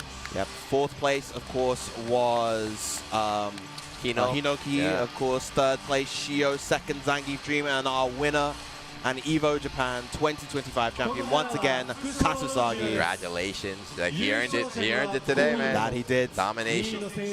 Truly the best player on the day. So they're presenting the arcade stick. This is always funny when they don't play stick. Was he pad? Like I think he's he a was pad player. Yeah. Will respectively be given gold, silver, and bronze. Not on. So I know Gamera, he's a stick player, and he always plays on the Evo stick. Yeah, I mean, if you have an Evo stick, you gotta play that, right? And you're playing It's a on bump. it. That's real baller right there. So it's funny because sometimes these guys play pad and get a stick, but last year for Co-op Cup, it's on arcade, so they're stick players only. Yeah. They want a hitbox. So they were like, what? Like, how come I don't get a stick? Yeah. It's like, we give you a hitbox. Like, wait, what? Yeah, no, Zangief Dream is a pad player. I've actually played against him myself. I got destroyed. I think pad's quite good for this game. It is, yeah. Actually, pad's quite good for a lot of modern games as well, because you use a lot of macros and the shoulder buttons, but there you go. Yeah. Kasazagi with the gold. Yep. Staring at it, looking out. Bitches That's not a that little good. upside down. Yeah. This game is definitely like the core. The core button layout is very clearly designed for pads, where you have the macros are very kind of comfortable for everything that you could want to do. Again, as a pad player myself, I just play default controls. I got to make the switch. But here we go, the big 1.125 mil. Yeah, not bad. I think last year was a mil. I think they're increasing. Nice. You're now a millionaire. Congratulations. Don't ask what currency, but you are a millionaire. His face is so serious. Yeah. He's a gamer. You don't need to lock in anymore. The tournament's over. You're done. You're free. Unless you've entered other games, in which case unless you've entered other games and you've made top cut of other games, in which case you're not free. You got to lock back in. He might still be locked in. I mean, he's one of those people maybe thinking about, even though, like Ryu, you know, even though I won, like, damn, I didn't do that. I could have done that. I could have done this. He's like, it wasn't a sweep. It wasn't 3-0. I still lost 2 games. This is just another step on the journey. Yeah. The road ahead is long and endless. Or maybe he's thinking about an incoming ferry bounce patch. We'll see. Oh, we'll see what to say. 私はこのライジングの前作のグランブルファンタジー VS 発売日からずっとフェリーを使ってきたんですけども、 He's played since Vanilla Day 1 and only used ferry. 優勝するのは初めてで、 It's the first time he's won a big tournament, so he's very happy. ありがとうございました。 Thank you very much. So from the previous He's a character loyalist. Yeah, definitely deserved it. So Ferry she's strong now, but she was very weak for a time. So in fact, he always stuck with her. His first win, congrats. You feel like a first win after 5 years, you'd be happier, but all right. He just loves Ferry, I guess. Grand Blue Fantasy versus Rising. 優勝は笠尾選手です。おめでとうございます。 Congratulations there.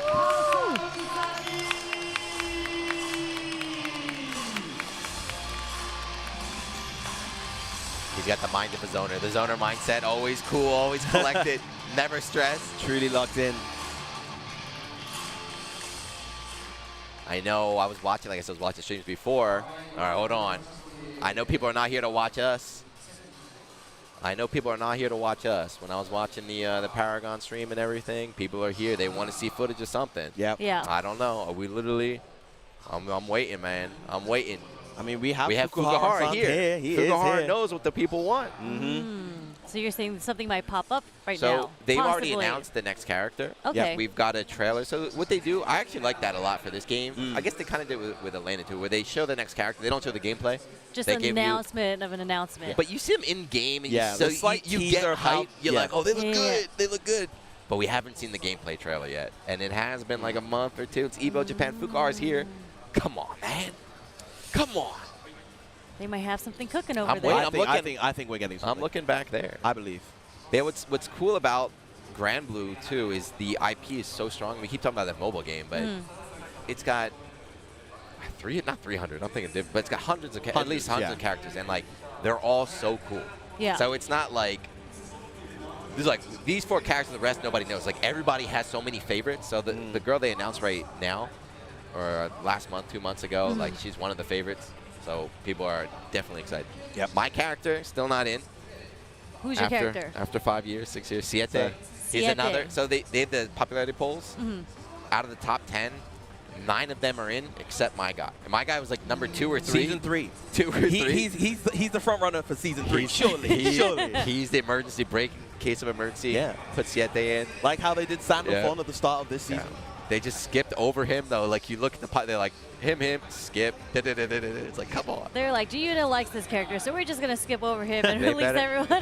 They better do it. They better hurry up, man. I've been waiting. I've been here since Vanilla 2. It's my time. See, this is why it's great. This is why it's great having your favorite character be on the base roster.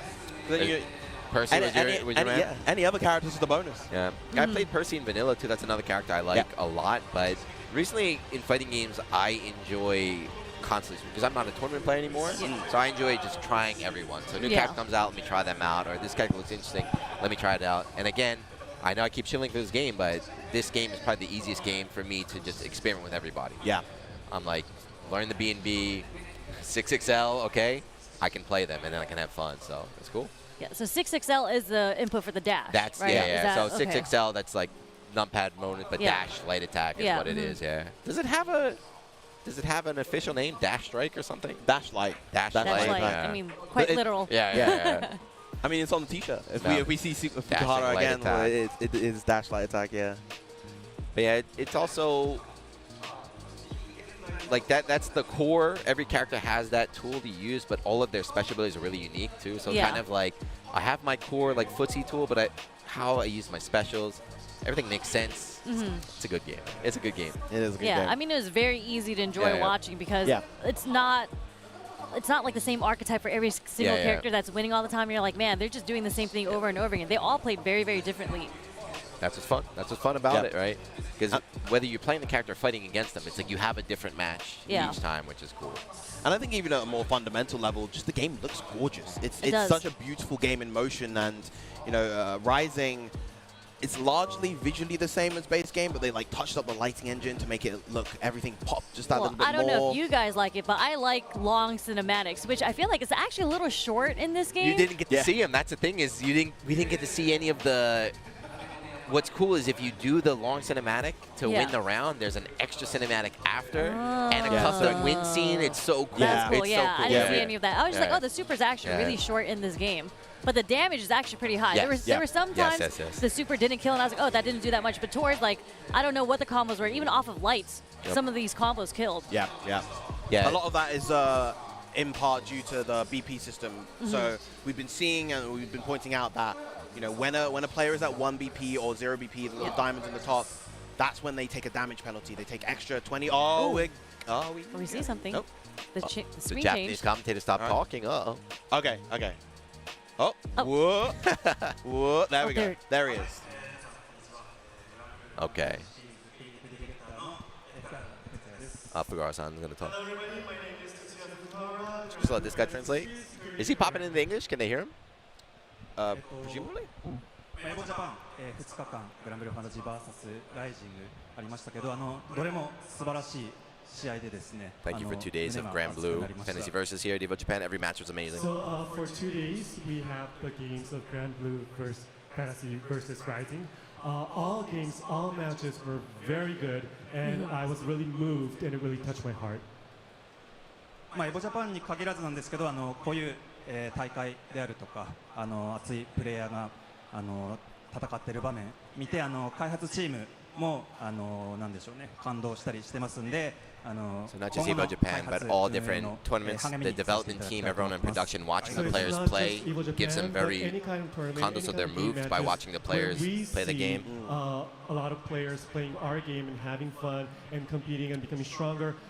We really feel happy seeing that, seeing our games making people happy. So looking at all of you today, having fun and enjoying our games, we really would like to make further efforts and making and developing more better games. 大会は終わりましたけど、最後にちょっとStream Monsters. He has an announcement. He says, So the tournament has Stream ended Monsters. for this time, I know you're but we waiting. have an announcement.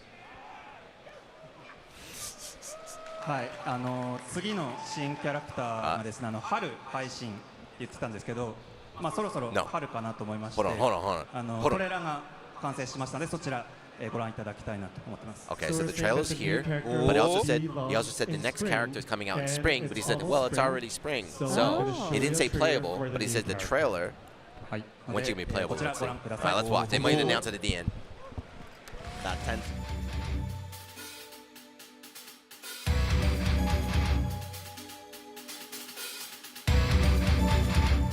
この苦難に満ちた世界、空を生きる命に祝福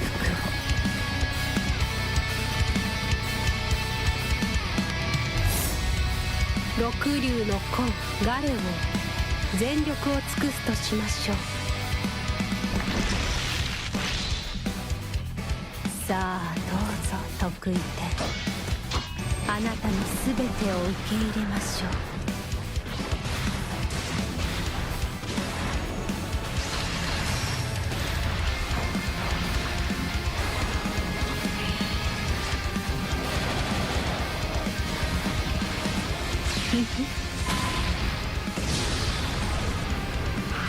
立派でしたよ。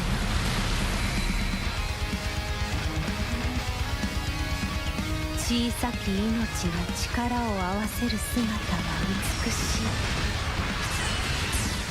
その様子もっと詳しく見せてください。命が歩む大地を私が支えます。いずれ土へと戻るその日まで、あなた方を見守らせてください。地の底深くでお眠りなさい。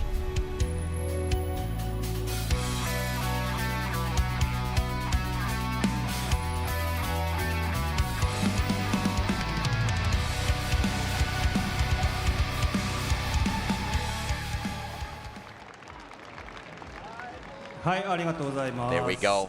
新キャラクターガレオンですね。今月5月28日配信予定となっております。 We have confirmation on the 28th. What day is today? 11, 10? Today's the 10th. 10, okay.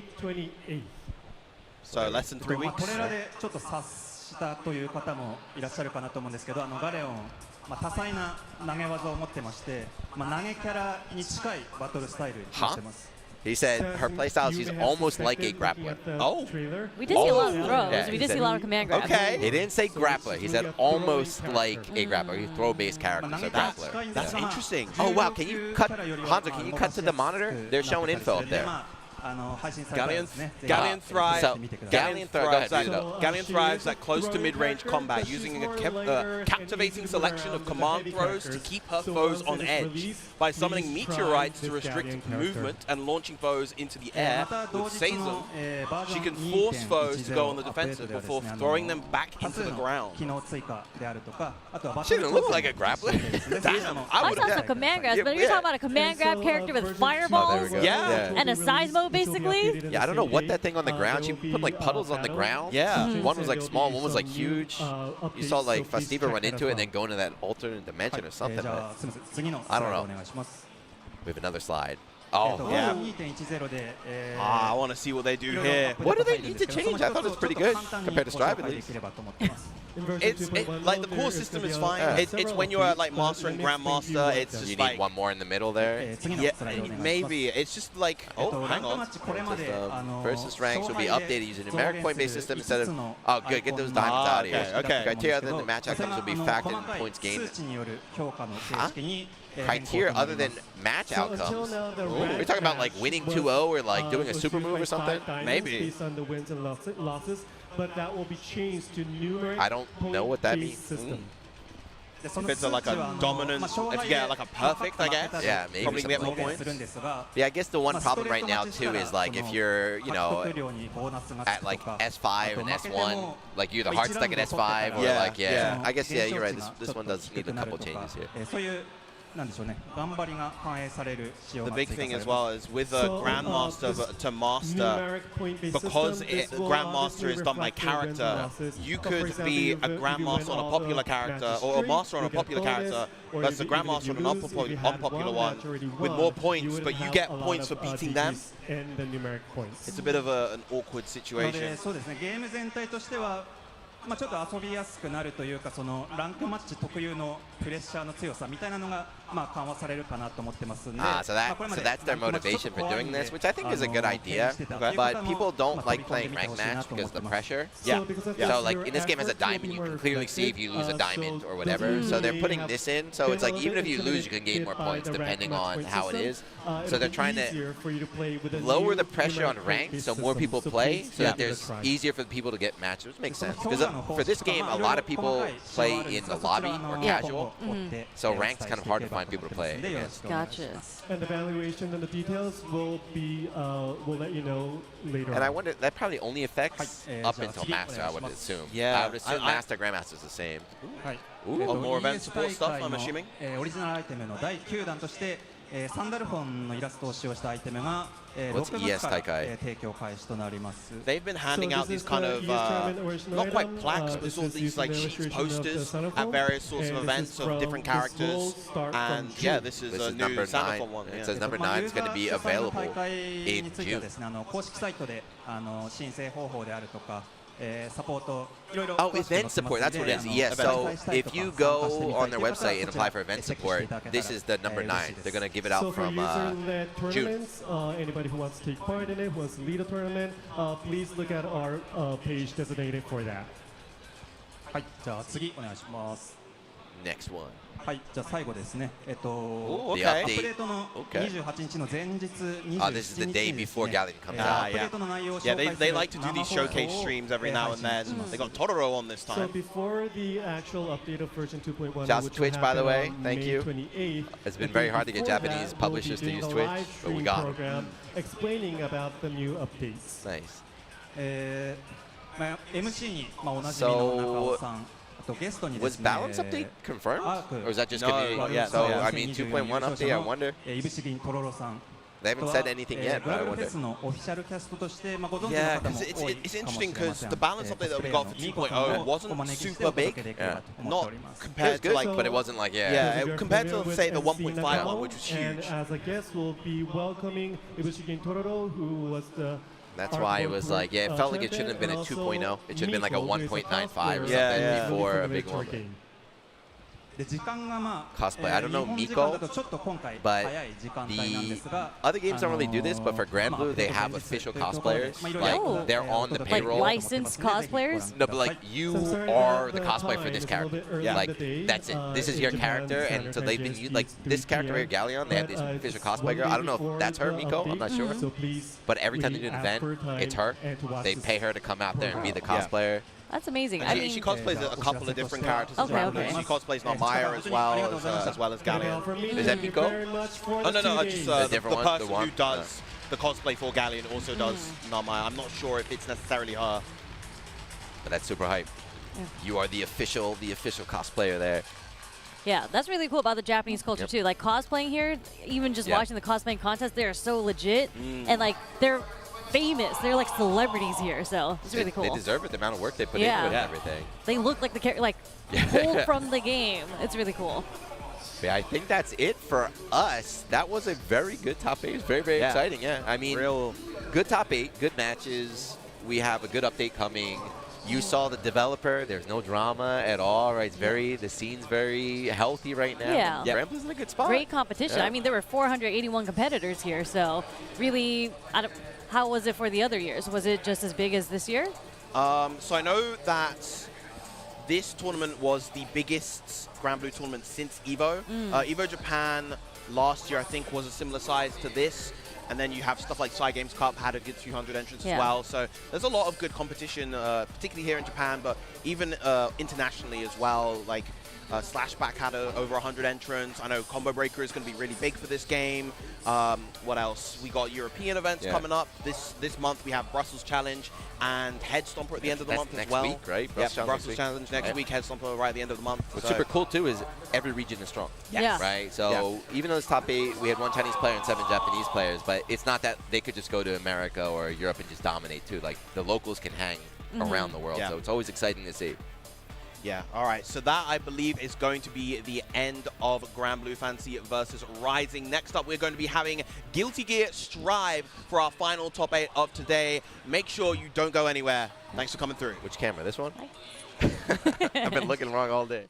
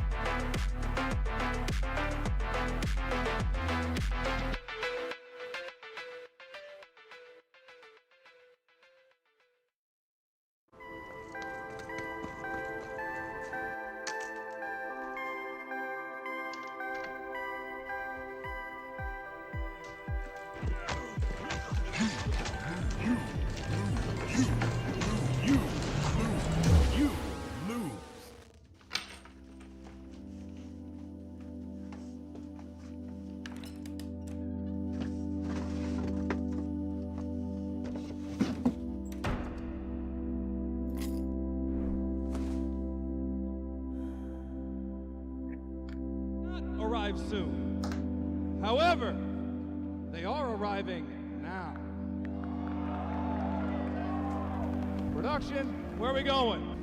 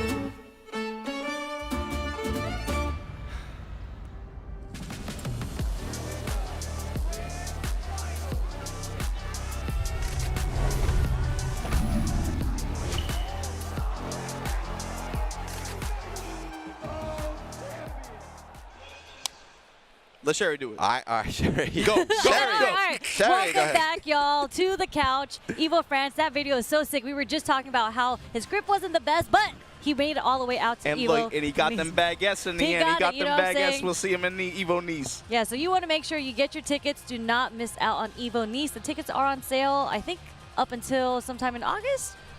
I missed the little graph. I don't know. They're up for sale already, and obviously we can have numbers, but I've talked to some Evo people, and they are very happy with the way it's been going so far. The sales numbers. Nice is beautiful. Yeah. We were just saying we have to be there, and how Damascus has been I told them selling they better it to pay us. Damascus, right? Because before like Evo Nice, I was like, you know, I got American education. I was like, where's that? Like, what's that? I know Paris. I was like, nice? Yeah, I thought nice I too. just say nice. I was like, oh, nice, nice. But I knew where it was. I knew it was at least coastal. Yeah. Like I didn't know that. I didn't. Like he was saying, though, I think Damascus sold the hell out of that place, bro. Like the photos, everything I've seen. They just announced Hunter as one of the main titles for the event there. That's going to be pretty interesting, especially coming off the release of that game, everything we've seen this weekend. I am hoping I can make it out there somehow. It looks fantastic. It'd be sick if you brought your bike out. Drop me off in Paris, and I'll ride on down.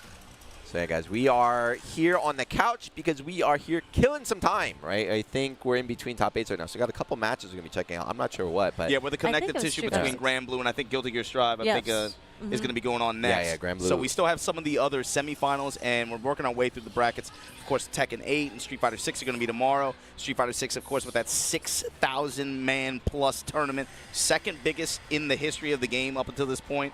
And it makes sense that it's out here at Evo Japan. You and I have been talking about it for a while. The way the community has responded out here, and also the way they have grown the community out here through various means and events and figures and streamers. There's so many hands in the pot. And it's organic. That's the best part, right? Yeah. It's not that we're just going to pay this famous celebrity to be in our game or do whatever. It's just naturally organic. Have the community put out a good product. Let them speak it. Let them bring their friends out. Like, that's how growth happens. And I keep waiting. This is the internal conversation I have with myself is like, I keep waiting for it to crest. Like, when is the stopping point? You know, I mean, last year, Evo Japan, that was like, all right, this is the peak. It's down from here. And but then it gets bigger, and I'm like, what is this the peak? Like, how much, with all that they've been doing, and especially all the people that they've been getting involved with it, I keep asking myself, I'm like, how much bigger can this get? Is it realistic to expect? I mean, like, it's just, as you mentioned, it's growing so much. We just had Salvatore here yesterday with City of the Wolves. There's so many new games,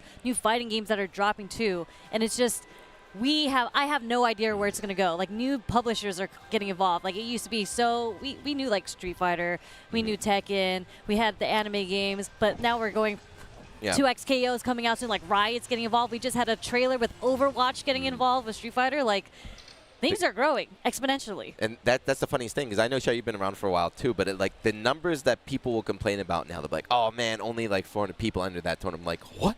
Like, we used to, like 10 people used to be insane for us. It's like 400 people out there. The craziest thing to me too is, so I just went on a trip. One of the best memories from the trip was I pulled up to an arcade after I put a tweet out. I was like, yo, I just want to play anything. I'll play anything right now. Just pull up. 2 people pulled up. We played for like 3 or 4 hours. We played like 6, 7 different games. And we had, I'm like, bro, all you really need is one other person you can throw down. They had an OG pull up. I beat him in CVS2. And then he was like, I didn't practice this game. I was like, what's your main game? He said ST. I said, fine, let's run it. He ran my shit. Okay, so he wasn't lying. It wasn't an excuse. No, he had every trick in the book. It was crazy. I don't even know if he was that good, but it was just like the experience difference. You could feel it. Yeah, we got a real match. I thought we were just killing time. This is Yukichi versus Zenji. Oh my God, Yukichi versus Zenji. I guess this is, we're late in day 2 right now, so this is the only good match from here on out. I mean, they're making their way to top 8 to play tomorrow, that in the afternoon tomorrow. Zengi Bellato, he's been out here for a few weeks, grinding, especially after that high-impact performance that he had at Capcom Cup, made a lot of new fans out here, I think for that performance. But also even before that, this guy's been really successful on just in most Street Fighter 6 events that you've seen him at. Yeah, Yukichi did really well last year. The only person who challenged Mena, I think they went to Game 5. Mena just destroyed everybody else. That's right. The Zengi Bellato, it's really cool. As you mentioned, community, his whole team is out here. Yeah. They've been out here for like 2-3 weeks trying to train in Japan. You've been seeing them grind with all the reject guys and being able to throw down sets with a lot of the teams and a lot of the groups out here. But here we go. He's in the bracket now. Got to stand on his own. Winner's final of this pool. Assuming this round 3, round 4. Yeah, it's definitely day 2 pool, so one of the killers right now. Oi. Handsome with that. Somehow not voted the best button. I don't know. I think it was his low forward that got voted as his best button. Yeah, crouch medium kick 1, not the stand fierce. Not the stand fierce? I don't know. I don't know. All his buttons are too good. They're all pretty bumped, yeah. Like the slight delay from Zengi Bellato there, just in case he was to wake up with anything. Yeah, back-to-back reversals, but Yuki just got to be in. Got to be careful here. Gonna eat the chest chops. Burnout now, just out of range. Gets the Tatsu punish. Interesting to choose Tatsu as a punish. Okay, sweep. He actually got the auto-correct on that? Yeah, okay. He hit that deep. Ooh. Auto trying to slow the match down a little bit. It feels so weird because we just watched Granblue going to Granblue to this game. Because, like, they are similar, but they're not. No. Oh, that was a mistake. Probably EX Fireball. So what happens when you walk forward accidentally? Oh, my goodness. No, I don't know. He's committing right now. That's a lot of committing decisions he's making. Oof. Tried to wake up parry, but no. Get SPD. Felt like some impatience on you. He tried to force something there. Bellato did not get in anything. No. This is still first to 2, right? Yep, still first to 2. Which a lot of players, want the Granblue treatment. And with the 3 out of 5. Everyone, if you give a mouse a cookie, you give him first to 3, next one first to 5. Get rid of every game first to 10 only. Topanga style. Oh, if he didn't press a button, that SPD might have whipped. Trade in his favor, though. Willing to just take the real estate. Dude, Zengi Bellato is so good. He's one of the few Zangiefs that uses stand medium kick and that stand medium punch so well. I was about to say he is using those buttons in an excellent way to control mid-range against Ken of all characters. Yeah. It feels like Ryukichi's the one on the back foot against like, Zangief's buttons. Yeah, like the whip punish two into the Beautiful, lariat. yep. Level 3 on deck. That's one. Boom. Brazil. Like you pointed out, the stand medium kick, he's been really, really good about applying that in mid-range. Brazil. I remember when it was buffed, and then they were doing a whole bunch of videos where you couldn't whip punish it, and then all the Zangief players just like, if you try hard enough, you can whip punish it. They like you locked in. That's another part of they call it in Japan. They call it politics. They call it politics out here. Is like defending your character properly. Oh yes. Like you have we need to. a politician. Zangief needs a politician. The kick's not that good. Okay, this time gets the rush conversion off the jab. Nice backdash. Nice headbutt. That should take it. SPD Zangief Bellotto. Momentum on his side. Ryukichi looking a little shaky in this one. Yeah, I think he had, after that, he had the combo to Larry, but he gave up to get the headbutt and guarantee the burnout right there. Thinking ahead. Yeah, just fishing with that stand medium kick. That's Bellotto on the brink of burnout here. Or he's still level 1, yep. Yeah, spend. One more, I'll do it. Barely, even on guard, He though. just got hit, yeah, to avoid the burnout. Parry still trying to just hold on to that drive.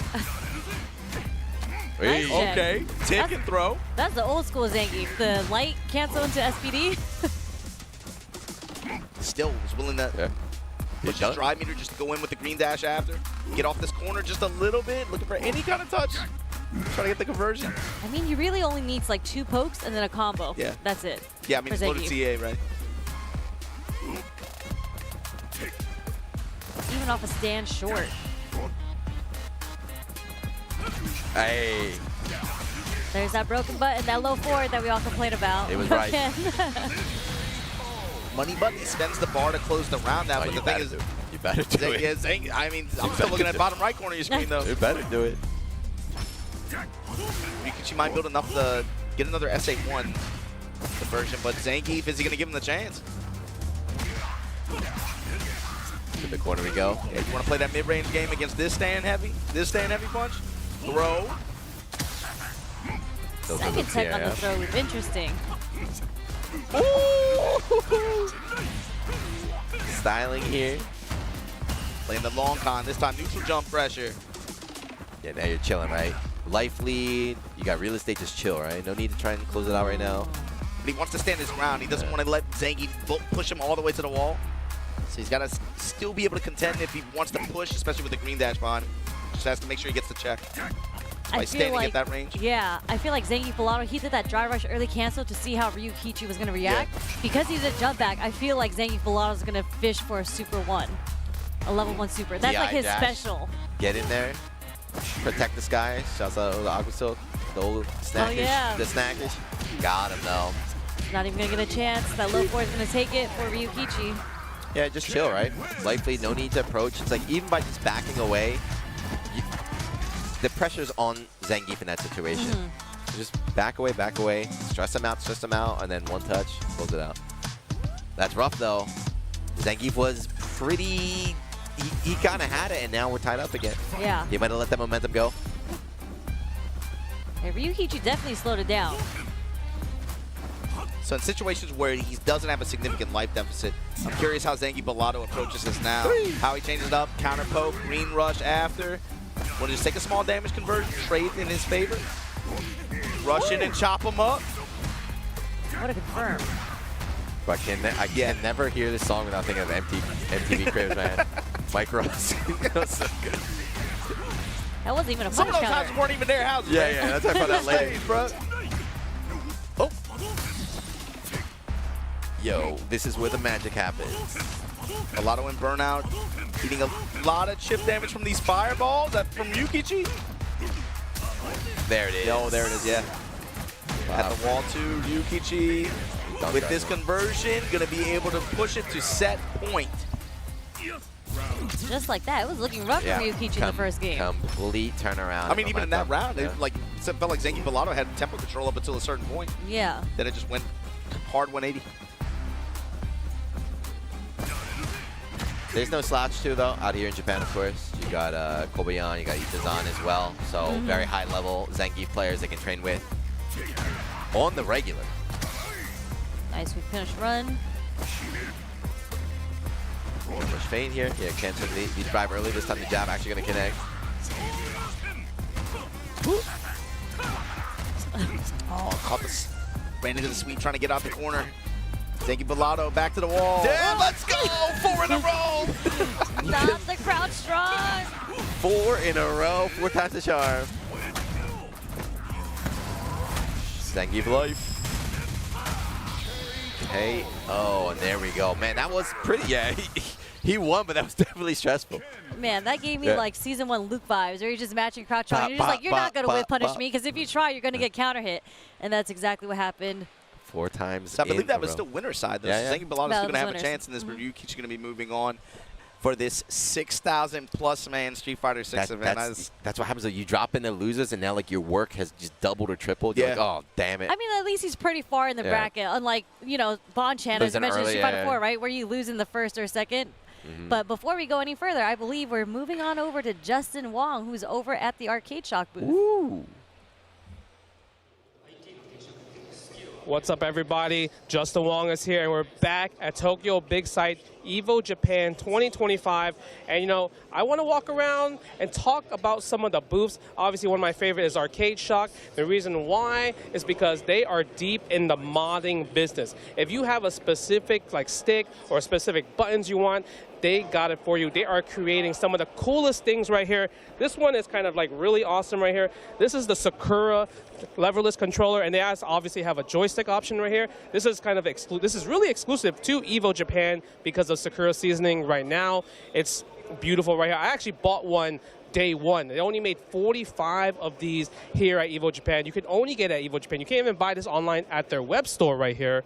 Another thing that's really cool is that even if you visit their local store, they brought this bad boy. This is where you want to test different type of levers, what fits you well. Are you a Tekken player? Are you an old school player? Are you a modern fighting game player? They have loose ones, tight ones, heavy ones. Depending on your weight, what you want, they got it all. Another thing they like to do, like I said, their modders, big in the modding business, the custom buttons that they have right here. They have like their clickable ones, they have micro switches, they have like ones that are kind of like fusion to both right here. And the best part about this is disrespect to me.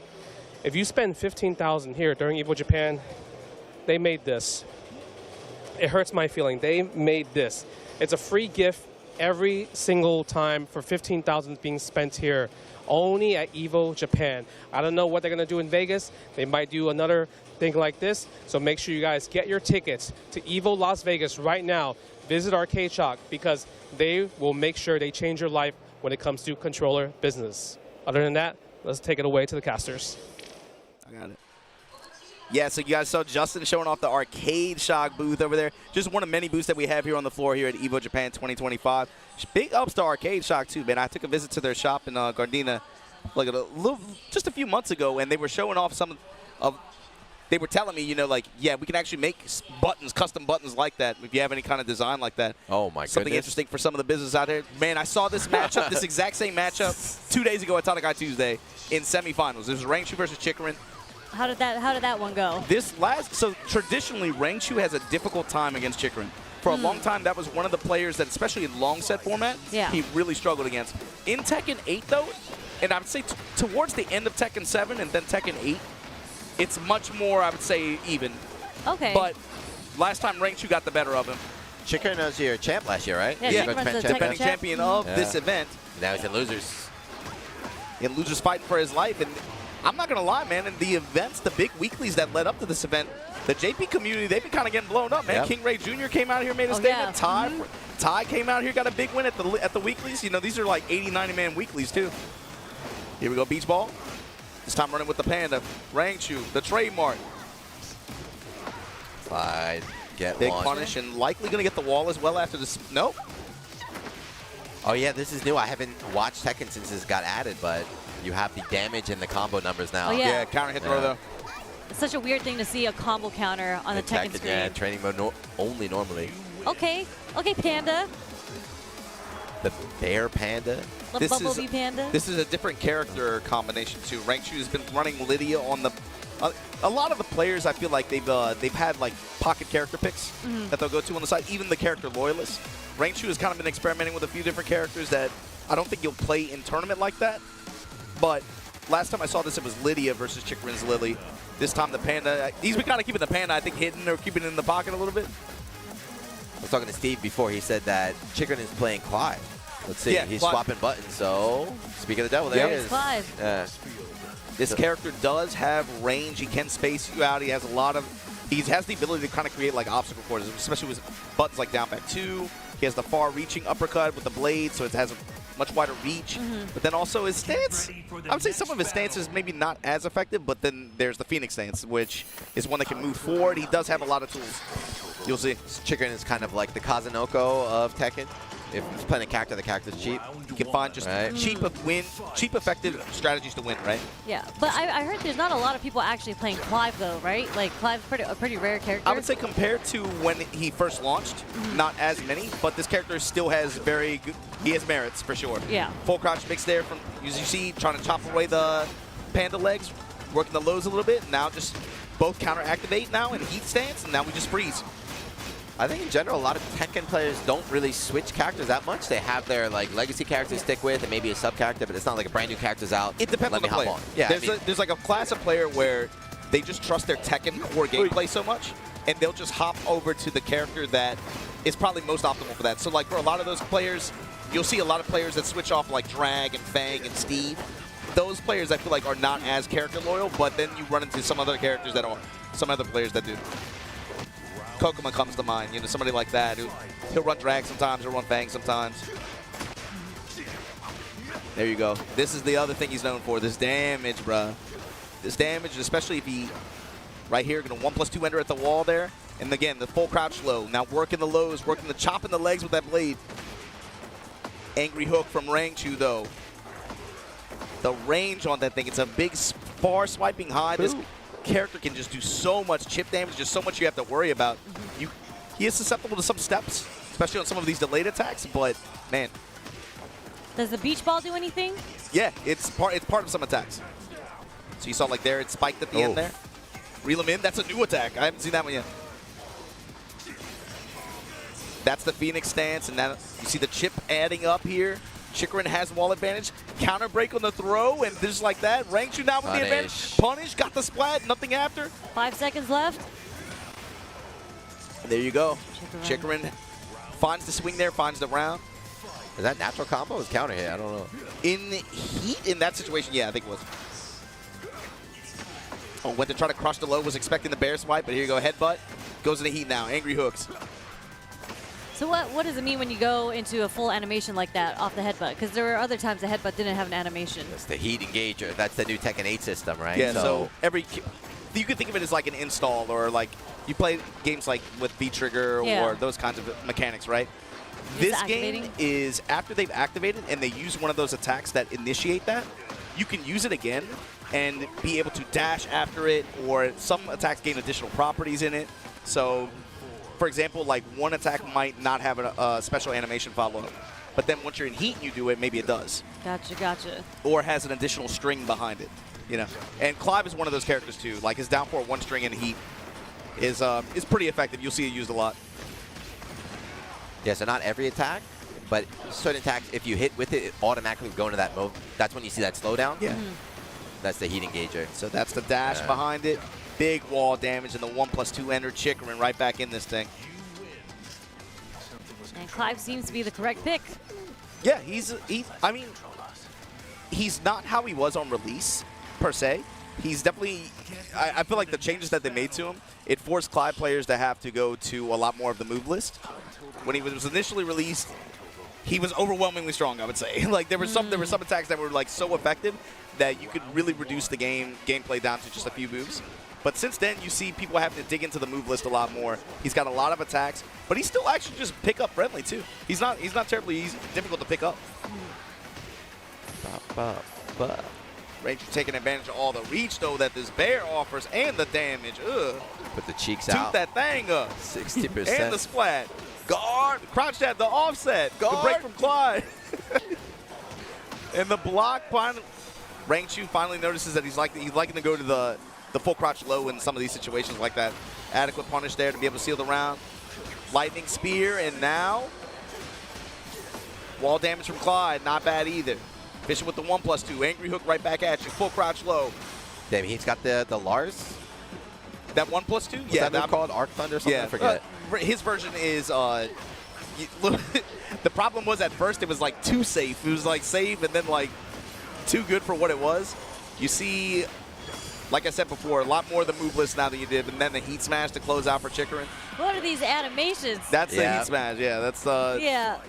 He has swings and everything. The EX attack, you can think of it that way. That's why, like, so again, talking to Steve earlier, Steve's like, yeah, I didn't really like this guy, Clive. I was like, what are you talking about? Like, huh? That's your character. This is your character. Lightning, wind, fire, everything. Boom. Side step on the burst, though. Ooh. Spike right back at you with the counter activation here. Rangshu back to the wall, mash it on crouch jab. Again, the throw breaks that side swap, put Chikarin back to the wall. Fishing with his own bear demon breath. Hey. Hop kick denial, goes mid. Great dock there from Rangshu. Piling up the chip damage as well. Looking for one more touch, goes low, goes low. Side step nothing. Plus range here for Chikarin, but the while standing 4 able to beat it out. Rangshu in the interaction afterwards puts himself on set point here. Damn, so he sidestepped the heat engage. That's new. Yeah, the burst, That's new. Especially from that situation, that was just a read that Chikarin wanted to activate at that particular moment, so he's just one step ahead. There you go, fishing with mid now. The mid with the low string ender. Got the spin there, got the wall. You know what you about to eat now. Here we go. Tooth that thing up. There you go. And to the raw smash, the Rangshu special spikes him. Yes, what the beach ball does, that's what it does. It puts you up 2-1 in the set to go over Chikarin. Man, Rangshu eliminates him. That is probably, you know, that could have easily been a grand final set, by the way. But we got to go to a break before we get to any more of the matches here at Evo Japan 2025. Don't go anywhere. We'll be right back.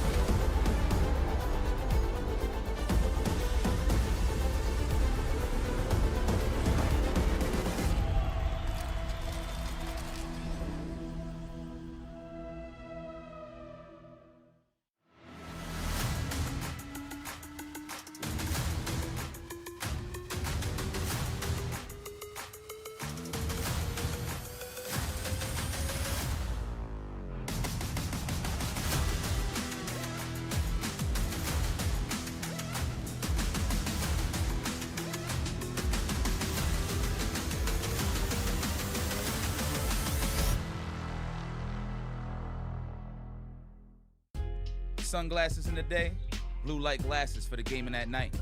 Zenny's got affordable eyewear for everyone. Vibe and style while protecting your eyes. Evo sunglasses, available now.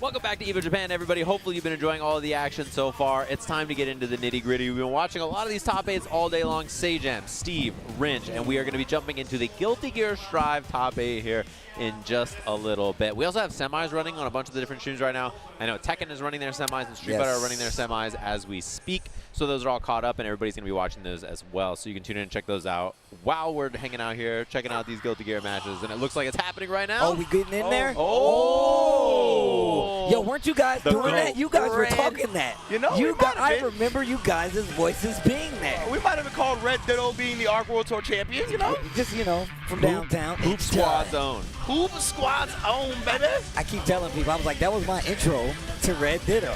That was the Hoop Squad. Like, 100%. That's crazy. Super cool. Also, who was sitting here before? Was it Giuna? Yes. Yeah. Big ass head. Big ass head? Big ass head. He does have a big ass head of hair, too. Yeah. Clocking that. He's clocking that. He took a trip. That trip paid off, I'll tell you what. I'd take the trip, too. Shout out to everybody at home watching Evo Japan 2025. It's a pleasure to be here talking some Guilty Gear with the boys. And they're announcing, Seoul, South Korea is where the ARC World Tour Finals is going to be. What? Yo! They just announced that right now? Damn, I thought that was an intro to tell us we were about to get into the top 8. Wait, you know that's an announcement because Steve called Seoul Seoul. That's how you know we didn't know. Seoul. My Seoul, bro, feels. Wow, that's wild. Damn, that's cool. A World Tour Finals in Korea. Wait, that is sick, yeah. I feel like that's rare. That's not many. We don't get many World Tour Finals in Korea. No, absolutely that's not. not like, not a fighting game, I should say. I was going to say, I feel like there was really big Tekken events that have taken place in Korea, but besides that, I can't really name any. Wait, that is sick. Wow. That's really cool. Seoul, South Korea? That's awesome. Yeah, we just had the World Tour Finals, obviously. It was in LA last year. Yes. The beautiful Shrine Auditorium. Yeah, the Shrine is sick. Cool. Under Night and Birth, Guilty Gear Strive, Grand Blue Fantasy versus Rising. So this I'm year's just listening now. ARC World Tour Final Tournament will be held in Korea, the holy land for esports. See? この場で行われているエボジャパンでの優勝者は決勝大会への切符を獲得することになります。 And champion for today's tournament at Evo Japan 2025 will be giving the ticket to the finals tournament. Oh, wow, that's important. Yeah, let's go. The stakes have just been risen. We're about to go higher. It's going to get real sweaty just because they know what's on the line now. Automatic qualification for Wow. You know, I was talking about this with Obama on that first, when we first did our first block. But it's crazy that Evo Japan is kind of like the gateway to all the big tour openings now. Right. Like spot qualifications, the EWCs, the whole nine, right? The TWT, all of this stuff. And it's really interesting to see that we got like this formula to it. And now we get a new spot for the ARC World Finals. Is going to be sick. Get the first ticket to the finals. Yeah, it kicks off all the tours, which I think is super sick. Yeah. It's a good spot to have it. Yeah, I feel like in years past, right, we couldn't all get it together how it should be, but I think everybody figured out that this is where it all needs to start, right? It seems like everybody's getting their act together now. It's definitely getting there. It's definitely getting to this spot where, at first we definitely had no idea. Oh my God. I got the player. She's super fun. So cool. Oh my God. The animations alone. This is like truly a new generation's Guilty Gear character. Like just from the design, I mean the weapon itself, and even just the control I was looking at looks just ridiculous. Yeah, most definitely. Evildoer, as far as I'm concerned. Evildoer. I only, if you haven't caught up on the anime, spoiler alert, I only play Sin and his sister. That's how I live my life now. Oh, okay. That's it. That's the bloodline. Wait, the Guilty Gear anime is out? Oh, Steve, you are so behind, bro. I'm so behind. I travel quite a bit. I didn't know that. Wait, what? You didn't even tell me. That's crazy. My man, Tasty Steve. We got something to do after this. I definitely got something to do after this topic. What the hell? Where can I watch it? Wait, did you just say there's a video or something? Oh.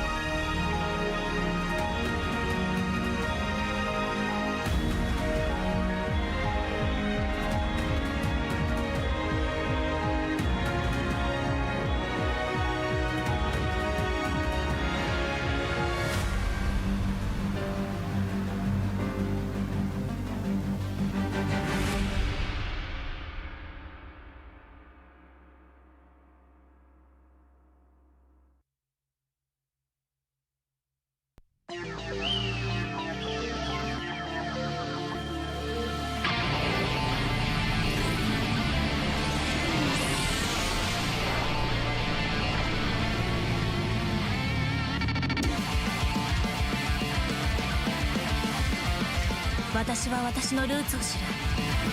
そこから未来が始まるから。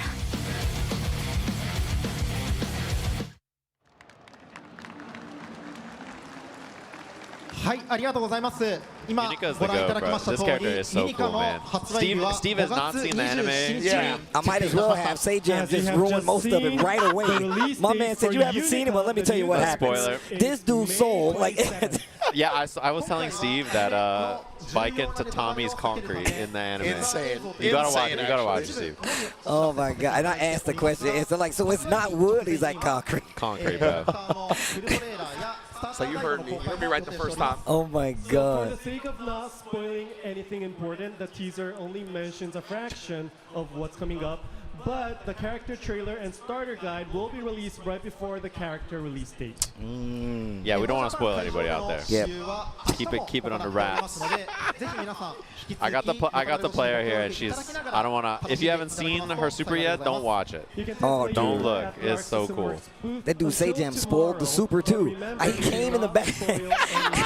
No, you already saw me. No, I had not. No, I what literally left. What No, I no. said, what I said was the super is really sick. You gotta watch it. And then you came back to me. He's like, dude, I got the play. What's her name? Annika? Yeah, she's That's what I said. That's what I You're like, she's sick or super sick. That's true facts right here. And special bundle, 90% off. Wait, that's a steal. What else is gonna be That's in pretty this? good. Is this Yeah. like with the season passes? This game has a million characters. If you haven't picked up Strive yet, would recommend. Yeah. Absolutely, big recommend. Especially 90% off. Come on now. Ridiculous. 90% off. That's Yeah, crazy. This game's sick. And Unica is super cool. I can't wait for her to come out. Like the what's it called? The character design is just super fun. And I think the way her normals and stuff work is super cool. I didn't get the player, but I saw like some of her normals looked a little stubby, like they didn't have much range to got like to the hard slash, I think it was. But So let's all get heated up too. Thank you very much. Thank you to Ken up there. Yeah, big The Ken. GOAT. Yeah, her normals are like, she has extensions off of all of them. So like her far slash 5H doesn't reach sometimes, but you can do far slash slash. Or like 5HH, right? Or like 2HH. that's really interesting. It reminds me of kind of like old Guilty Gear Gatling combo style. Yeah. So that's actually really, oh dang man. She is so cool. And that line was crazy over there to player too. Yeah, her and Elena had a long line.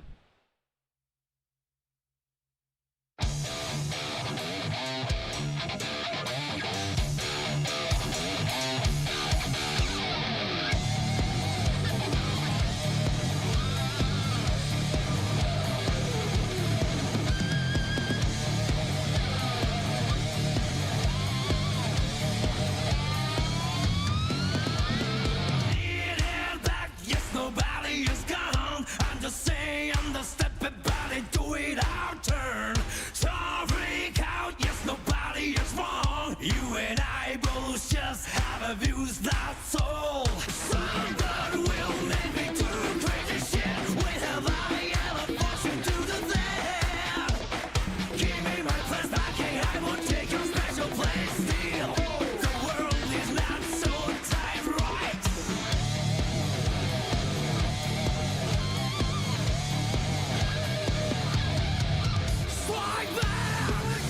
Get them out of your way. You don't care if along the way's a little sacrifice. Slide back. Get them out of your way.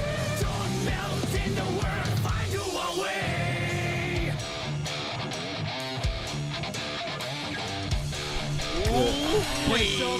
Dude, it's the song. Every time you hear it, it's hard not to get hyped. It's literally, it's impossible.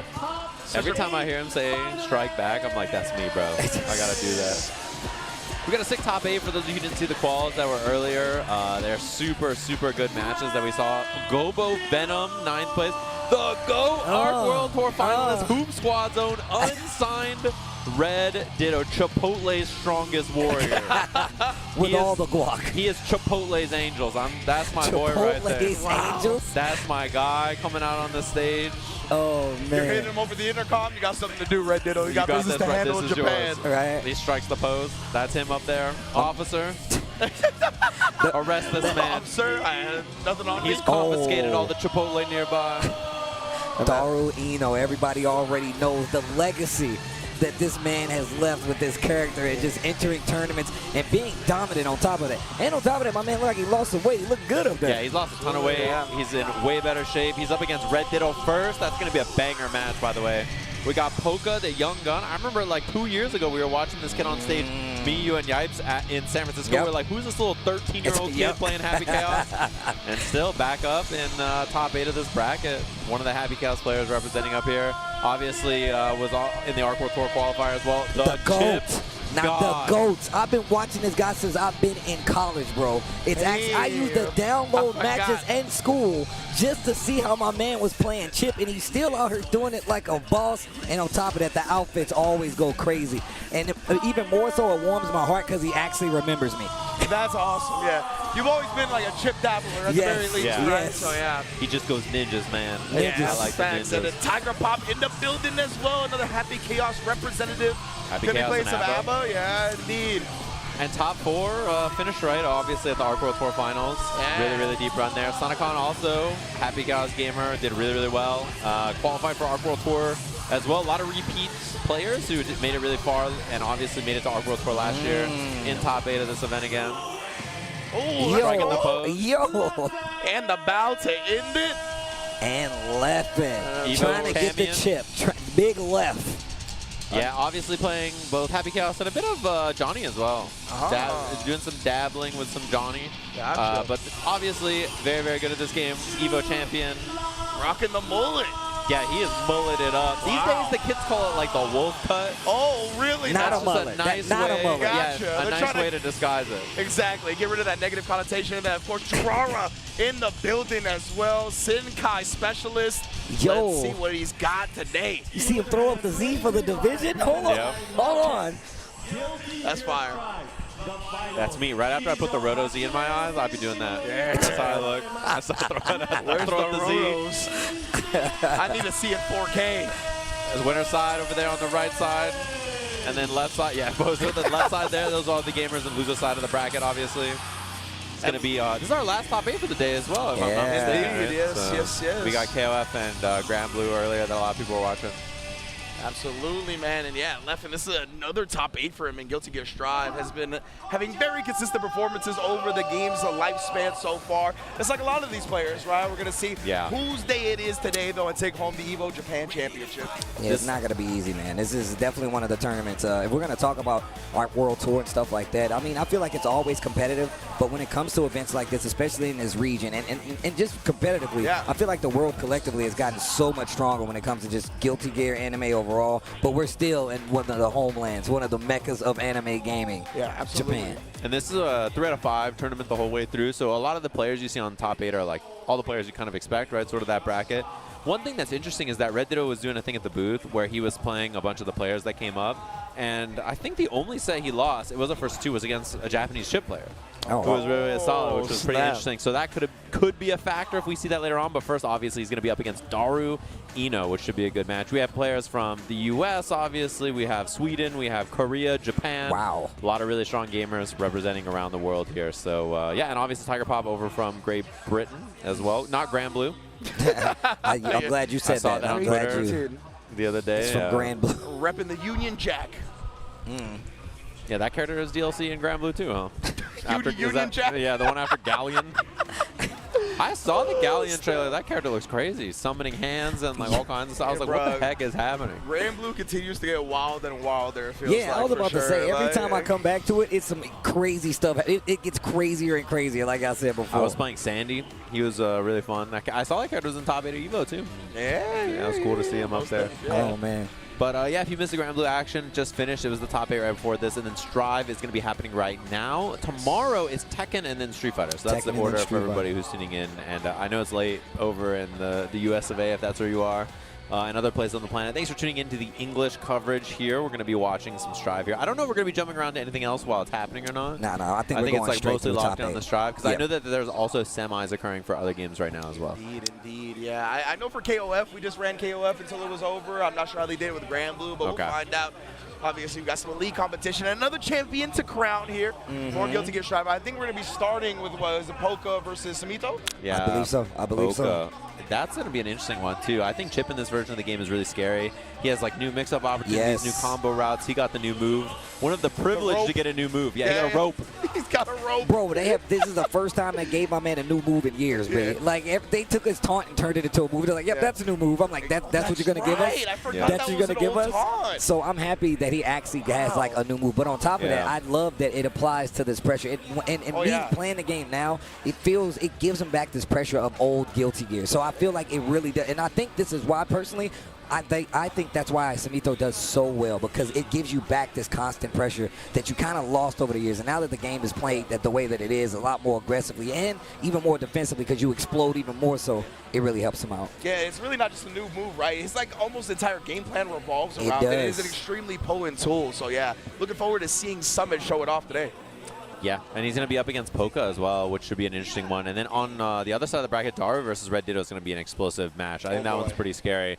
Could be the tournament deciding set, depending on how things go. Those two are both so hot, and I think that the way that they're playing right now is like super fiery. So they're probably the players I expect to make it. The winner of that set to be the one that's like most likely to be the favorite in my mind. Okay. Red Ditto looked unmesswithable over at Arc World Tour Finals. Yeah. Like, his record was crazy. Yeah, I was watching. I think his worst matchup is like school. Like it's just like he can't travel, right? He's in college, and his parents are kind of like, "Why are you playing that video game stuff? Like, what's going on there?" So I think that's like his hardest matchup for a lot of times. He's really, really good. Don't let no other prodigy hear that. But either way, he's about to go submit. Noah's going to submit his homework and get him out of school. He's about to be like, "No, you're done. I'm flunking for you. No, bro. Getting you out of here. Look, you're too good for this." My man's going to beat him after school. Don't give Noah that deep voice. You don't got a deep voice like that. That's facts. But nah, 100%, man. Obviously, Red Ditto, one of the shining stars of Guilty Gear Strive. So young, unsponsored at this point, still going to school, still taking home world titles in the middle of doing that. And yeah, on the other side, we got another young cat in Polka in the winter side. Yeah. But we got some veterans as well, like you mentioned, Daru and Summit, who have been doing it. Character specialists, too. Yes. Not just veterans of Guilty Gear, but these two are dedicated to their characters like nobody else is. Yeah, it's like 2 Guilty Gear veterans versus 2 young guns that we have here on the winter side. I will say that's probably one of the more alluring things about this game, especially this top 8 specifically. You still have a mix of classic players that are going head-to-head with some of these newer players, but also just the newer players that are like still evolving their style and able to, like, with all the system changes and the character buffs, nerfs, and the whole nine, that are consistently coming back and getting consistent results. You can't say anything bad about them, man. I'm just happy to see that it's still growing the way that it is. Absolutely, absolutely. As older players or people that we've played, like us, that have played a lot of fighting games, it's very easy to be stubborn about a new iteration and try to kind of apply your old thought process to it, right? And we've seen some of these players get held back from that, and then some other players be like, all right, I got to shed what I know that this is a different game, approach it in an effective way for this system. And yeah, that's why you see people like Summit as well as Daru flourish in this game as well. Listen, I'm going to tell you right now, I know a bunch of those old guys that are like, Steve, I don't know how you're doing it. There's too many. I can't even. And I'm like, dude, one of my favorite things, and one of the reasons I play so many fighting games is like the challenge of evolving to try to adjust and be better is one of the reasons that I keep playing, and I do play all these games, because I feel like that's one of my favorite things about it, being able to adapt and understand the games that they are meant to be played, not the way that I want them to be played because I'm kind of stuck in this old form, you know what I'm saying? And it's a little bit of a balance, right? You have to understand what's strong and what the game is encouraging, and then how to put your own player expression on it. Right. And hopefully that type of balance leads to success or leads to some type of unique presentation that people aren't ready for. Exactly. Yeah, and I'm excited to see the matches. They should be good, obviously. They were, if you missed any of the semis qualifiers, they were played on stream earlier. I don't know if any of them were on this stream, but they were on their own stream on the Evo channel. You can go check them out. They were commentated on in Japanese, which is cool. We are the official English stream, and we're just going over all the different games that are happening. And then obviously you can find all the top 8s on this channel. And we were jumping around yesterday, especially going through everything. And then today is top 8, top 8, top 8. Tomorrow it's only 2 games: Street Fighter, Tekken, get those handled, and Evo Japan's a wrap just like that. Yeah, and that's a good point to bring up, though, the fact that there are like a bunch of other Japanese streams that really actually showed all of the qualifiers coming into this, right? So obviously on the English restream, we've been bouncing around top 8s and whatnot, but if you're looking to study the game, if you're looking to study a certain character matchup, so many matches have been streamed, so much high-level gameplay has been shown off at Evo Japan. Best believe you're going to have plenty to watch. Yeah, I was in the back like with my phone posted up watching all the qualifier matches. They were super, super good. Like, I was, especially Gobo he got 9th place with Venom. If you missed any of the Gobo footage this weekend, man, I'll have to do a deep dive on it myself too, because I was watching yesterday when Gobo was playing and I was freaking out. And getting 9th place with Venom, as far as I'm concerned, makes him the Evo Japan champion. Because that character is not good. Yeah, the character's not good. came in the back, he's like, yo, Gobo's Venom. Like, the way that he said it, I knew it was legit. So, and I've definitely heard that. Look, and I do have to say, even though Venom may not be perceived as good right now, the fact that we have this character, a classic character that was brought back, and they still retooled him to bring him, I'm in love with that. I want more of this. And if you're so kind, bring back Zappa. I saw no. I saw them. It was like the Hungry Box crying when he knew he was gonna 1 meme, and it was like Leffen when he saw he has to fight Venom for top 8. And I was like, that's evildoer behavior. But it's so true though. Like, yeah, Gobo is very impressive on that character. He usually one that picks up DLC very quickly and is someone very, very good to watch. That he streams also on YouTube as well. You can check him out there. But qualifier matches are really, really good. There's a lot of really good players that didn't quite make it to top 8 that are excellent. People like Danny, obviously all the way out from Mexico, had a deep run and loses bracket, which was really fun to see. And there was a player from Australia as well, the Eno player, that had a deep run and loses bracket, almost making it into the top 8. So impressive stuff. Well, it looks like we're about to get into it. Yes, indeed. Summit versus Poca. That's how we're going to start this winter semifinals, this top 8 for Guilty Gear Strive at Evo Japan 2025. It's going to be a good one, bro. We're going to let the intros rock. Yes, indeed. It's looking like it. Yeah, name of the game here is Control. Happy Chaos cannot let this get scrappy, and he cannot get overrun, right? That's the way he sort of loses this matchup, where he needs to control the mid-range, stop the approach from Chip using like his 2S, and then his 2K and 5K to try to low profile and intercept some of the Chip buttons, and then and get the knockdowns, and then try not to die. That's basically the plan. Try not to die in neutral to Chip, because otherwise this happens, you get the corner, suddenly this kind of thing happens, rope comes down, and then it's like, uh-oh, I gotta deal with plus frames off of this. 6 feet behind the back. Oh my God. 360 no-scope, double ladder stall, YY fakie on that. Poca with the wall break. 1v1 intervention only on Rust. Look, I'm gonna tell you right now. I remember a day when Ringe killed me because I hit him with the 6P and hit behind him, and he was like, that's the craziest thing ever. Seeing that just gave me a flashback, and that really would have tilted me. That really would have tilted me right there. Bro, the Magic Johnson shot, I was not ready for that. Behind the back with it, and whatever the hell, use the SSX tricky, whatever the hell you were talking about over there. The 360 no-scope with the... I'd say it again, but I'd spoil the end. You guys didn't see that part yet. That's my bad. Wall slam, gonna get the kill there. Nicely done. I spent a little bit of the burst gauge there for the Wild Assault, but I think very, very worth it to keep pressure against this character. And yeah, very smart adjustment from Samito there. Last time it was round start dash 6S, so this time he does dashing 2K to intercept and go under it. So good adjustment immediately, recognizing that situation of what Poca was looking for. And 6B once again to get the game started. Let's see if Poca can actually keep the control this time. And I'm telling you right now, you just don't want to get knocked down through the glass. You saw the footsies right there? He's like, footsies in parentheses, gun. Yeah. He just runs in, backdashes, lets it lock on, gets a whip punish on the 2K from Summit there. Very, very nicely done. This is an easy kill. Obviously not going to spend the burst. Damn. Round apiece. Giving my man the tour. This dude, Happy Chaos, being able to whip punish the light like that so effectively with the gunshot. My goodness, Poca well versed in this character. It's going to be, 2D. It was going to be 2D Gamma there, but just didn't get quite far enough on the dash. There it is. And then deflect shield gets him out of there. And the roll was really smart as well, because even if there's the burst, which we saw, rope, going to be mixed here. I like to keep the pressure in the corner. Jump D. Yeah, boy. It's just not impossible to set up against Chip, you know what I mean? Like, we saw him try to throw the bomb out, try to get the aim assist going, but like anything like that is so difficult because of how high octane Chip is. You really have to rely on the normals and putting up a wall and getting him knocked down first before you establish that shot game. But looks like Poca is calling the TOs to the stage. Might try to fix something up real quick. Yeah, he's doing a little, he called him over and he's like, yo, this guy's cheating, bro. yeah. With this rope move, what is this? What is that about? When did they put that in? He's like, bro put on the Unica patch for some reason. He didn't have this rope before, did he? Oh, he did? All right, my bad.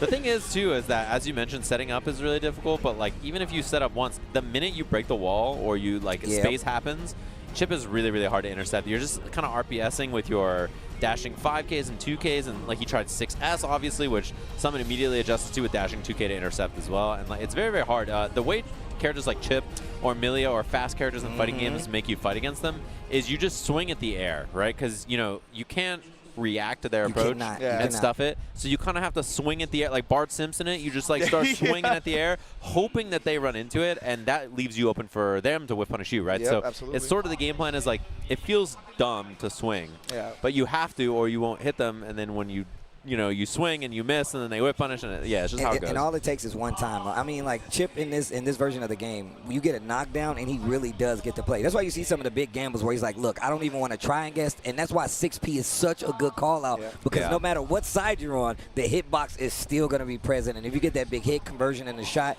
knockdown, that stops Chip cold. And on top of that, we already know he's going to explode anyway. That's why we saw in that first game, he got hit, and he was like, nope, pop, I can't let you get this off, because otherwise I'm dead. So. Yeah, and with the space that Chip really lives at during the rope when it's out, the 6P is going to be the potent tool, right? Like, Happy Chaos has some good normals that you can normally throw out there, try to stop the approach, like the 2S and whatnot. But that's not going to be effective when he's be doing the rope and whatnot. That's just going to completely dodge that. So, yeah, I mean, he really restricts you into a certain, like, sphere of what to use, and he can really manipulate that well. I think that goes back to the experience on Summit side. Yeah, and when you start swinging on 6P, then he can like get off the rope, let you whip 6P, get the whip punishes, stuff like that. So it's kind of one of those things that it forces a response, and then you have to deal with that response. Can you get off the rope and like double jump?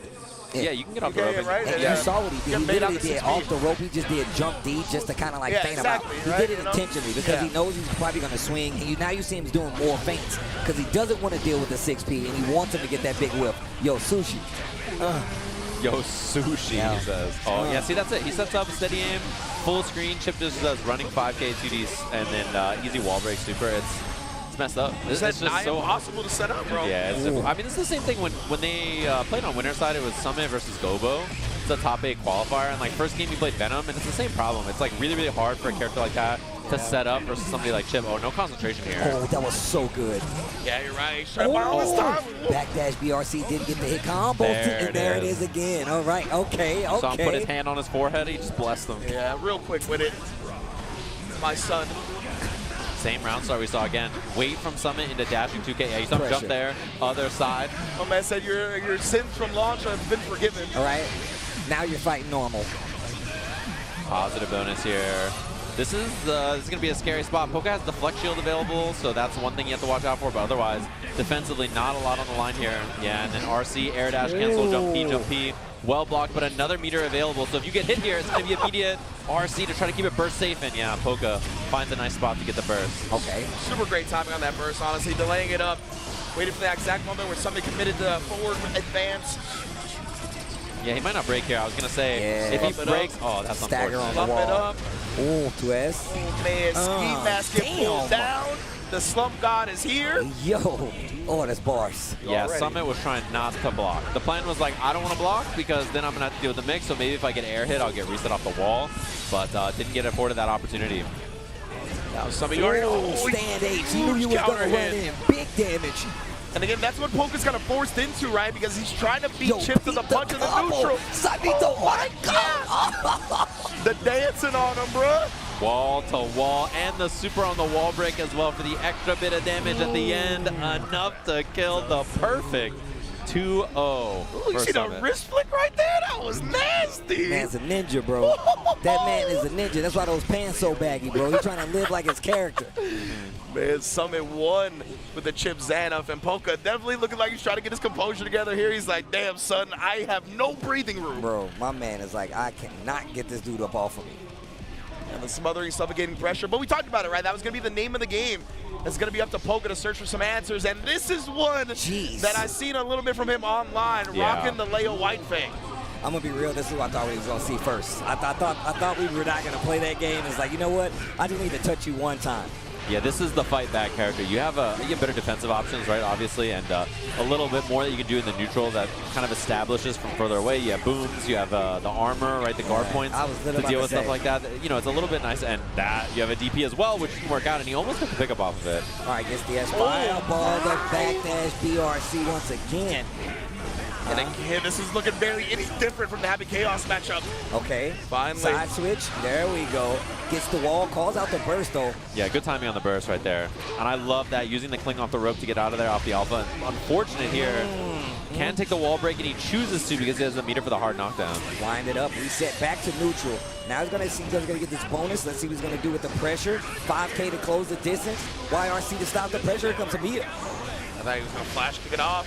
Once again, another throw. Doesn't want to take the risk. I like the deflect shield. He has meter to send it. That should be enough to get the kill here. Oh my goodness, and he DPs the dust attempt.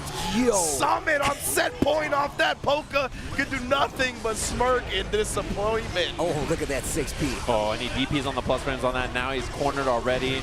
Off the rope. Oh, but he got the side swap off it. This is actually pretty fortunate here for Polka, although, man, his poke timing has just not worked out so far. Yeah. Summit being real brave with the offense. My man is just going in. He knows he's got Polka on the ropes, and so he's going to keep the pressure up. Even though he knows if he does get a hit, it's not going to be nice. And even when the successful flash kicks have come, he hasn't been able to get any momentum off that, right? So because of that, Summit is just feeling free to go in. Oh my God, Summit burst. Yeah, he survived it this time. Oh, I think he was trying to bait out a flash kick or something there. Not quite enough to kill. Just goes for the air dash and blocks the gold burst. One more, and he gets counter hit on the flash kick. There's another chance at life here, but Summit still just a pixel away, trying to grip him up. Oh, but Polka missed the charge. I think that was supposed to be a confirmed 6K flash kick, and winners finals for Samito Chip, just like that, 3-0. And the way that Summit was making him play, the pace, he was not ready to deal with at all. And even though he was still readily challenging after the switch with Leo with the flash kick, it really didn't do much to deter Summit. He literally was like, I don't care. I'll answer back with one of my own. I don't care. Especially 100%. that big drop in the corner where he woke up, and I literally thought it was over after that. But wake up uppercut from Summit, you can't deter my man. He literally just did not get off the gas at any point toward that set. Nah, he's gonna send it, brother. Like he's gonna wake up DP. Doesn't work, he's gonna burst, he's gonna fly at you. He's one of those guys that's down to, he knows how to ball. Yeah. He knows how to ball. He's got a deep bag, and he's not afraid to get into it for He sure. knows, bro. Look, if you playing with Chip, you know you live by it, you die by it. That life bar says everything, dude, and you know you can't get hit. And that's one of the things, up against chip players like that, you really got to hit him in the mouth to make them hesitate, right? And he never got that. He was always like barely getting scratched anytime he actually got hit by his opponent. So great stuff from Summit. Yeah, if they don't ever pop, like the chip player's just gonna run at you. Yeah, straight up. This is how it goes. You have to find that kind of like that moment to slow him down, and he just couldn't do it. Even with the close, kind of trying to play dash 2Ks, dash 5Ks, things that like tighten things up, and Summit just played around it too well. Yeah, you have to plant the seeds of like, if you take a reckless approach, you will die quickly. And those seeds never got planted, man. Summit was just too good. One thing I will say, though, he definitely started getting the hang of it. He was backdashing up close because he noticed Summit was literally running up doing 5K, trying to bait out with the 2D, just trying to get him to do something. Found a couple of hits, but like you said, he wasn't really able to convert. So that's kind of how it goes, man. Chip really does have you on the ropes a lot of times, like keeping you on where you're not prepared to be able to actually perform. And that's just a testament to not only Summit's offensive prowess, but his defensive prowess as well, right? Yeah. Incredible defensive choices in that set. Really never let his opponent get off the ground. Bro, DP'd on wake up 76 times. You know? And they just kept like working. at 80%. They just kept My working. man was like at 80. He's like, no, you think just because I ain't got a life bar, I'm not going to DP? Watch this. Yeah.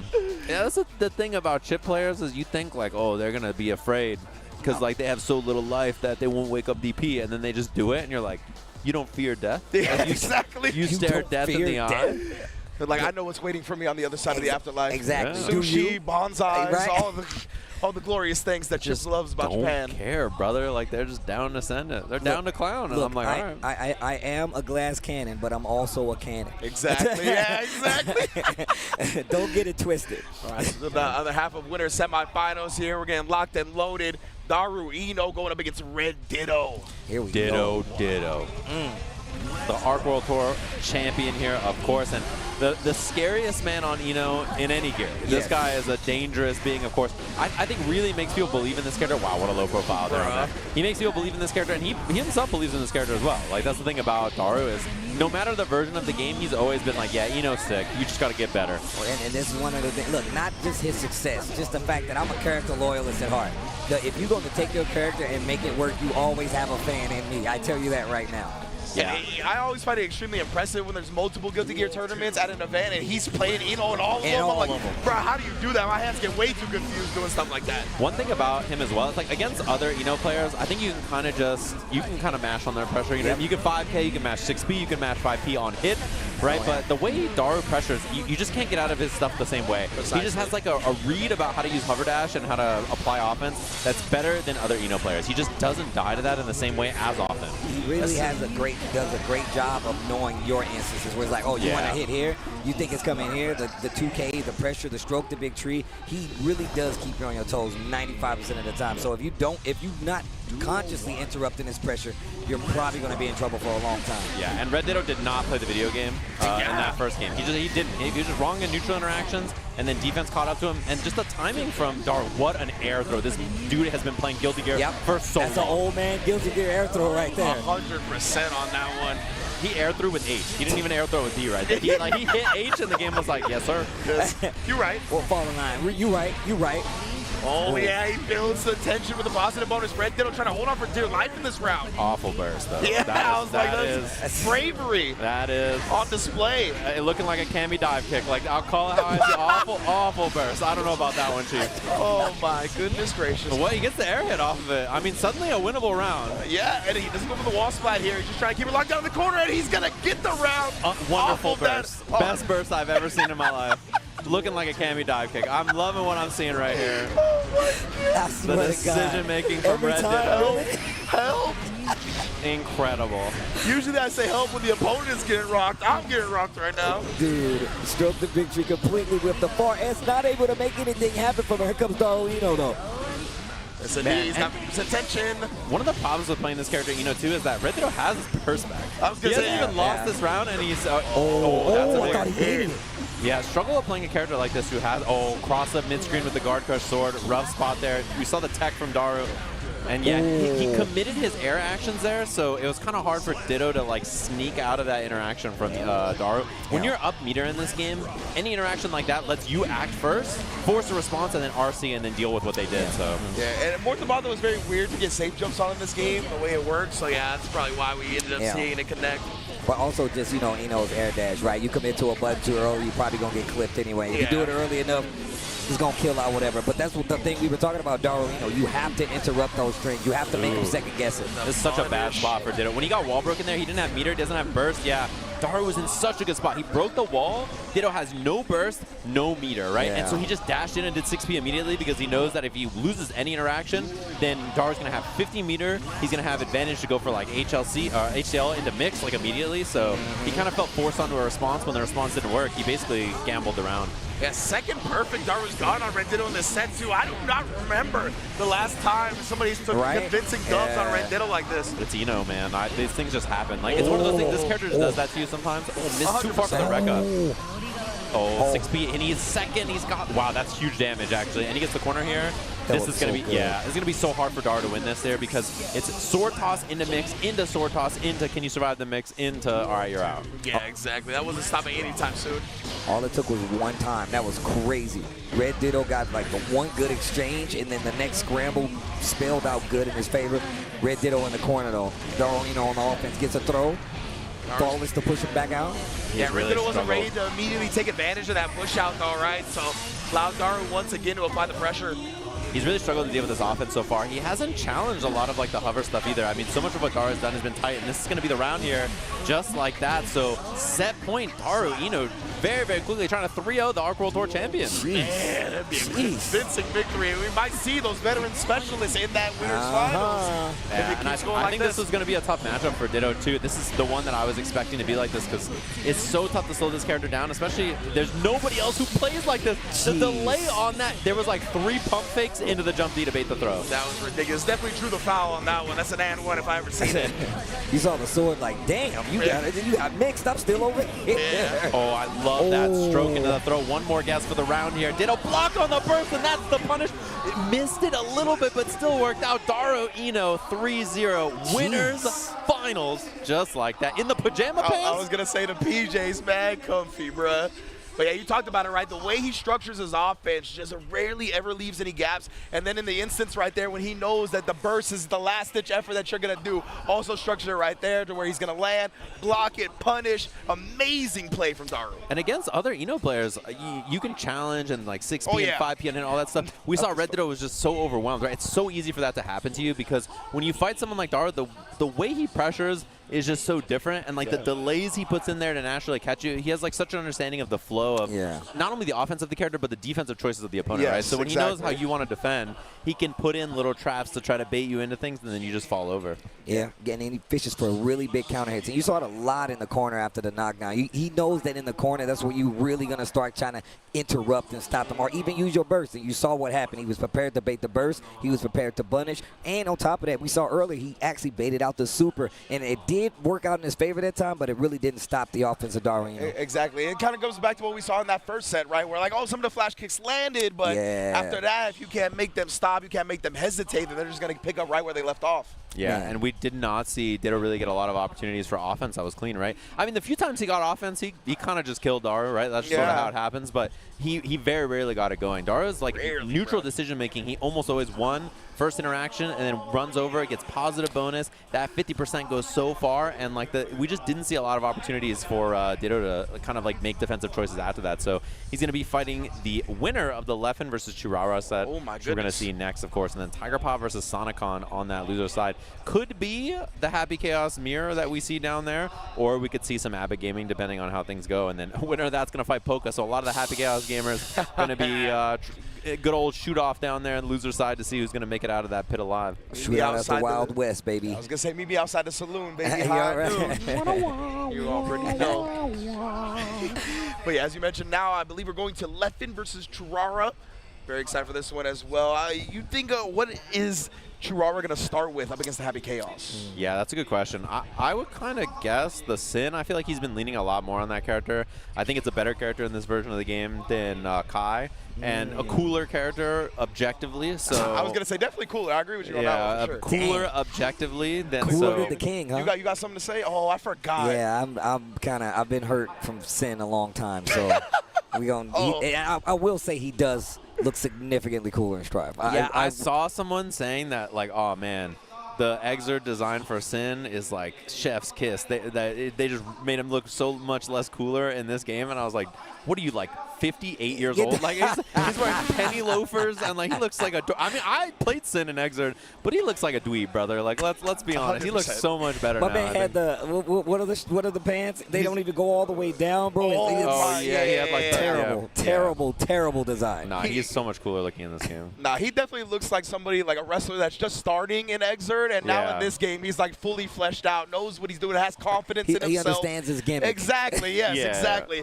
In Exert, he was still finding himself. I liked how he looked in Exert, but this is a lot better. Yeah, it really is. He's just way cooler in this game. I remember seeing the trailer. I was like, God damn it. It's kind of like what they did with Ed in Street Fighter 6. It's literally the sound like, you sons of... They made that cool. For sure. I don't think Sid was quite as ugly as Ed was. No, that's for sure. No, he wasn't that bad. He wasn't but I feel you on that for sure. Yeah. Yo, the all white is on the Happy Chaos and is on the Sin, okay? Yeah, so we're going to start with Leffen, Happy, Churara, Sin. Yeah, I like this matchup. There's a lot of interaction in the mid-screen. The big thing is we're going to see a lot of Leffen doing dash 2K and 2S to try to deal with Elk Hunt preemptively. And it's going to be Churara trying to whip punish those buttons with Far Slash or 2S, using Beak Driver and stuff like that. Sin has changed a lot in this version of the game. He doesn't play quite the same as he did before. His stamina moves are so powerful, and his movement is incredibly strong. The character is really, really good. Oh. What a dodge, just knowing the DP was coming. And you saw right there, he just Elk, whiffs the Elk, and immediately Far Slash Beaks takes up all that space. And look at him, just closing the distance. He's like, nah, bro, we going in. Yeah, and the big thing about Sin too is he's very resource intensive in this version of the game. His stamina comes back a lot slower. He's very, very powerful with it, but without that resource, a little scary. There's no bullets there for Leffen, by the way. I was going to say, that was really well managed by Leffen, setting up that BRC setup because he didn't have bullets, but still not being able to get the reload going. Churara now has positive bonus and hard knockdown. Yeah. And so much of this character is pressure too. Oh, he could have RC'd and killed there, actually. Yeah. A little miss from Churara, but well scouted on that pickup low. But yeah, I was going to say, one thing about him too is that he can just spend Wild Assault or Ride the Lightning to break, right? So whenever he gets a hit, he gets to decide which of his resources he wants to use to break the wall, which is a very, very nice thing to have. Yeah, that's a nice option to have in all honesty, man. Still takes off a chunk of damage, I know that though. Oh my, Leffen just shoots him on the wall. Oh, spends the extension on that. He thought the L could hit the clone and didn't hit him, so. Great block. TP to answer. 2 stamina just like that. Air dashes in. Big cancel, and immediate Kara. He's just going to end it early to try not to get punished, yeah. And Leffen, he has no bullets again, right? Even with the aim assist on, finally gets one after the knockdown. Great block again. He needed the meter to extend there because he had no bullets, and now he gets to fully reload. Stick on the wall, gets the curse on as well. Leffen, I love the way he's balancing, having bullets, and using the RC. That time the 2S shuts down the long-range option of Sin. That's going to be a round on the board for Leff. Okay. I think Leffen kind of caught on that Churara is autopiloting that 2S a little too much there in those interactions. Like, both times there's a wall break, he insta 2S without thinking about it, I think. That was a great block on the dust. Oh, and then the overhead. Yeah, that was going to be a wall break there because he had Wild Assault at the end of that, so. Yeah, has the Wild Assault here. He didn't have any other resources. Nice confirmed. This is going to be a barrel for the wall break. You see, with no other resources, that's why Leffen pressed in that instance, right? Thought he would put the brakes on, but committed the Wild Assault. Now Leffen still picking up the combo regardless. Yeah, Wild Assault, huge buff for Sin in this game. As soon as that came out, made the character a lot better, and he utilizes it really well. This is resources back plus positive bonus. Churara, full meter and burst. Then dodge the DP like a master. Yeah, I'm surprised he's testing Leffen setups like that, to be honest. It's a studious guy to try to DP. I was going to say, if anybody's got the setups that are going to be able to dodge your primary option, it's going to be Leffen, and rides that dodge all the way to victory, 1-0. It's one thing I like about Leffen, man. When he goes and he's learning, when he's learning, he's like, you know what? I need to stop the main way for your character to beat me. And I think that's one of his best strengths. Like, he takes away your initial game plan, and he makes it so you never even get it on the board. So you really got to play outside your depth a lot of times to stop Leffen from getting that W on you. He excels when there are less interactions for you. Yeah. He finds characters and ways to make that happen. Precisely, and Churara, though, he's going to get the hard knockdown here. Trying to prevent Leffen from establishing anything now. He's fishing for Far Slash there. He's gonna counter hit confirm Far Slash into raw Tyrant Barrel super, right? That's something that Churara does a lot in the corner when he doesn't have stamina. Makes a lot of sense. Yeah, he had the tension, didn't have the stamina, but now we got the Ex Machina for the reloads, the hard knockdowns, 24 shout-outs, Kobe. Oh, wow. Block. And that's going to be concentration super so that he can use this super here. Obviously can't go for this without it, so gets that extra bit of damage. Oh, wow. One guess for the round here. Does Churara send it on RTL is the question. Oh, dash block. Eats the bullet. Hold this water balloon. Yeah, he had the 100 tension. You figured he would have sent something, but instead of getting clipped before he could. Caught him reaching after the scramble, but no concentration for the extendo. Man, and Churara, he's so anxious to get in that he's kind of doing the obvious stuff and running into everything that Leffen's putting out. Like you said, man, he starts autopiloting that 2S. There's that confirm I mentioned earlier, that Far Slash and a Tyrant Barrel when he has no stamina. You can see in the bottom right, out of stamina and no Wild Assault as well, so this pressure is a lot weaker, and that's why he has to go for stuff like that, right? Doesn't have the cancels again, and he's beacon. Beacon, bro. Man's beacon. I can't believe it, man. Leffen's actually going to get a chance after all that. Couple of bullets in the chamber now. The 2S as well on the approach. He takes the opportunity to get the throw. Wall splat as well. Another huge chance after the wall break. Yeah, one more guess on the round. Churara has burst as well. He has super available.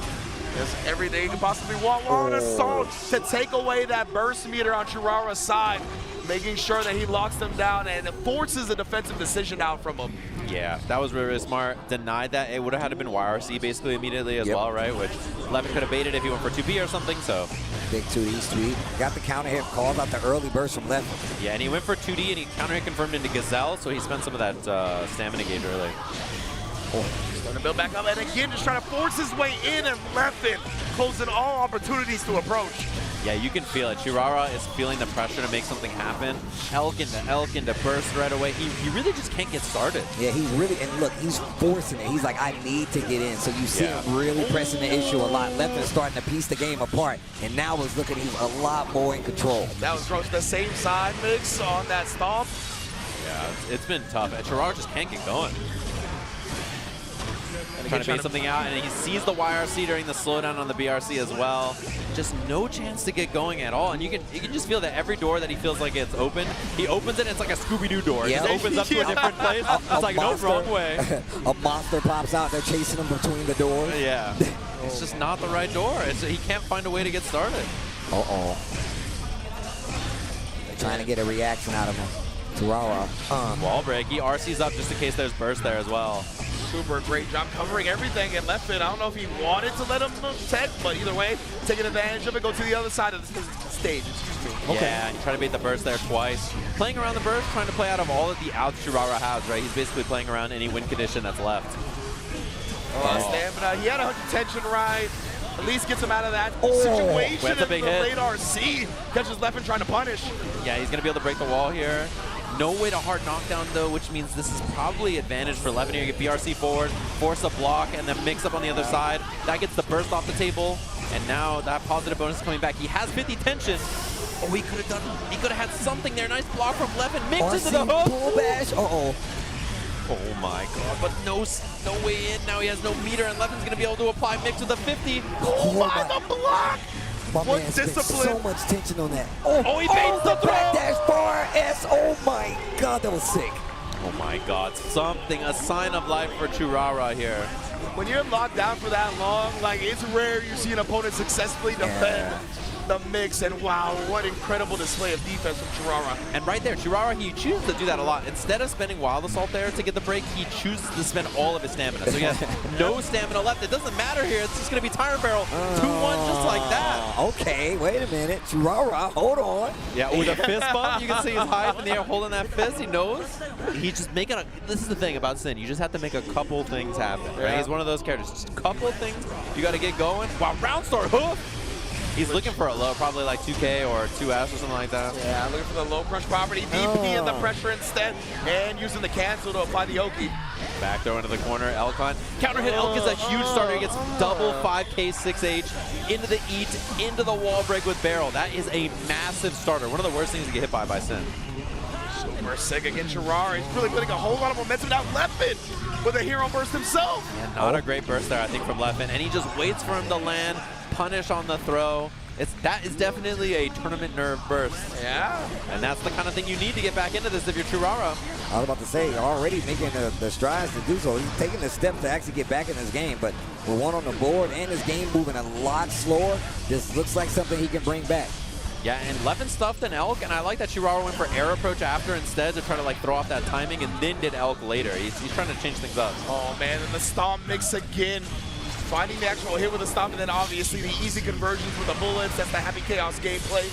Yeah, jump 2K ground bouncing makes it pretty easy peasy to get those confirms. Oh. Same side again, well blocked, then the cross up. No, that's a big completion. And nah, he was. Yeah, the ground bounce on the jump 2K is crazy. Just donk, and he gets the full combo with the gun on the other side. Oh man. And now Leffen here on set point. Oh, that's huge. Corner here, he gets the combo. He can break the wall with the 2P here or the 2K. Beak for the break, and he spends all 3 bars of stamina, but Chirara he's gonna have 50 tension. What an air throw, and he's got Wild Assault here for the pressure as well. There's the burst from Leffen. Full meter for Chirara. Yes, indeed. Are we gonna see anything? Any big gambits? But no, Leffen has to come in to make up this life deficit. Yeah, he was trying to bait the RTL there on block, knowing that Chirara had full resources. Even baiting around the burst there for a second. Chirara had almost a full life bar, but we go on to the other part of the stage. Spins it for a PRC. Good pickup. He's going to take him back to the other side, even with that positive bonus. Yeah, he's going to be able to get the wall break here. I think clean hit barrel's close. Barrel dead? No. Not enough. Oh, just a bit shy. Hold on. What are you going to do with it? Leffen in trouble? Here's the YRC and the DP on that 2 apiece, just like that. Double fist bump. And again, Chirara using that same thing that we saw before, right? Wild Assault, take the burst away, playing around the YRC after. Super sick stuff. I'm glad you pointed out that option of pushing to the wall with Wild Assault, man. That's actually really good. And it's really one of the things that Leffen kind of like pointed out to actually start his game back. Speaking of. Oh, DP on Wake Up, and now he's in the corner. You got to guess 2H. Early cancel into the L, takes the plus frames, does the extension, stamina-less. Yeah, exactly. No stamina. He just got the 50 tension. He didn't have Wild Assault either, but he didn't need it. The dust into the conversion gets him some positive bonus. Yeah, that's actually really, really scary, too, because that means one hit confirm into RTL or Beak is going to be very, very dangerous now. Mix on this. Sure. Great block. Uh-oh, the throw. Taking his own positive bonus here with the wall break super. Reload that gun. X-Machina gonna do just that in addition to getting the hard knockdown. Kirara has so much meter. He wants the, oh my god. DP again, and then using the stamina to apply some Oki. RC, he doesn't want to let up. He gets the counter in, trying to play around the burst. Levin's not giving it to him, and he still does, and baits it successfully. Kirara on set point. What a base. It was close slash 6K. Oh, this is bad. Levin's got a block. He has no burst here. It's going to be guard crush into plus frames. This is a wall break here at the end of this because he has the Wild Assault available, and he built Tyra Barrel, and he gets the clean hit. Kirara damage though. On the verge of a 3-game comeback up against Lev. Oh, that's a huge starter. He has meter here. I don't think it's going to be able to kill. Oh, no. It's going to be very close. He's actually let him knock down the corner of the FD. Oh my god, the range, and that's gonna do it. Kirara takes it. Leffen goes home. That's ridiculous. What a play. And he's now double fist. And then the point. Oh my god. This guy's so cool. Like 100%, man. Kirara.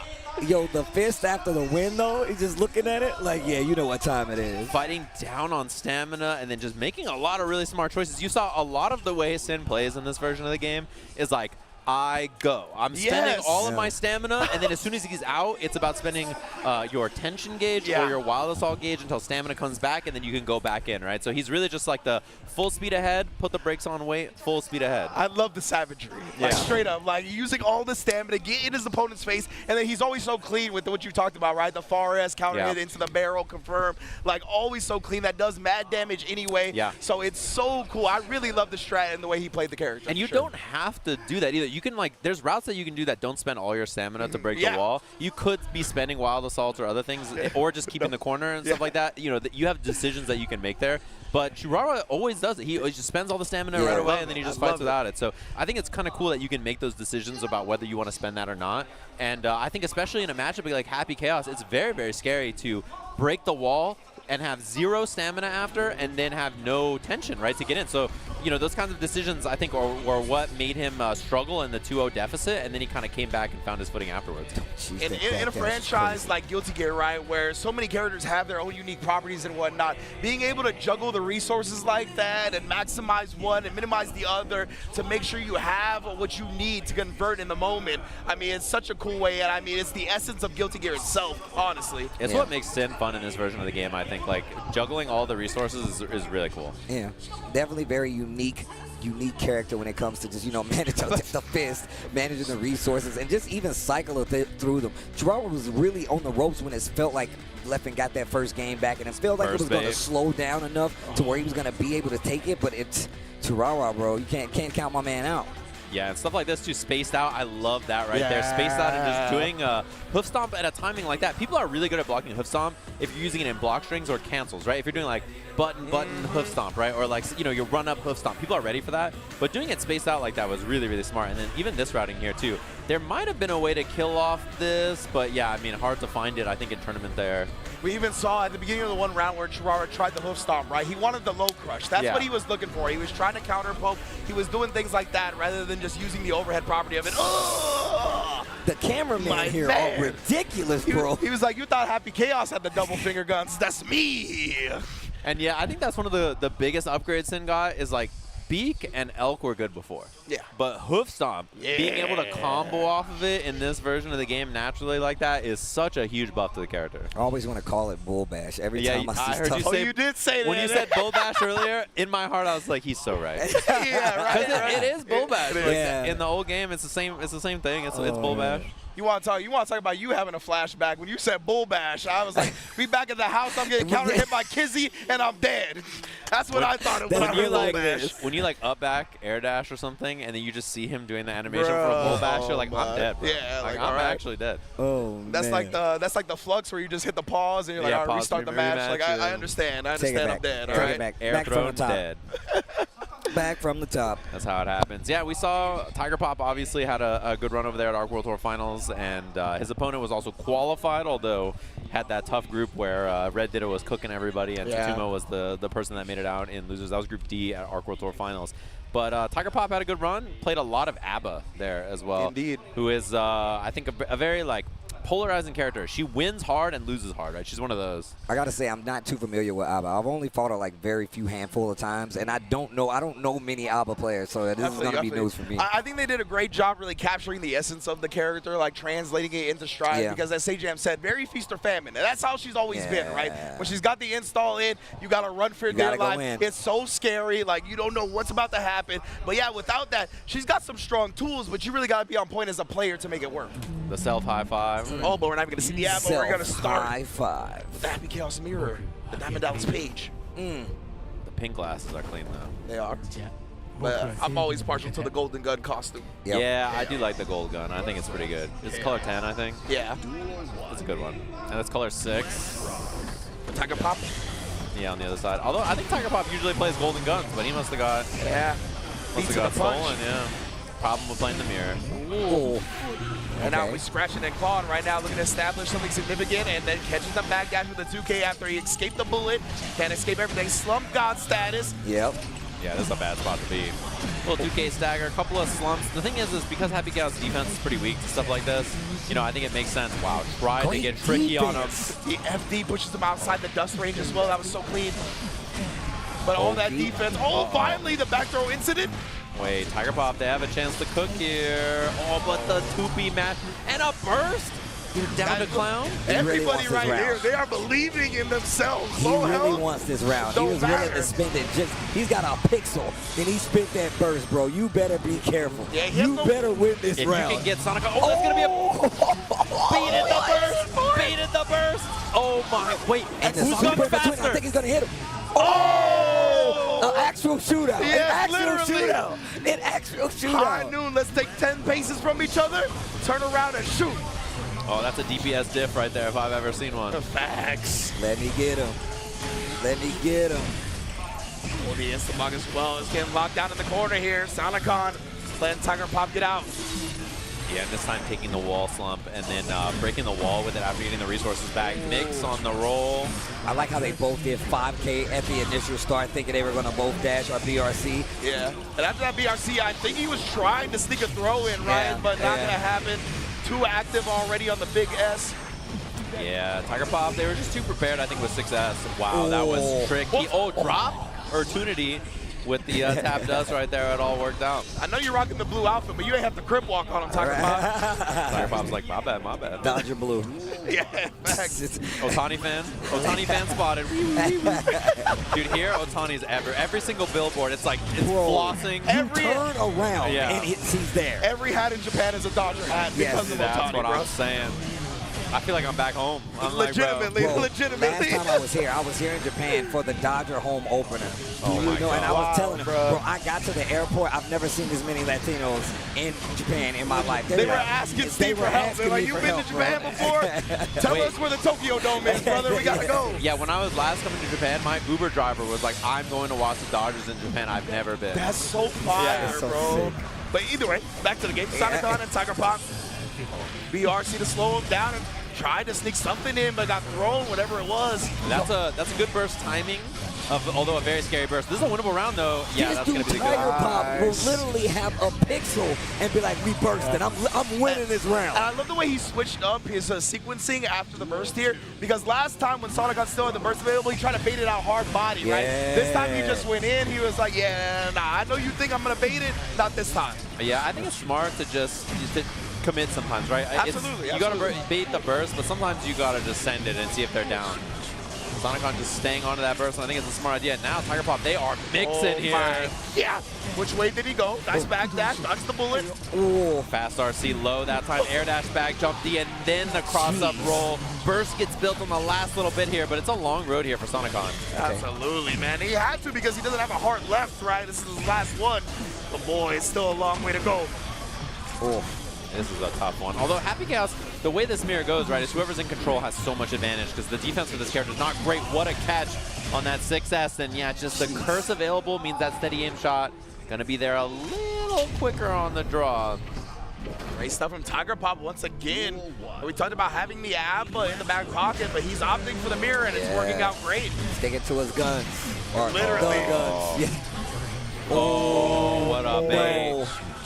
Although loses concentration and doesn't get the wall break there, although now has bullets, concentration, everything locked and loaded, pulls up long range roll. The Steph Curry range on the roll, are you serious? For three. Oh my. It's in the close quarters combat version. Tiger Pop Behind the back, through the legs, off the grandma's roof. Oh, not grandma's roof. When the ball rolls down and goes in, and you're like, that was out, bro. You're like, nah, it still counts. Nope, hit the gutter, still in.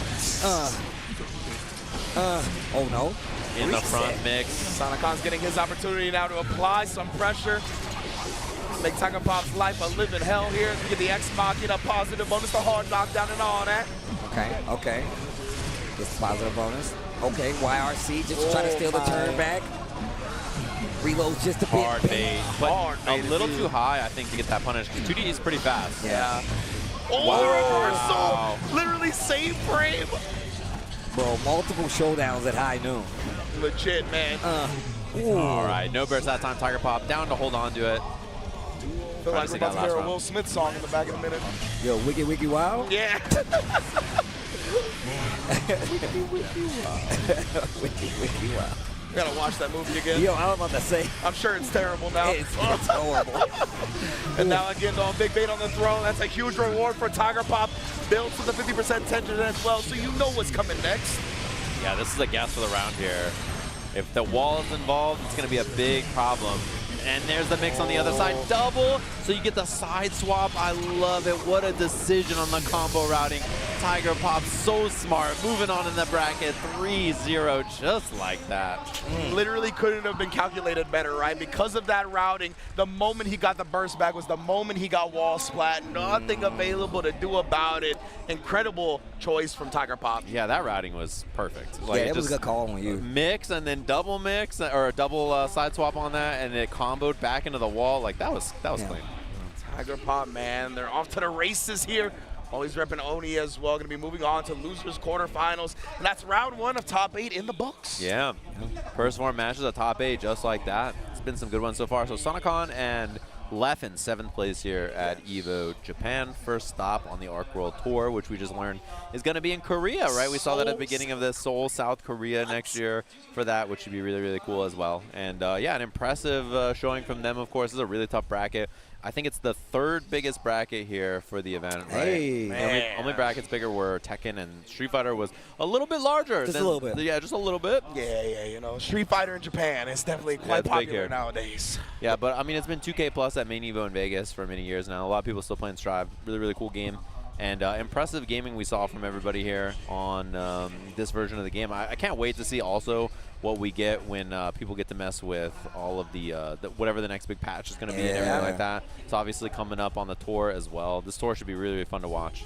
Yeah, I was going to say, right, in addition to, being a great game, still very actively supported. Obviously, you guys saw Unica. But even then, they're doing a lot of quality of life changes, bringing the frame data to training mode and whatnot, all kinds of stuff matches in the pipeline. Yes, the ring queue rather than the lobby. So many cool things still to come for Guilty Gear Strive, of course. But as you see, round 1 in the books. So we got Summit and Daru over there up at Winners Finals. And now we got Red Ditto and Churara and Polka and Tiger Pop in our losers round 2. Yeah, it's about to get dirty for real. Winners Finals already set with the old men ready to go to work up here to see who's going to make it to grand finals, but they're still going to have the work cut out for them. I'm really interested to see what's about to happen in this Red Ditto Churara match. So this is what I'm looking at. This is going to be a big one right here.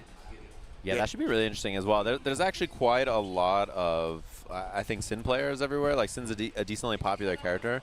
And I'm curious to see how that goes for Ditto. And then on that winner's side match, that winner's final is going to be a slugfest. Those two are going to be trying to kill each other. Bruh. Let's rock and run right, just go forward just like this. That's what's going to happen. Or actually do this. That's what's going to happen. Right. One's going to do this. That's what's going to happen. Yeah. Meet me at the summit. You know what I'm saying? Hey, yo, bars. Wait, maybe he had to lean so far. Maybe I had to. he was talking off to himself. He was in his mind palace. He was like, damn, I'm so good. Nobody could top that one. And Steve was like, but I'm trying to give you props, bro. He's flying across the screen. You look like you when someone dies in Dragon Ball FighterZ and they come in from the side. That was you just like coming in. Oh, man. But here we go. The jawline of a warrior. Red Ditto. That's big facts, though.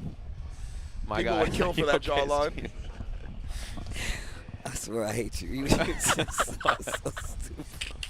Look at him. Bro, my man, look at him. He's so ready. He's like, nah, bro, it's business time. I felt like they zoomed in a tiny bit when you said look at him. Oh, they know.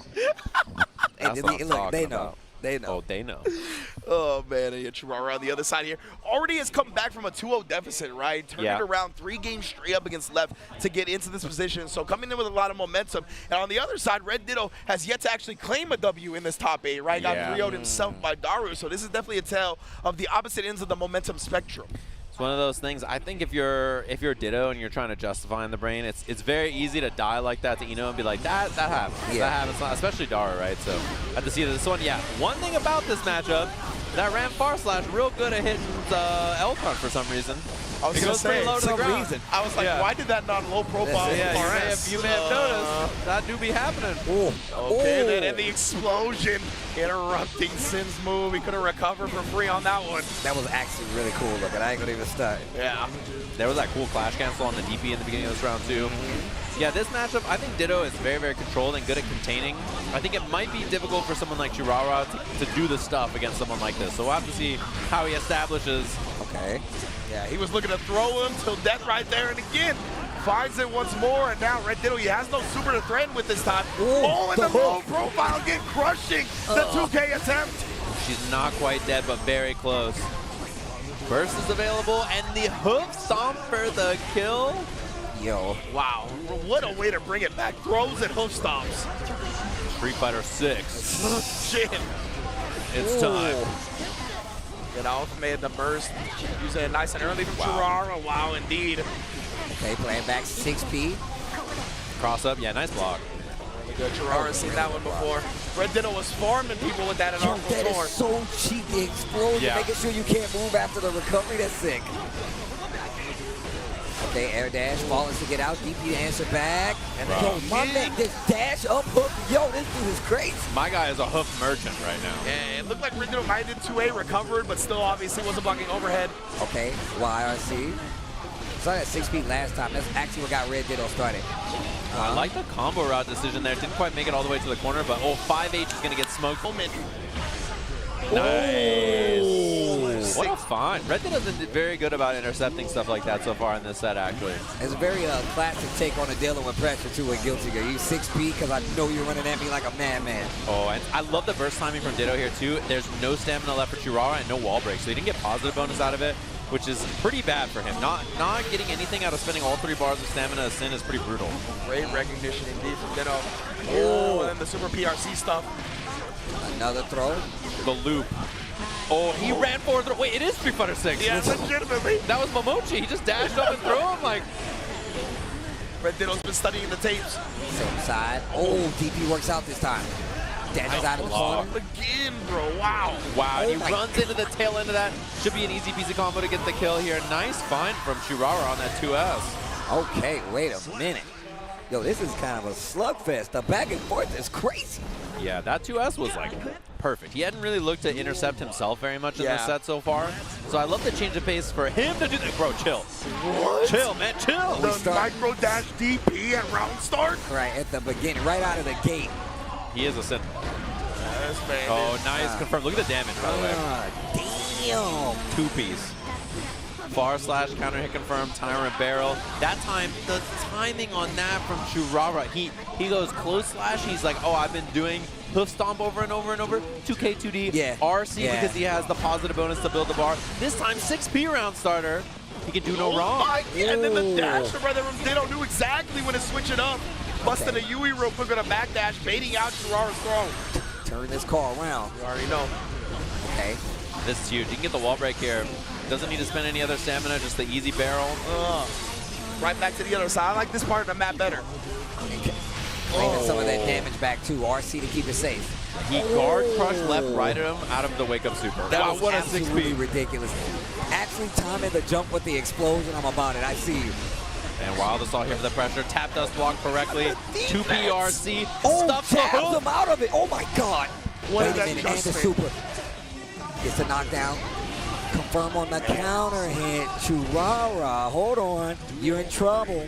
You're in trouble. Beautiful adjustment from Ditto right there, right? His crouch slides have been crushed by the hook stomp instead. Now press him back with a 5P, super smart. And this is exactly what I was talking about. You're in trouble. Red Ditto starting to get in the swing of things. Definitely taking the wind out of the sails, man. Nice. Neutral jump. Hit him with the Ginsu, the knives. Yeah, he is building that Ginsu's Rage Blade all right. This guy's a TFT gamer. Wow, the mix on that. Oh, and he win it right away. I love the timing for Churara. This could be a wall break with RTL. The 2H barely missed. Just neutral jumping in the corner to try to get something. YRC to stop the pressure. Quick backdash just in case. And it does not stop Sin from getting in. Oh, 6K. That's a good knockdown, so I like the choice from Churara. Good if you know you're not going to go for the wall break here. This is scary. Churara's one hit away. Oh, but what a find on the far slash there from Red Ditto. He's going to grind this life bar down through the guts, and he's not quite going to make it. Churara's got another chance here. He's going to spin it to at least get away. Oh, it Hey, clashed. Clash. What Oh, my in the God. world? He was ready for the clash cancel. He's got the big You got to be kidding me, Churara. Did? Oh, nah. The Clash DP, you were ready for that? Let me tell you guys a secret. Please, He's a Sin player. He was mashing back plus H in case RTL hit Oh to go my the other God. direction to the corner, and he got 6H on the clash cancel. And it works out to perfection. You got to be kidding me. We play a little Sin in these parts. Oh, my goodness. And Thank that's you for the correct. breakdown, Sajam. We love that. Oh, Back and throw. it could be an incident. Uh-oh. Shibuya on Halloween? Is it incident? That's what's about to happen in the streets. Can down. Noob down. Oh, no. The life bar is having a meltdown indeed. Yo, get hoofed, though. Get hoofed, though. Oh, and then again, the 6P. Yeah. Nice backdash. 5K interrupt looking for Churara. Nice find from Ditto into the corner. Gonna be the break, and finally a chance to play the game. Although RTL is a very scary thing. He has to respect. Play for the jump age again. Looking for the clash cancel, and then he gets the hit. Oh, only one, though. Yes, indeed. PRC didn't actually get affected by it too high in the air. PRC, when it was too active, stumps what Red Ditto's attempt was. And Churara, another round to him. Yeah, he was probably looking for a YRC attempt there, and then just got the BRC through the gap. Yeah. But I wonder why he was still pressed after seeing the BRC. Yeah, maybe he thought he had time to interrupt. Not quite. Oh, but a little drop opportunity. Oh, that Rekka is big. Yeah. Playing around the burst, and Churara doesn't give it away for free. Love the little hezzy right there, just in case. Oh, the Clash once again. Goes low this time in a trade on the beak. And the trade on the 6P. What a good reaction from Red Ditto. Ready to get the throw. Sword Nice got to wait block. for the explosion, yeah. Keeping up the pressure, slides in, sneaks in the throw. Red Ditto staying alive. That's evildoer stuff, man. The throw there is just impossible to deal with. Like, who's going to be ready for that? Wow, 2S to stop the approach right there for Churara, and now the offense on side of Red Ditto. Backdash to bait the burst, and it came a little later than he thought. Yeah, and Red Ditto, very nice coverage of the backdash as well. Was super ready for it. Oh, a little too sly. Little stagger on the throw. Nice. Oh, let's that see was so explosion good. lock him down into the dust overhead. Yeah, but a wall break with no hard knockdown here means Churara has a chance. That's all he needs. It's going to be positive bonus of his own right here. Oh, he doesn't take the wall break, and he just dirtbag wake up super to get him done. No DP. Wait, there's a chance here. 100 tension. Oh my goodness, he owes him up. He can do the RTL extension. So he's going to go forward, back, up, pop. Oh, It's not my God, but he's still alive. What's he gonna do here? He's got the Oh my God, just wake up and do the super anyway. You're not stopping me. Red Ditto staying alive. And Churara optimized here. When you have 100 meter with Sin, Yeah. that is the best way to dump it on the wall. So he tried his best to play around it, but Red Ditto stayed alive. Early expenditure on the burst right now. And now you can see Red Ditto getting a lot more anticipatory, stopping that approach. Wow. The dash to get away from the explosion. Oh my God, yo, Chirara. That was crazy. And he got that full confirm into the wall break off of it. And he's down to chill a little bit here because his stamina is going to be coming back, right? So he wants to wait, let that stamina come back. 100 tension and 2 bars of stamina is a lot to deal with for Sin. And that's why you see Red Ditto put the brakes on for a second, right? He's got to establish a different type of structure. Doesn't want to get clipped by the 100 tension option. Yeah, there's so much meter for Sin here. He's probably going to do jump H again. He's been doing a lot of jump H there to beat the RTL, right? So big throw tech right there. That was actually as the explosion happened too. What defense from Chirara. Love the combo decision. He did 2H and then RC'd in case there was burst and then immediately RTL to get the wall break. Playing around burst in a lot of different ways, and Ditto says, I don't care, man. Once again, waking up with the super to stop all momentum. He even dash blocked and then dashed again. Oh man, the timing from Ditto. And Chirara immediately air dashes into a 6P and is forced off the burst. You can feel that he's like, oh, I got to do something now. This guy is... He's starting to play the game, and we don't want that. Yeah, he's definitely starting to force the issue a lot more. And these defensive situations are definitely starting to play out a lot more in Red Ditto's favor. Another wall break, and now Chirara in big danger. Down around in this game where I'm telling you right now, Red Ditto gets there when we tie the set, and you're on the wall. Guys, as the meter, not dead though. Oh, indeed, Mortomato. Not too much damage in that instance. Oh, and the low hit. The DP on hit. Chance now. Hook for low is the guess, and he guesses right with the YRC to get out. And I saw, Steve, you had the slow nod on your head. As soon as he air dashed in, Tasty Steve started nodding because you could, like, he knew. He's like, he's beginning to slip. It's beginning to happen. Uh-oh, wait a minute. It's getting dicey out here. And look at Red Ditto. He knows. Red Ditto knows. He's like, oh, we're gaming. We're gaming. Well, let me tell you something about Chirara. This guy is a gambler, okay? If it hasn't been obvious, he's down to get a little wild, and his Kai is like the most, like you boot into Celestial and you just see this guy in the tower Kai you've ever seen. And that's what makes him such a good tournament player and also makes him so scary to deal with. He's down to run up on you and just DP or get wild or do whatever, and it's very, very hard to deal with. I mean, it was already evident by the way he was running up and using the hook, right? Yeah. He really played the high-low guess game. Are you going to crush me? No. When you do try it, that's when I'm going to go low anyway. So Ditto scouting the stun dipper perfectly right there, punishing it and getting the throw. Set point for him now after being down. Right? He was down 2-0, right? Yeah, from what I recall. And the way he closed the opportunities there, just like using the guard crush to get the pressure, he never put himself at risk, right? Like he was like, okay, I can space this out. I don't have to do anything too committal. Against a guy like Chirara, very smart choice. Yeah, I think it's one of the hallmarks of Red Ditto's play as well. All the way he structures, just so effective and efficient. Look at this, so safe. 6Ps, hold this explosion. No, actually, the throw. Close S to get the OTG. See, trying to wait for something for a second here. The stun dipper actually does keep the backdash with the second hit. Nice timing on the burst. Waited for that second close slash to come out, and the air dash in didn't quite make it on time, but Ditto is just a hit away here. Chirara's got to block it. Now the burst is the question. So cheap. Yeah, he forgot about the explosion behind him, but it's okay now. Chirara has another opportunity. One big gamble. Kai with one hit stun dipper. The risk is getting cranked. Oh my God. Then the 5H. What a find there. Red Ditto brings it all the way back. Reverse 3-0ing the reverse 3-0er. That's right. That's what we saw Chirara do in the first place up against Left. And Red Ditto giving him a taste of his own medicine. Oh, yeah. It's a tough one. And Chirara was all the way up there playing so well against the Arc World Tour champion and just couldn't get the closeout. Some great adjustments from Ditto. After we saw like Chirara had some really good stuff. He brought a lot of heat to this matchup. Oh, 100% he did. And man, so much momentum up until that point as well, because if you count the last set, that was 5 straight victories for Chirara, right? And for Red Ditto, he really showed his championship prowess right there. He didn't let him get out of hand. He remained calm, cool, collected himself, and really adjusted the game plan how he needed to. The big difference there was Red Ditto literally got to play the game. Yeah. At first, when we saw Sin on the screen, Chirara was like, you're not going to be able to do anything, and I'm not going to let you. That's literally what he did. He was like, I'm going to use the hoof to make you stand there, right? And then I'm going to crush the low. Finally finally goes for the sweep, really starts to mix it up. But once Red Ditto got wind, he was like, that's what you want to do? The 6P started to come out a lot more. The jump back air dash even more so. And just standing S to stop that approach, especially if he was going to try to slide in there early. And once those things happen, it really starts to fall in the way of Red Ditto. Even in the close quarters scrambles, right, we started seeing 5P come out rather than a 2K or a 2P. All these things to kind of counter what Churaro was really getting his hits off of. So yeah, I mean, this man is a Arc World Tour champion for a reason. That was what you were talking about before, right? He's just holding back his ace, hoping that the RTL goes the other direction. And he got 6H on the Clash Cancel instead. You'd love to see it. Works out fantastically. The Sin players definitely love to see it. Yeah. That's exactly what I wanted to happen. His character's a blast, bro. You gotta watch the anime, Steve. I really do. Don't spoil it, though, dude. Don't just stop talking, CJ. I heard the earnestness in Steve's voice. Please, like, don't do that to me. No more, please. Yeah, the burst gauge is actually Ramlethal's father. I don't want to spoil it. Yeah, it's crazy. The Lord's Can't crazy. believe it. Burst is a character. I was going to say, that's Mr. Valentine right there.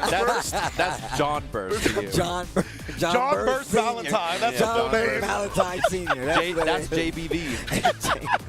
Yeah, you can see the initials on the clothes. That's what they all stands for. Oh, my God. And man, yeah, incredible 3-0 comeback from Ditto to stay in this top 8, man. Yeah, both players with big sighs of relief. Well, I should say Red Ditto with a sigh of relief. Churaro, unfortunately, he's going to have to come back another time to try to claim that spot to go to Seoul, South Korea. Bro, they put that in slow-mo? That was evil. Well, I know, right? Why would y'all do that? That was crazy. That was Japan, too. It wasn't even us. They did it to their own. That's messed up. Slow-mo facepalm is nuts. That's messed up. Why'd they have to do him like that? Churaro, I'm a huge fan, obviously, the Sin gamer. Big fan. I don't even want to see his Kai on the screen. I'm just such a big fan of his Sin, and I think it's his best character. I think he should just keep playing Sin because I'm a big fan of it. He always performs well on it, so glad to see it out here. We got Poka, the young gun from Japan, up against Tiger Pop.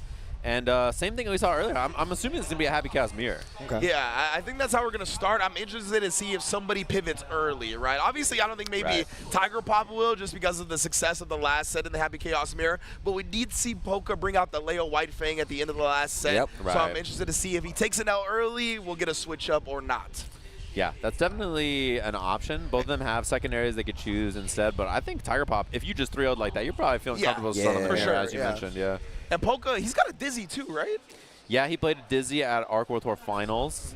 He tried it after. I think he tried it in the mirror against Sonicon when he was out of the tournament. If I remember correctly. Or was it Sonicon that played Dizzy against Poka? One of them definitely did play once they were like mathematically eliminated. Mathematically out. Yeah, it was just Red Ditto and Tatuma out of the bracket. Yeah. That's a good question. I don't remember which one it was. So we shall see. Again, a lot of options for both of these players. We're expecting a Happy Chaos mirror to start, but who knows where we're going to end up.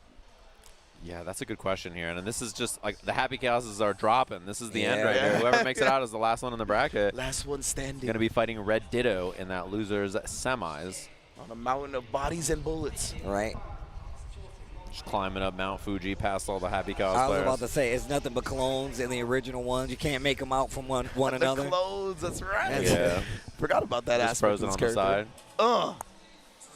That's me seeing everybody at Evo Japan running to my shifts. Literally the entire time. And I still was late for one of them. It was crazy. I can't. They just don't stop. They just don't stop. Ain't that the truth? Poka and Tiger Pop, losers quarterfinals. Happy Chaos mirror.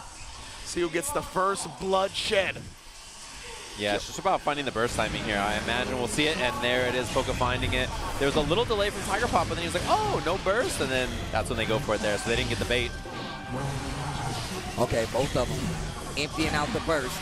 That means you got to hold whatever happens now. This is messing me up because Poka's using the color that Tiger Pop used last time. And Tiger Pop didn't go to the gold card. Yeah, like I'm very confused right now, but either way, Tiger Pop really getting a significant hit here and trying to close out this first round, takes the lead in this match. What I'm curious about, too, is if Poka is actually going to switch, if there's something here. Because I think if you're Poka, you saw Tiger Pop just 3-0 on the other side there. Do you feel confident in making the switch if it happens? Yeah, I don't know if I would, honestly. Oh, nice little interrupt right there with the 2P. Just mashing it to be sure. Okay. Oh, you're going through the wall. Oh, you're going through the wall. You're going on a trip. Gonna get the positive bonus. What are you gonna do with it, though? BRC it? Nah, we're gonna air dash. Catches them on the clip. There's the burst. Trying to backdash, didn't get out for free, never does. And both of them trying to scout around that with the gun footsies, the gun foo. My man Polka got no resources. He finally got some bullets and the concentration back. Oh, and the long-range cross. Something that Tiger Pop especially has been landing a lot that we've seen so far in this top 8 is that run-up long-range roll. Just knowing the exact spacing of where you can slip behind and then get that mix-up off of it. Just really, really smart to know that, like, okay, my opponent's going to sit right here. Yep. I can run to this spot on the screen, get the roll right to the other side. And a lot of times there's you a see look. Oh, wait a minute. And a lot of there we go. The white fang. Also, I'm glad you called out the long distance roll because I love the fact that it makes you use tension even still. You see people just hold tension because they don't want the pressure, and they're like, oh, God, I lost a lot using that. So yeah. Paula's defense is still like an art form in and of itself, it is, honestly. Like being able to push people out of block strings, knowing exactly when they're going to be pushed out so you can then take advantage of the whiff. That's always something that's going to be super important in Guilty Gear.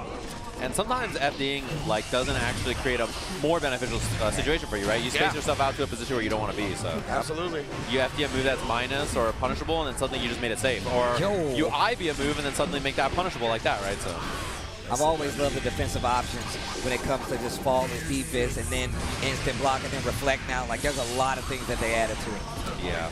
And the Tiger Pop putting them on full display, and once again, double roll. My goodness, bro, which way did he go? Maybe you should have fallen.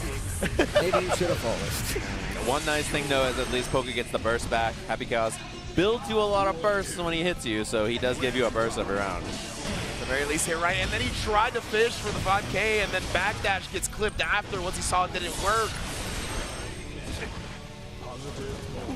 Oh, that was clean movement, though. Okay, 5K and a 6K flash kick 2P to stop the overhead. I like the bravery, though. No fear. And block and punish on the burst. Didn't actually get the full combo, but can still get the break here. This is such a bad spot, too, because now it's mixed for the round. No burst available. Good luck, Polka. Yeah. Oh, gun first and then strip it and then go for the mix with the tap dust. Rough spot. I love the structure on the offense there because instead of just air dashing or going in right away, it kind of eliminated YRC as like an option in Polka's head, right? You're like, oh, you're all the way back there. I shouldn't even think about YRC. And then it was wild assault off the gun into tap dust into a mix so fast you weren't even ready to spend any bar. And it was diabolical too because Tiger Pop with that wild assault, he stripped the deflect shield. Like, come on, dog. Like, you ain't even stripping burst. You stripping deflect shield from me? Come on, B. Yeah, that's rude. It happens. You got to do it sometimes. Absolutely. It was a great decision just like that was as well. Baby got the flash kick. Tiger Pop going to be on the verge of taking the whole set here. Yeah, I think Tiger Pop's too locked in. They're just too ready for like every single option Poka's represented. Again, YRC and deflect shield available. Same kind of oh! Yo, you see him in the RoboCop walking him down with the RoboCop? The Marvel Rivals, dog. Walking in your base. Bro, if fighting games are a conversation, he just said a word I cannot say on this broadcast. That is a word I'm not allowed to repeat, and I will not say. That is very rude. They should not be saying that to anybody for any reason. Yo gets the combo knockdown 2D for the Oki. And you can feel the effects. I feel, you know what I mean? Mentally, the damage is there. Yeah. And Tiger Pop, I mean, the momentum is snowballing out of control at this point, bringing an avalanche down upon Polka. Wow. But no fear, bro. He stared it in the face. Oh, no. Just wake up 236 ass. Just as why not?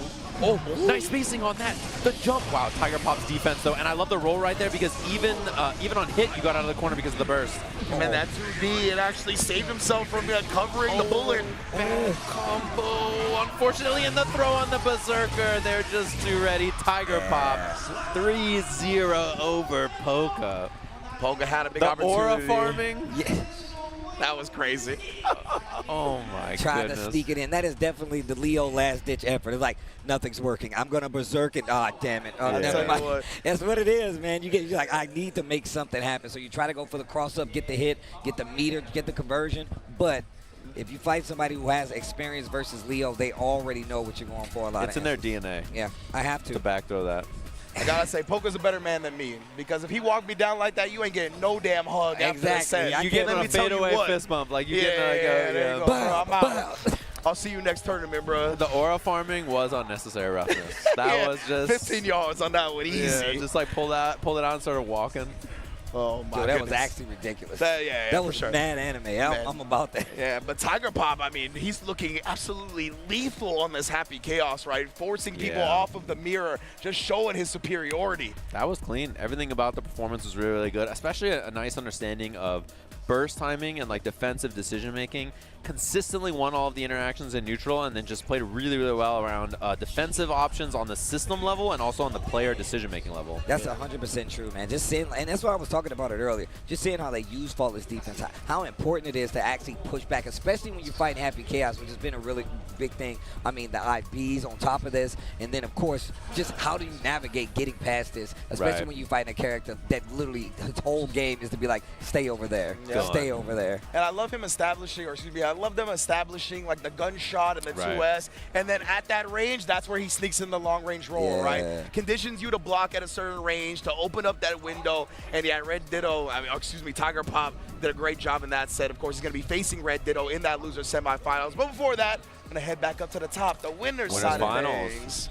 The two old guys going head to head. I've seen so many tournaments. I couldn't tell you how many tournaments I've watched with Summit in it. Like I literally can't tell you. The number is ridiculous. I was gonna say, I wonder how many Guilty Gear games these two have played against each other in tournament, facts. right? That's I mean, facts. it's got to be at least Exert in this game. I imagine probably even Plus R at this point. Yes, I think Plus R for sure. I wouldn't say, I guess, what, AC or nothing like that. But I don't know about AC, but like Plus R, maybe in the modern era, ran into each other a little bit. Obviously, Exert and Strive, both of these guys, super big mainstays that have come across each other time and time again.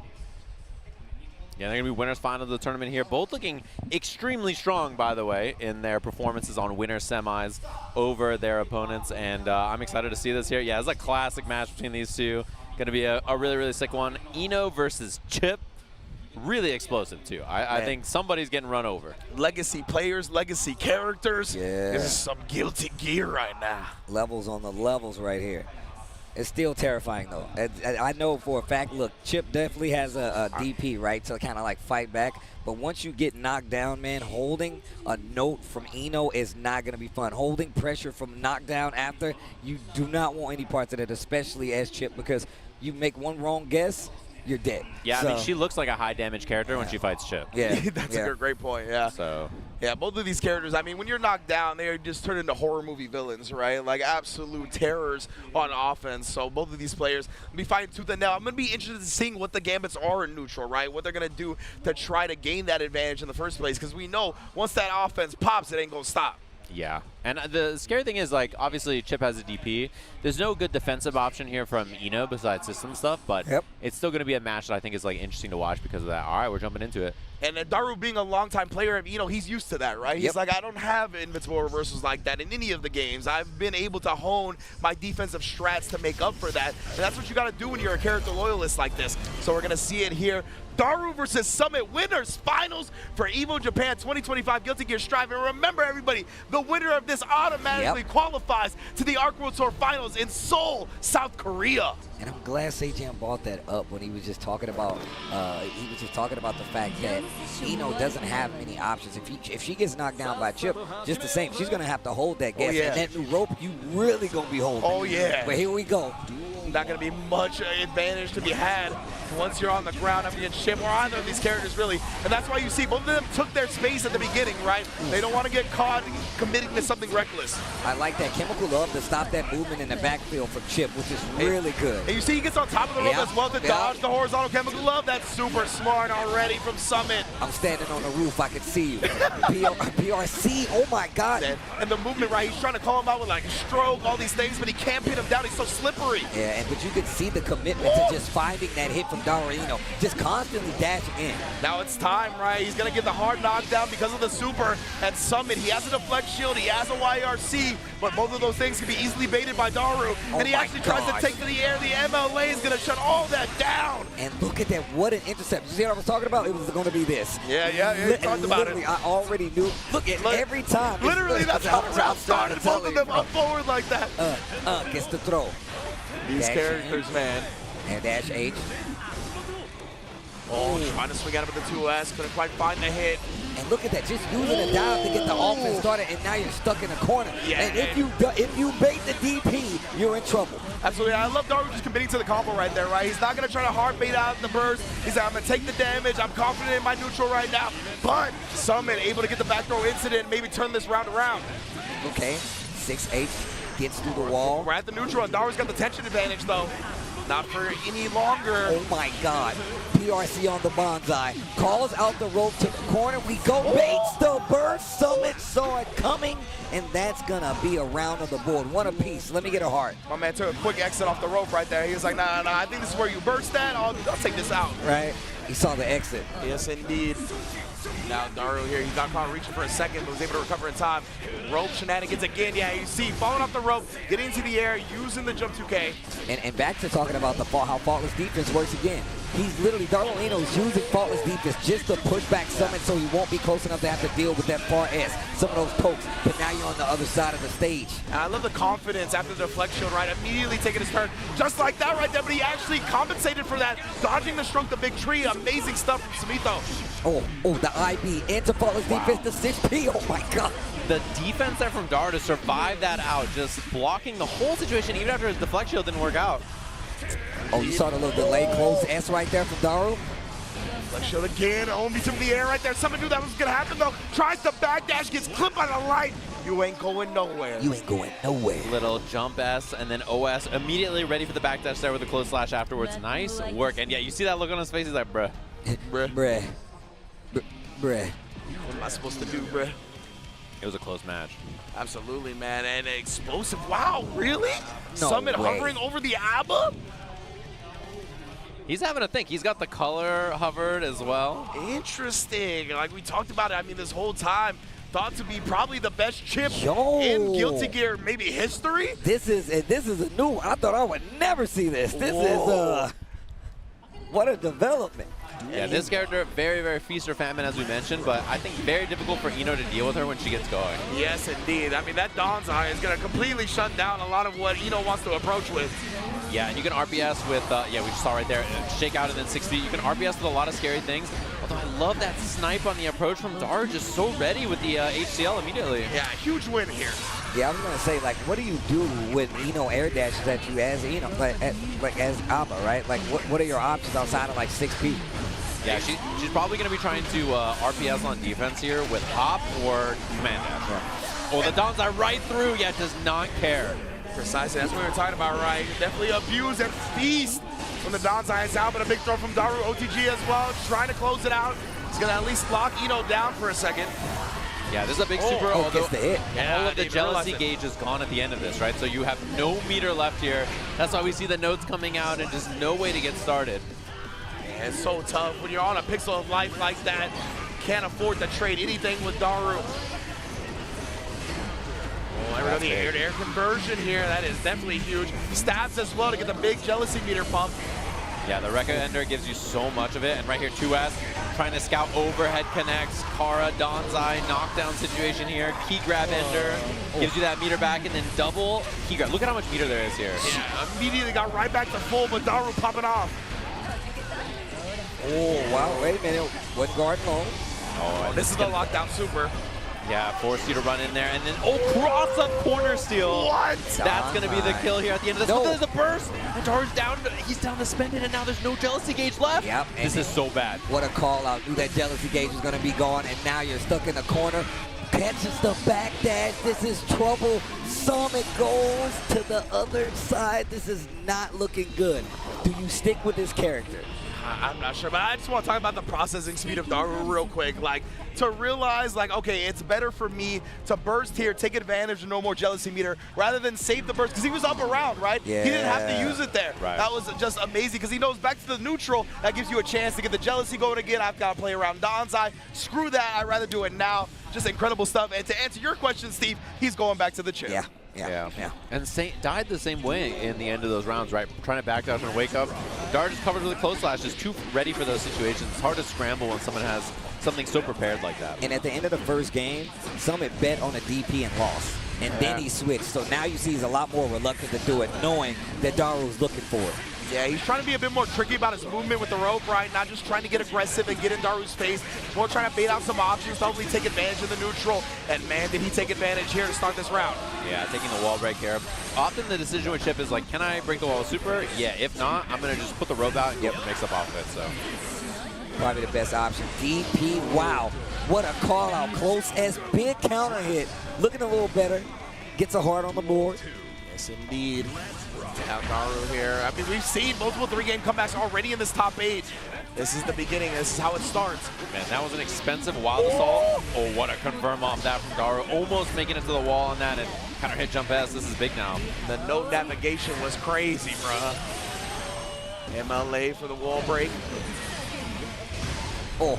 Yeah, put a little deflection away, and again, ooh, tricky with the movement. What a call out to 6P. No combo though. Bro, you're doing supers that whip into match 6P. That is a Guilty Gear player right there. Madness. Daru was a savage. Madness. I know Jonathan Tene just threw something at his monitor seeing that one. Bro, he is furious. Yeah. Oh, what a stroke. Wow. Gets through the 6P, just constant dashing. Summit woke up neutral super dunk. Yo. Just putting it out there. Yeah, just like, he's just like. Just putting it out there. He's just down. We need to take note of that. Everybody just cool with that. Let's move on. Oh, it takes the corner. I like that one. Wow. And then the reversal attempt from Daru just completely stuffed. No super wall break. There's a 100-meter. Is he just going to do super? Oh, he gets stuffed. This is so bad. Now, Daru can get. Don't bet it. Oh. Nah. He just needs one. He's going to have 50 tension and the back dash BRC. He built the burst. Daru, we got to see the game. Daru somehow, some way, still alive here, both players. There is nothing on Ino's bar. BRC breaks the air throw. Oh my God, burst it on the table. The 6P. Are you kidding me? Daru Ino. Daru Ino goes to grand final. Summit goes down to the loser's side. Wow. Oh my God. Dr. Struken, bro. Oh my Lord. He just slid under and then swung that guitar at his head. Bro, that was so anime. That was so sick. That was. Even Mother Base was like, that was amazing. Oh my sick. God. When you see two legacy players like that on their legacy characters, that's what you get, right? Two players unlike any others playing them at this level. Amazing stuff in our winners finals. He threw the shuriken at him. Bro, like he was down. He risked it all on that. Bro. He risked it on a taunt? That's not even a real special move, bro. Not enough. Oh, man, you know he kissed that ninja star before throwing it too. He's like, please bring this home, baby, please. Like it's the last chip in that poker game. Yeah, bro. Oh, my God. I'm all in. Wow. The speed at which they were playing in that last set was ridiculous. That was awesome. I mean, we expected like super high octane set. We got exactly what we were looking for, but still, like seeing it play out like that, man, that was awesome. That was sick. Couldn't have asked for a better set from those two, but and it was a 3-0. It's like, it's wow. This did not feel like a 3-0. No, not at all. That did not feel like a 3-0 in the slightest, man. Oh my gosh. But that's how, and it was going so fast. The reactions were going crazy. That was awesome. That was a 6 out. Guilty ass gear That's right there. Guilty ass gear, bro. That gear was guilty. Man. Guilty as hell. That was a good match, too. And Daru's play has been so impressive this whole tournament. A ridiculous play, man. Like, Arc World Tour, he was looking strong, but this is another level, absolutely. Yeah, he was. I think he was definitely a big danger at AWT as well. I think a lot of people were very, very scared to play him. It's hard to get experience against this character in the same way, right? Because he's just a specialist who's been playing it so long. There's other good Eno players out there, but Daru's just, he's so tricky, and he's got so much stuff that's just his own. Right? And it goes back to, I think also what you said before, is his understanding of the flow of the game. Whether it be how you use system mechanics, whether it be player choices, like he is so good at manipulating and recognizing the moments where people want to press the panic button, right? And he shuts that down so often. I mean, just in that set alone, literally the first game Summit lost before he switched to ABBA, he literally did DP, and he didn't DP for quite some time after that. But in the corner, the call out with the backdash BRC gets the hit, almost turned it around. Turned it around. And but man, I just realized our top four different countries as well. Always love seeing that in an Evo Japan top 8. Yeah, we have players from the East and the West, and we have our two Western players here in losers semifinals. Red Ditto up against Tiger Pop. I actually think we might see ABBA.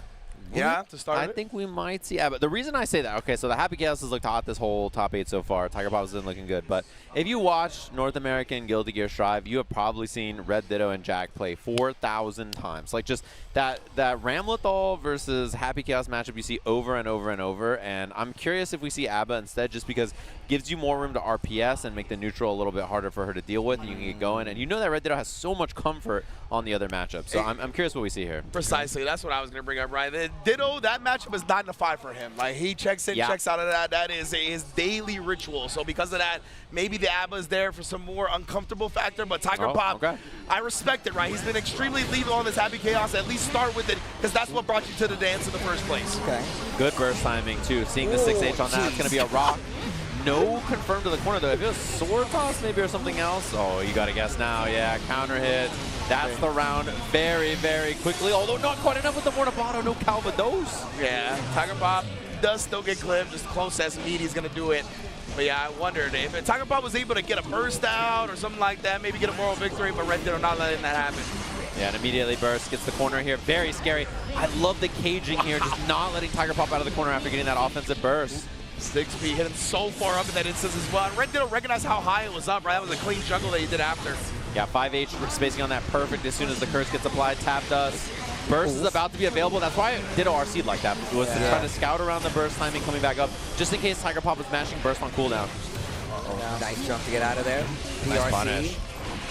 Tiger Pop. Once again, yo, the consistency with the rolls and when he uses. Behind the no-look shot by Luka Doncic. Oh, good match shot on the 2P. Doesn't get a full combo off of it, but at least gets space to work. And this is a chance now. Tiger Pop, and he's going to take that chance, right it all the way to victory here, tying up the game on ice and early. Okay, okay. Looking pretty good with the Happy Chaos right now, I gotta say. He's looking, I mean, he's the last one standing, right? That's true, that's true. That's gone here for a reason. He's been extremely strong on it, but locked down by the explosion. Toe tapped him. Yeah, same situation we saw in that other round. Early wall break. Red Ditto has positive bonus here. And love the caging again. Jump S air to air. Has Calvados here to get the wall break again. And 50 tension afterwards even. So it's going to be sword toss mix or some kind of pressure here from Red Ditto to try to seal things. There it is again. Locking him down, waiting for the burst, but not quite long enough. Oh, wow. Oh, that's big. Oh, my, the 5P after the PRC on 6. Oh, God, this is such a big chance. YRC immediately, and there's no meter left to dodge it. Yeah, not only was that a cross-up there, but there was just no gauge left for FD, right? So running out of the ability to avoid the chip and then the mix afterwards. So pretty rough spot for Tiger Pop there. Man, Red Ditto, what a bounce back after Tiger Pop was able to, oh my goodness. Speaking of which though, Tiger Pop immense with punching to start it off. Bro, they be spinning these bursts early. Oh yeah, oh yeah. I like that. We've been talking about long distance rolls. Double backdash from Red Ditto, not even to engage. I like this. Oh, at 6P again, so ready for when people try to engage on Ram and just air dash. Air dashing at her is something you feel like you have to do because sword toss and rock is just such a threat all the time. It's like stuff you got to move around. She is the ground queen. It forces a response, and then that forced response Ditto has been dealing with so well. 2-hit Rekka, BRC here goes low, and then just that timing on the delay close slash catching Tiger Pop, maybe throwing or 2Ping or whatever it was. Yeah, just beautiful hezzy timing right there, blowing him up. Oh, big start. Into the corner. This could be a wall break already, which Ditto's going to take. And Tiger Pop, they've not had a lot of chances to get things going in this second game here. I wonder what Tiger Pop was looking for in that instance. Gonna be locked down here. Plus range from the rocks as well. PRC. Oh my goodness, empty. Blow off that. One hit away. RC's in. Knowing this is there, the rock doesn't get dodged. No sword available. Doesn't matter for Ditto. All 3 hits of the Rekka. That's the kill. Game 2. A bit of a beatdown. Man, hit the chingy. I'm 1 hit away. I'm only 1 hit away, though. My goodness, Red Ditto. Clocked in. Picking up right where he left off, as you mentioned, right? Yeah, 9 to 5. This is what he does. Tiger Pop always went for the showmanship, but the Abba is staying on the bench. Not going to see it in this set at the very least. I wonder, I would love to know why. Yeah, maybe just more comfortable in this character matchup. That comfort goes both ways for sure. I mean, you can tell that Ditto is very prepared. Oh my goodness, and look at that. You want to take to the sky, as you mentioned before, Save Jam, whether it be 6P, whether it be air to air, you are not approaching via the sky. Bro, back to back air dash and just immediately gets smoked. That jump pass even hit behind the back from Ram there. Oh Oh, good recognition that it was a little too far to hit, and then just immediate RC into the 2S there. Behind the backs, covering the throw attempt with the PRC as well. 6P on the dissension. My goodness, bro, you ain't going nowhere. Wow, still keeps the corner as well. That 6P was so good. Red Ditto, a commanding lead right now, and set point to go to losers final against some. Loving the Red Ditto, loving the backdash as well, avoiding a lot of the bullet attempts, but now locked on. The throw attempt's gonna get the steady aim off though. Nice. Left the dash up 2K 2D there from Tiger Pop, getting under the Ram dash 5K, which has been a lot of what Ditto's neutral has been. Trying to do 5H a bunch, and then when that wasn't working, trying to tighten up with 5K, and Tiger Pop adjusted to both. Oh, backdash got clipped that time, and Red Ditto, he's with the spin the burst, and oh my goodness, windshield wiping away a lot of health in that instance, trying to bait out the burst there, but Tiger Pop did not give it to him one time. Gonna make you pay for it. Tiger Pop sitting on his laurels, staying the burst, keeping it in the safe. Being the close slash there made that jump H not hit, by the way, so that was like really clean from Tiger Pop to get the punish on it, knowing that situation afterwards. He's had some really strong IBs this top 8, honestly. Yep. And now we're going to get the lockdown. He is going to spin the Ex Machina there. Thought he might have just took the Slump God mix, but instead he wants the positive bonus and the plus frames. Oh my, no way you jump IB the gold burst to get the punish. Ridiculous! Dude, ridiculous. Wait a minute, Tiger Pop. You said it's set point? Oh yeah, it was for Red Ditto, but not no longer. It looks like Tiger Pop gonna spin the burst here. Oh, that burst timing denied the sword toss, and I love that pulls up fast RC 6P interruption on that, and Ditto having to think there. Yeah, exactly. Hold it and then RC it at the end, going forward, catching Red Ditto, trying to take advantage of the fact he was concentrating. Really sick stuff from Tiger Pop. Oh no, Rock caught the backdash there, forces the burst from Tiger Pop. Wow. Ditto just flying in. That happens in the anime, Steve. You gotta watch that, bro. Oh my god. As soon as I get home. As soon as Until I you get find home. out about the burst gauge, Big Brand's father. We got another day in Japan with Sejam. You might want to do that tonight, Yeah, man. I can watch it tonight, bro. Send me a text message. He's like, yo, dude.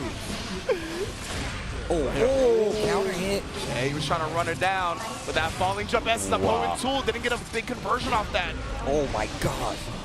That could have been so bad. Red Ditto definitely went for a throw. Tiger Pop wasn't ready, and now Red Ditto's got a big combo mid-screen. I'll be up close. Oh my, and it's the the flex reflex. shield after. Not enough to kill, though, because the wall spot, if there's one more hit, or if they're super, look at that meter. Oh, Chip's a big problem now, too, and yeah, dashing 2K. Set point again here for Red Ditto.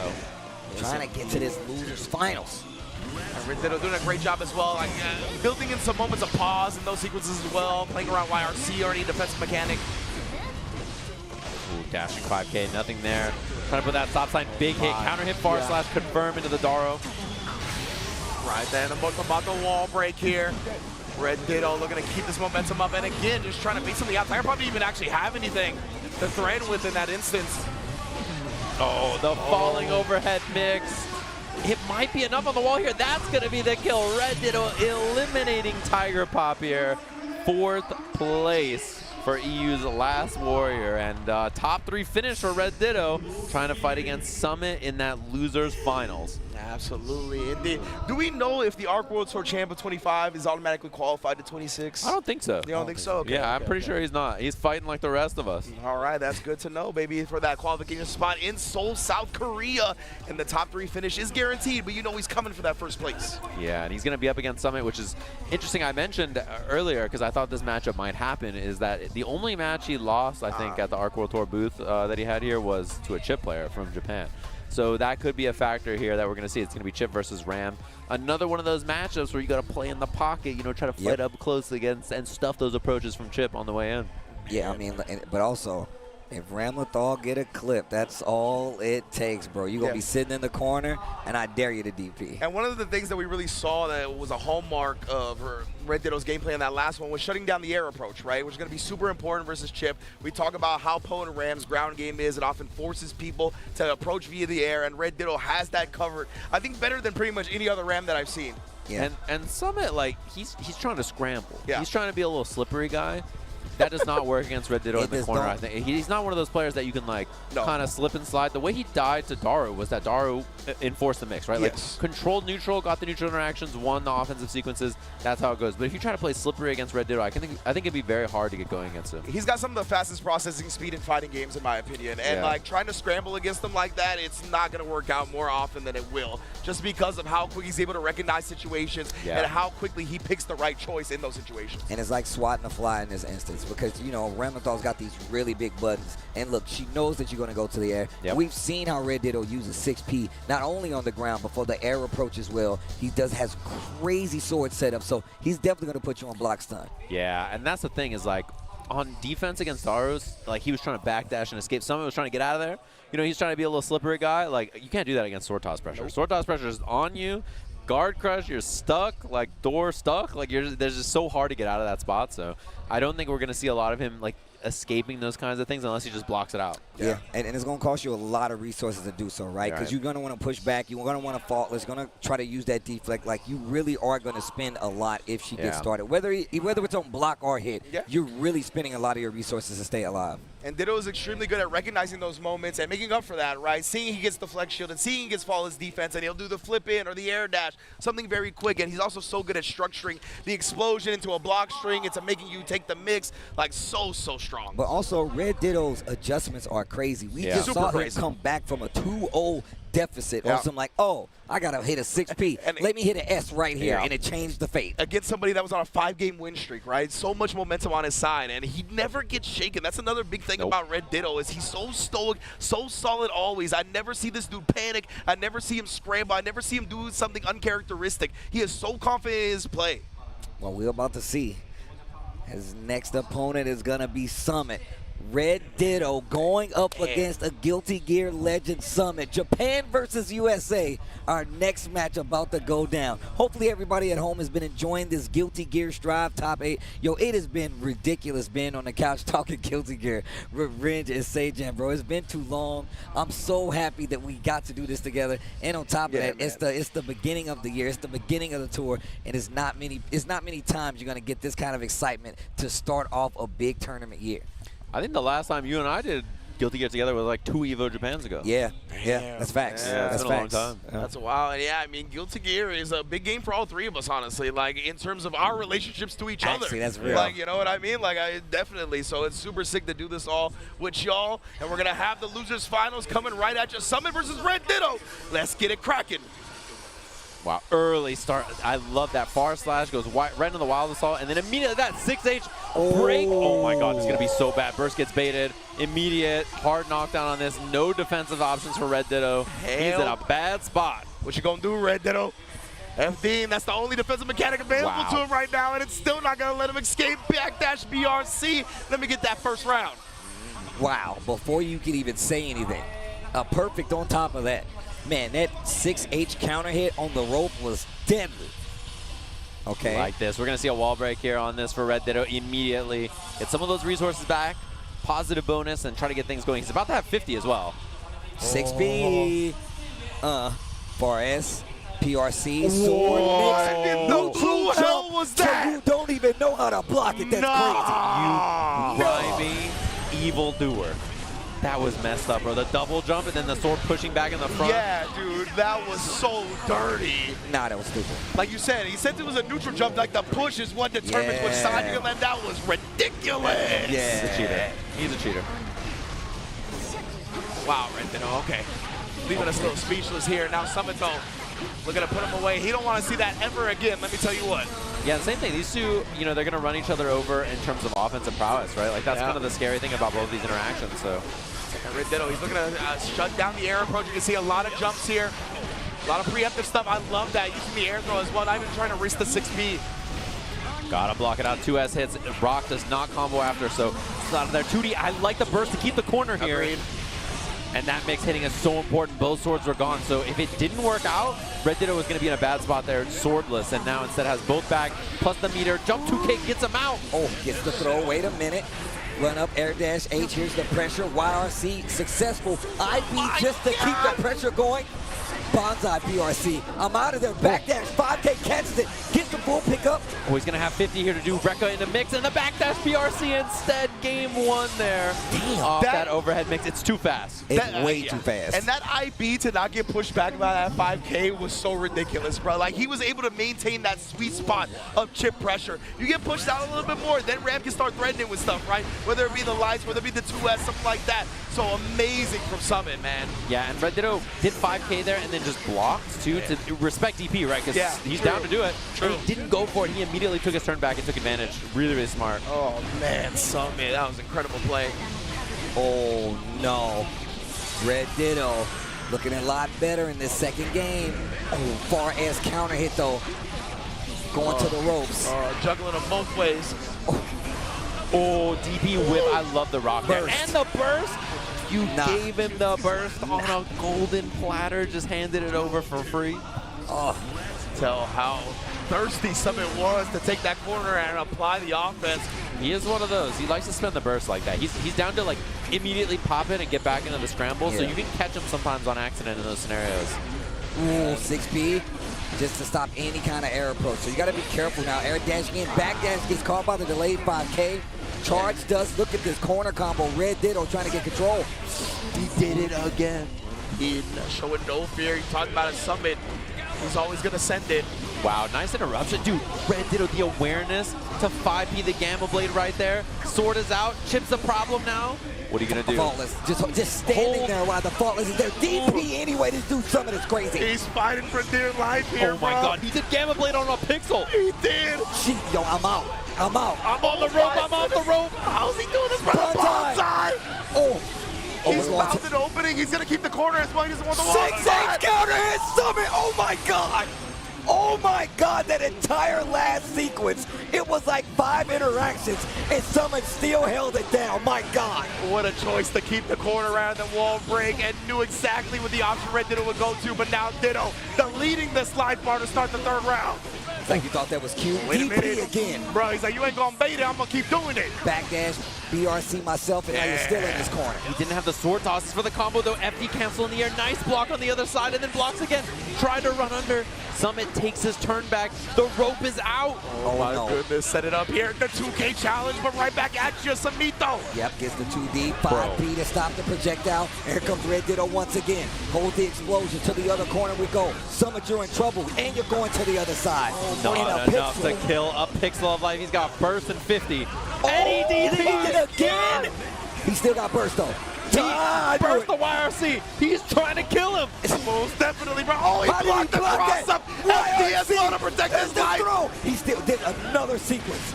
Another sequence, another throw. 2D Gamma. One more hit. He's going to have 50 in a second here for the mix-up record. Second hit. He takes his turn, dashes up, and chops him up one apiece. And the stretch. Big stretchies right there. He held forward. He was like, we're running. Dude, he is trying to murder this guy. He's trying to kill him. The cojones, bro, the cojones to run forward when somebody's running at you like Samito was. He called out the one moment he was actually going to backdash. That was ridiculous. My God. As Tasty Steve would describe it, he is a button barbarian. Button barbarian. I forgot about that, bro. That's true. That's a Steve classic. That is true. He's doing air gatlings on the ground, on a rope, in a house, on a boat. Yo, man, it's Dr. Seuss ass character right now, bro. What is happening? Oh, cat. The combo. Summit. Red fish, blue fish. Oh my God. Green fish, blue fish, bro. I'm just saying. Oh my God. Oh my God. Why did that do 40? You know why I did 40. My bad. You know why I did 40. My fault. Maybe said my bad. Tap does very scary here as well. Wow. He just let it rip. This is a feral set. Yeah. Legitimately right now. DP supers. 2 cavemen fight with bricks. Oh, we missed the close line. Where did they get bricks during caveman times? That's what I want to know. You don't think rocks existed during caveman? They did not bricks, Steve. week. Oh my God. Oh Facts, man. Facts, you're right. They're killing saber-tooth tigers with bricks. Yeah. Fighting a mammoth with a brick. Right The now, Last of Us. All right, here we go. if I'm gonna trust anybody with a brick, it would be Samito, but Red Ditto is gonna take a heart away from him here, and once again, we're forced to a round 3. This set has been extremely close. Jesus. double jump 2K to get back in. I like that mix-up. He's been hit by that 6P a lot, so changing the air approach option. And this time, Red Ditto trying to jump P instead. And you saw him even try to intercept him on the rope, too, right? He's like, I know you're going to try to switch it up. Nope. I'm going to jump up there and meet you. Big counter hit. Nicely done. And then he takes the walk under to make sure he doesn't get into the corner, breaks the wall with this. And Samito's got burst and 50, which means he's a dangerous man. Right? Yeah, because he doesn't need either of those to DP. He'll do it regardless. Oh, he'll do it. You think I won't? Burst and die. You know, covering all his options right there. Definitely taking the burst into account. And now has a 2-1 lead in the set.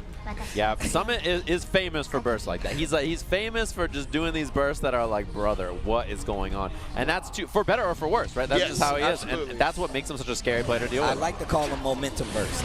Like, literally, he wants to keep the momentum so bad, especially if he's already got that hit and then you burst. He'll instantly catch that burst back to be like, no, now you wasted your resource and you're still on defense. Wow, what a bait. And he tried to bait the burst, and he doesn't go for it this time. Oh, safe jump, that little whip 5P, air dash jump S, safe jump after, and then, wow, he sandwiched him 2K, and then he gets the pickup afterwards. Yes, indeed. That sounds like the wall break and the kill from the round. And on top of that, it was a perfect. All right, here we go. We lost visual, but I can see Great the stage from dash. here. Gets the counter hit closest. Going to the corner right now. Yeah, Samito has the corner. He's got pressure here. Gamma Blade. Red Ditto stuck. And not a lot of ways blocking out. it out, though. And he's able to block it out and take his turn back. Nice. I like that. He actually stopped that rope pressure pretty clean. I think it was a 6P that was. Yeah, back to the mid-screen here. Yes, indeed. We're just giving you guys play-by-play from where we can see the stage on the monitors. Yeah, mix up now. Wall break with the super. Samito with the lead in this, looking like he's going to try to close out this round here. Oh, mix wow. up chance. Red Ditto with the wire. He baits the DP, but doesn't get a punish. And instead, Samito getting the round here. Yeah, we're watching it all the way back there. Yeah, all the way back there. We're watching it all the way back there. And I got Turara is right my way, bro. Stream just had full wrench cheeks on there, huh? Y'all got to tell me these things, bro. Corner pressure. Samito with the front throw. 2D Gamma Blade for pressure. Turara, please. Oh my God! Wow, Red Ditto with a huge bait. We're back. We got it back. We got it back. We're back. We're back. We're back on the big screen here. Yeah, we see the break here. Spencer with a zoom-in cam, so we can see over the shoulder. What a god! Yeah, what a beast, bro, Spencer. Red Ditto's down a lot here in our losers finals. Churara in the way. Okay, legitimately, ooh, the deflection, man, the BRC to keep him in front, and the Gamma Blade check, but it's not gonna matter. Summit still stuffing everything. Two apiece, just like that. As we get our feedback, thanks for hanging with us, everybody. We're rolling with the punches here. We got ourselves a scrappy set between these two. Red Ditto looking as stressed as the production team. My man was biting the hell out of his lip. Jesus. Oh man. Yeah, I had my man Spencer out here on one knee trying to fix that. He was out here zooming in on a TV, zooming in on this. He looked like the dude with the bazooka in Desperado. Oh my God, it looks like we've lost our feeds again. Please. Oh, they're back again. We're back again. Oh my God. We're having some issues with the screens here, folks. We're trying to take care of it as a burst gets baited. As Summit, volatile as Strive itself. Summit is up full life right now. Wall break 70% lead. Oh, here we go. Yeah, we're back on the TV. We're back. TV's back on.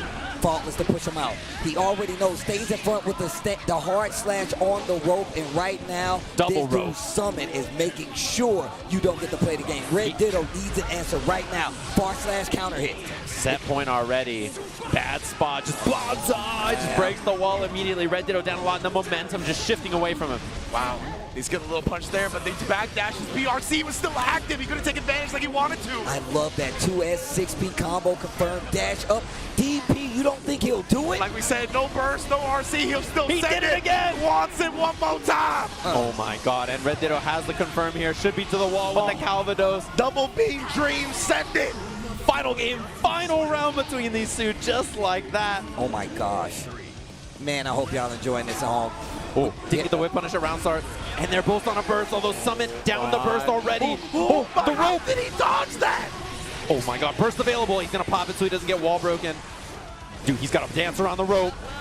Like a trapeze artist, Oh man. my rock! How did he find that? He found the rock. That's right. In the building. Oh, nice blocking. I beat it, actually. That's a huge hit for Red Ditto. Ridiculous. Doesn't take the wall break, instead wants the pressure on the wall. Here he DPs again. Oh my God, the RC. He's trying to lock him down. He touches him with the 5K. That's going to be it. Red Ditto survives to make it to Grand Finals. The revenge match incoming. The way we started this top 8 is how we're going to end it. Daru Ino on winner's side up against the ARC World Tour champion, Red Ditto from losers. He's like, you think I'm the champion for nothing? And I love when they bring it all the way through loser's side, because that means you can't question whether it was a fluke or not. Red Ditto makes it all the way back. All the way back. Think about what we saw coming back from a 2-0 deficit. Even the situation, this entire set versus the stream is breaking. Bro. The aliens aren't contacting us. The stream couldn't handle it. This is what is happening. Bro. Everything's going on over here. Standing in the damn way? Dude, that is crazy. I've never been so mad to see the back of somebody. I was like, bro, get out the way. He didn't know. He definitely didn't know. Can't hold it against him. Oh, my God. But, oh, my goodness. Literally, as volatile as Stripe itself was the last set. It's been stressful. Like, oh, my goodness, bro. Oh. Grand Finals, the rematch. Daru versus Red Ditto. Yeah, like you mentioned, this is how we started the top 8. We're going to get the run back here. It looked extremely convincing for Daru in the first set, It really right? did. So we're going to see, though, Red Ditto has the momentum on his side now. And Red Ditto, I mean, he's a scientist of the game as well, right? He will definitely sit there, make the adjustments. You highlighted how great his adjustments are, right? So he's going to get a chance after 3 games of intel against who's in Grand Finals? Daru. Daru, yeah. thank That's you. the one. Thank you, I'm sorry. It's I'm hot in scrambling here. right now. That's But cool. yeah, after 3 games of intel against Daru in Winners Finals, we'll see how that applies to our Grand Finals. And you have to be confident coming off of a set like that. You have to be like, no, we're in there now. Yeah, like, yeah, you gotta to, be. right? Like I'm leaned in. I'm ready. I'm doing this just to watch. The gamer lean, you're in there? Yeah, the gamer true lean. gamer lean? Oh, for real? I gotta see it. Sets like that make you sometimes feel like you're a man of destiny, Yes. right? Like Oh, legitimately, yes. like you're like, bruh, like nothing can stop me at this point. So we'll see if Red Ditto can truly carry on that type of attitude into the Grand Finals. But Daru has look at that 3-0 both to Red Ditto and Summit into this point. He hasn't actually dropped a game in top 8 yet. Dude, and look at the Red Ditto's path. Look, loses 3-0 to Daruino, and then takes out Churara 3-2, and then you see him go up 3-1 versus Tiger Pop, and a nail-biting set versus Summit goes up 3-2, earning his trip back to Grand Finals. Daruino has been sitting here waiting patiently, maybe not patiently, but definitely waiting, and I can tell you right now, you gotta feel good if you're Red Ditto, man. You've been playing, you've been scrambling, you've been fighting. Ditto has played 17 games in this top 8. Daru has played 6. See? That's insane. See? Like, that is a huge difference. And this is an added extra layer to this as well, because the finals are going to be in Seoul, South Korea. Again, where Daru Ino is from, he has the opportunity to actually be the first person to qualify at the Seoul, South Korea finals as a Korean representative himself. That would be super sick. And you know, like, he is big chilling. Whoever wins this is big chilling. You're like, oh, the tour is going to be happening all year. I'm hanging out. I don't have to fly everywhere. I'm going to be just fine on points. Like, I don't have to worry about it because I'm qualified. So that's such a big factor of this, right? And winner side advantage is such a big deal. Daru playing fantastic. We'll see if any of those adjustments after losing that first set come in here for Red Ditto. Wow, man. Damn, you can get home field advantage just like in any sports. Home field advantage in the finals is exactly what you want. That's a power-up that you can't get anywhere else. And Daru lives here. He's chilling. He's like, oh, cool. I just get to come out here, qualify at Evo Japan, fly back to Korea. Easy peasy. Man, that would be so clean from Daru if he's able to pull it off, of course. But Red Ditto, the reigning defending ARC World Tour champion, obviously wants to solidify his spot as well to try to go back-to-back when the time comes. But all of that starts with qualifying in the first place. And this person, whoever wins this next set, is guaranteed to be there. I mean, it's impressive, right? Because on the topic of all the world tours and stuff, like, you know, Kakadu just won Capcom Cup. He's out of Street Fighter. Like, he's not there. This is the ARC World Tour champion, literally just won, right? Similar timing to when Capcom Cup was, and now he's in grand finals of Guilty Gear here. So consistency, very impressive so far from Red Ditto. Absolutely. One of the most consistent players, period, right now. Not an easy thing to say, being consistent, especially in this day and age, man. A lot of times you see players win an Evo, win their big final, and they go to the next event right after it. done. They get smoked. 65th. Yeah, exactly. And right? it's not the easiest thing to do. Consistency, like you said, Ringe, is probably the hardest and most important thing when it comes to fighting games. Wow, and it goes back to what we talked about with Red Ditto, how he's always stoic, never scrambling, never panicky, always confident in his strategies, knows what to do, not ever like getting emotional about the situation. He knows what the optimal choice is. He has such a layered approach to finding the correct way to deal with what's stopping him. Like, every time I'm like, man, that rope is giving him business. He's like, I'm going to jump up here with you. Yeah. I don't even care. He's like, oh, you're going to keep dashing at me? 6P. Oh, you're going to start back there, try to delay it a little bit? Now I'm going to start hitting you with these bigger butts. He's so systematic in his options. Systematic is a great word for it. You called that out, too, because he had the grounded 6B, and then the next time Summit did, like, rope, jump 2K to beat it. Then immediately you're like, oh, he's changing it up. And then Ditto goes air-to-air jump E, then the next time he does jump back, jump S, right? Yeah. Like, so like a retreating option, and then air dashes in, and then the next time he attacks on the ground, and like he just like switches up all the options really well. Yeah, it's really cool to see. Man, this Red Ditto guy, bro. I can't believe the Hoop Squad is how I met this guy. Legit, man. What a production. Tell you what. That's crazy. What a star the Hoop Squad has produced with Red Ditto. Feed them full of Chipotle and send them on their way. That's all it takes. It's all that extra guac, bro. It's all that extra You gotta guac. try it sometimes. It's worth it in the end. If I had guac, then he wouldn't have guac, and we wouldn't be here. So there you go. That's how it works. Every time he gets a mix-up, he goes, it costs extra. Yeah. Costs extra. You okay with that? And he's like, yeah. Yeah, I'm that's okay right. with that. I'm made for this. Oh, my gosh. What a top 8 it's been, man. Dude. Yeah. I believe they might be taking some time right now to hopefully ensure that what happened in that last set doesn't happen in grand finals. You know what I mean? Iron out any technical issues that guy's might phone occur. just says Daru. Yeah. So we just got confirmation. That's exactly what they're doing right now. Make sure we get a clean grand finals so we crown our first Evo Japan Guilty Gear Strive champion. I should say our first qualifier into our World Tour finals. Yeah. Yep. Really cool to see that. And also, like, it really kind of sets the precedent when you put them in spots like this, qualification spots.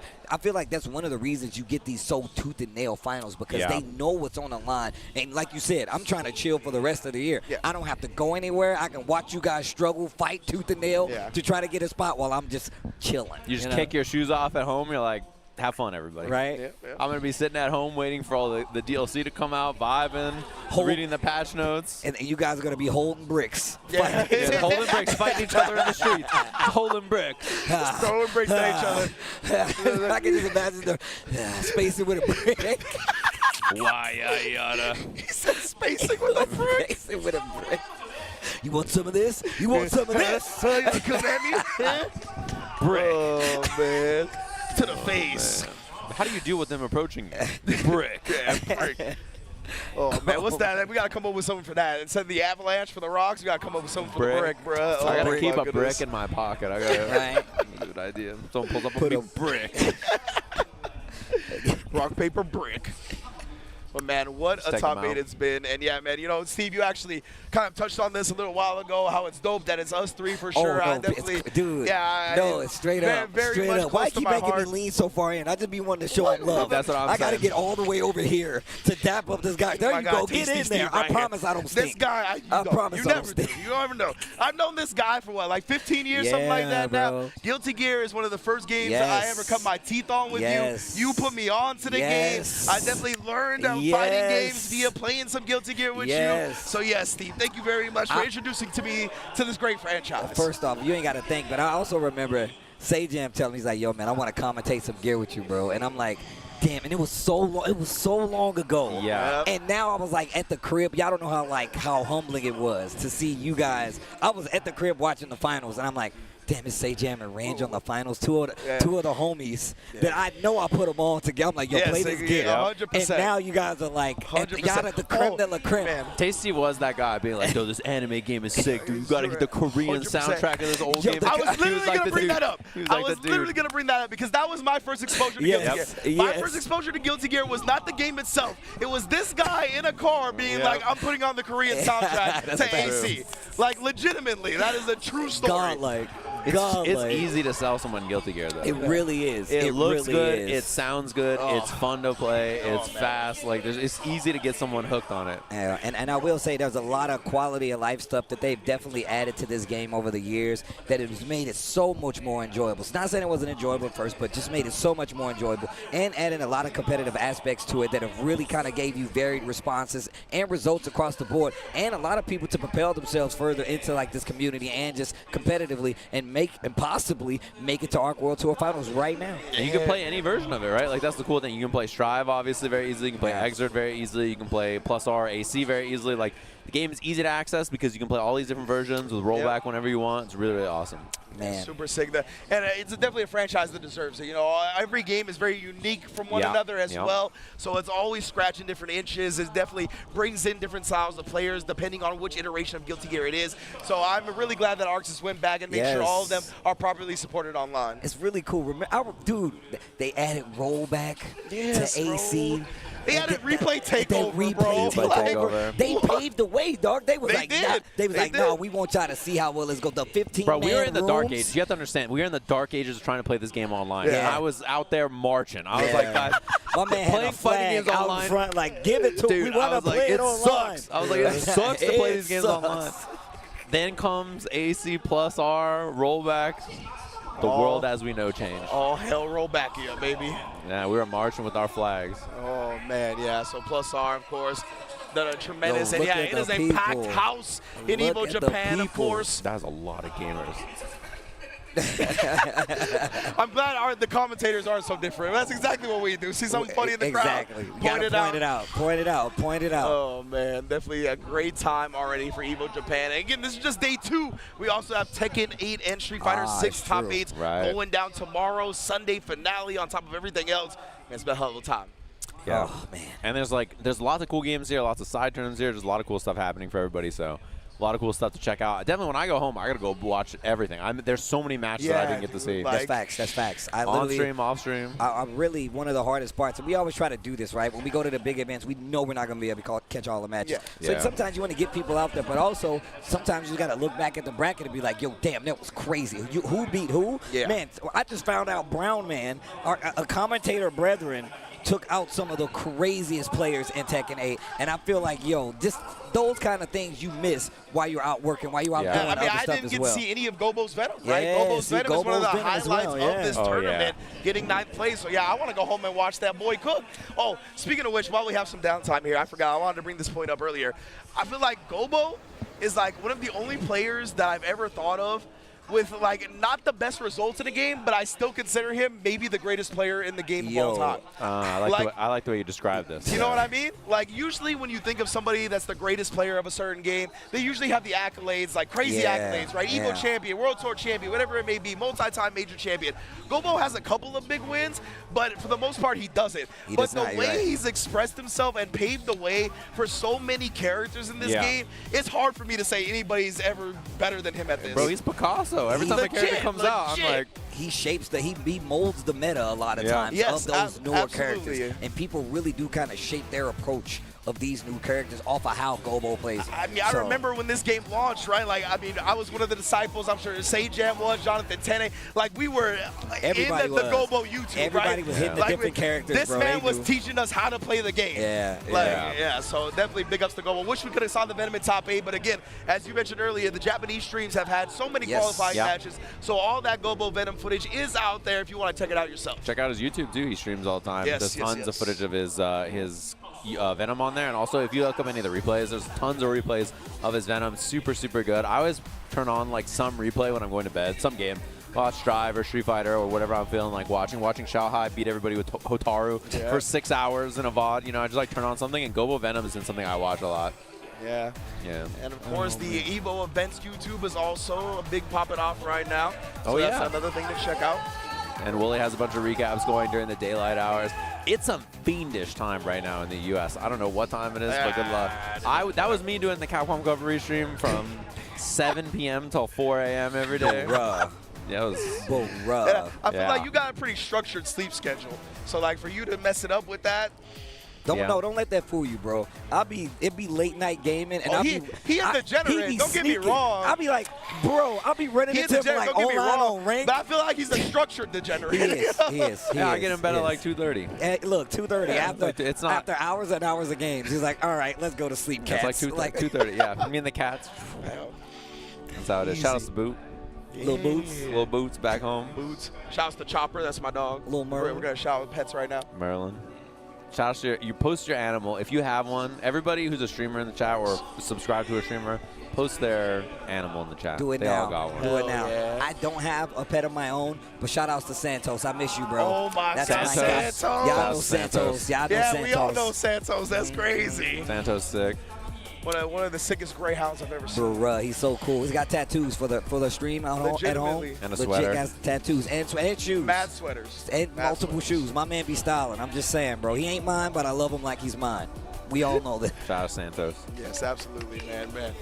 Oh my God, bro. And again, if you're just joining us right now, you're like, what's happening? Why is it the podcast with Ringe, Tasty Steve, and Sajam? There were some technical difficulties in the losers finals that prevented like direct feed stream-wise. So they're still working on that right now. We're trying to get it all prim and proper before this grand finals. And we're going to see now. It's going to affect the players a little bit too, man. It's going to break up the momentum a little bit. It's going to be tough to kind of get back in there, especially with the tempo that they play at. Jonathan Tene is compiling right now, sending Red Ditto the breakdown on what to do in this, and Daro's just sitting there like, what did I do to kill that guy? I mixed him, I'm pretty sure. I know he at least got mixed. Yeah. Yeah, Jonathan Tene has a very active Patreon where he's also offering coaching. One of the finest coaches in the business has coached. A lot of the top-level Guilty Gear players have gone to him, whether it be Slash, Red Ditto. A lot of top players have gone to him, and actually Nitro as well, another Evo champion, have actually gotten coaching from Jonathan Tene. So big ups, always want to shout out the boy. Oh, man, that's really cool, man. I think he was restreaming earlier. There's a lot of Evo co-streams. I'm pretty sure he was doing it. I don't know if he must be still live. Yeah, he's committed. I'm sure. I mean, that had to be like the last losers final set. That was a wire. You know, it got me wired. Dude, I didn't want to say it, but now I'm going to say it. That's what I was, when y'all was talking, I was like, that last set was crazy as hell. That last set was crazy as hell, bro. Oh, man, yeah. Incredible performances. I mean, that both the winners finals and losers finals were some of the best sets I've seen from any fighting game this weekend. I think they're going to stand the test of tomorrow as well. Like, I think they're going to be some of the best we've seen all weekend, period. This is the first big tournament for Guilty Gear Strive of the year. We got characters coming down the line, and it is so sick right now to see this with my own eyes. And how it's going to evolve is going to be so sick. Oh, you want to come over? No, you cool, You don't Justin? want to come over, Justin? No. Hey, he's not going to go home. He can't go home. He can't go home. Bro, he was playing in Third Strike. He's been working the floor. Yeah, he deserves to go home. He wasn't playing in Third Strike. He was carrying. He was carrying. Oh, yeah. I asked. You I had walked 4 up. people in the backpack? Yeah, I walked up and I was like, how's your guys' how's it going? And then they're like, yeah, first round, Justin beat 4 people in a row to save us. Like, it came down to Justin and he beat 4 people for them to win the match. I was like, well. I saw Vicious's tweet. He was just like, I beat 1 person, though. And I was like, yeah. I was like, damn, it'd be like that, though, man. It's sweaty out here, bro. Third Strike here. Facts. You can't expect to go off. I mean, Justin is definitely one of those. You know, he's one of the people that I would expect to go off. It was dope. I was talking to Vicious about it as well, and he was like, you know what was cool, though, seeing Justin, like, that's definitely one of his games. Like, it's different modern fighting game Justin and then, like, old school fighting game Justin, right? Like, just the way he moves about it and the aura he plays with is very different. But, of course, this was a highlight of the losers finals between Red Ditto and Summit. Just insane, period. Yes, dude, the backdash 5P. Dash back up 2K, 2D, dude. Oh, my God. The neutral jump bait was sick. The wild thing, too, is, like, Red Ditto was just pulling out a bag of tricks. Like, these are things that I didn't even see him do in the other matches. I didn't even see him do at Arc World Tour Finals, to be honest with you. And now this. Yeah. And now this. You did this, and now this. Yeah, I was like, bro, what? That neutral double jump setup with the explode, I had never seen that in my entire life. I have not seen him do that one. It's so simple, but also so perfectly set, especially with the back and forth crossover, how he's been using the explosions anyway. My man went to sleep waiting on it. Shit.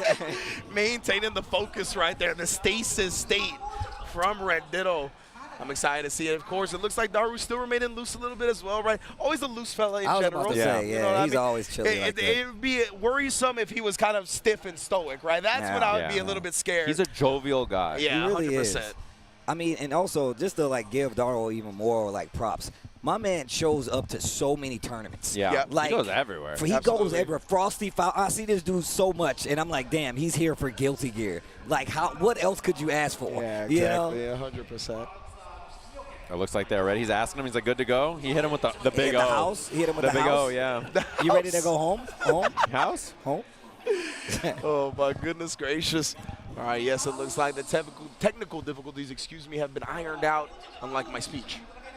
It's time. We're going to jump in there, of course. And we mentioned this is the final game of the day, final set of Evo on our Saturday here. Tomorrow's going to be closing the day with Tekken and then Street Fighter 6. This is our Saturday closer, final set of the evening here. Grand Finals, Daru on winner's side of the bracket up against the ARC World Tour champion from Southern California, Red Ditto in loser side. And again, this is all for a spot at the ARC World Tour Finals 2026 in Seoul, South Korea.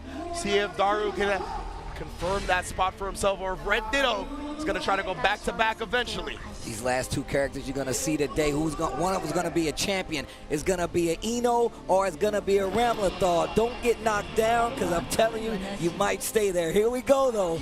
Game 1, Grand Finals. Let's rock. That was beast. It's time. Time to guess. And time to see who's going to get this offense going first. Burst into the corner. Bad spot for Daru early. The timing on that big stroke, right? Making sure he bursts after he passed him to get the corner, but nonetheless now Daru responding with his own burst. Oh, and then beating him to the punch with the stroke, the big tree. Mashing on that 2S. Maybe he was looking for MLA and tried 6B or something. Gets counter hit by the stroke. Early knockdown. This round is looking like a bit of a wash for Red Ditto. We'll have to see if he's got anything in the tank. Ooh, stroke the big tree. One more again. And more of the same. This is the thing. Ditto has not been able, against everybody else, his neutral has been impeccable, right? Yeah. We talked about this a lot at ARC World Tour Finals, especially in that set against Rang that he had, right? Where he was like really, really good at controlling even scary characters like Gold Lewis. But against Daru so far, he's had a lot of problems. Found a 5 age that blew away the no pressure. Really smart from Red Ditto. He's got to find these answers, right? I definitely think what you said was true about 10A. Maybe he's sending him some messages.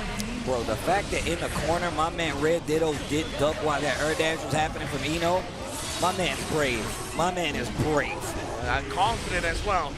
Deflect shield works out. Wow! Oh, that was sick as hell. The slingshot, and this time gets to throw. Daru tech that last time. Air dashes in. Keeps the pressure very safe. He's respecting the meter. I like that double jump just to avoid the air throw. Crashing him into the corner, and he stripped the burst there, so Daru doesn't have burst until right now. Fuzzied. And there's the burst on the 2H. Good timing. Favorites and just setting the sword down to stop the hover dash. I feel like that's the first time he's went to the fuzzy option today, if I'm not mistaken. He's definitely been sprinkling it and not abusing it whatsoever. Yeah, he tried it earlier. He went for that jump K, and there was a deflect shield from Daru, and he 6P'd it. Yeah, you're right, you're right. Good call, though. We haven't seen him really go for it before this set, so... Wow, just standing there, holding his ground. Yeah, just literally holding FD. That's what I mean. Like, how is he so brave with this? Why is he so sure? And Red Ditto, I mean, he got a long way to go here. Tension as well. That was cheap. That was cheap as hell. Well, I wonder if there's an issue there. It seems like Ditto didn't do anything but stand FD. Seeing that twice in a row makes me think there's some kind of issue maybe with this controller or something like that. Oh, and it looks like we have a screen freeze as well. Yeah, we're going back to the character select. Looks like you're correct. Pad issue. It looks like maybe or something, right? Yeah. We'll have to see if we can get this figured out here for Ditto, whatever's happening up there on the stage. Does Red Ditto play? He play pad? He plays pad. Okay. Bad boys. DualSense? Pretty sure. DualSense? Yep, DualSense gamer. DualSense gamer. So yeah, once again, making sure everything is clean here in this grand finals. You got to make sure everything works. So Red Ditto, yeah, that was definitely uncharacteristic, right? We don't just see him hold the FD like that. So, and then the fact that it was actually followed up by the same thing definitely indicates a problem. Yep. But they're on top of it right now, trying to make sure these guys are actually all set and signed up and making sure their controller's working properly. Yes, indeed, man. Oh, it has been a hell of a ride here for Evo Japan. I love that they keep the trophy right there as well, easily accessible for the champion. See it. Yeah. You can see it. You literally look to the left, you're like, damn, that might or might not be mine. That's facts. Can't help yourself sometimes, right? Like as soon as you see it, you start thinking, start getting the expectations. It's very dangerous. Daru's 2 games away. You know, that's in the back of his mind right there. Yeah, so we'll probably see if his buttons are working. Controller looks fine. Yeah, definitely. I assume he's probably going to take some time as well, just to mess around in game a little bit, make sure there's no funny business happening. But yes, we are back at it. We're just keeping an eye out. We're peeping. We're Just like making sure. we're rubbernecking right now. Just trying to see what's going on Still up there, of hold up. course. Damn rubberneckers. What's the hold up there? Slowing down traffic for everybody. That'd be pissing me off, bro. Yeah. But I'm like, bro, y'all just looking at somebody getting pulled over. It's not even anything crazy. Come on, dog. Oh, man. Yo, the crowd filled out like crazy here at Evo Yeah. Japan. Oh, my gosh. There's a lot of people here trying to watch this. Dude, getting to watch any of the semis earlier, it's just people pressed everywhere. Like the spots down there on the semi stage when I was trying to watch Strive and I was trying to watch Street Fighter semis and Tekken, all three of them were at the same time. Watching those games, there's so many people. I couldn't find a spot to watch it. There's just, people are packed in trying to see it. You literally couldn't. That whole area, I'm like, dude, there's no point. I can't get over here to see anything. That's why I left. I was like, I might as well just go to the back and wait. I was watching on my phone. Yeah. That's what I was going to say. Just turn the stream on at that point, bro. Like, there's so many people back there. Everybody's packed in trying to watch it. So, but I do love that feel, though. I do love when I go, I'm like, man, it's so packed I can't even stand over there. Yep. Damn it, that's sick. All right, I'm going to go somewhere else. yeah, wading through the pools areas, there was so many people as well. All right, looks like they're back into it. we're going to right there. Oh, yo. Slamming the guitar. That's how we start the show. Yo, the Fooly Coolie, though. The 5H round start. What a choice. Wow, what a 5K. Beating the HCL there. He can wall break here, and he's choosing to. He's definitely a master of 5K juggles. He's using it to check the air dash early, too. So now you're going to second guess just starting off that dash. That's messed up, man. She just gets to steal the corner like that. Rock to break the wall. One guess away. Daru on chip now. How much magic you got in that pixel, Daru? Oh, wait a minute. Knew you were going to press it. Use the super because you can't take it with you to the next round. Right, RC? Stroke the big my tree. God. Oh. Wait, he's got to guess if he baits a YRC, and I think Daru was scheming on it. I think he was looking for some kind of YRC or deflect shield. 100%. Great job from Red Ditto recognizing that himself and just going with the throw. 6P to be one of the far swords as well. Daru's playing around the normal so well. Nice blocks, and then gets hit low that time, but the little delay timing. Daru's mix-ups. Always so conscious around the fuzzies that you're looking for, right? And knows how to structure his offense around it. The way he just shows you walking for a frame or two, right, and then goes low. So good at manipulating the opponent. And then again, right there, same thing. And I love Red Ditto not bursting there, knowing that the round, pretty unlikely for him to make anything happen, so down to just hold that. Yeah, that was a good call. That was a good call. Hold the burst, go to the next round. Oh. Controller issue again? Looking like it. Oh, man, something happening up there. Yeah. He just used a regular. He just uses a regular DualSense, yeah. I'm pretty sure. So yeah, we might need like a system switch out, a restart, because yeah, I mean it might not just be like his controller. it might at this not be, point, actually. it might be something to do with the console getting a little bit, just for whatever reason. Yeah, especially given that he is up around. I wonder if that's going to be the round there for Daru as well. Yeah, that's what I'm a little afraid of. If that's the round, then that's 2-0 just like that. Yep. That's going to be tough. So yeah, we're going to see if maybe switch out a console, maybe switch out a pad. We're going to find out here shortly, I'm sure. I'm sure that's a Google Translate on the phone. Right. Trying to get everything sorted out. It's a shame there, too, for Ditto because he was really scrapping in that situation and then having controller issues. You hate to see it. Not the only tournament, not even the only Evo where we've seen people have famous controller issues in grand finals. The 2015 Evo is the one everybody always strikes back or thinks about. Back to the Momochi versus GamerB set. I remember being in the crowd, the drama. I was like four rows away from the stage or something, and I remember being in the crowd, 2015 Evo. The drama of just the controller disconnecting, people just screaming, running up and down the aisles, just like, oh, man. It was like a game of telephone where you heard something happen from the stage, and then by the time it got to the back, like, it's, oh my God, he hit him with the stick, and you can't believe he's bleeding all over the place. Like, what just happened? What happened? What did I miss? Oh, man, it was just the emotion, the tension, everybody just, the collective gasp. Yeah. Yeah. Like it's a soap opera. It's like being there for a historical moment in time. Like, it's like actually you witnessed something. Like somebody takes a picture and then they just put it in black and white, and you'll believe it's from any time period. Yeah. They revealed the stick to be the evil twin right. of Gamer B's mom. That's not his stick. You said the burst bar is her mom? That's crazy. That's how it happens, dude. Was Episode it John 3, versus Guilty Gear, Valentine? Guilty Gear Strive. Shut up. Dual rulers. Gotta check it out. JBV. JBV. The John versus Valentine. Gotta check it out, Steve. JBV. If I ever play D&D again, I'm making a character named that. John versus Valentine. Bro. Oh man. Steve, you gotta watch it. Yeah. I am. I promise you, before I see you next, I would have watched it all. So I would have watched tomorrow it all. you're going to see him again. Yeah. Oh, damn. That's not possible. Well, after this event. Bro, I'm coming in hot. Got Just it. Steve, on episode 6, did you see it?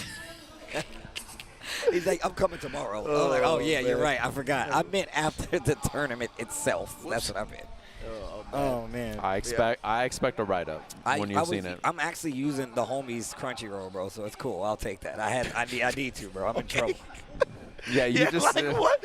Wait, is that like we can't? What does that have to do with anything, though? Man, they won't know. His homie is Tasty Steve. And it's me. Hey, you know, Yeah. It's my alter ego. Oishi Steve. Crunchyroll, I did an interview with him, and I told him I was watching Evangelion for the first time, and it was that collective gasp, like the stick situation.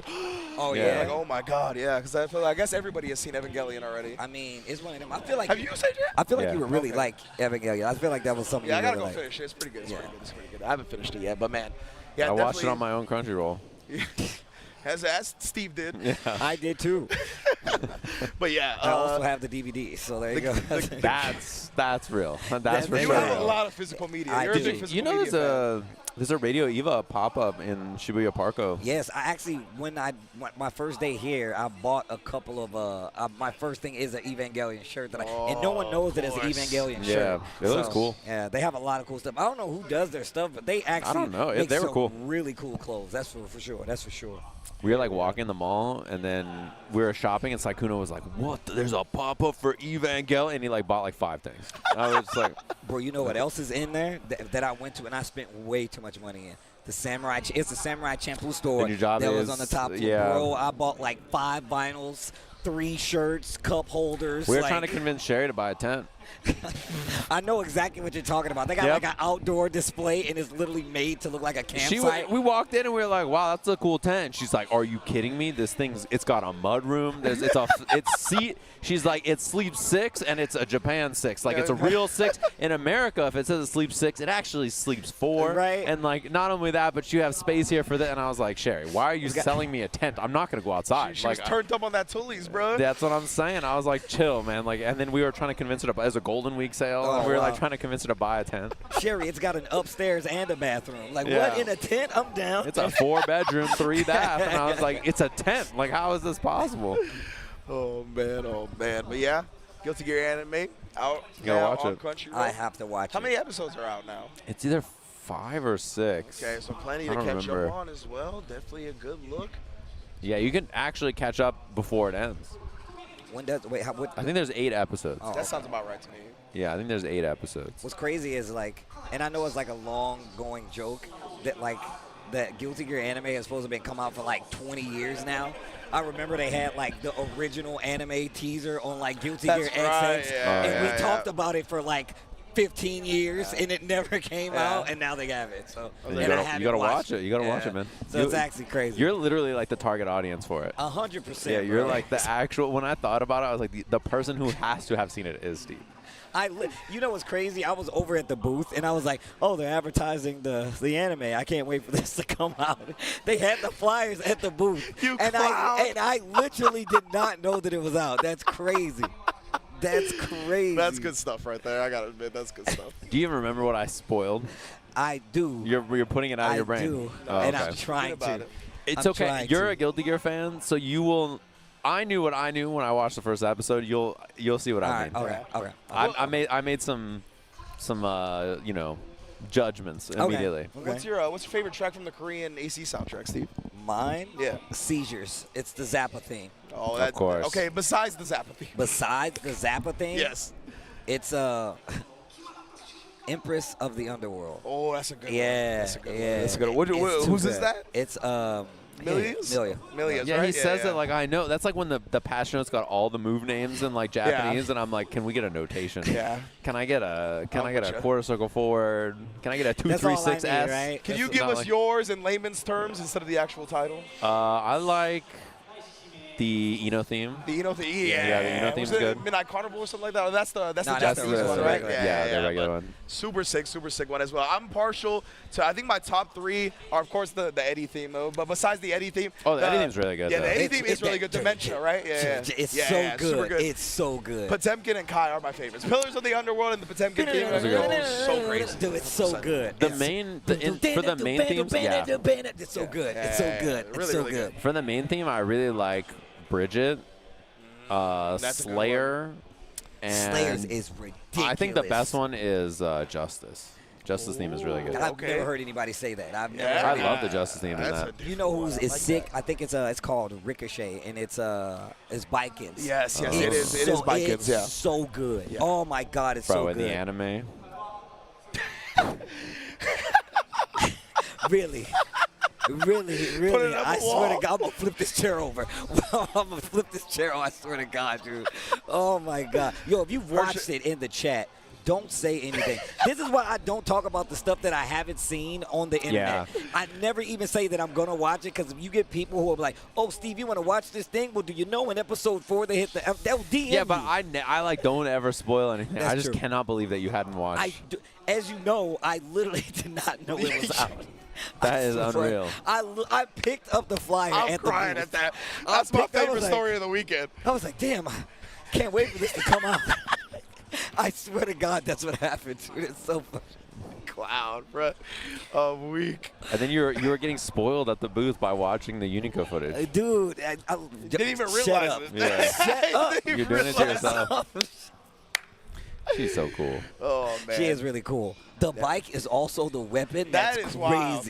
They've done some crazy things with weapons in Guilty Gear, you know, a weapon out of a lighter and whatnot, but you ride your weapon, different. That's I different. like when you play her too. The cool thing is when I was playing her at the booth, she feels like she's dragging it, kind of like how Abba is in this game. Okay. Where like like the key is so heavy that she's like Yes. you can tell her movement in the air feels really heavy because she has like this big old weapon, but then her ground movement is like pretty fast actually. That's So tight, yeah, that's she tight. feels really cool. The Guilty Gear does weights really well, 100%. Yeah, you really feel like a character, like the specific movement things, and like a character, like even Potemkin from back in the day. Yeah. Like Oh, having yeah. a little Shaking mini the screen screen when he- shake. yeah. Like you know you're playing with a big body. I don't know why I mimicked the walk like that, but you guys know what I was. You guys got it.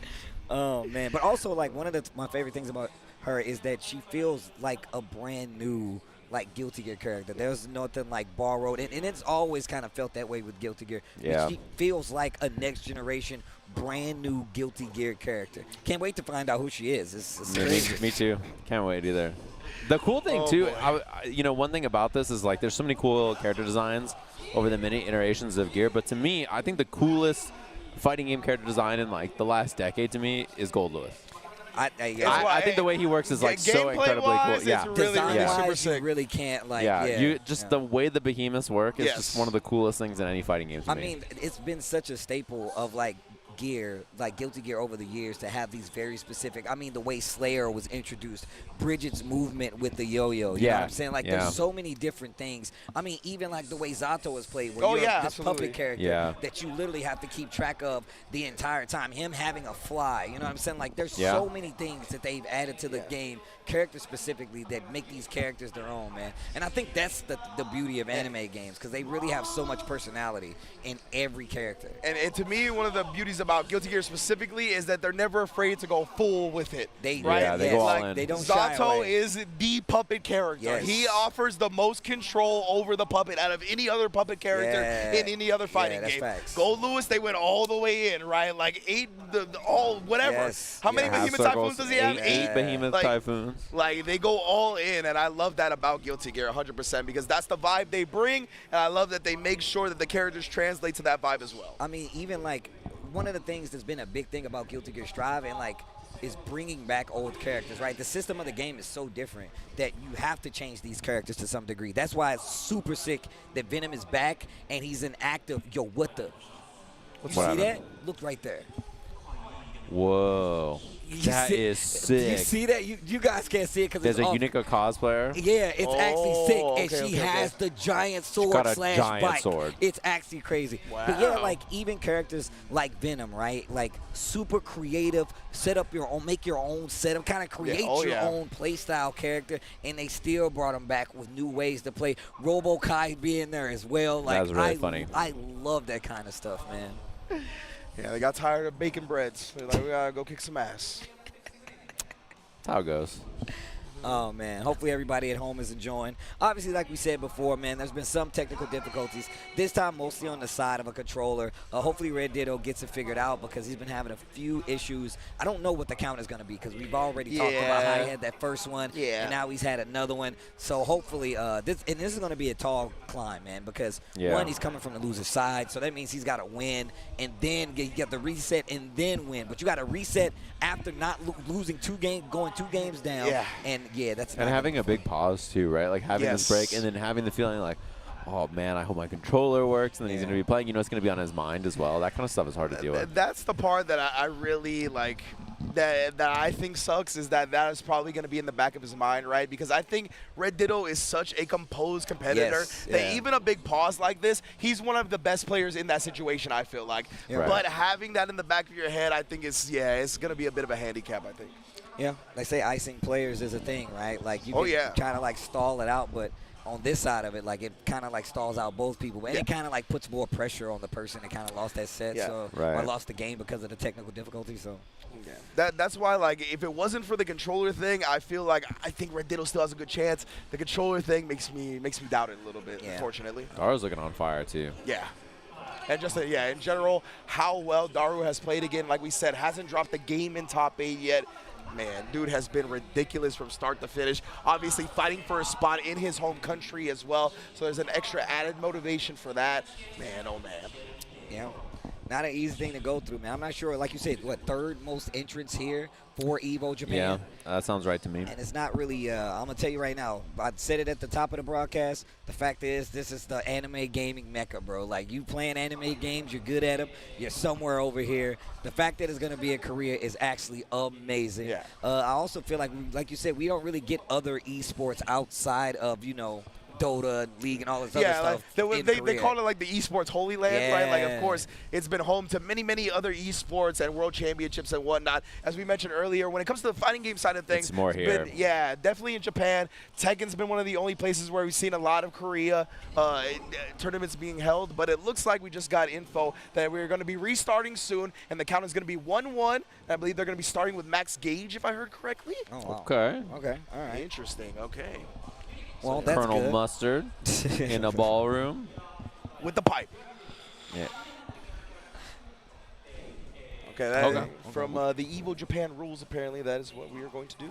Well, that's not too bad. That's not too bad because, like you said, I was afraid that it was going to be like 2-1 or something like that. So it would have been rough. Like putting Ditto in this spot, like down 2-0, like, oh man, that would have been disaster. But looks like we're going to start a little bit more even ground. Shall see. But still has to reset, though. That's the most important thing. Red Ditto still has to reset. I'm assuming the 1-1 is the round count, not the game count? Right? I think so. Yeah, because it's probably supposed to be 1-0 Daru, right? Right, so it's probably like 1-0 Daru set-wise, and then 1-1 in game 2. Should have clarified. Okay, yeah, so Mother Base also was aligned with us. It was 1 round apiece, and they both had full burst before. So that's also like what it's like. Okay. Oh man, that trophy is sick. My eyes are. I might have to hit this Roto Z, guys. Looks like the future right Pass there. it on down if you got it.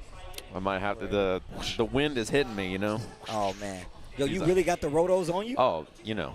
Oh, my man don't mess around. I used to travel with those things all the time. Y'all call me crazy at first. Legitimately pass them down. I'm ready. Okay, it's time. If I scream, that means it's working. Exactly. Actually, it's fun. I think I was about to say it's fun when it stings a little bit. If I scream, I'm sorry. That's how you know it works. That means I can see in 4K. Exactly. Yeah, hit them bad boys. Feel the power. Feel the power. Hurt so good. My eyes hit her. The look away thumbs up was my favorite for sure. Let me get in there. Look away thumbs up. Oh, we're passing the ball down. We're not even going to be able to call the match. Tell them not to start. Oh, it's starting. They're going in. Oh, my God. Let me hit it first. Oh, God. Hold it down, guys. Hold it down. Oh, God. Satan, can you see?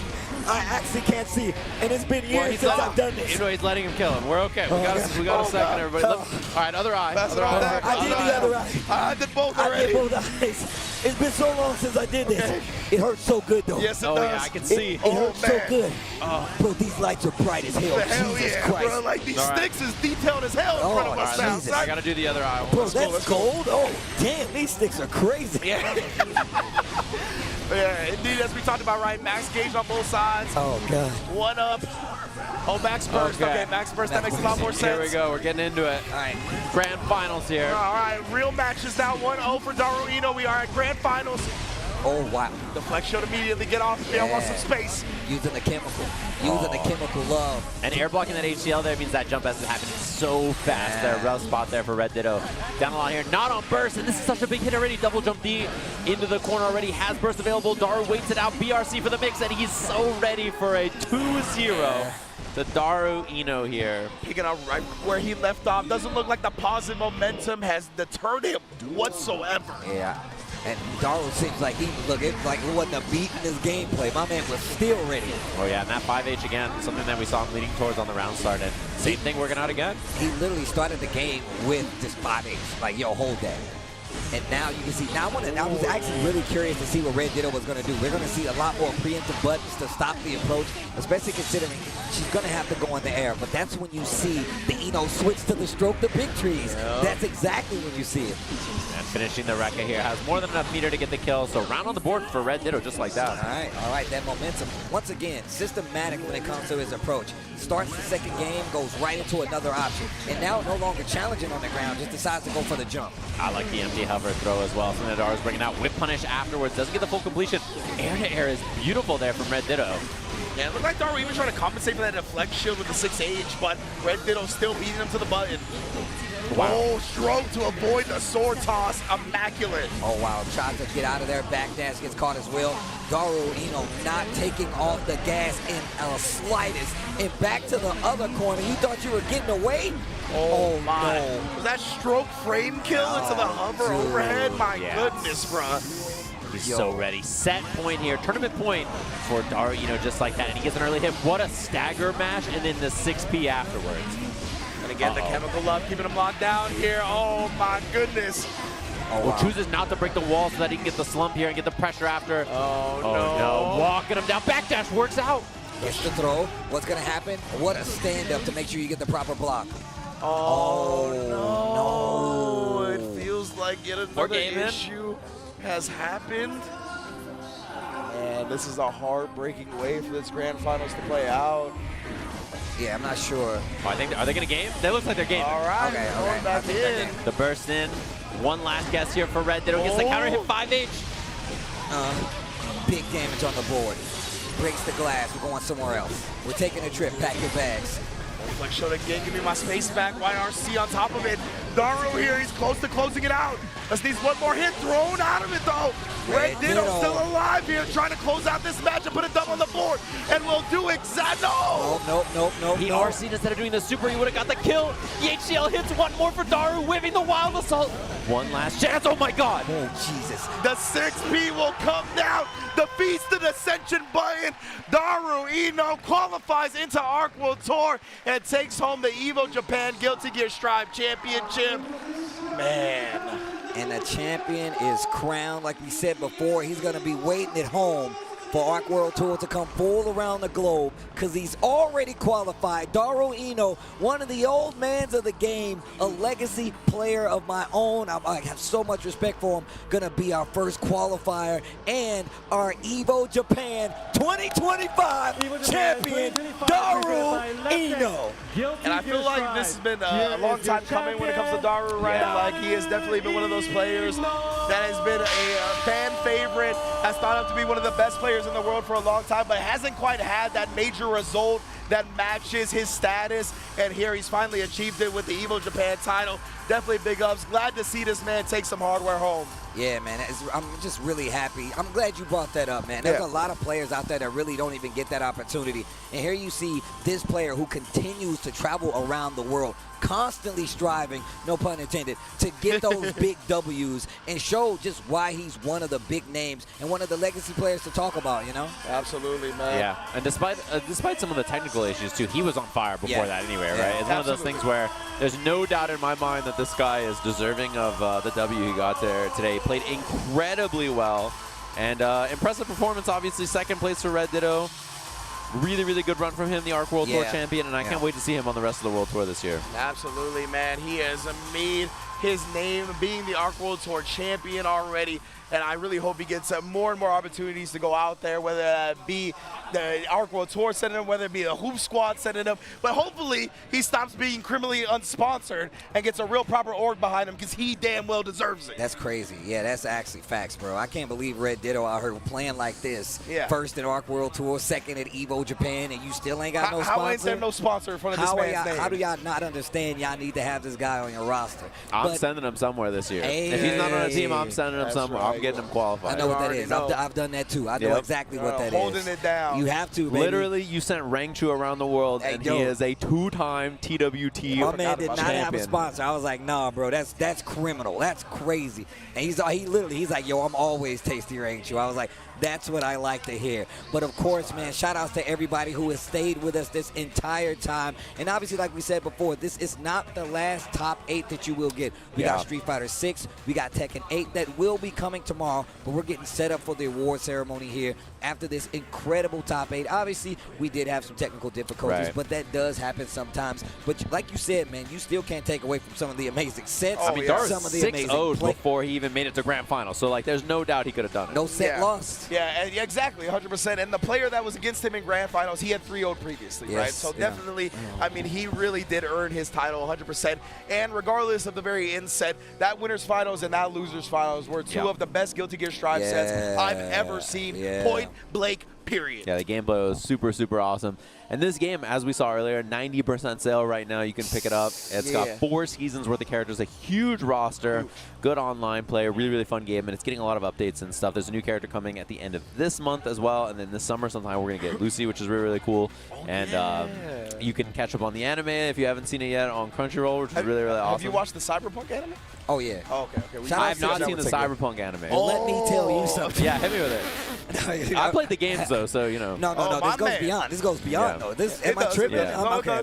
But also, you're going to love it. Shout outs to Giuna. My man sent me a message on Twitter and was like, Steve, watch the Cyberpunk anime, get some tissues. I was like, why would I need tissue? You found out by the end. Yeah, I was like, oh my You definitely found out by the end. But it is sick though. So also really excited about this extra DLC coming down the pipeline. And once again, like I said before, man, I can't stress enough how like they've definitely developed this game and changed it so much, and it has become so much more enjoyable to watch, man. I love, and I've been playing a lot more too, so I feel a lot better about that even more so, and I'm enjoying it. So I'm happy to be here to be able to talk about it, especially with the boys, man. It is such an honor, bro. It is such an honor, bro, to be here on the couch, and everybody at home, and thank you guys so much. Yeah, man. Yeah, it's been a great time here at Evo Japan. Like you said, yeah, we all go back quite a long ways. Yeah, we got a lot of history. Guilty Gear being a focal point in all of our lives as well. So it was a real beautiful thing. Definitely special to all three of us getting to be here together. Bring home to y'all as well. An incredible top 8. So definitely feel very blessed to be in this position right now. Yeah, and I was checking out the brackets for the Tekken and Street Fighter finals tomorrow, and they are wild. Oh, I bet. They're going to be super, super sick. So you have lots of great Evo action to check out. Even when we're done today, there's going to be the Wooly recap, which you guys can check out later on, of course. And there's recaps of all the events on the Evo Events channel on YouTube. If you want to catch any of the VODs, that's what I was doing, is popping over to YouTube, watching all the VOD content last night on there, and then you can pop back over and watch the live streams on YouTube or Twitch as well. But, yeah, the brackets tomorrow should be super, super sick. It's going to be a packed house. Can't wait to watch those as well. And this is the third to last game. There's only 2 games left at Evo, and I think it ends pretty early tomorrow. It's like 4 or 5 p.m. or something. It wraps up. That's about right, I think. Yeah, and big ups to Justin and Yipes, who have been holding it down on the floor. Been big part of the content game this year at Evo Japan. Definitely always enjoy getting that personalities wrinkled in however we can, really. Playing Marvel superheroes backstage. Bro. Talking the speed at which Justin even pulled up once Yipes was like, pull up. That was blink of an eye, bro. He legit was not talking. He was like, no, games. Yeah, he legit was like, Obama, give me the stick. Move along, he hit him with the tap. He was like, yeah. Let me get that. Let me get one of them. Let me get one of them. Put me in. Oh, man, yeah, definitely cool stuff. And in addition to him being in the co-op cup as well, I mean, man, wow. Yeah, I wonder how far they made it. I'm very curious. I know that he had to play in, like, team tournaments like that. They do, like, the wild card thing after your team makes it out. And I know that Justin was their wild card player. Absolutely. So I'm curious how far they made it. Definitely had a chance to get back in. Man, I got hit up by one of the homies to play at B Tribe Cup because he saw me. He was like, yo, Steve, bro, pull up and play. I was like, I want to, but I can't. Like, it's actually not possible. I really wish I could, man. Man, yeah. Speaking of like developers just like supporting games and getting surprises in the fighting game community, how about Virtua Fighter 5, bro? Releasing a balance update so far 15 years later, something crazy, bro. In anticipation of Virtua Fighter 6, that is, man. And let me tell you something. Super cool. Aoki-san was sitting over there the entire time. Like, my man was just sitting watching everybody play the game and enjoy it. And on top of that, like, just his love for, like, the series overall, man. I got to have a talk with him. We talked about Virtua Fighter 4 and him working on it, and it was literally, I told him about, and I was telling him how I was told Harad, I was like, one of the greatest training modes ever, and still to this day, is Virtua Fighter 4. Like, there is nothing. You want to play Fudo at his peak, you can do it in that game. Yeah. You want to play Itabashi Zeki in that game. You can play these players in tournaments, all kinds of things. So I'm really excited for that. Even more so, City of the Wolves, King of Fighters, getting huge support coming out on the back end, especially with this brand new game. Yeah. But I think we're going to go to the stage and go through the process of crowning our champions. Yes, let's get it. Our top 8 has arrived, baby. プレゼンターはアークシステムワークス株式会社ギルティギアストライブプロデューサーの宮内健様です。 Oh yeah, Ken coming back up for our top 8 here. The head scratch from Letterman was crazy. Okay. He's like, where am I? The mullet scratch. What'd you say they call it? The wolf cut. The wolf cut. The wolf cut. These kids. You got to make it sound cool, even though it's lame. Wolf cut. That's a good one. Damn, it does sound cool, though. That's how it goes, bro. It does sound cool. I can't even knock it. Shut up. See if you're going to get a wolf cut. No time soon. Oh, okay. But I don't even think my hair could do that. Yeah, probably not. Award medals will be presented to the finalists. Everybody getting their medals, and of course, Daru getting that big trophy. In his pajama pants, by the way. Think about it. He's going to have a long time of that. And then when they play at the finals, he's still going to have on pajama pants. Nobody is more cozy. Right. My guy is chilling. Paragon's own. Paragon's own. It's cool. Everybody gets their medals, of course. Oh, yeah. Big fan of Polka. Yeah, a lot of really strong players here that had good finishes at the Arc World Tour Finals, and then a great start to the tour from all of them. Oh, Chirara with his nail biter sets earlier. That set with Ditto especially. Oh, so many good sets produced by Chirara as well. The 3-game comeback against Left. Dog. Amazing stuff. Yeah, that was sick. Man, those were wild. And then Ditto with the reverse 3-0 back at him. Yeah, Tiger Pop with awesome performance that they had over at the Arc World Tour Final, showing off that ABBA, and then all the Happy Chaos today as well. Yeah, just shooting the other Happy Chaoses as well. They really proved their superiority today. Yeah. Sumito getting 3rd place out here, man. Repping the chip, Guilty Gear player of old. Literally one of my Guilty Gear idols. I was going to say, I always enjoy seeing Samito Sumito get some dubs, you know? And Red Ditto, the 2nd place placing, but still, once again, I'm such a fan of this dude, man. Like I said, introduced through the Hoop Squad, but our winner and qualifier for the Arc World Tour Finals and your Evo Japan 2025 Guilty Gear Strive champion, Daru Ino. Amazing stuff. Well-deserved, well-earned from Daru Ino, most importantly.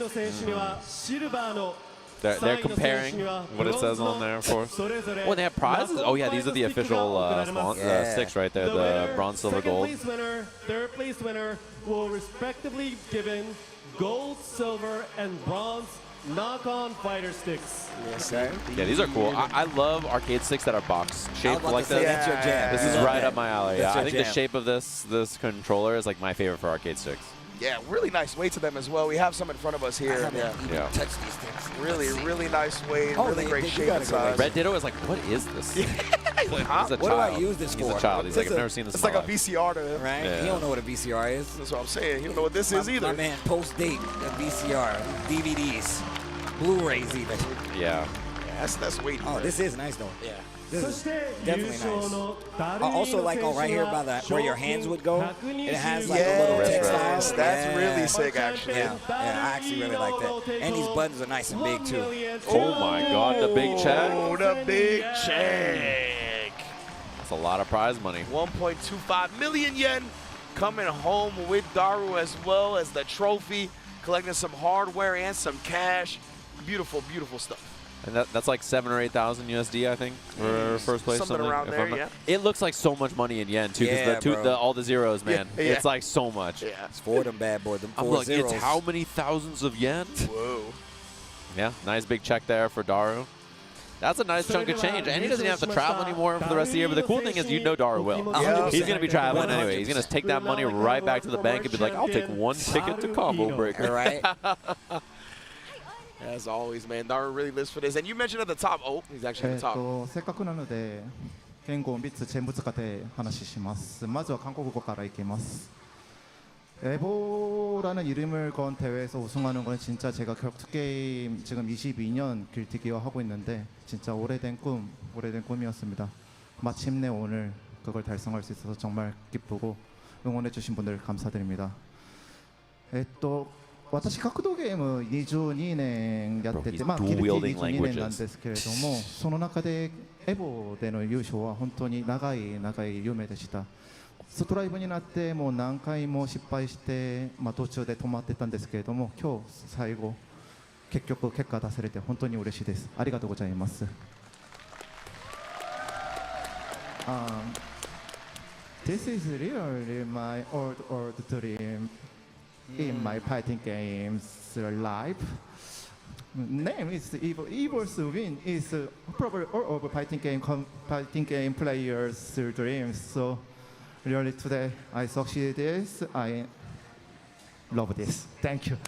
Yeah, dude, he answered. He answered in English, Korean, and Japanese. What a monster, bro. Like, why? Stop being good at everything, bro. Like, you got to win the tournament and speak every language. Leave a language for some of us.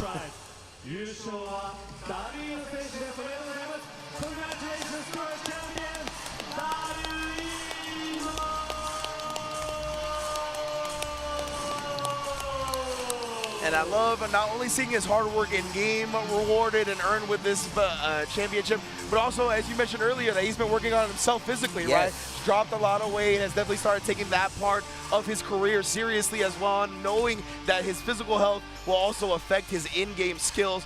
Beautiful stuff to see it culminate in a championship here at Evo Japan. And it's cool to see the old guys, him and Summit, on stage there, get the hug at the end. They've been doing this a long time. Yeah. Awesome to see them have success. I think a lot of people have talked about this as being a young man's game, but there's such a nice mix, I think, of people who've been playing Guilty Gear for a long time and also new players.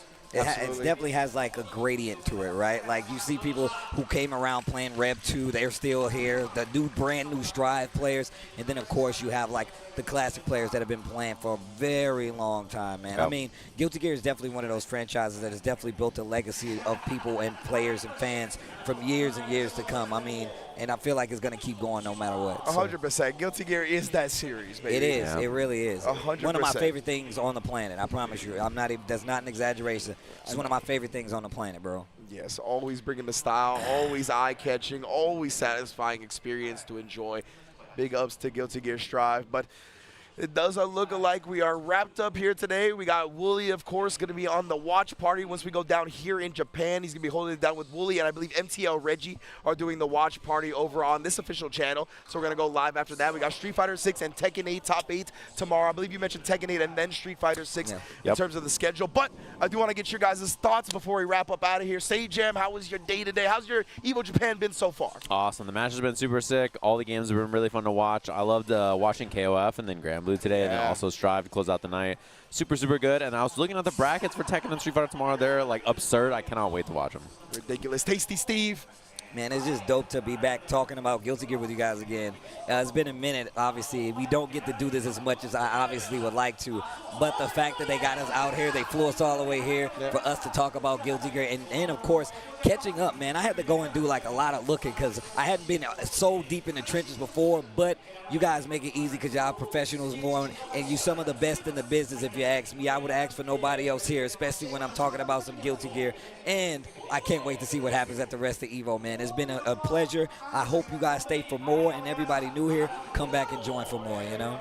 Couldn't put it better myself. Take care of yourselves, be good to yourselves, be good to each other, and we'll see you tomorrow.